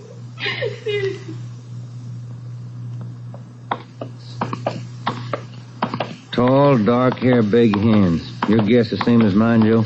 Maybe. Let's wait and see. Come on, let's check with the boss. Hi, Mike. Hi.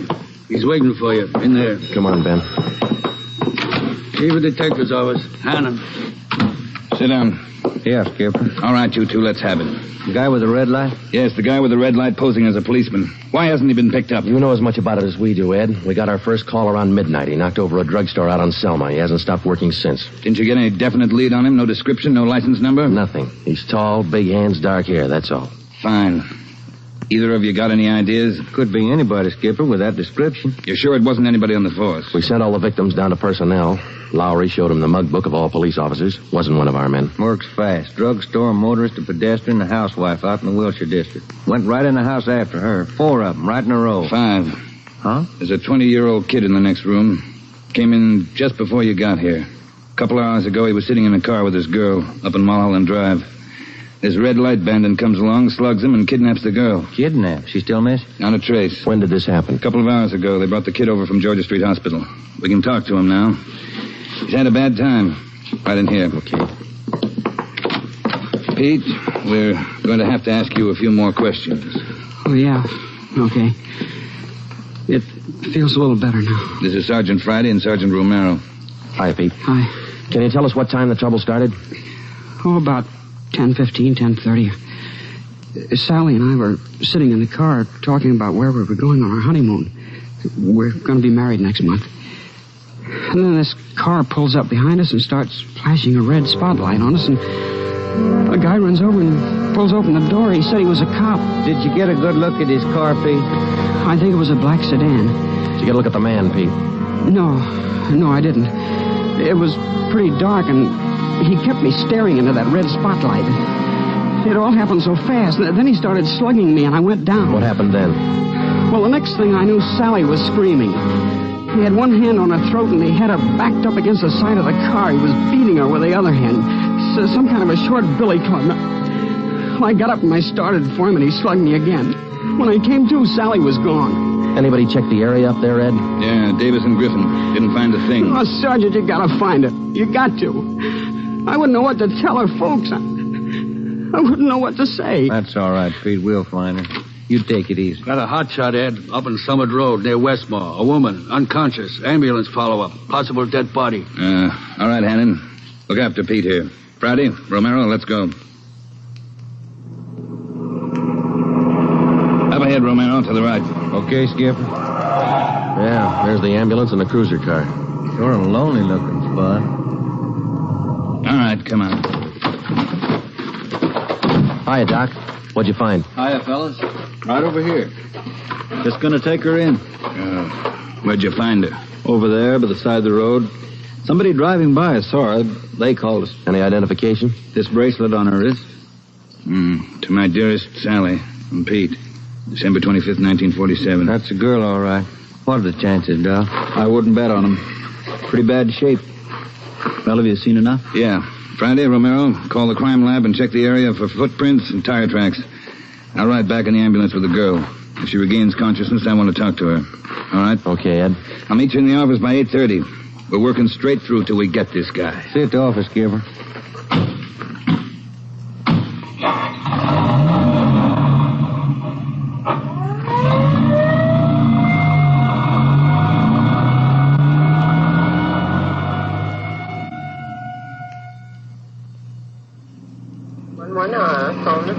time you got, Ben?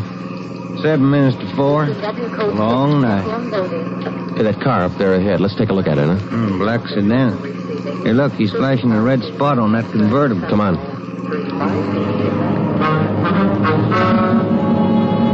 He sees us, Joe. He's pulling away. Get that gas pedal down to the floor. Already there.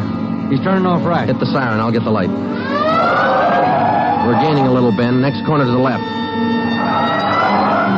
Joe, where'd he go? It's a fancy driver. Try the alley up ahead to the left here. Must have turned up that cross street. Get through the alley and double back on him. Right.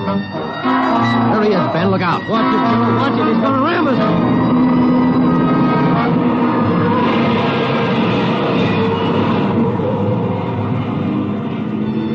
We got hit just in front of the rear bumper. Our car was forced into the curbing and it turned over. He was real lucky. He kept right on going. But this time, Ben and I were sharing the luck. All we got out of it was a couple of nasty cracks in the head and a few bruises, but it was enough to keep us in a hospital under observation for a day. By this time, Ed Backstrand was fuming. So were the newspapers. During the day we spent in the hospital, the Red Light Bandit went on a real blitz. He pulled 6 more jobs, 1 liquor store, 2 residential holdups, and 3 car robberies. 5 of the 6 victims were slugged and beaten. Davis and Griffin had taken over for Ben and me, and by the time we got back on the job, they'd built up a lead for us. We've been working with Wilkerson up in auto theft, Joe. He's used 4 stolen cars already. We got the makes and numbers on each one of them. How about the dark sedan he was driving when he rammed us? The boys picked it up this morning out on Sepulveda. We're checking it for prints now. Oh, that's fine, Dave. You got any description on the guy yet? No luck there, Joe. He works too fast. Nothing at all? The same as you had. Tall, black hair, big hands. Loves to use them. Friday, Romero, got a minute? Okay, Skipper. Check you later, Hyundai. Sure thing, boys. Sit down. How do you feel? Pretty fair, Ed. A little stiff here and there. All right, did Davis fill you in? Up to date. Okay, I just called the doctor who's handling Sally Wilder, Pete's girlfriend, you remember? Oh, yeah. She's been in pretty bad shape since we found her up there on Summit Road. This morning she took a turn for the better. She's conscious, and her doctor thinks she might be able to talk to us a little bit. Good. When? About an hour. I cleared it with the doctor and with her family. You'll only be able to stay a couple of minutes, so make the most of them. That's all. All right, Ed. We'll check with you later. Say, Joe, Ben, here's some mail came for you fellas while you were gone. Oh, thank you, Mike. We're going over to the county hospital. We ought to be back in a couple hours. Okay. Say, there's been a couple of phone calls, too. Yeah, anything important? I don't think so. The guy just called to say hello. Said his name was Johnny Savage. He just called to say hello. I presume you men are aware of the girl's critical condition? Yeah, that's right, Dr. Froman. We saw her before she was taken here at the hospital. Yes. You understand, of course, that you'll be able to see her for only a few minutes, and please try your best not to excite her, huh? Right, Doctor.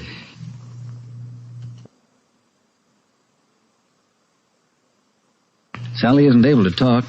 Bad mouth and face injuries, so your questions will have to be answered simply yes or no and nod of the head. Okay, we got you. We only have a few questions, and we want to know if she can identify the man who beat her from these pictures we've got here. All right, Sergeant. This way, please. Thank you.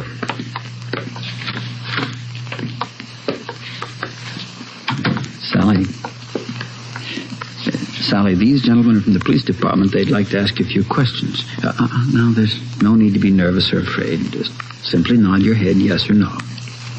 Oh, that's fine. All right, Sergeant. Sally, did you see the man who attacked you? Yes. She says yes. Did you get a good look at his face? You did.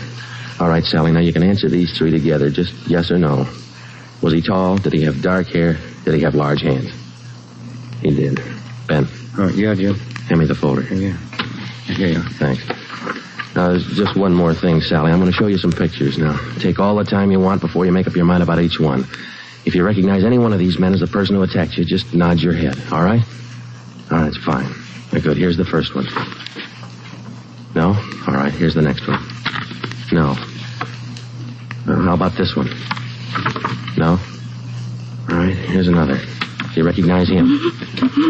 This was the man? Are you sure, Sally? Thank you. That's all. Let's go. Did you find what you wanted, Sergeant? Yes, Doctor, we did. Here, it's this one. Nice-looking chap. Who is he, Sergeant? His name's Savage, Dr. Froman. Johnny Savage. When we got back to the office, we checked in with Ed Backstrand. In 5 minutes, an all-points bulletin and a full description of the suspect was broadcast to every radio car, every motorcycle officer, to every sheriff and law enforcement agency in Los Angeles and Southern California. By nightfall, the manhunt was on. More than a dozen extra patrol units were called in for duty that night, and when they pulled out of the police garage, the name, the picture, and the full description of Johnny Savage was in the possession of every officer. The same for the patrolmen, whether they walked a beat downtown or out in the residential areas. The picture of Johnny Savage went with them. Everything was done that could be done. On the second night of the manhunt, far out on the edge of town, Johnny Savage, the red light bandit, got his 12th victim, a 63-year-old storekeeper. Attention, all units. 939 Markham Street, near Clark. 211 and slugging, code 3. Ambulance dispatched. All units. 939 Markham Street, near Clark.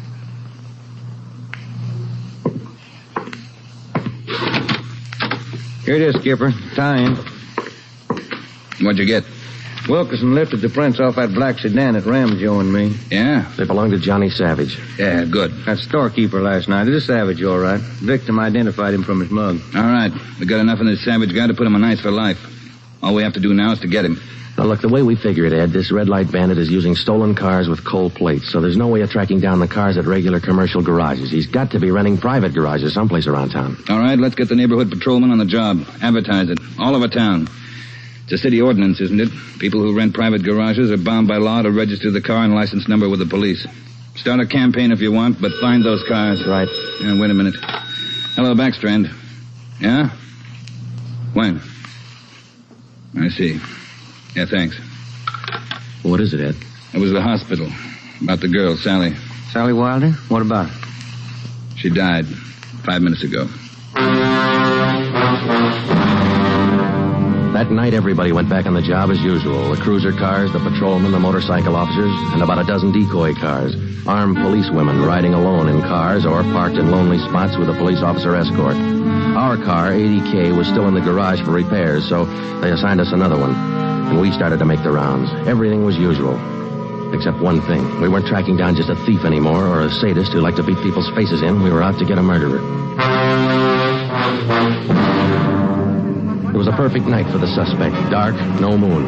I gave Ben 2-to-1 odds, and I put up $5 that we'd get Savage that night. I lost the $5. We cruised until 7 the next morning, but there wasn't even a nibble. We had breakfast at the Federal Cafe, a little restaurant down the street from the city hall, and it was about 8:15 when we got back to the office. We were pretty tired. Robbery detail, Romero. I would like to speak to Sergeant Friday. Just a minute. It's for you, Joe. Okay, thanks. Friday talking. Sergeant Friday, I want to talk to you. Well, I'm listening. Go ahead. I want to talk to you in person as soon as possible. Can't you tell me over the phone? What is it? I cannot tell you over the phone. It is very important. Can you come now? Well, now, look, mister, I'm awful sorry, but we're very busy down 554 Ramona Avenue. Can you come now? Well, what's this all about? Who is this speaking? My name is Carl Savage. My son's name is John.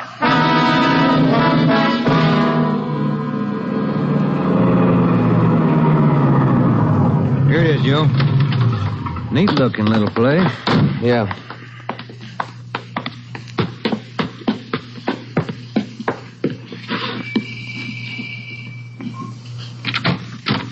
Yeah? I'm Sergeant Friday. You Mr. Savage? Yeah, come in. Okay. This is my partner, Sergeant Romero. How do you do?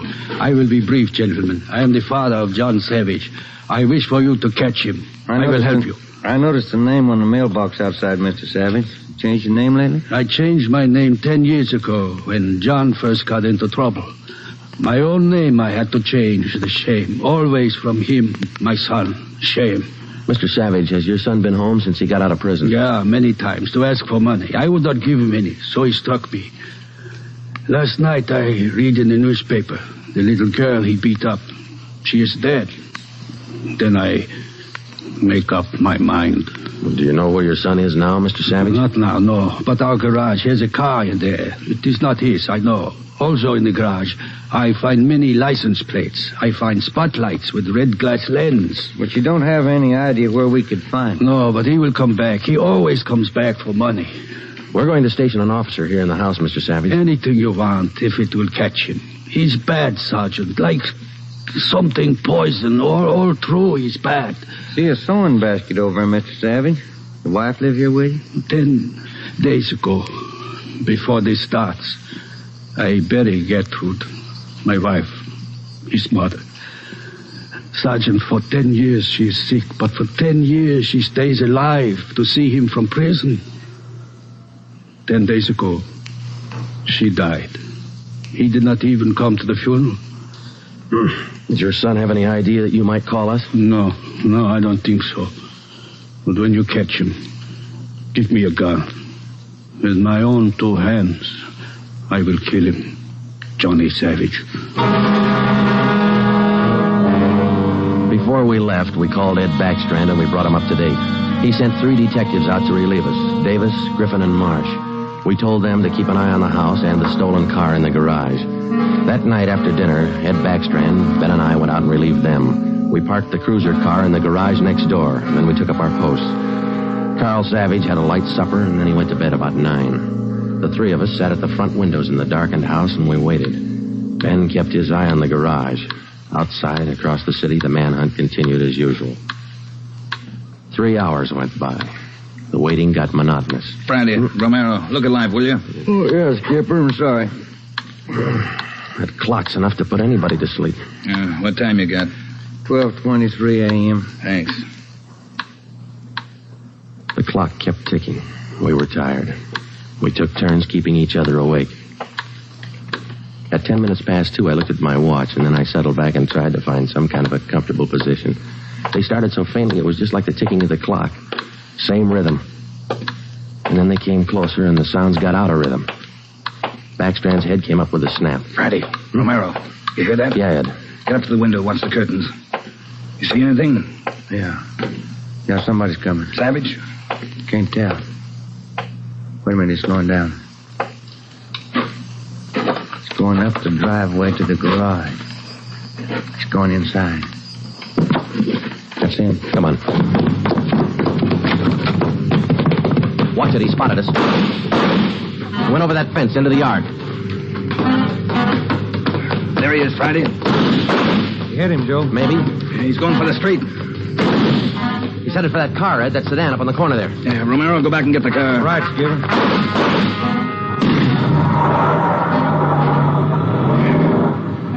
Must have parked up the block before he came around. Where's Romero? I don't know. Oh, here he comes now. All right, let's go. Get that radio on, Joe. It's already on, Ed. All right, give him a call. Any sign yet? No, nothing so far. Next corner to the right, Ben. Unit 80K to Control 4. 80K to Control 4. Control 4 to Unit 80K. Go ahead. Clear and keep frequency 4 open. This is an emergency. 80K, roger. Frequency 4, open and clear. Attention, all units on frequency 4. Stand by. 80K, go ahead. There he is, Friday, up ahead. Dark blue sedan. Control 4. We are in pursuit of the possible red light bandit. Suspect is driving a dark blue 1949 sedan. License number in the 7 column. 61 Robert 784. Use caution. Suspect is armed. Code 3. Attention, all units. Attention, all units. Unit 80K now pursuing possible red light bandit. Suspect is driving a dark blue 1949 sedan. License number in the 7 column. 61 Robert 784. Use caution. Suspect is armed. Code 3. Your location, 80K. Control 4. We are headed east on Wilshire Boulevard, crossing La Brea. Attention, all units. Suspect is headed east on Wilshire Boulevard, crossing La Brea. Watch it, Romero. Don't lose him. I see him, Skipper. Control 4. Still pursuing red light bandit. Headed east on Wilshire, now crossing Rossmore. Attention, all units. Suspect is still headed east on Wilshire, now crossing Rossmore. Suspect is armed. Use caution. Code 3. That truck pulling out up ahead. Hit the siren, will you, Skipper? Yeah. Hold on, it's a tight squeeze. Easy on him, Romero. A lot of traffic up ahead. He's got to slow down. Control 4. Suspect headed east on Wilshire, crossing Western Avenue, closing in. There he goes. He'll go right down Sherman Alley. It's a dead end. Yeah. Control 4. Suspect turns south into Sherman Alley, closing in on suspect. Attention, all units. Suspect has turned south into Sherman Alley. Suspect is trapped. Converge on Sherman Alley. There he is, Skipper. Pulling up ahead. He's jumping out. All right, take the mic, will you, Ed? Here. Come on, Ben. I'll direct the other cars in. If you need help, holler. Right, Skipper. All right, which way to go, Ben? Down between those buildings. Come on. Starting up the back fire escape. All right, keep him busy. All right, Savage, come on down. He wants to go the rough way. One more chance, Savage. Come on down. no use, Joe. He's heading up for the roof. Come on. He climbs like a monkey. Come on, let's get him. Here, I'll give you a hand. Here's the roof. Where'd he go? I don't know. Let's spread out. All right, Savage, you're through. Throw your gun out and come out with your hands up. Watch it, Joe. He's running for the edge. He's going to jump. I'll get him. All right, up. Guy back here. You lousy copper, you dirty, lousy cop. I'll kill you out. You're through, Savage. You're through.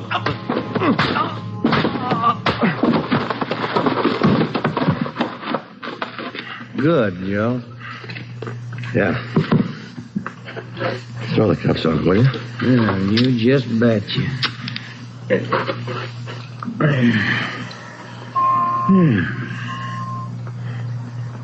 You want a smoke? Yeah, I can sure use one. Thanks.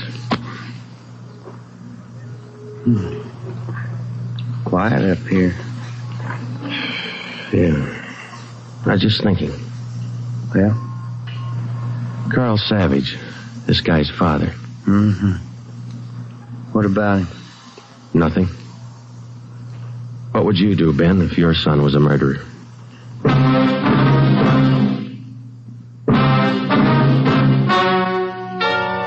The story you have just heard is true.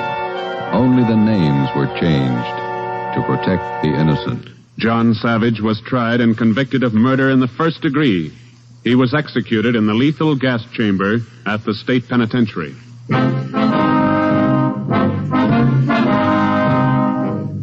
You have just heard the sixth in a new series of authentic cases from official files. Technical advice for Dragnet is furnished by the Los Angeles Police Department. Tonight's program is dedicated to Patrol Officer Robert Steele of the Montana State Highway Patrol, who on the morning of November 2nd, 1947, gave his life so that yours might be more secure.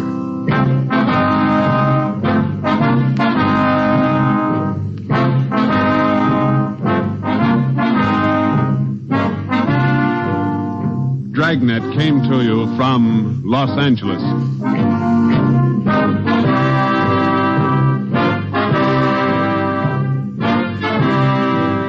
This is NBC, the national broadcasting company.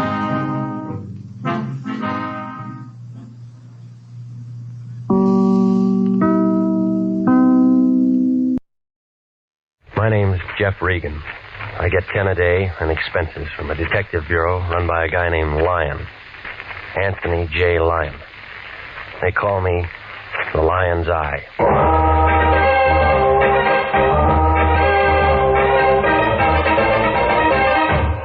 With Jack Webb as Jeff Regan investigator, stand by for hard-boiled action, mystery, and thrilling adventure in tonight's story of The Man in the Door.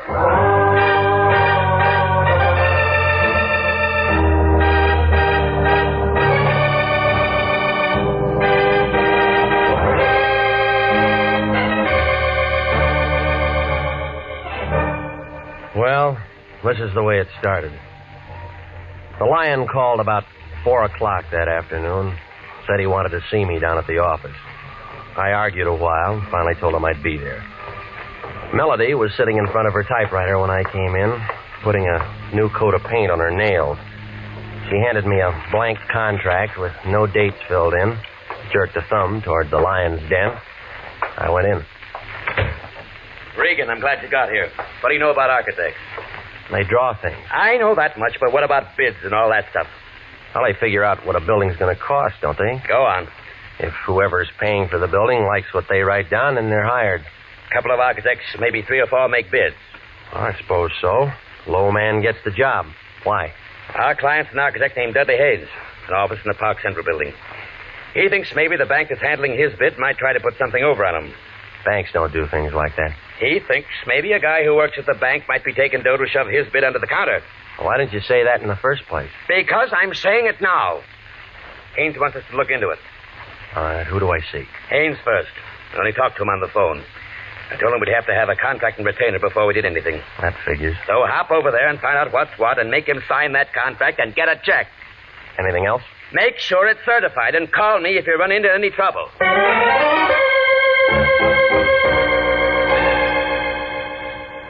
Dudley Haynes, architect, Park Central Building. Had an office on the 9th floor. When I went in, a girl with hair that figured to be blonde right down to the roots pulled off her glasses and put out her cigarette. And she kind of eased out of her chair behind that desk, moved toward me, like a panther looking for a meal. My, you're tall, aren't you? Well, there's nothing I can do about that. Mr. Lyons said he was sending us one of his best men. He always says that. I think he meant it this time. He's an awful liar, lady. Dorothy. Dorothy Nolan. Fits. The name or the dress? Both. What's yours? Jeff Regan.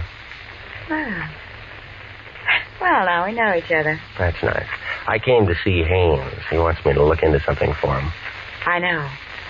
He's expecting me. I know. Well? I hope you have to look into a lot of things. For Haynes? No. This is his office, isn't it? Mm-hmm. But he spends most of his time in 902 into the hall. Makes his blueprints up there. I'll take you. You are tall.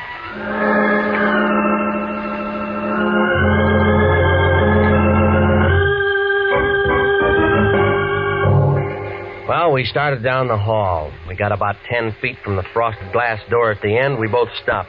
We were looking at the outline of a big man behind the door. Both of us expected him to open it and walk out. Oh, he came out all right, but he walked right through it. Oh, he's been shot. Oh. You know him? It's my boss, Mr. Hayes. No, it was your boss, lady. He's dead.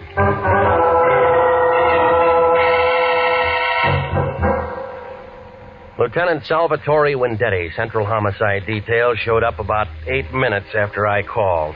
He had his whole goon squad with him and a couple of guys in double-breasted suits from the district attorney's office. They roped off the entrance to the building, got hold of the elevator operators and the man who runs the cigar stand, and asked them questions. Then Vendetti looked at what was left of Haynes and started yelling into a phone. You can send a basket over, but don't move until my fingerprint boys get through. Yeah. Okay, sis, where the guy live? At the Biltmore Hotel. Where's his wife? We didn't have one. What do we tell? We didn't have any family. So no one's going to cry. Well, that makes it easier. Regan, was he your client? No, nobody's a client until they sign a contract, Sally. Well, you would bring him a contract to sign, and then you would do something for him. What? Well, I didn't talk to him. Sis?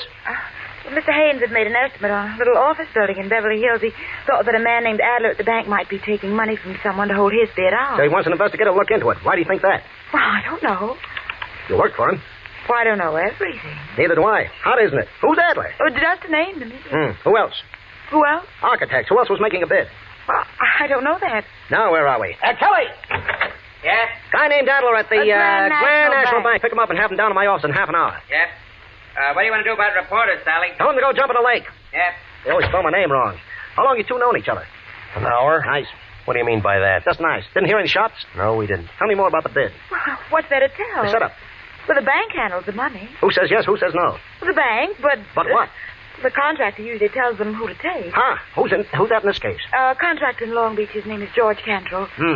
I'll say this for you, Regan. When you get mixed up in anything, you're starting to get mixed up with the good-looking people. I'm not mixed up in anything. What do you say, sis? I'll keep my mouth shut. She's a smart girl, Regan. Hello, honey. Won't be home for dinner. Some guy got himself killed and I'm in on it. Not long, how? Regan? I'll tell him. Wife says hello. Says come out to dinner sometime. Whoop. Sis, how much that contract worth? Oh, the building in Beverly Hills, about $40,000. Profit? No, overall. Break it down. Well, Mr. Haynes would have cleared about $12,000 if he'd gotten it. I know some guys have killed for a dime. Sam, Vendetti. I'm still at the Park Central Building. Get out to Long Beach and talk to a contractor named George Cantrell. And find out what architects were making bids on some stuff he was going to put up in Beverly Hills. Yeah, get the names. Okay, that about does it. Let's go. Miss Nolan? What? I have to take you down. Jeff, can you do that? Well, you're a material witness. Well, what are you? He's a bystander with a built-in lawyer. Well, I do, Jeff. Go with him. Why do you want to spend the night in jail? I just worked for Mr. Haynes. No phone calls. This is a murder case. Well, get me a lawyer or something, Jeff. You know a lawyer? No. Wait, yes, I do. His name's Dave Henderson. He lives at 1648 Claremont Place. Will you get for me? Tell him I'm in trouble. Yeah. Check, Sally? She didn't make a phone call. I like her, too. Well, look, he may not be able to do anything for you tonight. It's almost 6. But you'll see him as soon as possible. Yeah? Tell him I'm scared, Jeff. Scared stiff.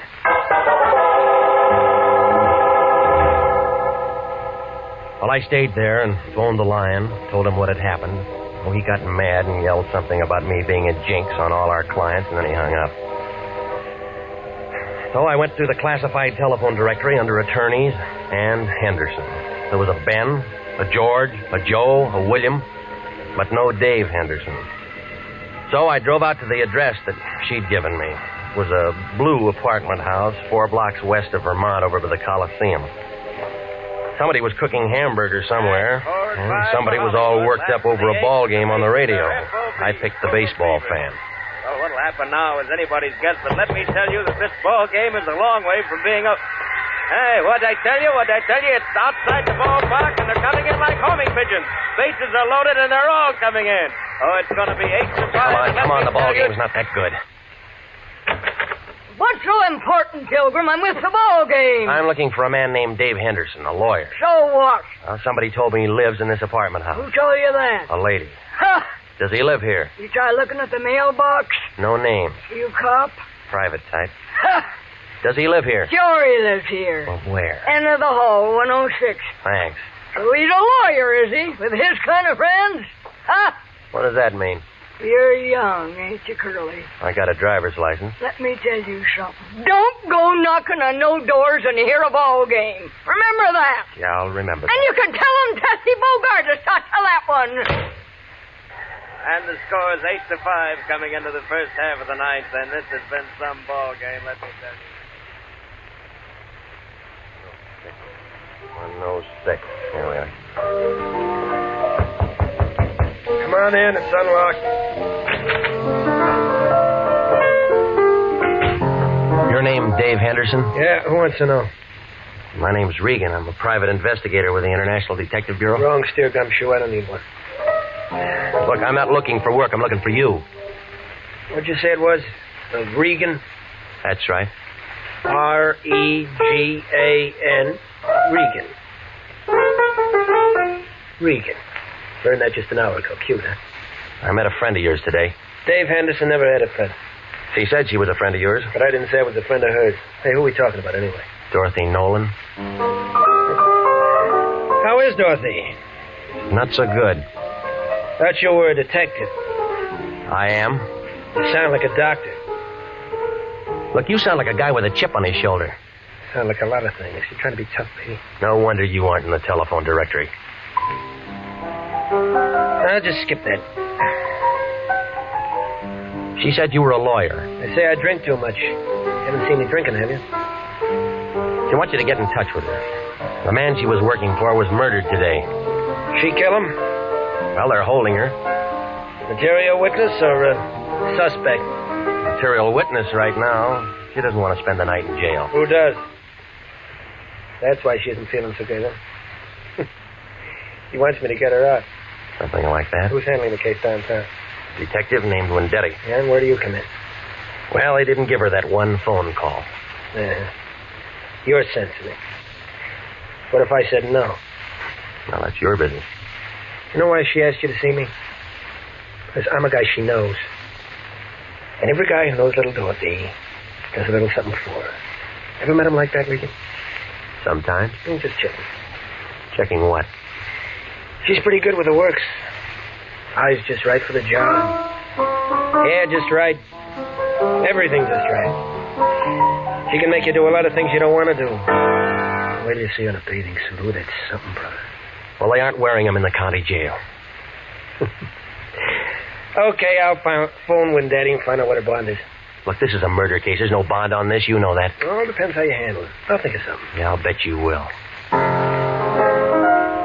We don't like each other much, do we? Nope. That's the way it goes. Listen, she said to tell you she was scared. Well, some of us are scared part of the time. And somebody gets shot. And everybody gets scared. You scared? Nope. Iron Man Regan. Have a good time.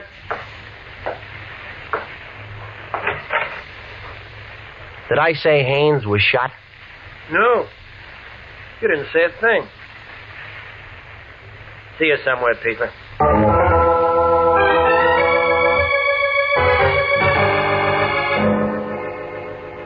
I stopped by Musso Frank's and had the special, and then I went on home. I tried to make a couple of calls, but Wendetti was out, and the desk sergeant thought I was a reporter, and he wouldn't tell me a thing about Dorothy Nolan. While I was sitting there, the phone began jumping around on the hook. Regan? Yeah. This is me. Where you been? I called your place 20 times, but I've called it once. Well, I've been busy seeing a lawyer. What do you need a lawyer for? You aren't married. Somebody else needs one. Who? Dorothy Nolan, that blonde who worked up in Haynes' office. Wendetti's holding her. Good. I want you to go down and see her. What for? We can still make something on this thing if we play it smart. And when I talked to Haynes on the phone this afternoon, I told him I wanted a certified check. So what? So that means there's a check for $100 lying around his office somewhere, and it's made out to International. Look, he's dead, remember? Everybody dies. Don't worry about it. We weren't even hired. We had a verbal contract. We had nothing. That check's no good to anybody but us. We didn't do anything for him. Well, buy him some flowers. Now hop down to the pokey and see that dame and find out where that check is. We can't do that. I talked to Harry Presidio, and he'll give us a lien to get in. Hello? Hello? Regan, you're still there? I was still there, but I wasn't listening to the lion. I was looking at a skinny little man with one leg. Hey, Regan, you're still there? Now, don't ask me how he made it inside my door. He was just there, propped up on a pair of crutches, swaying back and forth, watching me with a couple of sick gray eyes that were so full of water you'd think they were going to float right out of his head. All at once, he went down like a busted sugar sack. He'd been shot twice through the neck with a small caliber gun, a 25, 32, I don't know. I found a dozen razor blades in one pocket and 2 dozen sets of shoelaces to go with them. There wasn't anything that told me his name, but there was a picture inside his shirt pocket. One of those things that you have taken in a penny arcade, you know, in front of phony pasteboard props. Well, the man with one leg was looking out from between a pair of painted angel's wings, and the guy standing next to him, who was smiling up at the halo, was the same man that I'd seen that afternoon. An architect named Haynes. A man who needed a private detective. A man who walked out a glass door and then dropped dead. And the one printed word above that picture stuck out like a wart on an egg that said, Happy Land. You are listening to the story of the man in the door. Tonight's adventure with Jeff Regan, Investigator.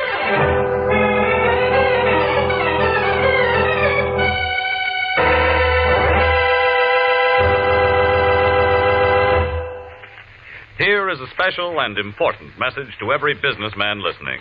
To every businessman, regardless of the size or the type of his business. Gentlemen, do you realize that the schools of this community help you every day that you're in business? That's right. For one thing, our schools teach the boys and girls of this community to cherish the human rights, the free enterprise on which our country and your business are founded. With each new generation graduated from our schools, the Army defending our way of life, and your business grows stronger. What's more, good teachers and well-equipped schools do a better job of developing our children's talents. The result? School graduates who become more skilled and more efficient employees. So remember, any time and taxes that you contribute to improving local schools are an investment in your own business future. Education is good business. Education can maintain our freedom. And freedom is everybody's job. And now, back to the story of the man in the door and Jeff Regan, Investigator.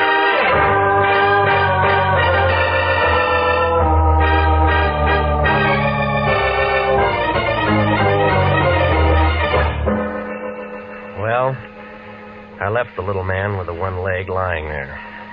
There wasn't much I could do for him. I wanted to wait before I called homicide. I took the picture I found in his pocket and I drove to Happy Land. It turned out to be an open-air penny arcade on 5th and Main. Smelled like all the hot dogs in the world had been made right there. There were machines all over the place telling you how strong you were, how rich you'd be, and who you'd marry. All for a penny. I guess it wasn't much of a bargain. The only customer was a sailor trying his luck at the shooting gallery. Back in the corner, a tired-looking girl in light blue slacks and a dirty gray sweater was sitting on a stool by the hot dog counter staring at nothing. Want some pennies? Not right now, no. Oh, just looking? Go ahead. When you figure out where you're going to spend your money, come back and I'll give you some change. You got a picture gallery here? Oh. Don't tell me you're a real big spender and want to have your picture taken. Maybe. You got one? Yeah, we got one. Where is it? In there. If you really want to get your picture taken, I'll climb off this stool and take you back.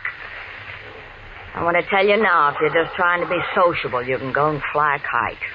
You run the picture concession? I run the picture place and the hot dog place, and I sweep out in the mornings. Oh, I wish I had better brains than to marry that slob and get myself stuck in a cheap dump like this. All right. Do you remember taking this picture? How would I know? I take a lot of pictures. Well, come on, look at it. All right. Yeah, I took it. That what souls you? When? What do you think I am? Can't remember what night it is every time a pair of drunks comes in and wants their pictures taken together. Well, try to remember, will you? You're a real wise guy, mister. You don't want no picture. You just want some talk. You a cop? Friend. I met the little guy in the picture once. Dusty? What was that? I thought you said you met him once. Well, we weren't introduced. I just met him. Who is he? Dusty Rhodes. Works the circuit. What circuit? Fifth and Main, STEM. Business section. What kind of business? Dusty handled the razor blade and shoelace traffic. He hates pencils. What did he do when he wasn't working? What does anybody do? He went out and got loaded. Go on. And you don't know him very well for a friend. How am I going to know I'm not getting Dusty in trouble talking to you like this? Nobody can get him in trouble anymore, lady. What do you mean? He was shot tonight. Oh, no. Oh, poor little guy. Do you know where he lived? Seashore Hotel. The Seashore Hotel. Oh, gee, Miss, I'm sick. Oh, I'm real sick.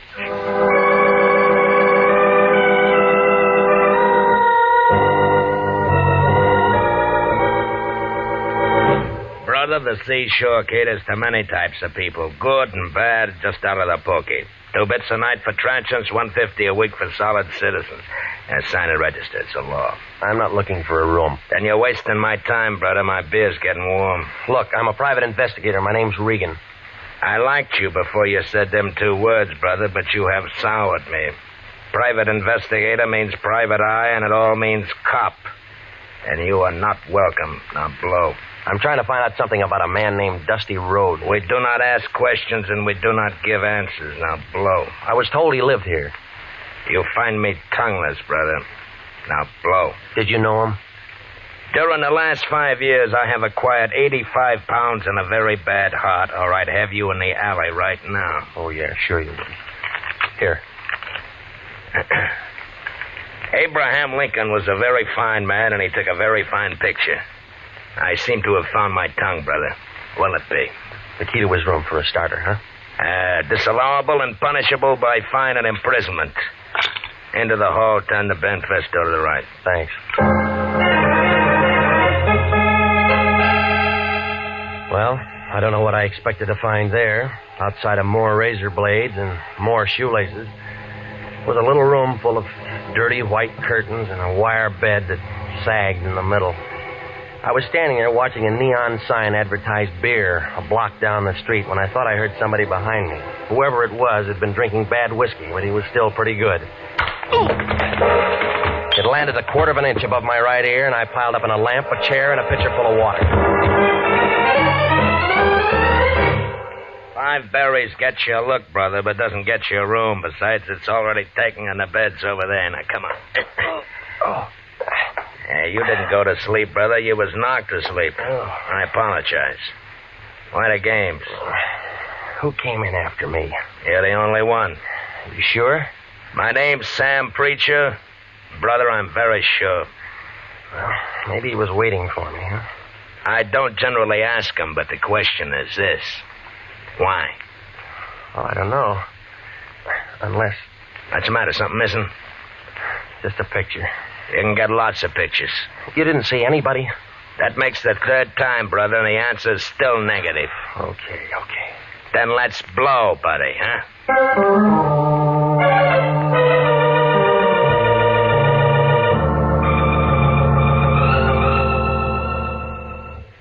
Coroners office. Luke, this is Regan. The lion's eye. What's with you, baby? When Daddy tells me you walked into one today. Yeah, I did. You got him there? Haynes Dudley? Sure. Want to come down and take a look? He's toe-tagged and salted down. Real pretty. Yeah, I'll bet. Them 32 slugs was just incidental. The guy had 4 weeks at the outside. All right, give it to me.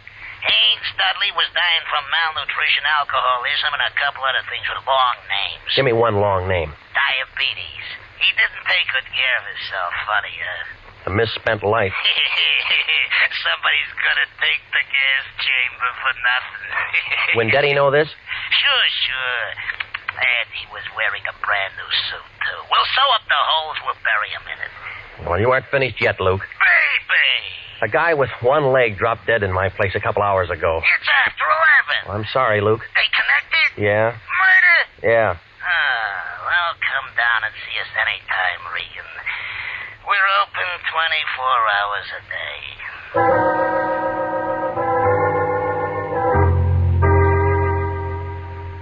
Well, at the homicide office, they told me she'd been released about 10 o'clock. They said a lawyer named Henderson had put up the bail and handled the whole thing. They gave me an address on her when I went out there. It was a bungalow court on Normandy, and it took her a long time to answer the door. Oh, you. Yeah, tell me how tall I am. I'd love to, but not right now. They told me you'd been out since 10 o'clock. Maybe I should have come sooner. Dale gives me the willies. I'm about to take a shower. I was kind of hoping we could have a drink. I did better than I thought with you. I got a hold of a lawyer for you, didn't I? Yes? Well, doesn't that rate me an invitation to have a drink? I said later, I'm really tired. I said no. Wait a minute. Well, if you're that thirsty, all right. That's better. Isn't every day my boss gets killed and I meet a private detective? I need a drink. I was slugged tonight. Throat? Yeah, right here, see? Oh, it looks nasty. Why didn't anyone do that to you? Wanted a picture I had? Whistler's mother? Just a picture of a couple of drunks who are dead now. Maybe whoever did it was a relative. Guess again. I don't like games. But you play them all the time. Don't we all? I know a psychiatrist who says we can't help ourselves. You can. I liked you when you walked into the office this afternoon, but I'm not so sure I like you now. Maybe you better go. Expecting somebody, huh? What are you doing? You let go of me. Let go Oh, of no, me. baby. You got real nice eyes. I want to look at them. Let go. He's crazy. You. Hello, Dave. We didn't hear you knock. Did you bring your piano? What's the idea? He gave me. Why don't you tell him to go away, baby? Anybody can tell we're busy. Let it go, Regan. You want to break us up? Can't you see he's just trying to make you jealous and say things? Come here, honey. No. You don't have to do that. I said let her go. Is that the same 32 you killed a one-legged man with? Over, Gumshoe. Don't be a fool. Stay right where you are, baby. You're first. Listen to me, Daddy. I listened to you too long. He's only guessing. He doesn't have any proof of anything. You can cry if you want to, baby. This is going to hurt. She spun around and fell into a coffee table and then lay very quiet on the rug. Her eyes were open and she didn't say anything. She just lay there looking up at him. I couldn't tell where she'd been hit. He seemed to forget all about me because he walked over to her, knelt down beside her, put the gun right up against her head. This is awful close range, baby, but I can't afford to miss. Neither could I.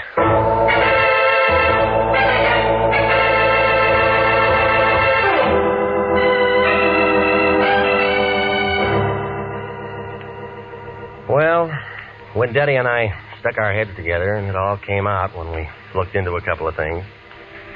You see, Dave Henderson was Dudley Haynes, and he was wanted for attempted murder and embezzling and one thing or another back in Ohio. So he figured it'd be a good idea to bump himself off. Dorothy helped him with the idea. They both went down on Main Street, and they picked up an old bum, dressed him up in a new suit, and shot him.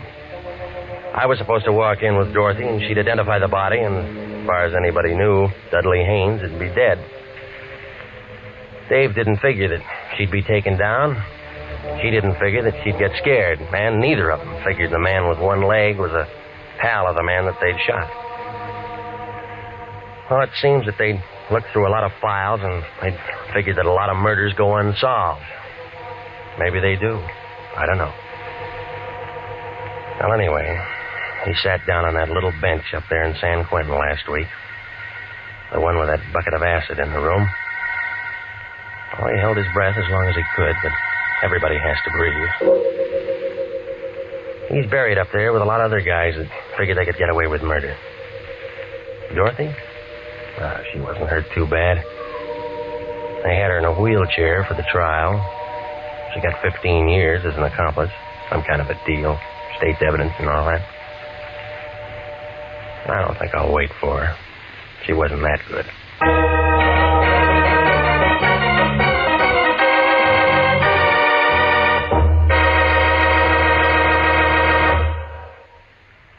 Jack Webb is featured as Jeff Regan, with Wilms Herbert as Anthony J. Lyon.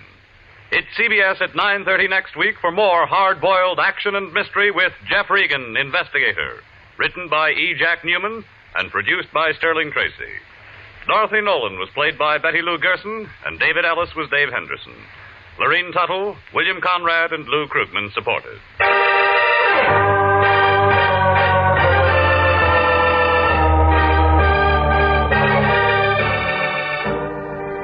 It's perfectly natural and wholesome for some men who want to leave great wealth behind. There's a druggist in a small town in Pennsylvania who'll do that. The wealth he'll leave behind will make many lives easier and happier and finer down through the years. For he was the principal donor of an outdoor meeting place for religious services in a Boy Scout camp in the Poconos. Working with his neighbors in community activities, he saw the need of this improvement, helped to install it. That's the kind of wealth that you can bequeath to generations coming on as you enjoy the freedom of working with your neighbors for the betterment of your community. Freedom that can be anybody's pleasure is everybody's job. Music for this program is arranged by Dick Arant. Next week at 9:30, Jeff Regan, Investigator, brings you another thrill-packed half hour with his story of the House by the Sea. Bob Stevenson speaking. This is CBS, the Columbia Broadcasting System.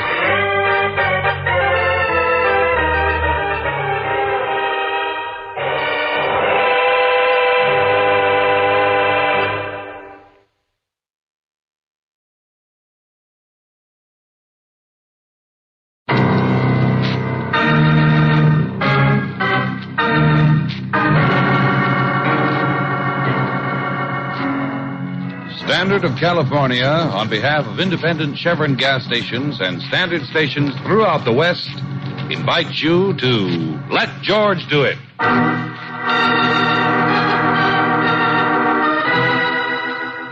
The Four-Sided Triangle, another adventure of George Valentine. Personal notice, changes my stock and trade. If life's tossed you into a barrel of trouble, you got a job for me, George Valentine. Write full details.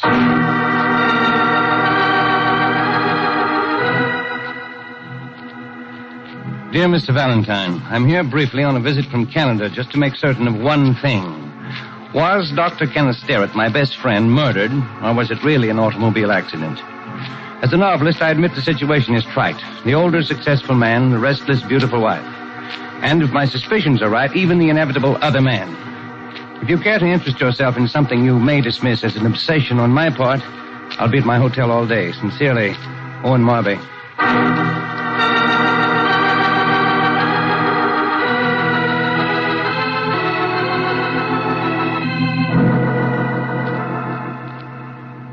I checked every angle, Marby, and there's no reason to suspect that Dr. Sterrett's death wasn't an accident. But, Mr. Valentine, my stubbornness about Ken being murdered isn't exactly groundless. Yeah, well, maybe.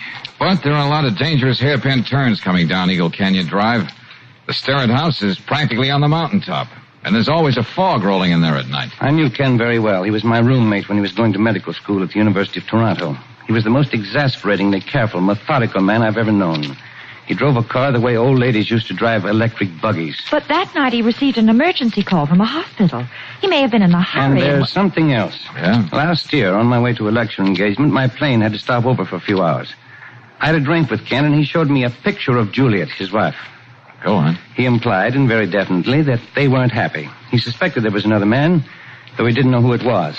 Later, at the airport, by the merest coincidence, I saw Julia and that other man. They were in the cocktail bar. But how can you be sure that was the man, Mr. Mark? Well, they're seen almost constantly together now. His name is Charles Dallison. But this is the important point. They're very careful to give the impression they didn't meet until after the so-called accident. Why? Well, that's an interesting question. Now, tell me, Julia Sterrett doesn't know you, does she? No. Ken may have mentioned me casually, but that's about all. Uh-huh.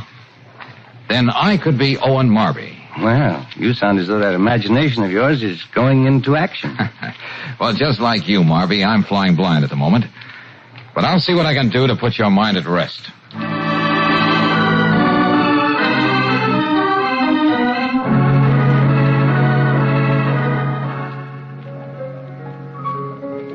Okay, now, Brooksy, you're on your own. Don't let the head waiter steer you anywhere but the booth next to Julia and Dallison. It's all reserved for you. But how do you know they're going to show up for dinner tonight? Well, I checked that, too. Just try to overhear as much as you can. Now, I gotta get going.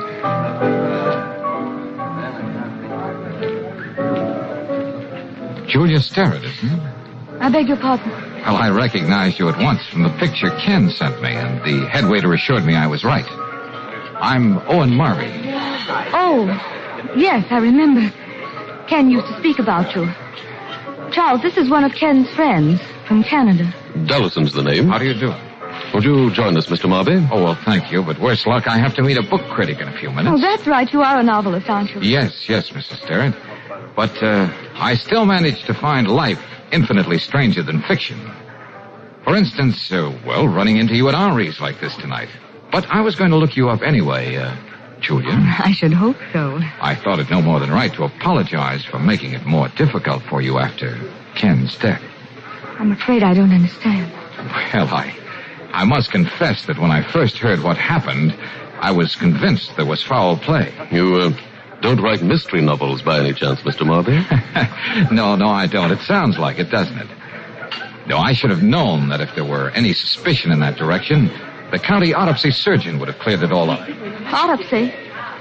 But why... As you see, in a rash moment, I even wrote your district attorney what seems now to have been a melodramatic and slightly hysterical note. I think you can be forgiven, Marby. You know, a tribute to your friendship with Dr. Sterrett rather than your zeal as a busybody. Oh, but I won't consider myself really forgiven, Julia, unless you have dinner with me tomorrow. Of course, the invitation includes you too, Dallison. Sounds delightful.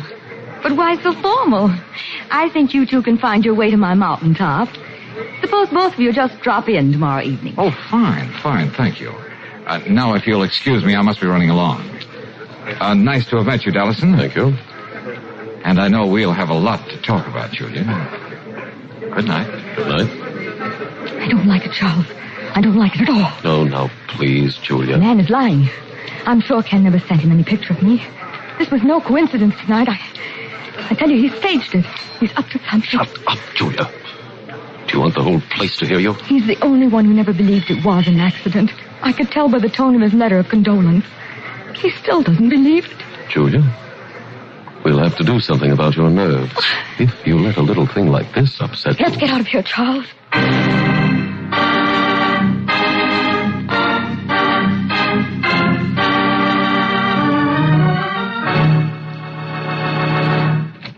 Brooksy, for the love of heaven, where you been? What happened to you? Do you know what time it is? Well, if you'll stop lathering me with questions, darling, I'll give you all the horrendous details. Okay, come on.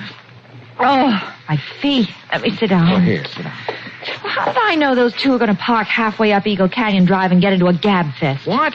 How the dickens did you get way up there on Eagle Canyon Drive with them? Well, in that booth, I could hardly hear anything they were saying, except that they were going to leave in a few minutes. Yeah?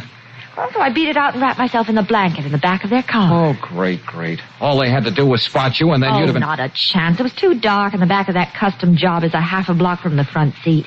I had all I could do to hear what they were talking about. Well, for the moment, I won't inquire how Claire Brooks, girl Gumshoe, got away undetected, but just what did you overhear? Well, nothing and everything. See what you could make out of this conversation. I can't help it, Charles. There was something about Marby. I can't explain it. It was as though he were laughing at us all the time. You're going to make life very difficult for yourself, Julia. If you go to pieces every time you bump into a visiting fireman who once knew your husband. Oh, darling, let's not wait any longer. It's been 8 months now since Ken. There's no reason why we can't be married. It's simply not the way I planned it. We're to wait 1 year. That morally approved period for widow's weeds to blossom forth again into passion flowers. You and your plan. I want to be able to laugh again. And I want you to, Julia. We'll laugh together. And wherever we go, we'll have the orchestra play something fitting. Say the Merry Widow Waltz. Isn't there anything you can't joke about? Didn't you feel any qualms at all when Marby went babbling on about writing in district attorney? That nonsense about an autopsy? Didn't you... Wait a minute, Julia. Yes, autopsy. A term so blatantly used by policemen when they suspect poison in the case. Charles. Come to think of it, Julia, maybe you're right. We ought to know more about our guest from Canada. It'll help us decide the best way to entertain him tomorrow night. Well, what do you say, George? Well, give me a minute, will you, Angel? See, incidentally, how did you get back without being seen? It's 4 miles from that eagle's nest to the boulevard, and not a house or a gas station in between. Oh, when I took off my high heels, it was a snap. Got an extra pair of arch supports on you, mister? Oh, brother. A mere man salutes you, Brooksy. At ease, Buster. I still say, what do you make of it? Oh, not a thing you could stick a pin in. Or which they couldn't deny having said. But it wouldn't be going out on a limb to assume that the suspicions of Owen Marby are far more fact than fiction.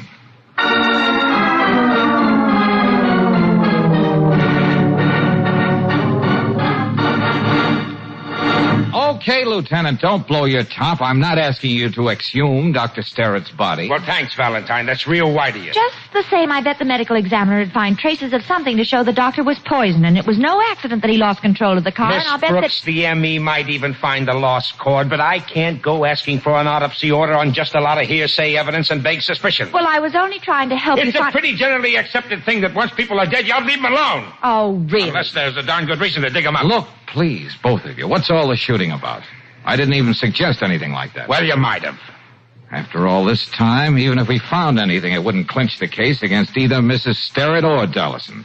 It'd be too circumstantial. Oh, now look, don't get me wrong, Valentine. If you came up with something tangible, I'd be glad to play ball.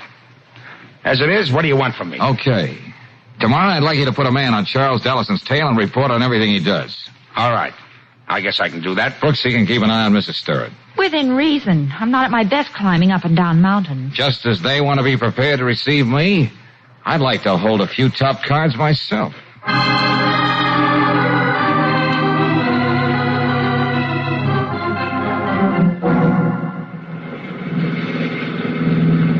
Darling, you're not only going in the wrong direction from the Starrett house, but you're going there a little too fast. I don't recall any 60-mile-an-hour zones within the city limits. Would you mind going over your day with Mrs. Sterrett again, Angel? There's one part of it that intrigues me. Oh, I don't know why. Beauty parlor at 11. Lunch at Miranda's tea room alone. Visit to a Dr. Rayford on Barton Street. A stop over to Rexall Drugstore, and so to home. Huh? I think I'll have a few words with Dr. Rayford on the way out. Well, why, George? Old operations always make stimulating conversation. But right now, I'd better take care of this little matter. George. Sorry, Brooksy. Well, of all the dopey things, what are you trying to do? You'll see, Angel. All right, Buster, get out of that car. What's the idea of stopping that way? You want to kill somebody? Come on. Step out, friend, outside. Don't get bug-eyed. You've seen a gun before. What is it, George? Just a minute, Brooksy. All right, now, Bud, you've been on my tail all day. Well, you're nuts. You ought to know better than to try to shadow somebody with that beach umbrella jacket you're wearing. I don't know what you're talking about. Okay, I'll break it down into one-syllable words. Dallison hired you, didn't he? Have you reported to him yet? Okay, I don't have time to play games with you. But you present a very vexing problem, fella. Yeah, I see what you mean. What are you going to do with him, George? Oh, I think we'll drop him off at headquarters and let Lieutenant Riley keep him company. Yeah, but if he doesn't call Dallison, they're bound to wonder why. And it may even cramp their style tonight. I hope. Because it looks like those two will be playing for keeps. Okay, Buster, start moving. I got a very important date.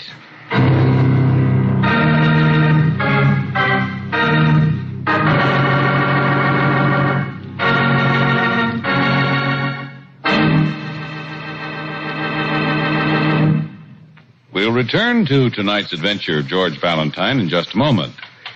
Whether you're driving a brand new car or one of the older models, there's one way, and a sure way, of getting the very best performance out of it. And that's to depend on Chevron Supreme gasoline.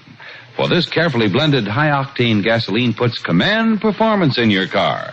It commands fast starts, smooth, steady acceleration, all the extra power your car needs on steep hills. No matter where you motor in the West, you can be sure of command performance from your car when you have Chevron Supreme in the tank. That's because this premium quality fuel is climate-tailored to each different altitude and temperature zone. Makes no difference if you're driving in the Northwest, in the desert, the Rocky Mountain country, or in the coastal cities. Chevron Supreme is climate tailored to your region. And that's why you can count on it. So to get the best out of your car, get Chevron Supreme tomorrow. Get it at standard stations and at independent Chevron gas stations where they say and mean, we take better care of your car.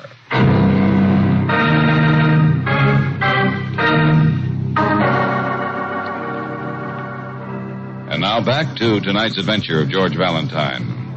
Every 45 minutes, a murder takes place. Every 2 hours, said murder is a perfect crime. So, if you're in George Valentine's business, you can just take it in stride when you have to impersonate a Canadian novelist to prove an 8-month-old accident was a homicide. But then you find yourself being shadowed, so that as you set out to meet the suspected couple, you're really quite grim. Meantime, a minor crisis is taking place between Brooksy and Lieutenant Riley in the latter's office. A fine thing, Miss Brooks. I agreed to cooperate with you and Valentine, and what happens? What happens? Well, you did manage to keep this Eddie Thorpe under wraps for the night. Well, sure, on a vagrancy charge. But one of these days, I'm going to get caught up the creek without a paddle messing around with you two. Well, I wish I knew what George expected to find stopping off at Dr. Rayford's office. Mrs. Starrett only dropped in there for a few minutes today. Don't you know by now that when he gets a brainstorm, it's like an act of nature? You don't know what he'll do next or why. I tell you, one of these days I'll... Hello, Riley. Oh, Valentine, where the devil are you? I thought you'd be with them by now. Oh. What? Shh, quiet. Okay, I'm listening. Go on. Where is... Huh? Now, look, you. I'm not going to be a party to anything like that. Now, don't be a fool. What's he going to do? Quiet, will you? No, not you. You know what it'll mean if it doesn't work? Now, wait a minute. Sure, I can get the ME's office to make up that prescription, but listen to reason. You can't... Yes, I understand, but... Okay. What does he want you to do? You can at least tell me that.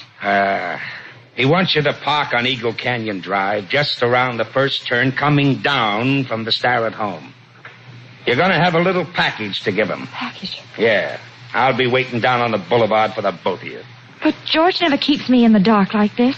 Why now? Why? Hello. Let me have the medical examiner's office. Well, find him wherever he is. It's an emergency.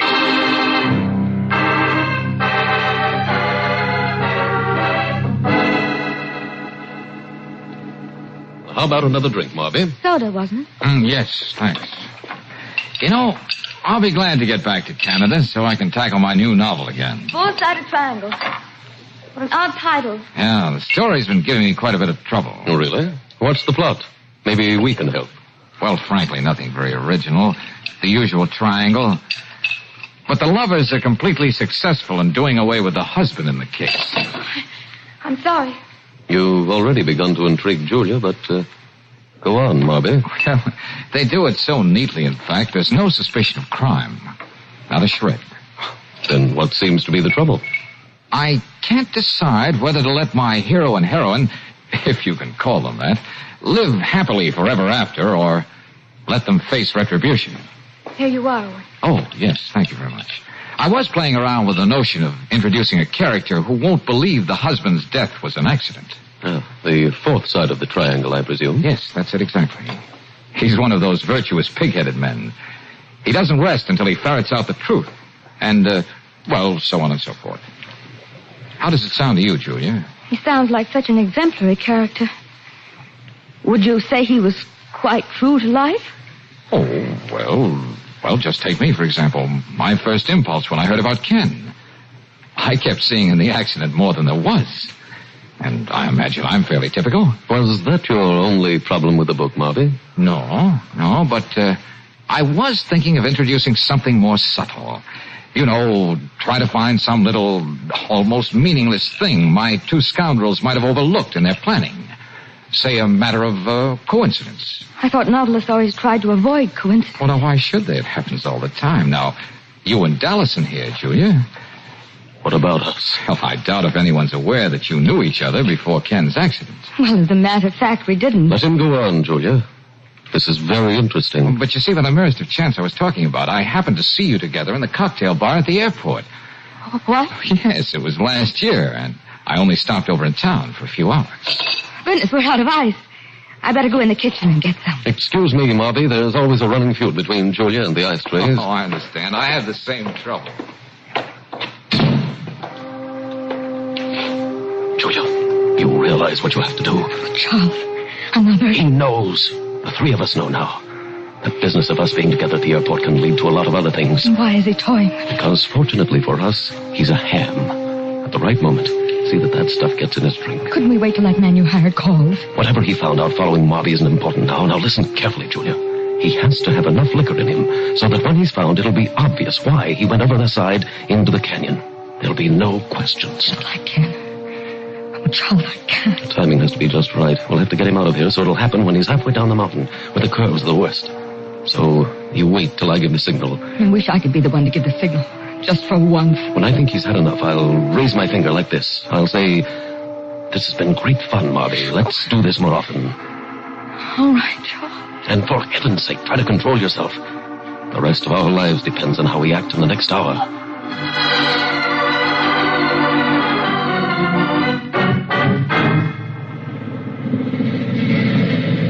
Well, it's about time, Ferris. I did everything but fly, Lieutenant. Okay, I'll take that. Here you are, Miss Brooks. I'll ask you again, Lieutenant. What is this? What have I got here? I told you before Valentine made up the rules for this little game. I didn't want any part of it. You heard me on the phone. Now there's no choice but to play it his way. Just give him that package. For 2 cents, I'd call a cab, just so I could tell somebody where to go. Go on, get in that car and get started. And remember, park just this side of the last big turn before you get to the top.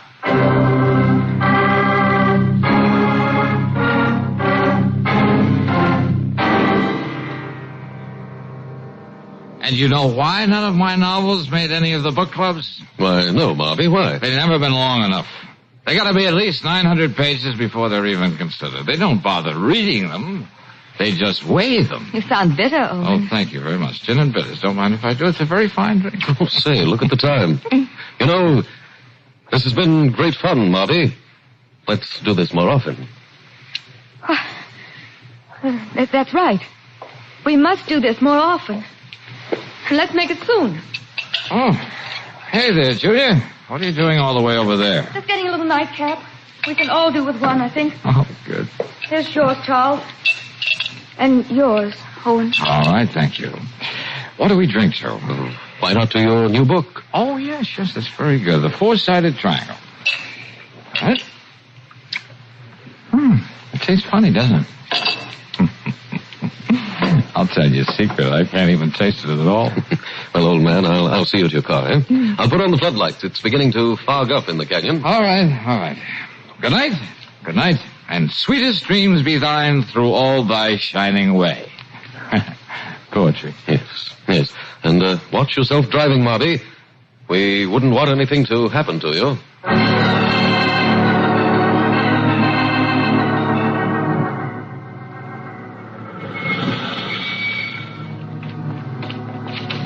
George. Have you got it, Brooks? Let me have it. Oh, darling, I saw your headlights waving down the... Quick. Over here, but... Now get inside and take the wheel. Okay, George. Here's to you, Brooksy. Happy days. Oh, darling, you know you're scaring me to death, don't you? That makes a couple of scared people. Step on it, Angel.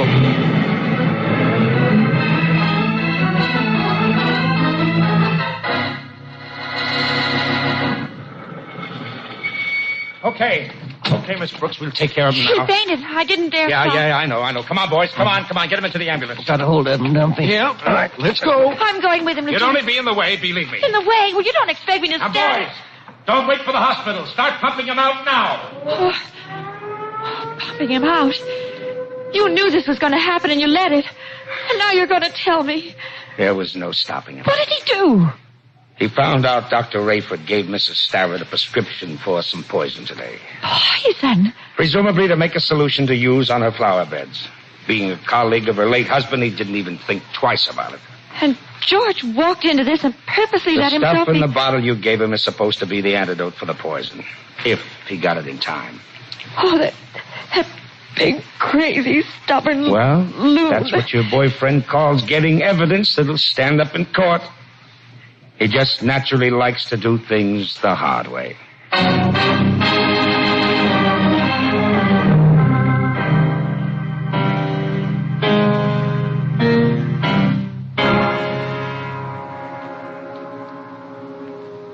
must forgive me, Lieutenant Riley. This has been a great shock. Mr. Marby was my husband's best friend. Yes. Just when did he leave? What time was it? Oh, hours ago. About 10:30. You see, he was feeling rather, gay. We felt that if he was going to drive, he oughtn't overdo it. Even so, I suggested that he stay over. Oh, this is terrible. Yeah. Well, like they say, liquor and gasoline don't mix. I guess it'll be the same routine report. Do you mind if I sit down? No. Go ahead, Lieutenant. Sometimes I wish we could make some of these fool drivers take a look at what we saw when we found Marby down in the canyon. Oh, believe me, it would make them think he wasn't a pretty sight. Lieutenant, please stop it. Now, Julia, we know you're upset, but this isn't going to help any. Nothing's going to help now. Marby! Hello. No! Julia. No! Don't come near me! We killed you, didn't we, Charles? We killed him! Shut up! Just like we did Ken. We're only imagining this. Everything's going to turn out all right. Tomorrow we're going to laugh and be happy. That's the way it's supposed to be. That's the way. That's it, Lieutenant.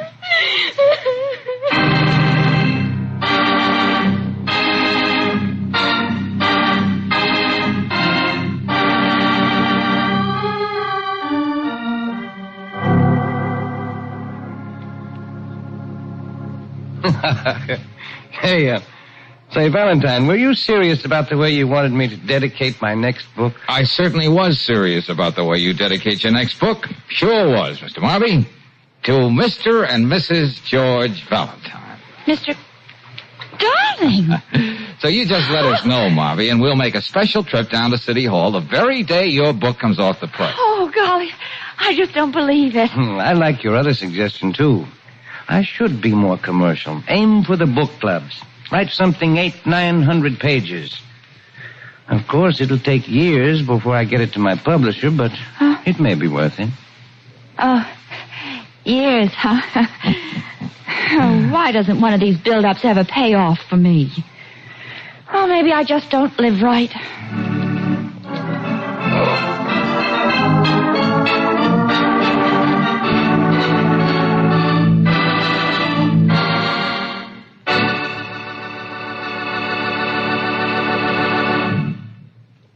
The return of spring means, for most folks, the time for another house cleaning. And speaking of things attended to at regular intervals, how long has it been since your car's oil has been changed? You know, for the life of your car's engine, nothing is more important than a crankcase drain and a refill with RPM motor oil at regular intervals. Like any other piece of equipment used daily, your car's engine is bound to accumulate a certain amount of harmful contaminating material. RPM motor oil was compounded to take care of these troublemakers, to keep them from building upon interior engine parts during the oil service period. When the oil is changed, this harmful material is drained out.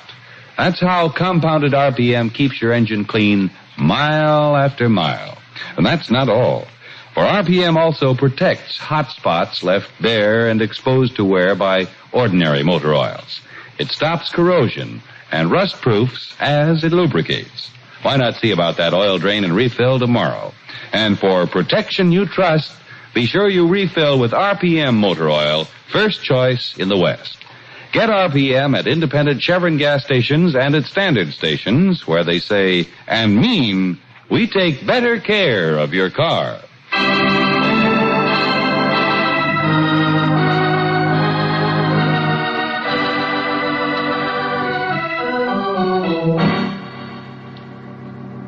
Next week, we'll pick up George Valentine in Mexico, in a house as mysterious and sinister as its name, Casa Diablo. George, if Bixby had somebody in this house to see that none of us left here alive, whoever it is must have turned on him.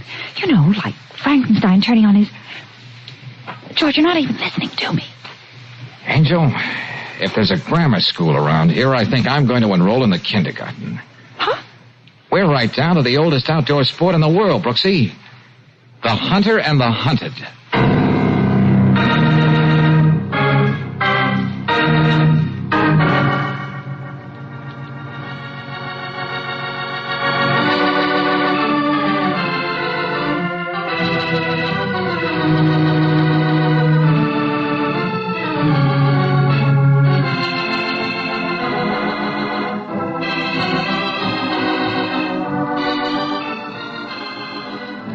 Tonight's adventure of George Valentine has been brought to you by Standard of California on behalf of independent Chevron gas stations and Standard stations throughout the West. Let George Do It stars Robert Bailey as George with Francis Robinson as Brooksy. Wally Mayer appears as Lieutenant Riley. Tonight's story was written by David Victor and Herbert Little Jr. and directed by Don Clark. Also heard in the cast were Barton Yarborough as Marby, Doreen Tuttle as Julia, William Woodson as Charles, and Mark Lawrence as Ferris. The music is composed and presented by Eddie Dunstetter. Your announcer, John Heaston. Listen again next week, same time, same station, to Let George Do It.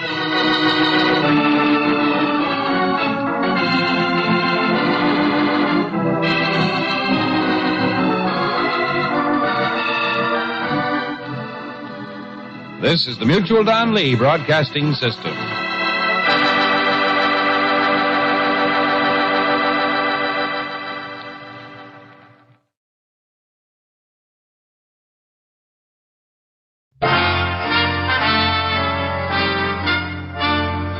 Listen while the makers of Rexall drug products and 10,000 independent Rexall family druggists bring you Dick Powell as Richard Diamond, private detective.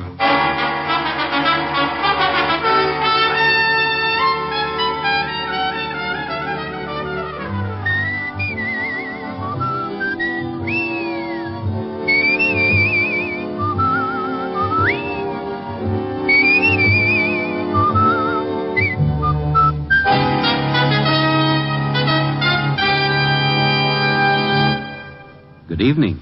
This is your Rexall family druggist speaking to you for the 10,000 independent druggists who have made the word Rexall part of our own store names and who recommend and sell the 2,000 or more drug products made by the Rexall Drug Company.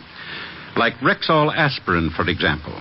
There's no faster-acting aspirin made than Rexall aspirin. When swallowed with water, Rexall aspirin is ready to go to work for you even before it reaches your stomach. Quality like that is what we family druggists are talking about when we tell you you can depend on any drug product that bears the name Rexall. Good health to all from Rexall. Now, your Rexall family druggist brings you a transcribed half hour with Richard Diamond, private detective, starring Dick Powell.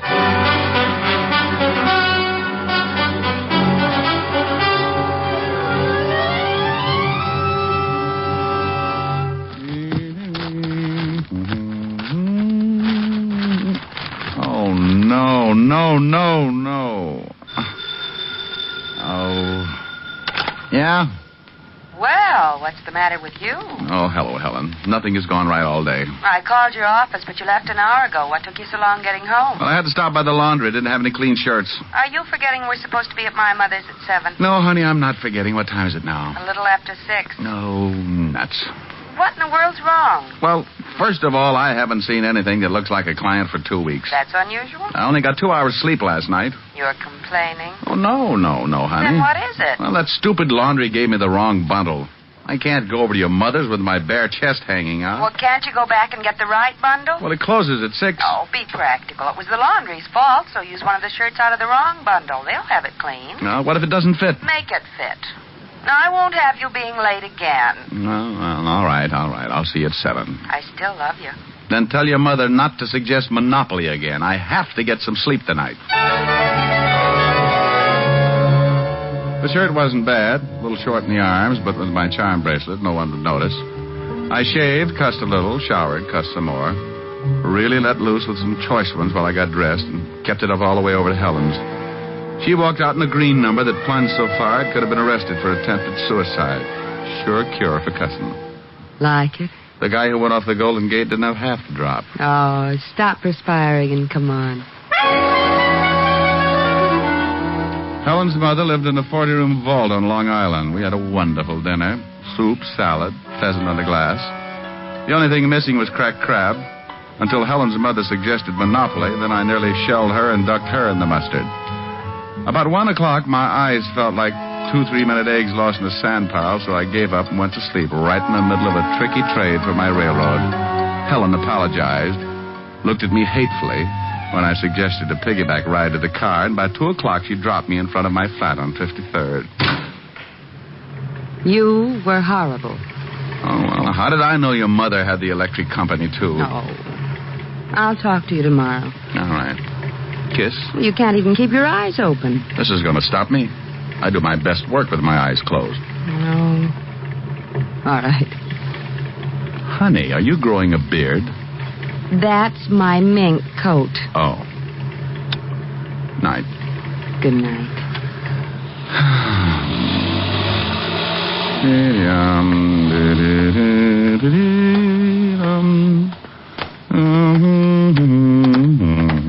Evening, friend. Your name Diamond? Yeah. What do you want? I got some laundry that belongs to you. That's nice. Nothing like getting your laundry at 2 o'clock in the morning. You got mine. We'll stop around about noon tomorrow and we'll swap. I'd like it now, friend.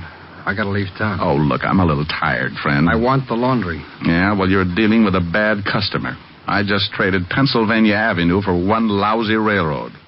What? Come back tomorrow, friend, and I'll give you your laundry and a detailed explanation. I want the laundry now. Now, look. You look. Well, if anything could have opened my little old sleepy blue eyes, it's that lovely gun. You look divine together. Now, let's go up and get the laundry. What's the matter? You got the only long underwear with sequins? Move. And I moved. Up to my little flat with the laundryman sticking close enough so I wouldn't forget the big gun on his hot little hand. We went in and traded bundles. You opened it, huh? Well, what did you want me to do? Put it on a table and offer up prayers? You're a little too wise for your own good, but I got what I wanted. No hard feelings. Yeah, well, I hope your socks fall down. You just stay put until I'm out of the building. Thanks, friend.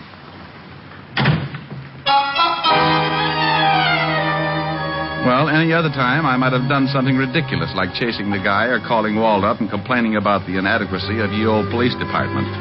But this wasn't any other time. It was after 2 in the morning, and I was tired. Sure, it was unusual to trade laundry at that hour, but I was in no condition to try and figure it out.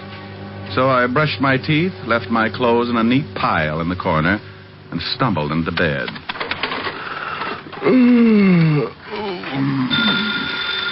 Oh, no, I'll never get any sleep. I'm coming. Yeah? Mr. Diamond? Yeah, who is it? This is Mr. Green, Mr. Diamond. Swell, thanks for calling, Mr. Green. Good night. Oh, wait, please wait, Mr. Diamond. This is Mr. Green, the man who owns the Bluebell Laundry. Well, how's business? Can you come over to my apartment right away? Why? Someone's going to try and kill me. What time is it? 3 o'clock. Look, can't you hide in a closet or something until noon? I tell you, someone's going to kill me. Oh, get in the closet and close the door. If anyone opens it, take a bite out of the nearest coat and head for the closest bright light. This is serious, Mr. Diamond. I haven't got much time. Well, if you don't think you can look like a moth, maybe I'd better drop around. What's your address? Savoy Arms, apartment C. And hurry, I'm desperate. Well, if you're just half as desperate as I am sleepy, you're really in trouble. I'll be right over.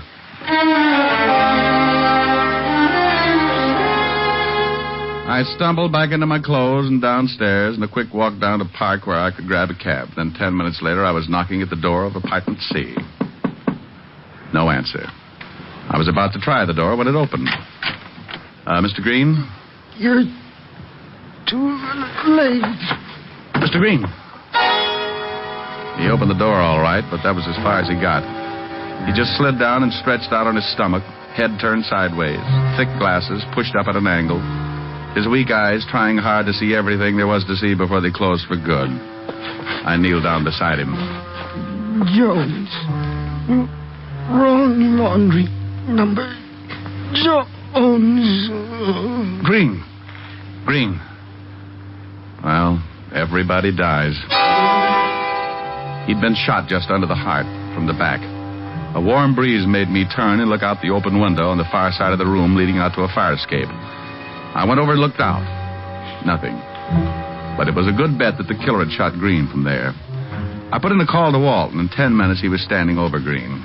And this is the guy who owns the laundry and gave you the wrong bundle. That's right. How do you always get mixed up in things like this? Well, it's a talent. Did he say who he thought was after him? Oh, he just told me that he was in fear of his life. Now, what about the guy who shoved the gun in your face and took away the bundle of laundry? Oh, about my size. Had a hat on, light gray suit, brown eyes, heavy eyebrows, high cheekbones, very sharp features. Well, let's go down and run through the gallery, see if we can get an identification. Okay. But first, let's take a run down to the Bluebell Laundry. Might be a good idea to find out what this is all about.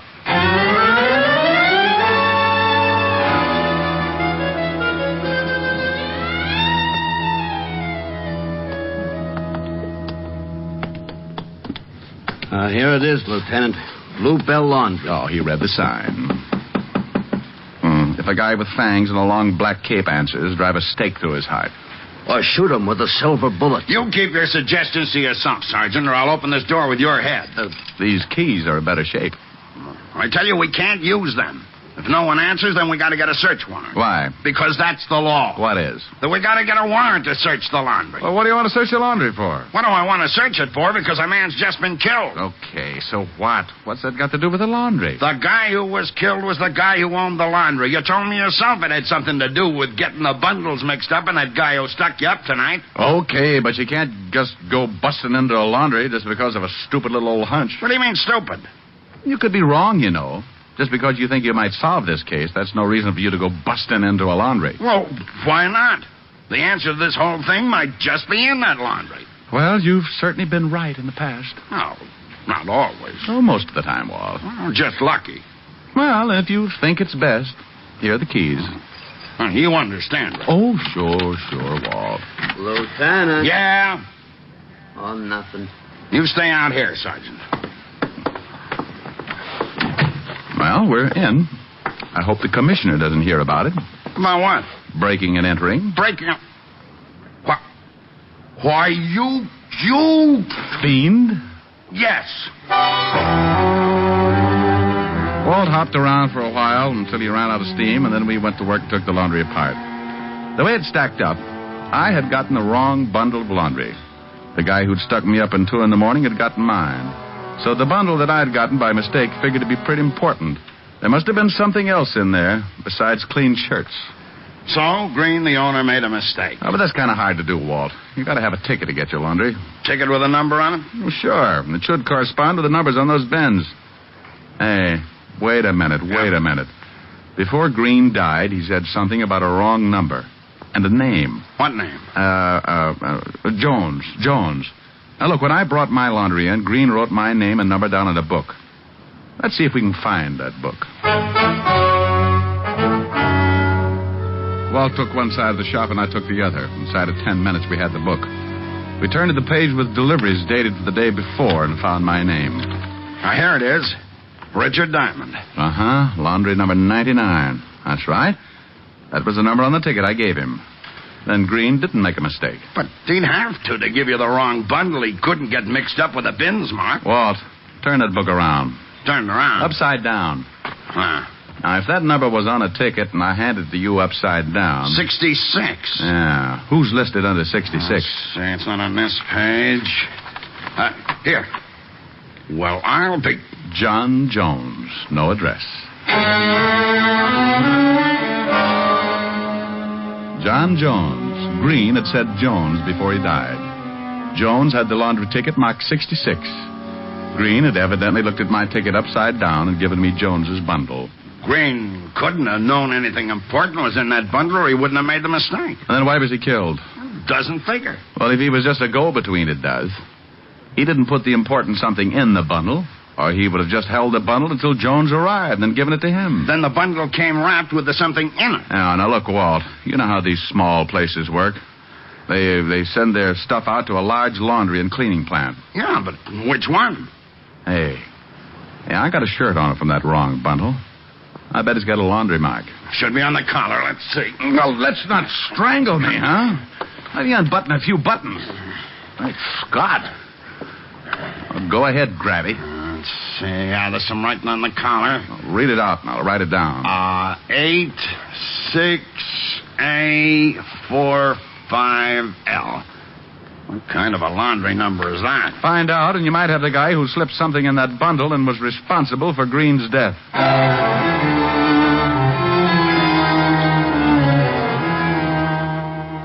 We went through the rest of the place, but found no evidence to show us what big plant Green sent his laundry to. I bowed out as gracefully as possible and went home to get some sleep. It was 4 a.m. when I stumbled into my flat with just one thought in mind: sleep. And I got it in a hurry.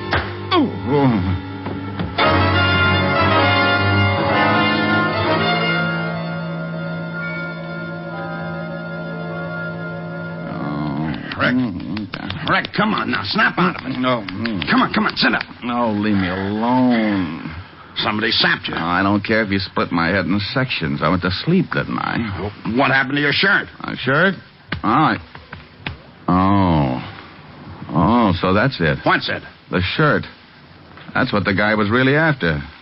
Suppose it was Jones? Well, sure it was. Walt, when he traded bundles with me, he didn't have any way of knowing that I'd taken a shirt out of it. That shirt was what made that bundle important. Those numbers on the collar. I checked. They weren't a laundry mark. You still got them? Yeah. Well, they sure mean something. Let's see if we can figure out just what.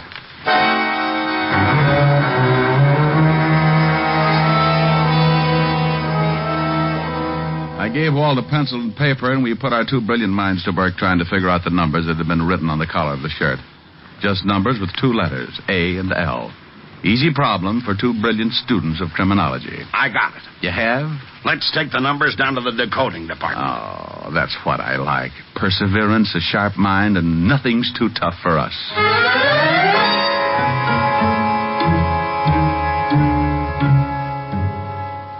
Well, come on, Art. You've been working on those numbers for nearly 5 minutes. Well, I've been sick. Could this be a code for some kind of a pickup? Guess it could be. Well, let's use times and dates. First number is 8. Well, today's the 8th day. Well, the letter A could stand for A.M. 6A, 6 a.m. Could 88, 6 a.m. Then 46L could be the where. 46th in any street beginning with L. Out of the way corner. 46th in Lexington, and that's not out of the way. Oh, I'm sure glad you broke that code, Walt. Experience and a little common sense. Come on. You and me are going over to 46th in Lexington. You and I, Walt. I could stand for idiot. That's another code, Arch. Fourth letter in Levinson. Oh, come on. We haven't got all morning.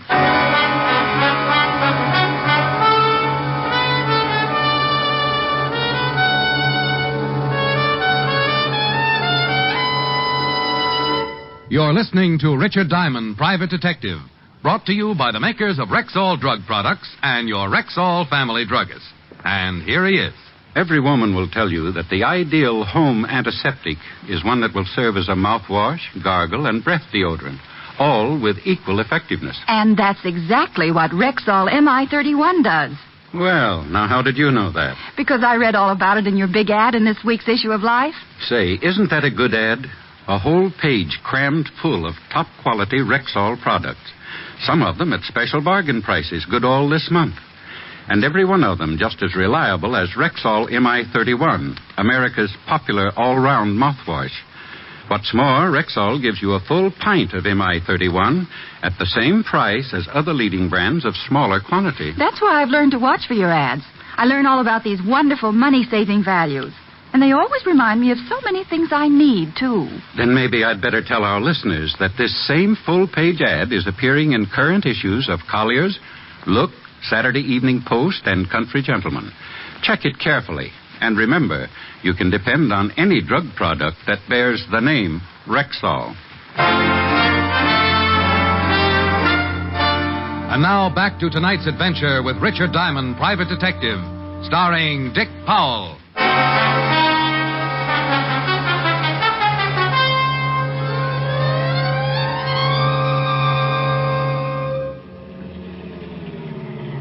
Yeah, this is a good spot. No one on the corner of 46th and Lexington yet. What time is it? 5 minutes to 6. Yeah, well, I hope we figure this out right. Car 86, car 86. Yeah, that's us. Car 86, Levinson, go ahead. Sergeant Otis wants to speak with you, Lieutenant. Go ahead. Lieutenant, I checked and found out where the Bluebell Laundry sends its cleaning.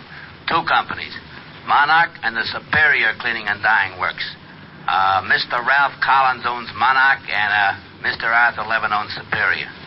Find out the addresses of the plants and the home addresses of the owners, and then put a stake out at the homes of the owners. Don't pick them up, but stop them if they try to leave. Wilco, Roger and out. Oh, I'm surprised he didn't get tired of Roger and use McGillicuddy just to be different. Hey, Walt, there's our boy. Huh, Jones? Yeah, across the street on the corner. Same guy who got the bundle from me. Let's go. No one else yet. He's waiting for something. It's about 2 minutes to 6. Yeah, car pulling up. Jones is going over to it. Get going. Guy in the car gave Jones a package. They spotted us. You get the car, I'll take Jones. Stop! Stop that car! Stop, Jones! Jones! Okay. Car got away, but I put some bullet holes in it. Drop the gun, Jones. Okay. Okay, I'm hurt bad. Don't shoot again. Get me an ambulance, would you? Walt, he's got another bundle with him. I'll get back the car and get the wagon. I think he got me in the stomach. You want to talk? Yeah, okay. What's in the bundle you got from the car? Junk. 100,000 in morphine. How did Green figure? It's just a go-between. He worked for the big boy. Took our money, sent it in with an order for the stuff. Instructions in the collar of one of the shirts. Yeah. You killed Green? Yeah. Who's the big boy? Jones. Jones. The wagon's on its way. He's dead. What was he picking up?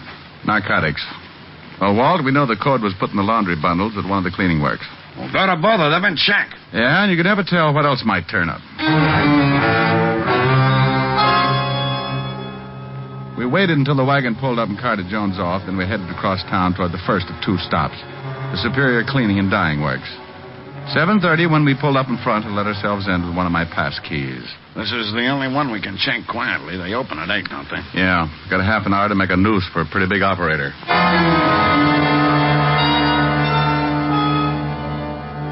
So we went to work on the Superior Laundry. Guys like Jones were caught every day, but the big boys, the ones who dished out the stuff from the top, the big syndicate operators, were tough to catch. And here was a chance to catch one. We got into the office and found the order books. Jones appeared in nearly every one. This was the place where Green had sent Jones's laundry. But it still doesn't prove enough. We've got to prove that the code was slipped in the bundle from this plant. Then we got to find the guy who does it. Well, come on. We got to work fast. This joint opens up in a half an hour. Hey, Walt, hold it. Car pull up outside. Yeah. I can see it out of the window. Rick, it's the same car that passed the junk to Jones. The one I put the bullets in. Hey, he's coming in. He's coming up here. Get in the other room. Yeah, leave the door open.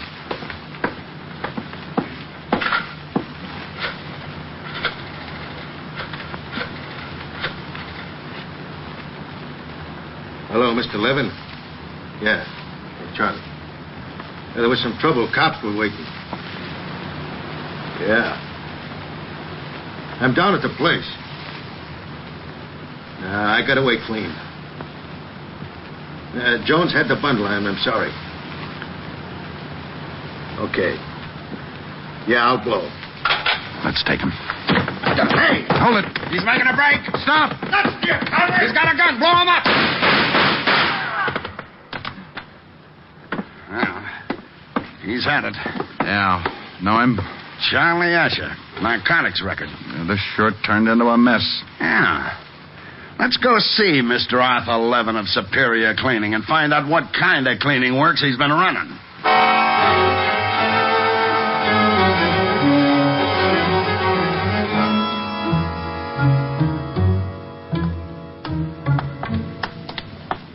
Hi, Lieutenant.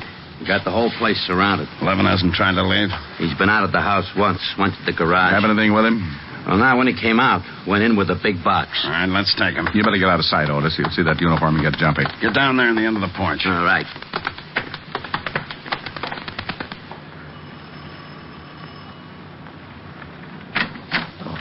Yes? Police, Mr. Levin, we'd like to talk to you.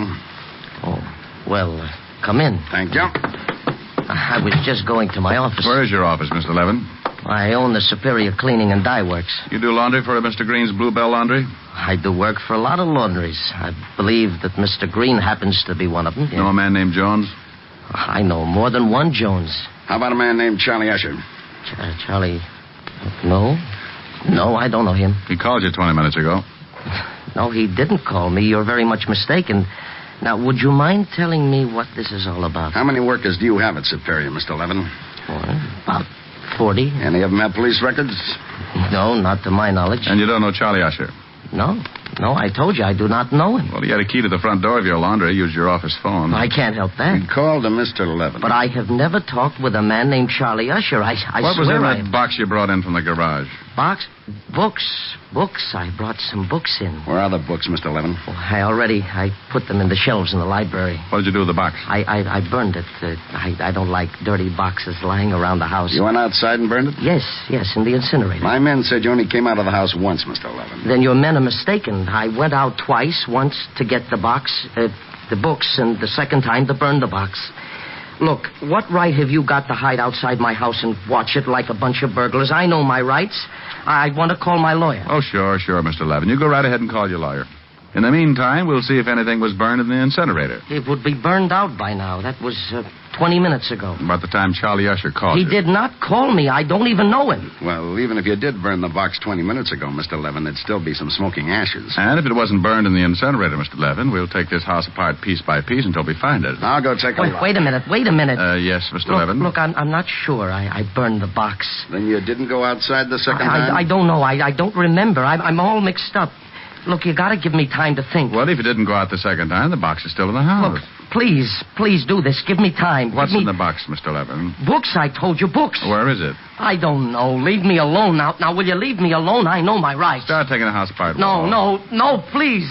Where's the box? Please. The box, Mr. Levin, the box. Yeah, where's the box? Under the sink. Where under the sink? There's a sliding panel under the kitchen sink. Narcotics, Mr. Levin? Yes.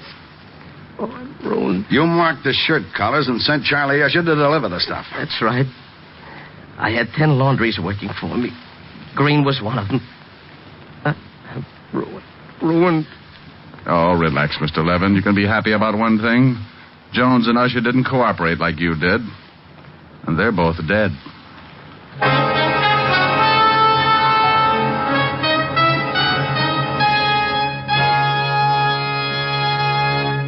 Again, here's your Rexall family druggist.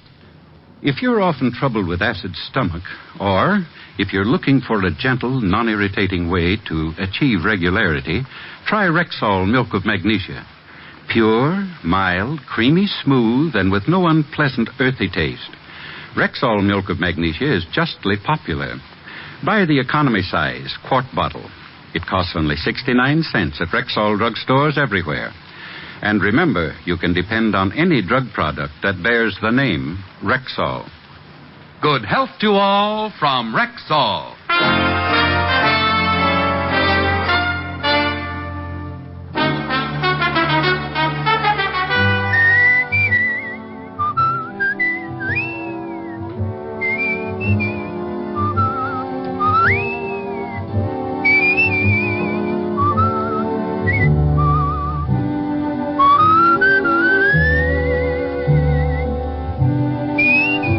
Richard Diamond, Private Detective, stars Dick Powell in the title role and is written by Blake Edwards, with music composed and conducted by Frank Worth.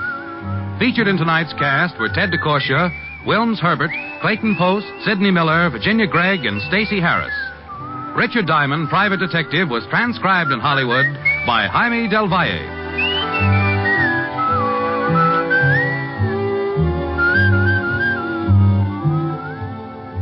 This is Bill Foreman inviting you to be with us next Wednesday at this time when we will again bring you Dick Powell as Richard Diamond, Private Detective.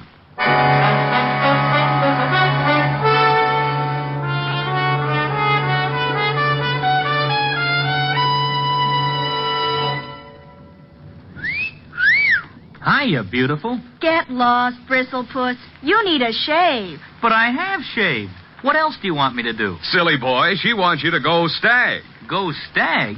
But why? Because Stag is Rexall's exclusive line of men's good grooming aids, like Stag Brushless Shave Cream. No fuss, no massage, just smooth it on and presto, you get a clean, close shave. Your face stays smooth and whiskerless all day long. I'll do it. I'll go Stag. That's it. Join the Stag line now at Rexall drugstores everywhere. Yes. To make girls care, go Stag.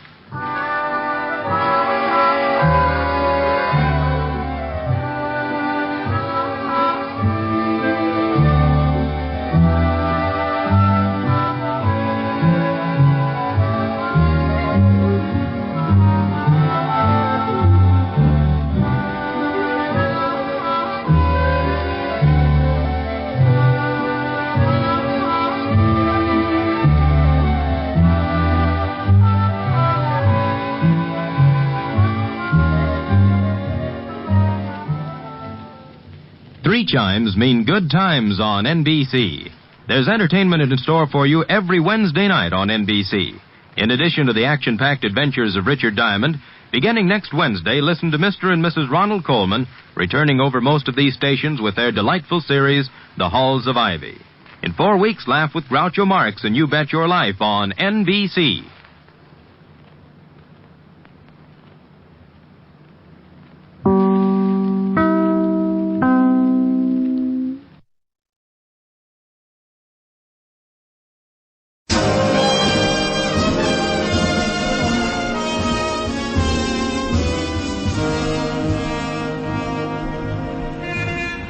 Broadway's My Beat. From Times Square to Columbus Circle, the gaudiest, the most violent, the lonesomest mile in the world.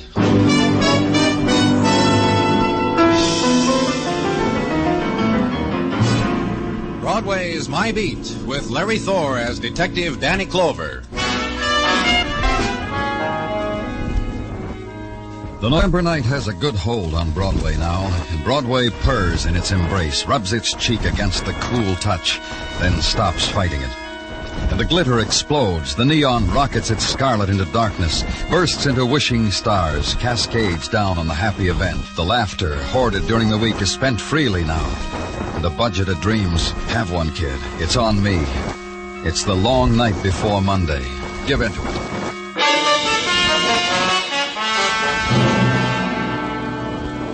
Walk a hotel corridor past a room where gaiety is registered for the night, hung the Please Do Not Disturb sign on its door. And the room next to it, the one you're looking for. Hi, Danny. And it's all there waiting for you. Detective Muggavan and the boy in worn denims, a faded wool shirt, sprawled in final exhaustion across the silk sheet of the hotel bed. The boy, dead of a knife wound. Quite a party next door. You think in a hotel this class, they thicken the wall. All right, Muggavan, but what else have you got? The kid there, stabbed under the heart. Couldn't find the knife, Danny. Couldn't even pry a visitor out of the hotel management. They're discreet, they tell me. Don't notice unannounced visitors, like this kid must have had. That's why... Well, just tell me what... I was going to say, Danny, they're so discreet in this hotel, that's why the party keeps going next door. Nobody knows there's someone dead, except the manager and a couple of bellhops. What made them sit up and take notice? Kid's phone was off the hook. Kept lighting a light on the switchboard. But nobody said they wanted anything. A bellhop came up to find out why. Well, who is he? Registered Joe Blair. Identification card in his wallet says Joe Blair. That's about all there was in it. The card, some loose change, and these dime a dance tickets. That's his luggage on the chair. Knapsack with a tin of sardines. This is an expensive hotel. How come? I asked the same question of the discreet management. They say the kid came in, told him he hitched here from St. Louis, laid a $10 bill on the desk, says, "Give me what that buys." Just goes to show you what I... Oh. Really fun time next door, huh, Danny? The moment gathered together and held, an instant composed of drifting laughter that seeped through a wall and added itself to the nice things furnished by the management. Then silence. The moment of requiem for a dead boy. And later, when the room has been emptied, consider the few things neatly stacked on a chair. The paraphernalia for living of a hitchhiker named Joe Blair. Knapsack, wallet, dime a dance tickets. 7th Avenue Paradise, the tickets read. Dance hall, no refunds. So walk down 2 blocks, turn left, go up a flight of steps into a place that sells its paradise for a dime a minute. And heaven is 20 Girls 20, the 4-piece band and pink lights. Walk over to the very large guardian angel in a dinner jacket. Talk to him. Watch him as he moves away from you and whispers to the lesser angels in evening gowns. And finally, as he walks back with one of them in tow, leaves her with you. Hi. Hello, I'm Danny Clover. Well, the boss told me it was something special. He wasn't kidding. Mostly I tell everybody I don't get off till 3. Police, sir. Hey, you snapping... No, you're not, are you? Look, the boss just said you were a friend of Joe Blair. You gotta understand, when I said I was off at 3 to most parties, what I meant was... All I want you to do is tell me about Joe Blair. Oh, he's in trouble, huh? Well, if his bail goes over $50, I'm not gonna be any help at all. Joe Blair's dead. Stabbed to death. Dead? Joe? Oh. He was here tonight, wasn't he? Yeah, he was early, almost opening time. Bought 5 tickets. Well, he was standing where you were, and I was standing over there. We looked at each other and both started running till we met. Did you know him before? No, just Dango, like in Strange Romances magazines. I didn't take a ticket from him either. As a matter of fact, I threw $10 in the pot so he could have a downy place to put his curly head to sleep tonight. That's how hard the boy struck me. Did he tell you anything about himself? Just that he hitchhiked across the country, he was broke, and he had a guy to see in the morning. A guy named John Logan, a rich Park Avenue type Logan. Other than that, we just looked flaming fire at each other. And that's all you can tell me, huh? Except my name's Vicky, and you didn't ask. Joe's dead. What do you know? My name's Vicky, mister. Hi.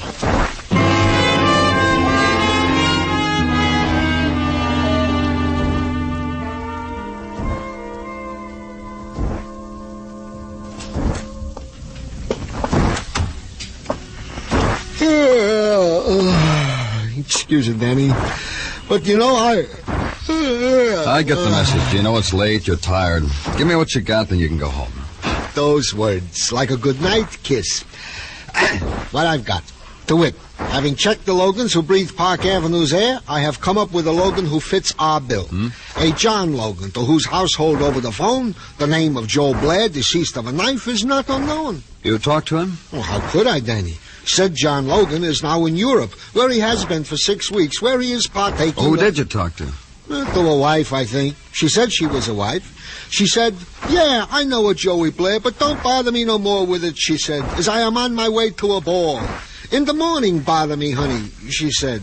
Honey, she said, to a stranger. You did good, Gino. Go home.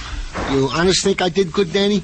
So's I can relay to Mrs. T. Did you honestly... Hey, kid, you Danny Clover. Look, you. Danny Clover's closed for the night. Sorry to keep you, Danny boy, but tonight you loaded me with a big sorrow. This big, maybe bigger. Who are you? You walk by me maybe 8, 12 times a day, and I don't register with you, huh, kid? No, you don't. Warm your hand in Tommy Cap's, Danny boy. Tommy Cap. Address, Broadway. Profession, Broadway. You said I made you sad. Why? You come to my girl, and you don't dance with her. Vicky Harper? You don't dance with her, and all it costs is dimes. You talk to her about a hitchhiker what stabbed in a class hotel. This kind of schmooze upsets an innocent thing like Vicky. Gives her migraines. Up here. I come to protect her from... Can't she take care of herself, Tommy? Take care of herself? She's so stupid she gives a vag $10 to sleep on silk. That's my Vicky. Innocent, good-hearted, generous with her cuts from dimes. For this, she has to suffer from policemen who come bearing only murdered hitchhikers. Why? Stick around, Tommy. We can make you suffer, too. Because maybe you reached Joe Blair. Because maybe... Sarge, your man's a comic. He's a comic because I got an alibi 10 blocks long. I'll give you addresses, kid. They'll treat you like a baby while you check. I'll check. Good night, Gino. Hey, Danny, kid, how's about I give you a lift home? My car's outside. We can go any... No, thanks. How about you, Sarge? I'll ride you home to wherever you live. Brooklyn, the Bronx, Canarsie, wherever you want to go. Well, if you're sure it's not out of your way. What's out of my way? It's late, and I ain't had man talk for days. Come on, let's go, Sarge. Danny? Yeah, Gino? Just so you won't forget, I left a memo on your calendar to go see the Park Avenue Logan next AM. Now, is it okay if I... Go ahead, Gino. It's all right. Your man said it was all right, Gino. Throw him a kiss goodnight. Where do you live, Gino? Where do you want...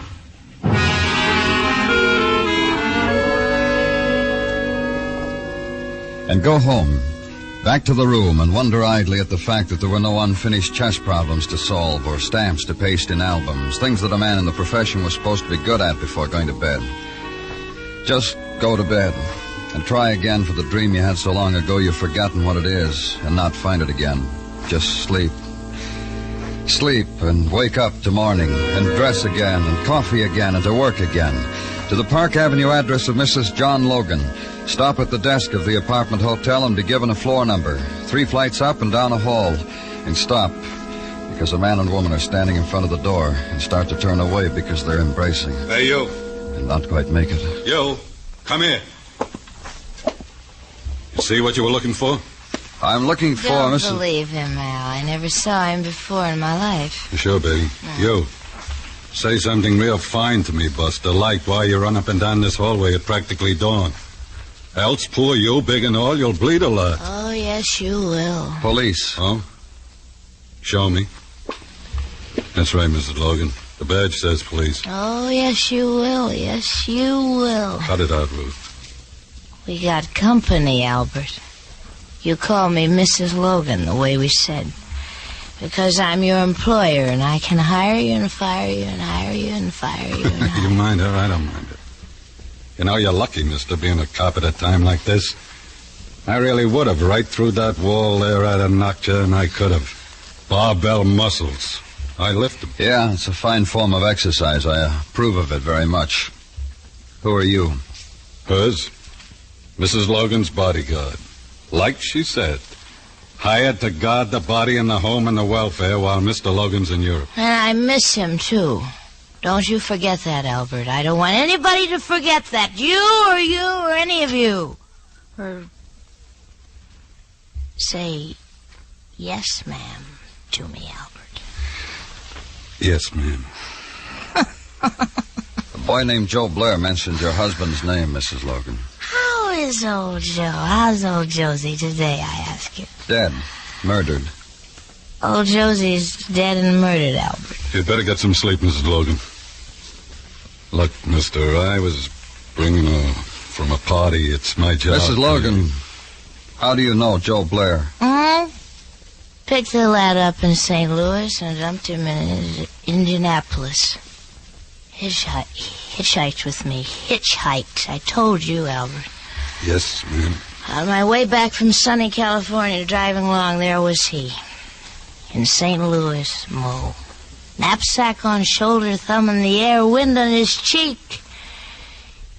In Indianapolis, he moved over an inch toward me. I pulled up near a cop, smiled at Joe, and told him goodbye. My life with Joe Blair. You want anything else with her, mister? Yeah, I do. When she's sober, see that she gets that way. That's my job. Do it. I'll get around to you later, both of you.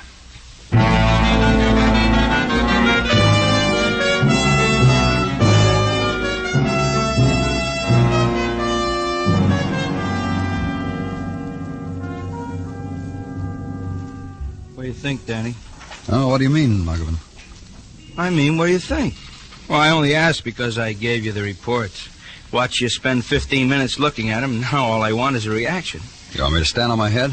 Okay. I just thought all this data I gave you might... You know what's in it as well as I do. Joe Blair has a record of vagrancy in a half-dozen towns. That just doesn't happen to solve a murder for me. I'm sorry, but it doesn't.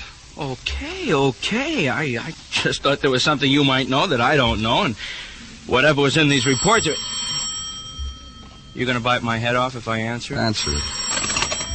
Lieutenant Clover's office, Detective Muggavan speaking. Who?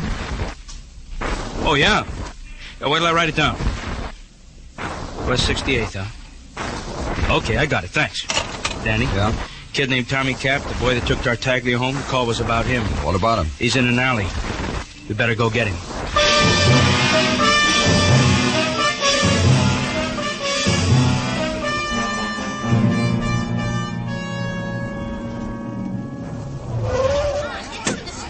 Oh, now, come on. Police officers, now let us through. Break it. Why don't you go home, lady? It's supper time. There he is, Danny. We got him, all right. Yeah, we got him. It wasn't that way at all. We didn't have him. The thing that had Tommy Cap, the thing that had fixed his hands in half-open fist, was something else. The heavy nail driven through a fence a long time ago, its point bared through a rotting 2x4. That was it. Tommy Cap had been pushed against it, and it held him, killed him.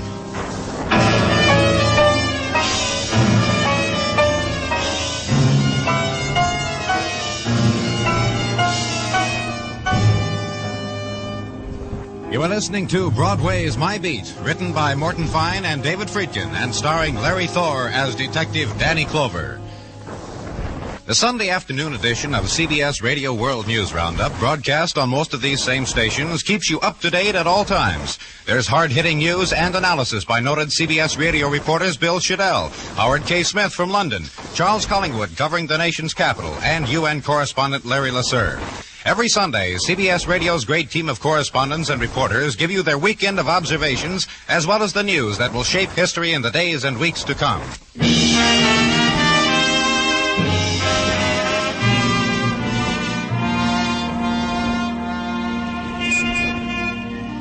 The sounds you hear on Broadway are fragments, words broken off and wind-blown that drift your way, the swift dart of subway noises, and a horn, and a whistle, and footsteps. The brief, wild sob of the faraway river. You've got to listen close so you'll know if that sound began with laughter or despair. The difference it makes, not much. Broadway reacts to clowns and death in nearly the same way. The blonde who had a little accident on a street corner, or the dead man you saw propped against a fence in an alley. Something to tell your family about. How the policeman pushed you back so you couldn't see how it all ended. But I saw. I had to stay to the end. Until Tommy Cap was lifted down and shrouded and taken away. Until Tommy Cap was made a matter of official concern. Then I left. Go to a place, back to headquarters, write it down, to be transcribed later by a stenographer, to be dated by a dater, stamped by a stamper, to be put in a file by a clerk. I just came from records, Danny. I just about through running Tommy Cap's card through the IBM. Anything? Just about what we figured. Petty stuff. Yeah. He was a steerer, Danny. You know, a kid latched on to convention people, showed them bars, took them to the village, Harlem. How come he had a record? Little trouble conning the ladies a couple of times. Oh? How? He'd promote them for neckties, maybe a sport jacket, meals. The couple times we know about, he tried to put the bite on them for dough. $200-300. Twice the lady squawked. Uh-huh. Well, did you get his address? Sure. Rooming house off of West 49th. Might be something interesting there, I don't know. You mean it's an interesting rooming house, Muggavan? A landmark or something? Why don't you ever let me finish anything, Danny? I'm sorry. What about it? Not the rooming house, the roommate. A musician, a piano player named Norm Persack. What's interesting is he plays piano at the 7th Avenue Paradise, that dime a dance joint. You think that's interesting, Danny? Yeah, I think that's interesting. Thanks, Muggavan. Thanks a lot.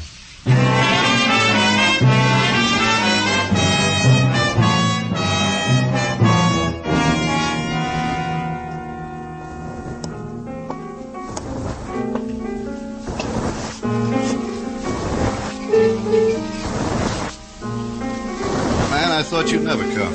You Norm Persack? The one, the only Norm Persack. Come in, man. Don't stand in that open doorway. That way lies madness. First, you listen to this, man. You close your eyes and listen to this. All right. I just found it. I reached out, and there it was waiting for me. You hear that? You hear the melody? You hear the song? It's different. Yeah. You got a real taste for a policeman, man. How did you know I was... Are you kidding, man? You made a stir at the 7th Avenue Paradise last night. Norm Persack never forgets. And why I'm here, you know that, too? Sure, man, because I feel it. You're going to ask me why my roomie is dead, why Tommy Cap died like that on a nail. That's right. I don't know. If I could figure those things, man... You see Tommy last night? Yeah, twice. Once in the night, the next time around dawn. That's the crazy time. Tell me about it. Night, Tommy walks in here, dons a Brooks Brothers suit, you know, with the vents in the back, you know. Yeah. Flips the vents at me, walks out. The other time? Dawn. Tommy walks in on me, gathers up his silk shirts, the ties that glow in the dark, throws a kiss, says, "See you around, kid. This is farewell to nothing." His parting words. He tell you where he'd been, where he was going? He said where he was going. Stands because he hit me for $50 before he left. $50 for wires. Wires? Telegrams. They sell them down the corner hotel. You know. Yeah, I know. You're lucky, man. Here. I give you a song to exit on.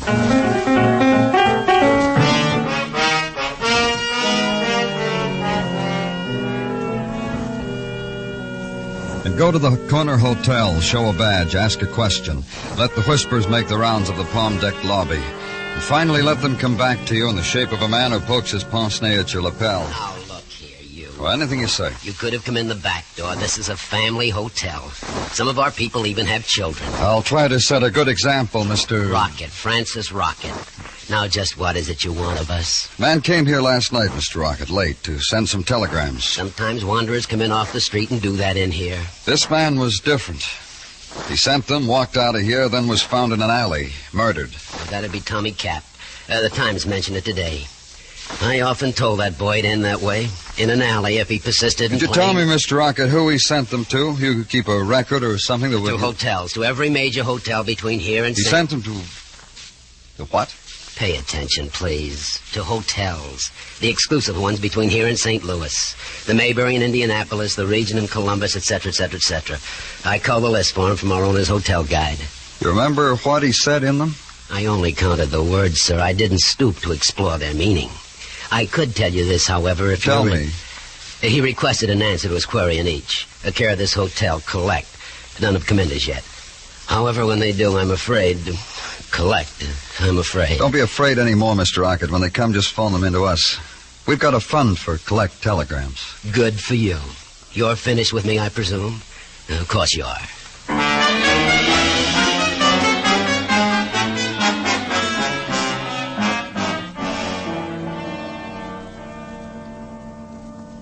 Yes, Mr. Rocket.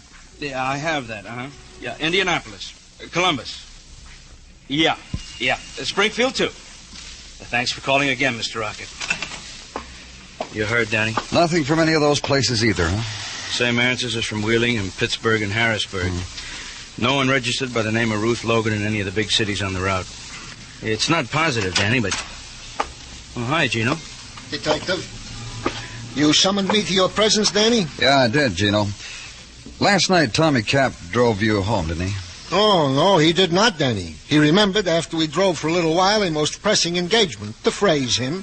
So he dropped me at a subway station and waved me a cheery farewell. While you were driving, Gino, did you talk about anything? A most refreshing conversation, Danny. About his work, about my work, man to man, straight from the shoulder. You didn't mention anything about the Logans, did you, Gino? You know I know better than that, Muggerman. I've been in this business 20 years. You should behave outside of the shop as good as me. Gino, did he try to talk to you about the Logans? Indeed, he made mention of same, but I deftly sidestepped the issue. That's when he dropped me. What else is on your gentleman's mind? Nothing, Gino. Nothing at all.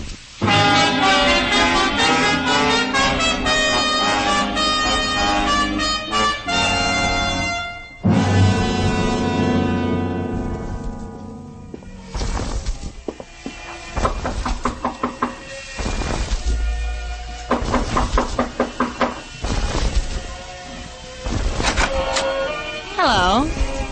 Hey, hello. I'm Danny Clover, Mrs. Logan. I met you in a haze once, didn't I? Right here, Mrs. Logan, this morning. Come in. There's nobody here but Albert. Hey, Albert. We know him, don't we? You back again, Buster? I'm interrupting something. I'm teaching the ape a waltz. Watch us. Come on, Albert. Now, look, baby. Say yes, ma'am, Albert. Yes, ma'am, but I ain't waltzing. We didn't before anyhow, did we? Did we? Turn off the record, Albert. Yes, ma'am. We ran it down this morning, mister. Did I have fun, mister? Hi, mister. This morning we talked about Joe Blair. You remember that? Every word of it. I'm glad you do, Mrs. Logan, because now it's got another murder in it. Look, mister, I'm paid... I know you're employed. You get hired and fired. Then hired again. You waltz? Come on, waltz. Don't stand there, mister. Waltz with me. Leave him alone. Stop making a jerk out of yourself. Say please, Albert. A man walks in here and talks about 2 murders, and I'm going to say, please. You're a jerk, Ruth. J-E-R-K, jerk. The ape spells. Give him a penny, mister. You people want to perform, go right ahead. I'm still going to talk about murder. All right. We'll listen. Won't we listen, Albert? A question, Mrs. Logan. All right. You left Joe Blair off in Indianapolis, and you kept right on going, that right? Right. From Indianapolis, where did you go? Columbus. I stayed there overnight. Where'd you stay? What hotel? The Regent, where I always stay. I think it was a Regent. Maybe it wasn't. It wasn't. It wasn't at any other first-rate hotel in Columbus. I always stay at first-rate hotels. I was at the Regent. We've checked every good hotel between St. Louis and New York and most of the motels. You didn't stay at any of them. Isn't he clever, Albert? You should be like him. Buster's getting interesting. Let's listen, huh? You drove right through, didn't you, Mrs. Logan? I'm a frail little girl. That's a long, long ride for a frail little girl. Not if Joe Blair helped you drive. He must have been pretty good company. Curly-headed company. All the way from St. Louis. He must have been interesting. Curly-headed. And you must have interested him. He got to New York and he didn't want to let you go. He gets cleverer all the time, doesn't he, Albert? Yeah. On the trip cross-country, he found out you were wealthy, you were married. He figured he had a good thing. Called you. Made you meet him at his hotel. When this is over, Albert will waltz and waltz. Yeah, yes, ma'am. You met him, Mrs. Locke, and decided you were a fool to have ever picked him up in the first place. A knife got mixed up in it, and when you walked out of his room, Joe was dead. If what you say is true, then I'm a murderess. Did you hear that, Albert? Someone else figured all this before the police did. Tommy Cap, he found out about a hitchhiker mixed up with a wealthy married woman, so he checked all the hotels between here and St. Louis for blackmail purposes. You're right, baby. The mister is clever. We're going to waltz, Albert. Don't forget. So Ruth sent you, Albert, to have a little talk with him. In an alley. Where you're going. You killed him. An accident. He backed into a nail. Maybe I'll find one for you. There's a lot about this dancing I haven't taught you, Albert. Our song, ape. Chill you? Second. Okay, if you want it this way, Albert.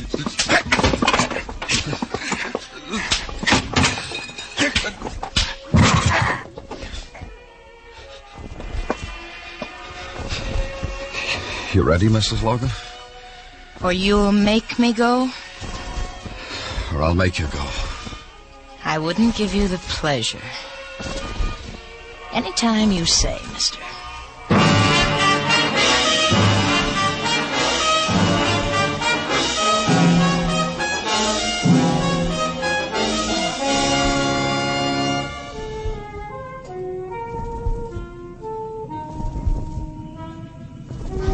The wheel spins on Broadway, and you bet against the dealers of the night.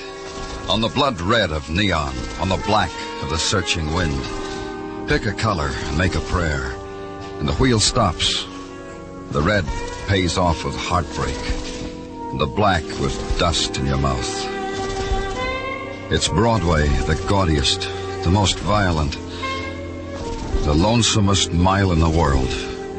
Broadway, my beat.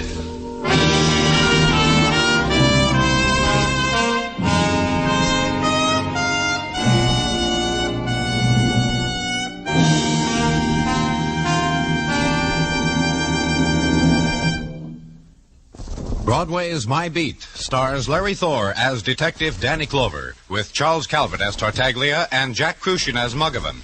The program was produced and directed by Elliott Lewis, with musical score composed and conducted by Alexander Courage. In tonight's story, Kathy Lewis was heard as Ruth Logan, Ed Max as Al Mundo, Hy Everback as Norm Persack, Paula Victor as Vicky, and Billy Happett as Tommy Cap.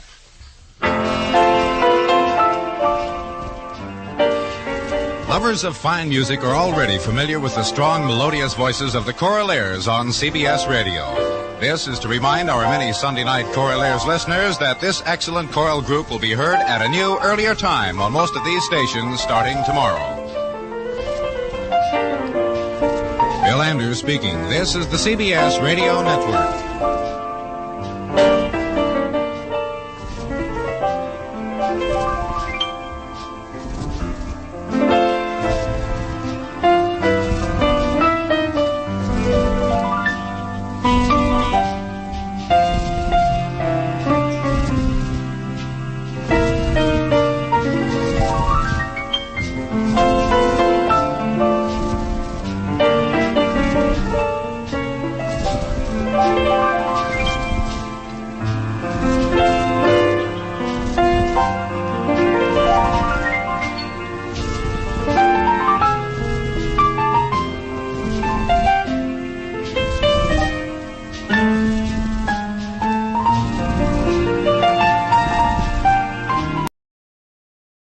NBC presents transcribed Frank Lovejoy in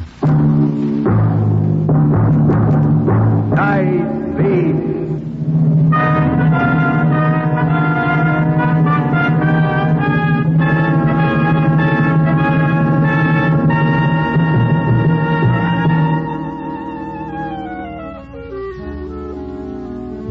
Hi, this is Randy Stone. I cover the night beat for the Chicago Star. If you've ever come to doubt the power of the people to change something they don't like, if you've ever said to yourself, things aren't going so well, but there's nothing I can do about it, then let me tell you the story of a farming man from Hudson, Illinois, who blew into town one evening, mobilized a force of Chicago citizenry, and fought the king of corruption as no one else has ever done, under the banner of love. I was people browsing in the Illinois Central Depot at the tip of Roosevelt Road one evening.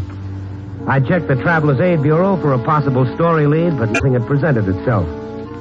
I was about to say goodbye when a loose-jointed, long-faced traveler ambled in, closed the door softly, and gently placed his cardboard suitcase on the floor and looked over the counter at Miss Holstead. She asked him if she could help him. He looked at her a moment, scratched his stubble chin pensively, smacked his lips, and began. Well, I was kind of wondering. Yes? Where's the hotel? There's a number of them, sir. May I give you a list of them? How much is it? No charge. Here you are.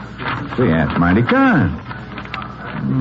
Lots of them. I ain't got too much cash on me. Well, we can't recommend any one hotel in particular. Miss Holstead, maybe I... this is Mr. Stone. He's with the Chicago Star. Perhaps he can help you. Just call if you want me, sir. No, it ain't too important, Mr. Stone. I can stay any place. I stay a lot of places I wouldn't bed down a hog. Would you prefer someplace in the Loop? What's the Loop? Downtown, the Civic Center. My name's Benjamin Joseph Tusher. I'm from Hudson, Illinois. I'm not very versified in how this here place is laid out. I come here only for a couple of days. My wife didn't come with me. Business? Yeah, kinda, you might say. You mind if I ask what sort of business? I'm a newspaper reporter. I sometimes ask personal questions. I hope you don't resent Reformer. I beg your pardon? Reformer. Oh. I heard about the crime you people got up here. I'm a reformer by trade. I thought I'd try to clean things up. Crime? Crime, yeah. Counterfeit, larceny. I'm a specialist in all of them. Single-handed? My uncle was Ned Kensing. Uh-huh. You heard of him? Well, the name's familiar. Cleaned up the West. Sheriff 10 counties. Taught me everything I know. Loop? Yeah. That ought to be all right. Let's get a room in the Loop. Benjamin Joseph Tusher, reformer by trade from Hudson, Illinois, took a room in a small, inexpensive hotel on Van Buren Street. He tested the bed, he opened the window, and the dirt blew in. He didn't say anything for a few minutes. I didn't know it at the time, but he was listening for the elevator to go by again. What do they call it? Elevated. Goes on all night like that? I'm afraid so, but for the price you want to pay. Same train? Every time that thing goes by, sounds like the same train. Couldn't be the same train. No. Not a dirt in the air. Well, in this section... I better close the window, else I'll have to take another bath. Well, I guess I better go right to work. Oh, it's 2 a.m, Ben. Why don't you get some sleep? And then tomorrow morning... Crime goes on most at night. That's true, but... Corruption breeds in darkness. I gotta go right to work. Where's the main tavern and dance hall? Well, There's the pump room of the Ambassador East. Let's go. You can't go in without a tie. Got one right here. String type. My wife made me take it. Ben, look. Chicago needs cleaning up, all right, but it's more than a one-man job. My uncle was Ned Kensing. Nevertheless. He had a formula that never failed. What is that? Love. Love? Love. Love corruption right out of this town. Just the way Uncle Ned did. Ben, where are you going? I'm out to find me the nest of crime, and when I do, I'm going to love it to death.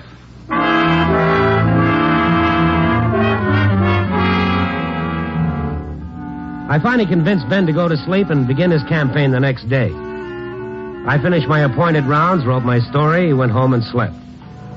Next afternoon, I went over to Ben's hotel. Ben was getting dressed, and on the bed was a pile of pamphlets. Afternoon. Afternoon. What's the pamphlets? Take one. They're free. Love Against Corruption. That's the name of the party. Join with us in our crusade to cleanse this metropolis of crime and vagrancy. That's our platform. Copied word for word from Uncle Ned's pamphlet, 1897.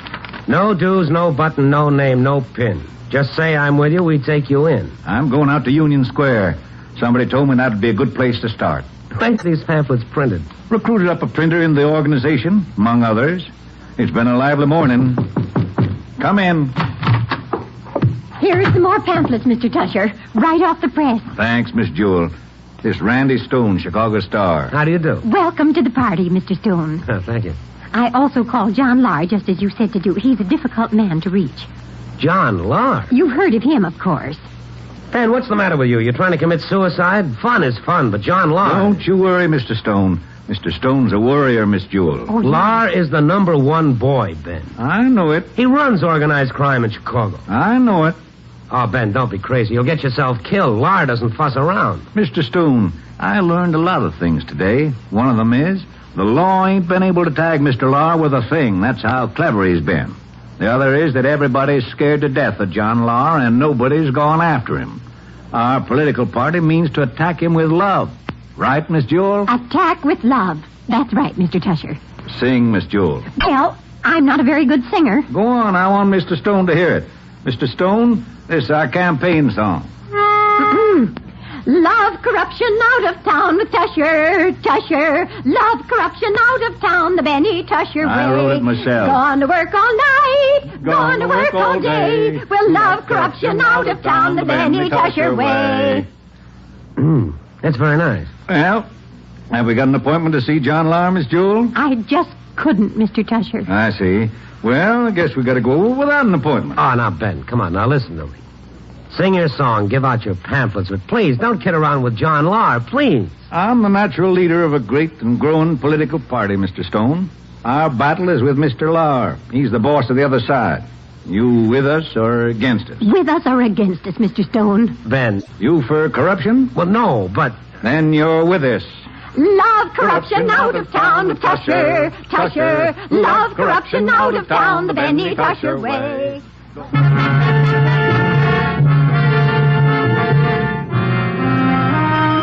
Ben Tusher was a changed man. He'd been suddenly transformed from a humble farmer to the leader of his own political party, and his big guns of love were aimed at the emperor of Chicago crime. The three of us started for John Lahr's Gold Coast penthouse. I did my best to talk Ben out of his visit, but my voice was lost under the words of his fight song. We made it to the right floor without mishap, but at the entrance to the Lahr apartment, we were met by 6.5 feet of muscle in gray double-breasted. What can I do for you? I'm Benjamin Joseph Tusher, Hudson, Illinois. Uh-huh. This is Miss Ernestine Jewell. Uh-huh. And Mr. Randy Stone. Uh-huh. We'd like to see Mr. Lahr, please. On business. On your way. We represent the Love Against Corruption Party. I'm campaign chairman. Go elsewhere. Come on, Ben, you heard the man. Please, Mr. Stone. Here, my friend, a pamphlet. Keep it. Now scram. No solicitors. Can't you read the signs? Ben, I think he means it. Discretion is the better part of valor. I think we ought to sing our way in. Oh, no. Wonderful idea. Love corruption out of town, the Tusher, Tusher. Love corruption out of town, the Benny Tusher way. Gone to work all night, gone to work all day. Love corruption out of town, the Benny Tusher way. What is this? Ed, what's the idea? Nuts, folks. Absolutely crazy. A bunch of idiots. Here's Well, Mr. Locke. give them $1 and send them away. Here's $1. Now get out of here or I'll call the police. Ben, come on, Ben. Mr. Stone, please. Go. Mr. Lahr? Yes? I'm Ben Tusher. This Miss Ernestine Jewell. This Mr. Randy Stone. Fine. This is your first warning, Mr. Lahr. What did you say? I am the leader of a great and growing party fighting against corruption. That means you, Mr. Lahr. I'll put it this way.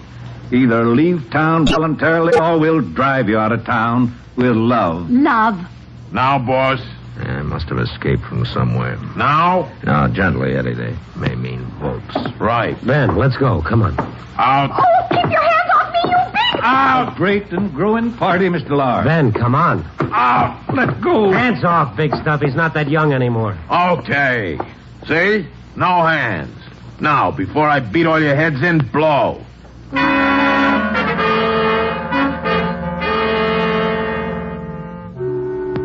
Had Mr. Lahr not been a gentleman gangster, we might have been treated a mite rougher.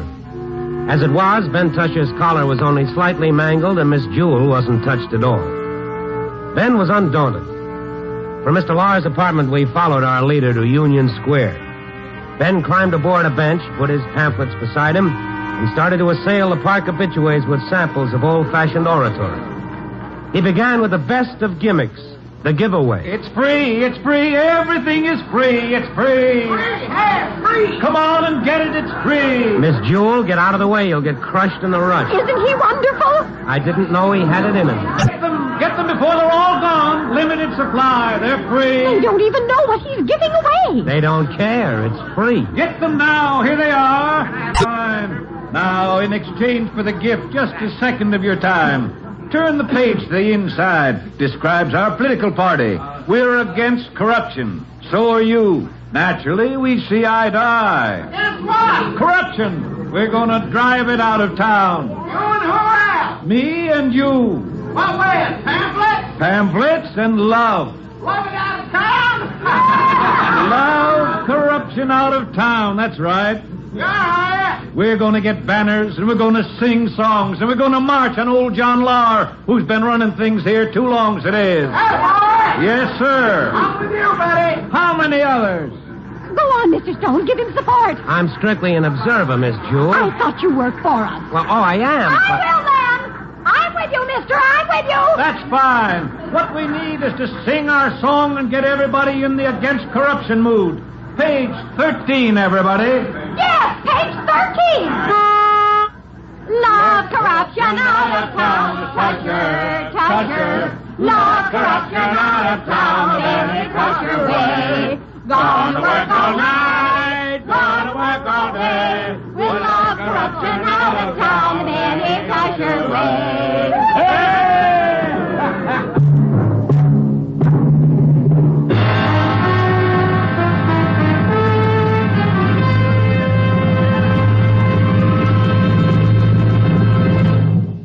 NBC is bringing you Nightbeat, starring Frank Lovejoy as Randy Stone. The old song says, "Keep the home fires burning." And unfortunately, the home fires do keep burning. 340,000 homes are destroyed by fire in this country every year, with a loss of 11,000 lives and hundreds of millions of dollars. And yet, a simple, regular check through your home for possible causes of fire will eliminate the possibility of a costly and tragic blaze. Now, there are 5 simple rules for protecting your home against fire. 1, don't smoke in bed or discard lighted cigarettes carelessly.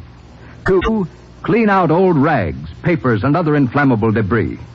3, repair or replace defective electric wiring or equipment promptly. 4, use non-inflammable cleaning fluids.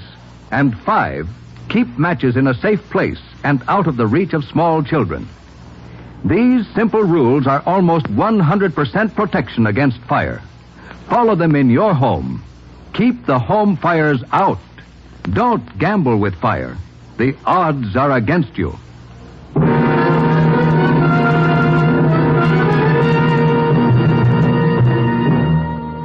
And now, back to Nightbeat and Randy Stone.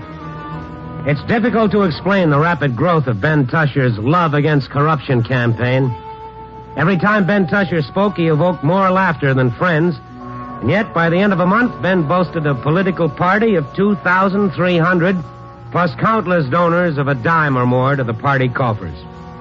Major political organizations made bids at coalition, but Ben would have none of them. Perhaps the party's growth was due to the state of corruption.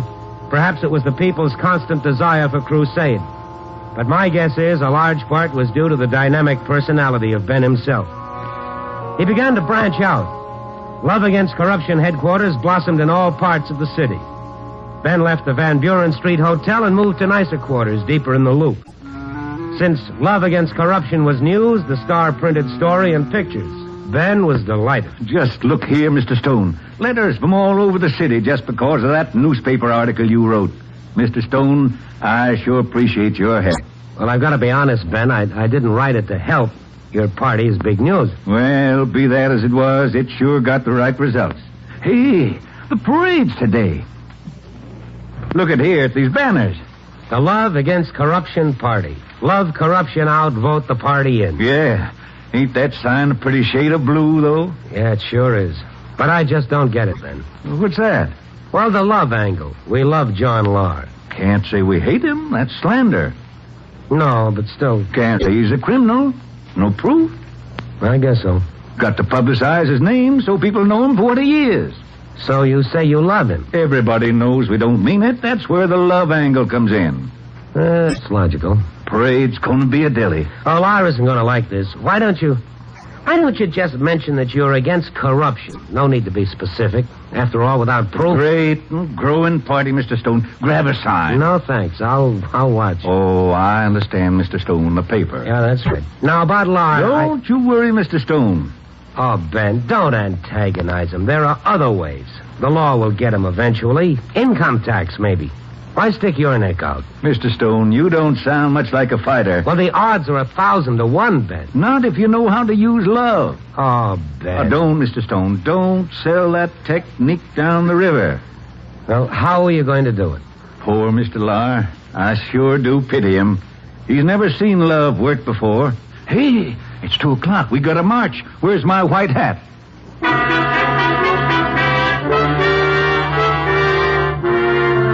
Was broken up by the police before they got a block. And the reason was simple. No permit. Ben admitted he'd overlooked one small detail, but that disappointment didn't bother him long. His party workers with their blue ribbons and white hats took their banners and spread themselves over the city until there was hardly a block that didn't have a Love Against Corruption or marching down the walk. That night, Ben, Miss Jewel, and I had dinner in Ben's room. Miss Jewel had added a verse to the old gray mare. My pitch pipe, I put it somewhere. Now where... Oh, here we are right around my neck. Isn't that silly? Oh, John Lahr, he ain't what he used to be. Ain't what he used to be. Ain't what he used to be. Old John Lahr, he ain't what he used to be in good old Chicago.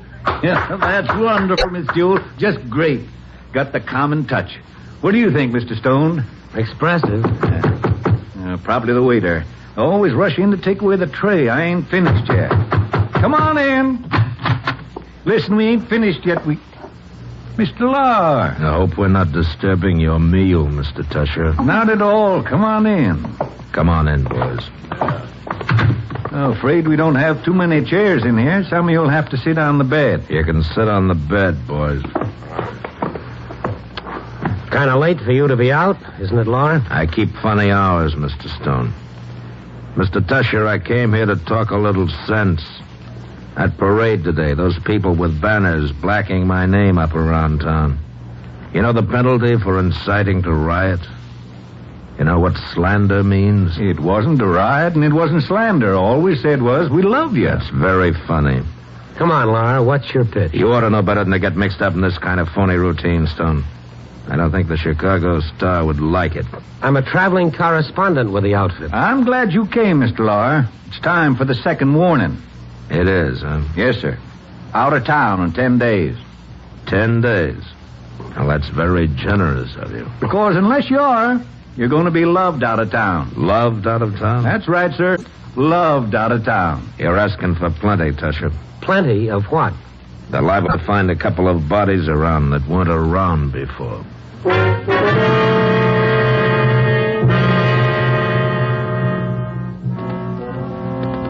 When Laura made a threat, implied or otherwise, it usually could be taken seriously. I begged Ben to take it easy, but Laura's visit only made him angrier. The next night, Ben gathered his forces before him in a rented auditorium and gave them the pitch. Quiet, please. Last night, John Lahr threatened me with my life. Now, I would like to remind you of a law. That law states that every citizen can make an arrest. This is going to be our answer to his threats. We're going to watch Mr. Lahr night and day. We're going to become students of every law, city, state, or federal that applies to Chicago. We're going to arrest Mr. Lahr every time he breaks one of them. And with our phone calls and telegrams and love letters, we're going to tie up his lines of communications just like they do to the enemies in wartime. For your specific duties, see your precinct captains. They'll tell you your hours and what your work is going to be. Now, just remember... Ladies and gentlemen,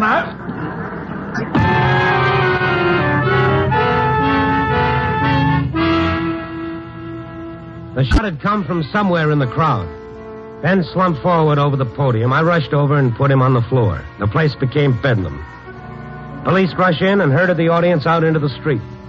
When the ambulance came, the doctor said the bullet was lodged in Ben's right shoulder. That was a lucky break for Ben.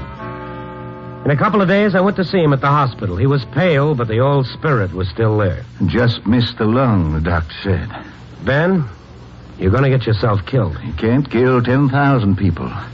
The campaign's been going great ever since that meeting. We've already arrested Lahr 3 times. You what? Sure. Once for throwing away a gum wrapper. Once for speeding. He was going 26 in a 25-mile zone. The police have been wonderful. They're just waiting for us to really get something on him. But the thing that's killing Lahr is love. Love, We do everything with love. When we send letters, it's with love. We send telegrams, it's with love. We call on the phone, it's with love. When we arrest him and take him down the station, we keep telling him how much we love him. What time is it? It's about 3:30. See, you're in luck. Yeah? He leaves his office at 4. Gives you a half hour to get down there and watch the way the campaign's working. That's a good idea. I want to see John Lahr anyhow. I'll see you later, Ben. Okay, Mr. Stone. Maybe you'll be in time for a citizen's arrest.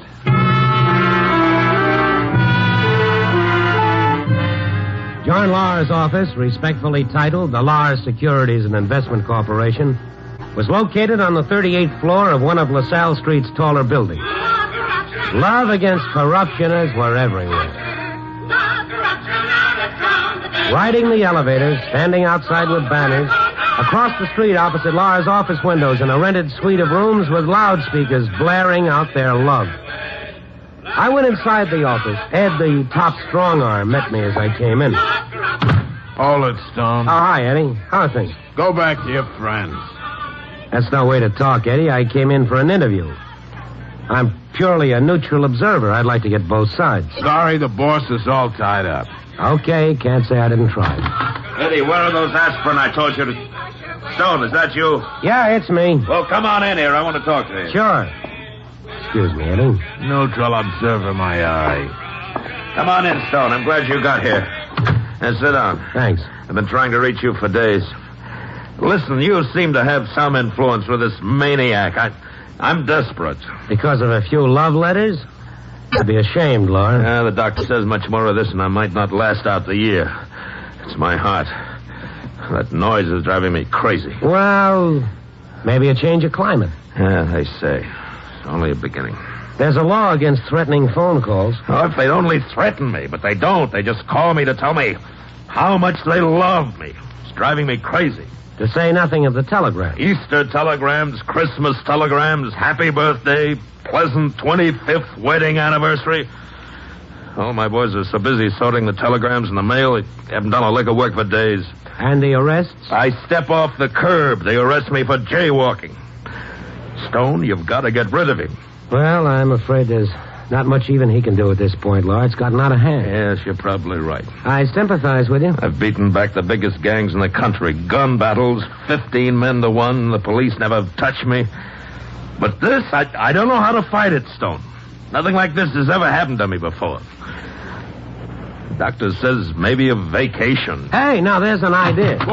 Boss, it happened. What? What's the matter? Grafton spilled the beans. What? Yeah, the whole works. Are you sure? Absolutely. How did it happen? Well, he couldn't help it, boss. It was the 3rd degree. They gave him the 3rd degree. Who, the cops? No, the women. The women? Yeah, he was coming home from the office, just walking along, and then it happened. It was horrible. They got him up against a wall, and then they started at him, closing in on him. Big women, small women, long women, short women. They were singing, shouting, fat women, ugly women. They loved it out of him, everything. They loved every bit of information out of him. I don't blame him, boss. He couldn't help it. It could have happened to any one of us. Oh, no. Boss, we got to clear out. Now. Lock, stock... And barrel? Right. Come on, boss. Well, don't just sit there, Stone. Tell you what I'll do, Laura. What? I'll help you pack.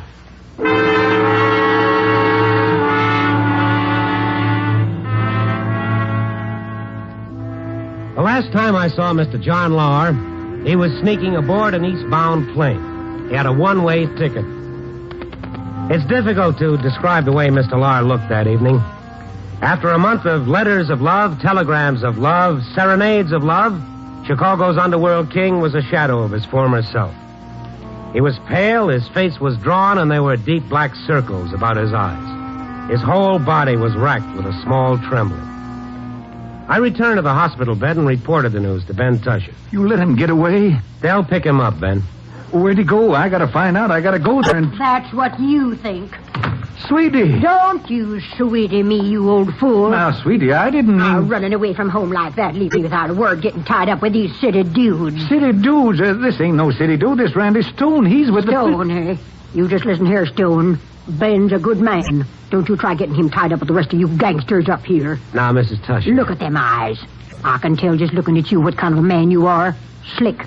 Wouldn't trust you worth a penny. Oh, please, sweetie. Now, you get yourself out of that bed and put some clothes on. You're coming home. No more falderall. Can't let you out of my sight a second. I knew you'd meet up with these kind of people up here in the big city, getting lots of trouble. What you been doing? Reforming again?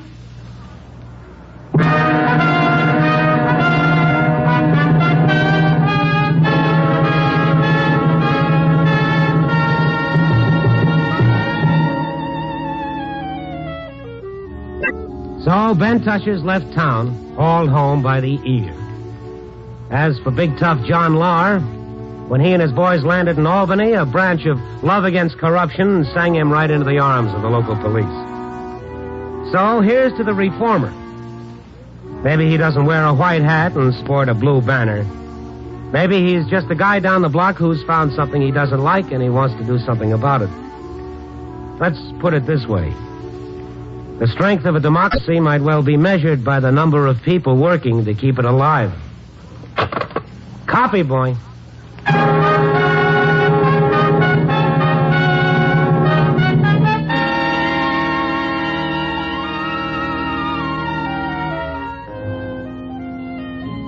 Nightbeat, starring Frank Lovejoy, is produced and directed by Warren Lewis. Tonight's transcribed story was written by David Ellis, with music by Robert Armbruster. The part of Ben Tusher was played by Ed Begley. Others featured were Betty Moran, Jeanette Nolan, Paul Freese, and Bill Conrad.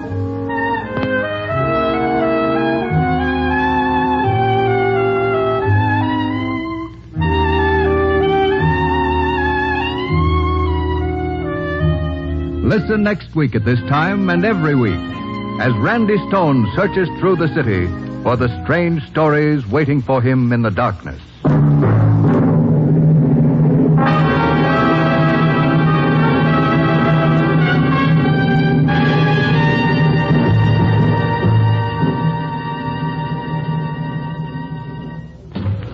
Next week on most NBC stations, you will hear Nightbeat at a new time, but on this same day, Thursday.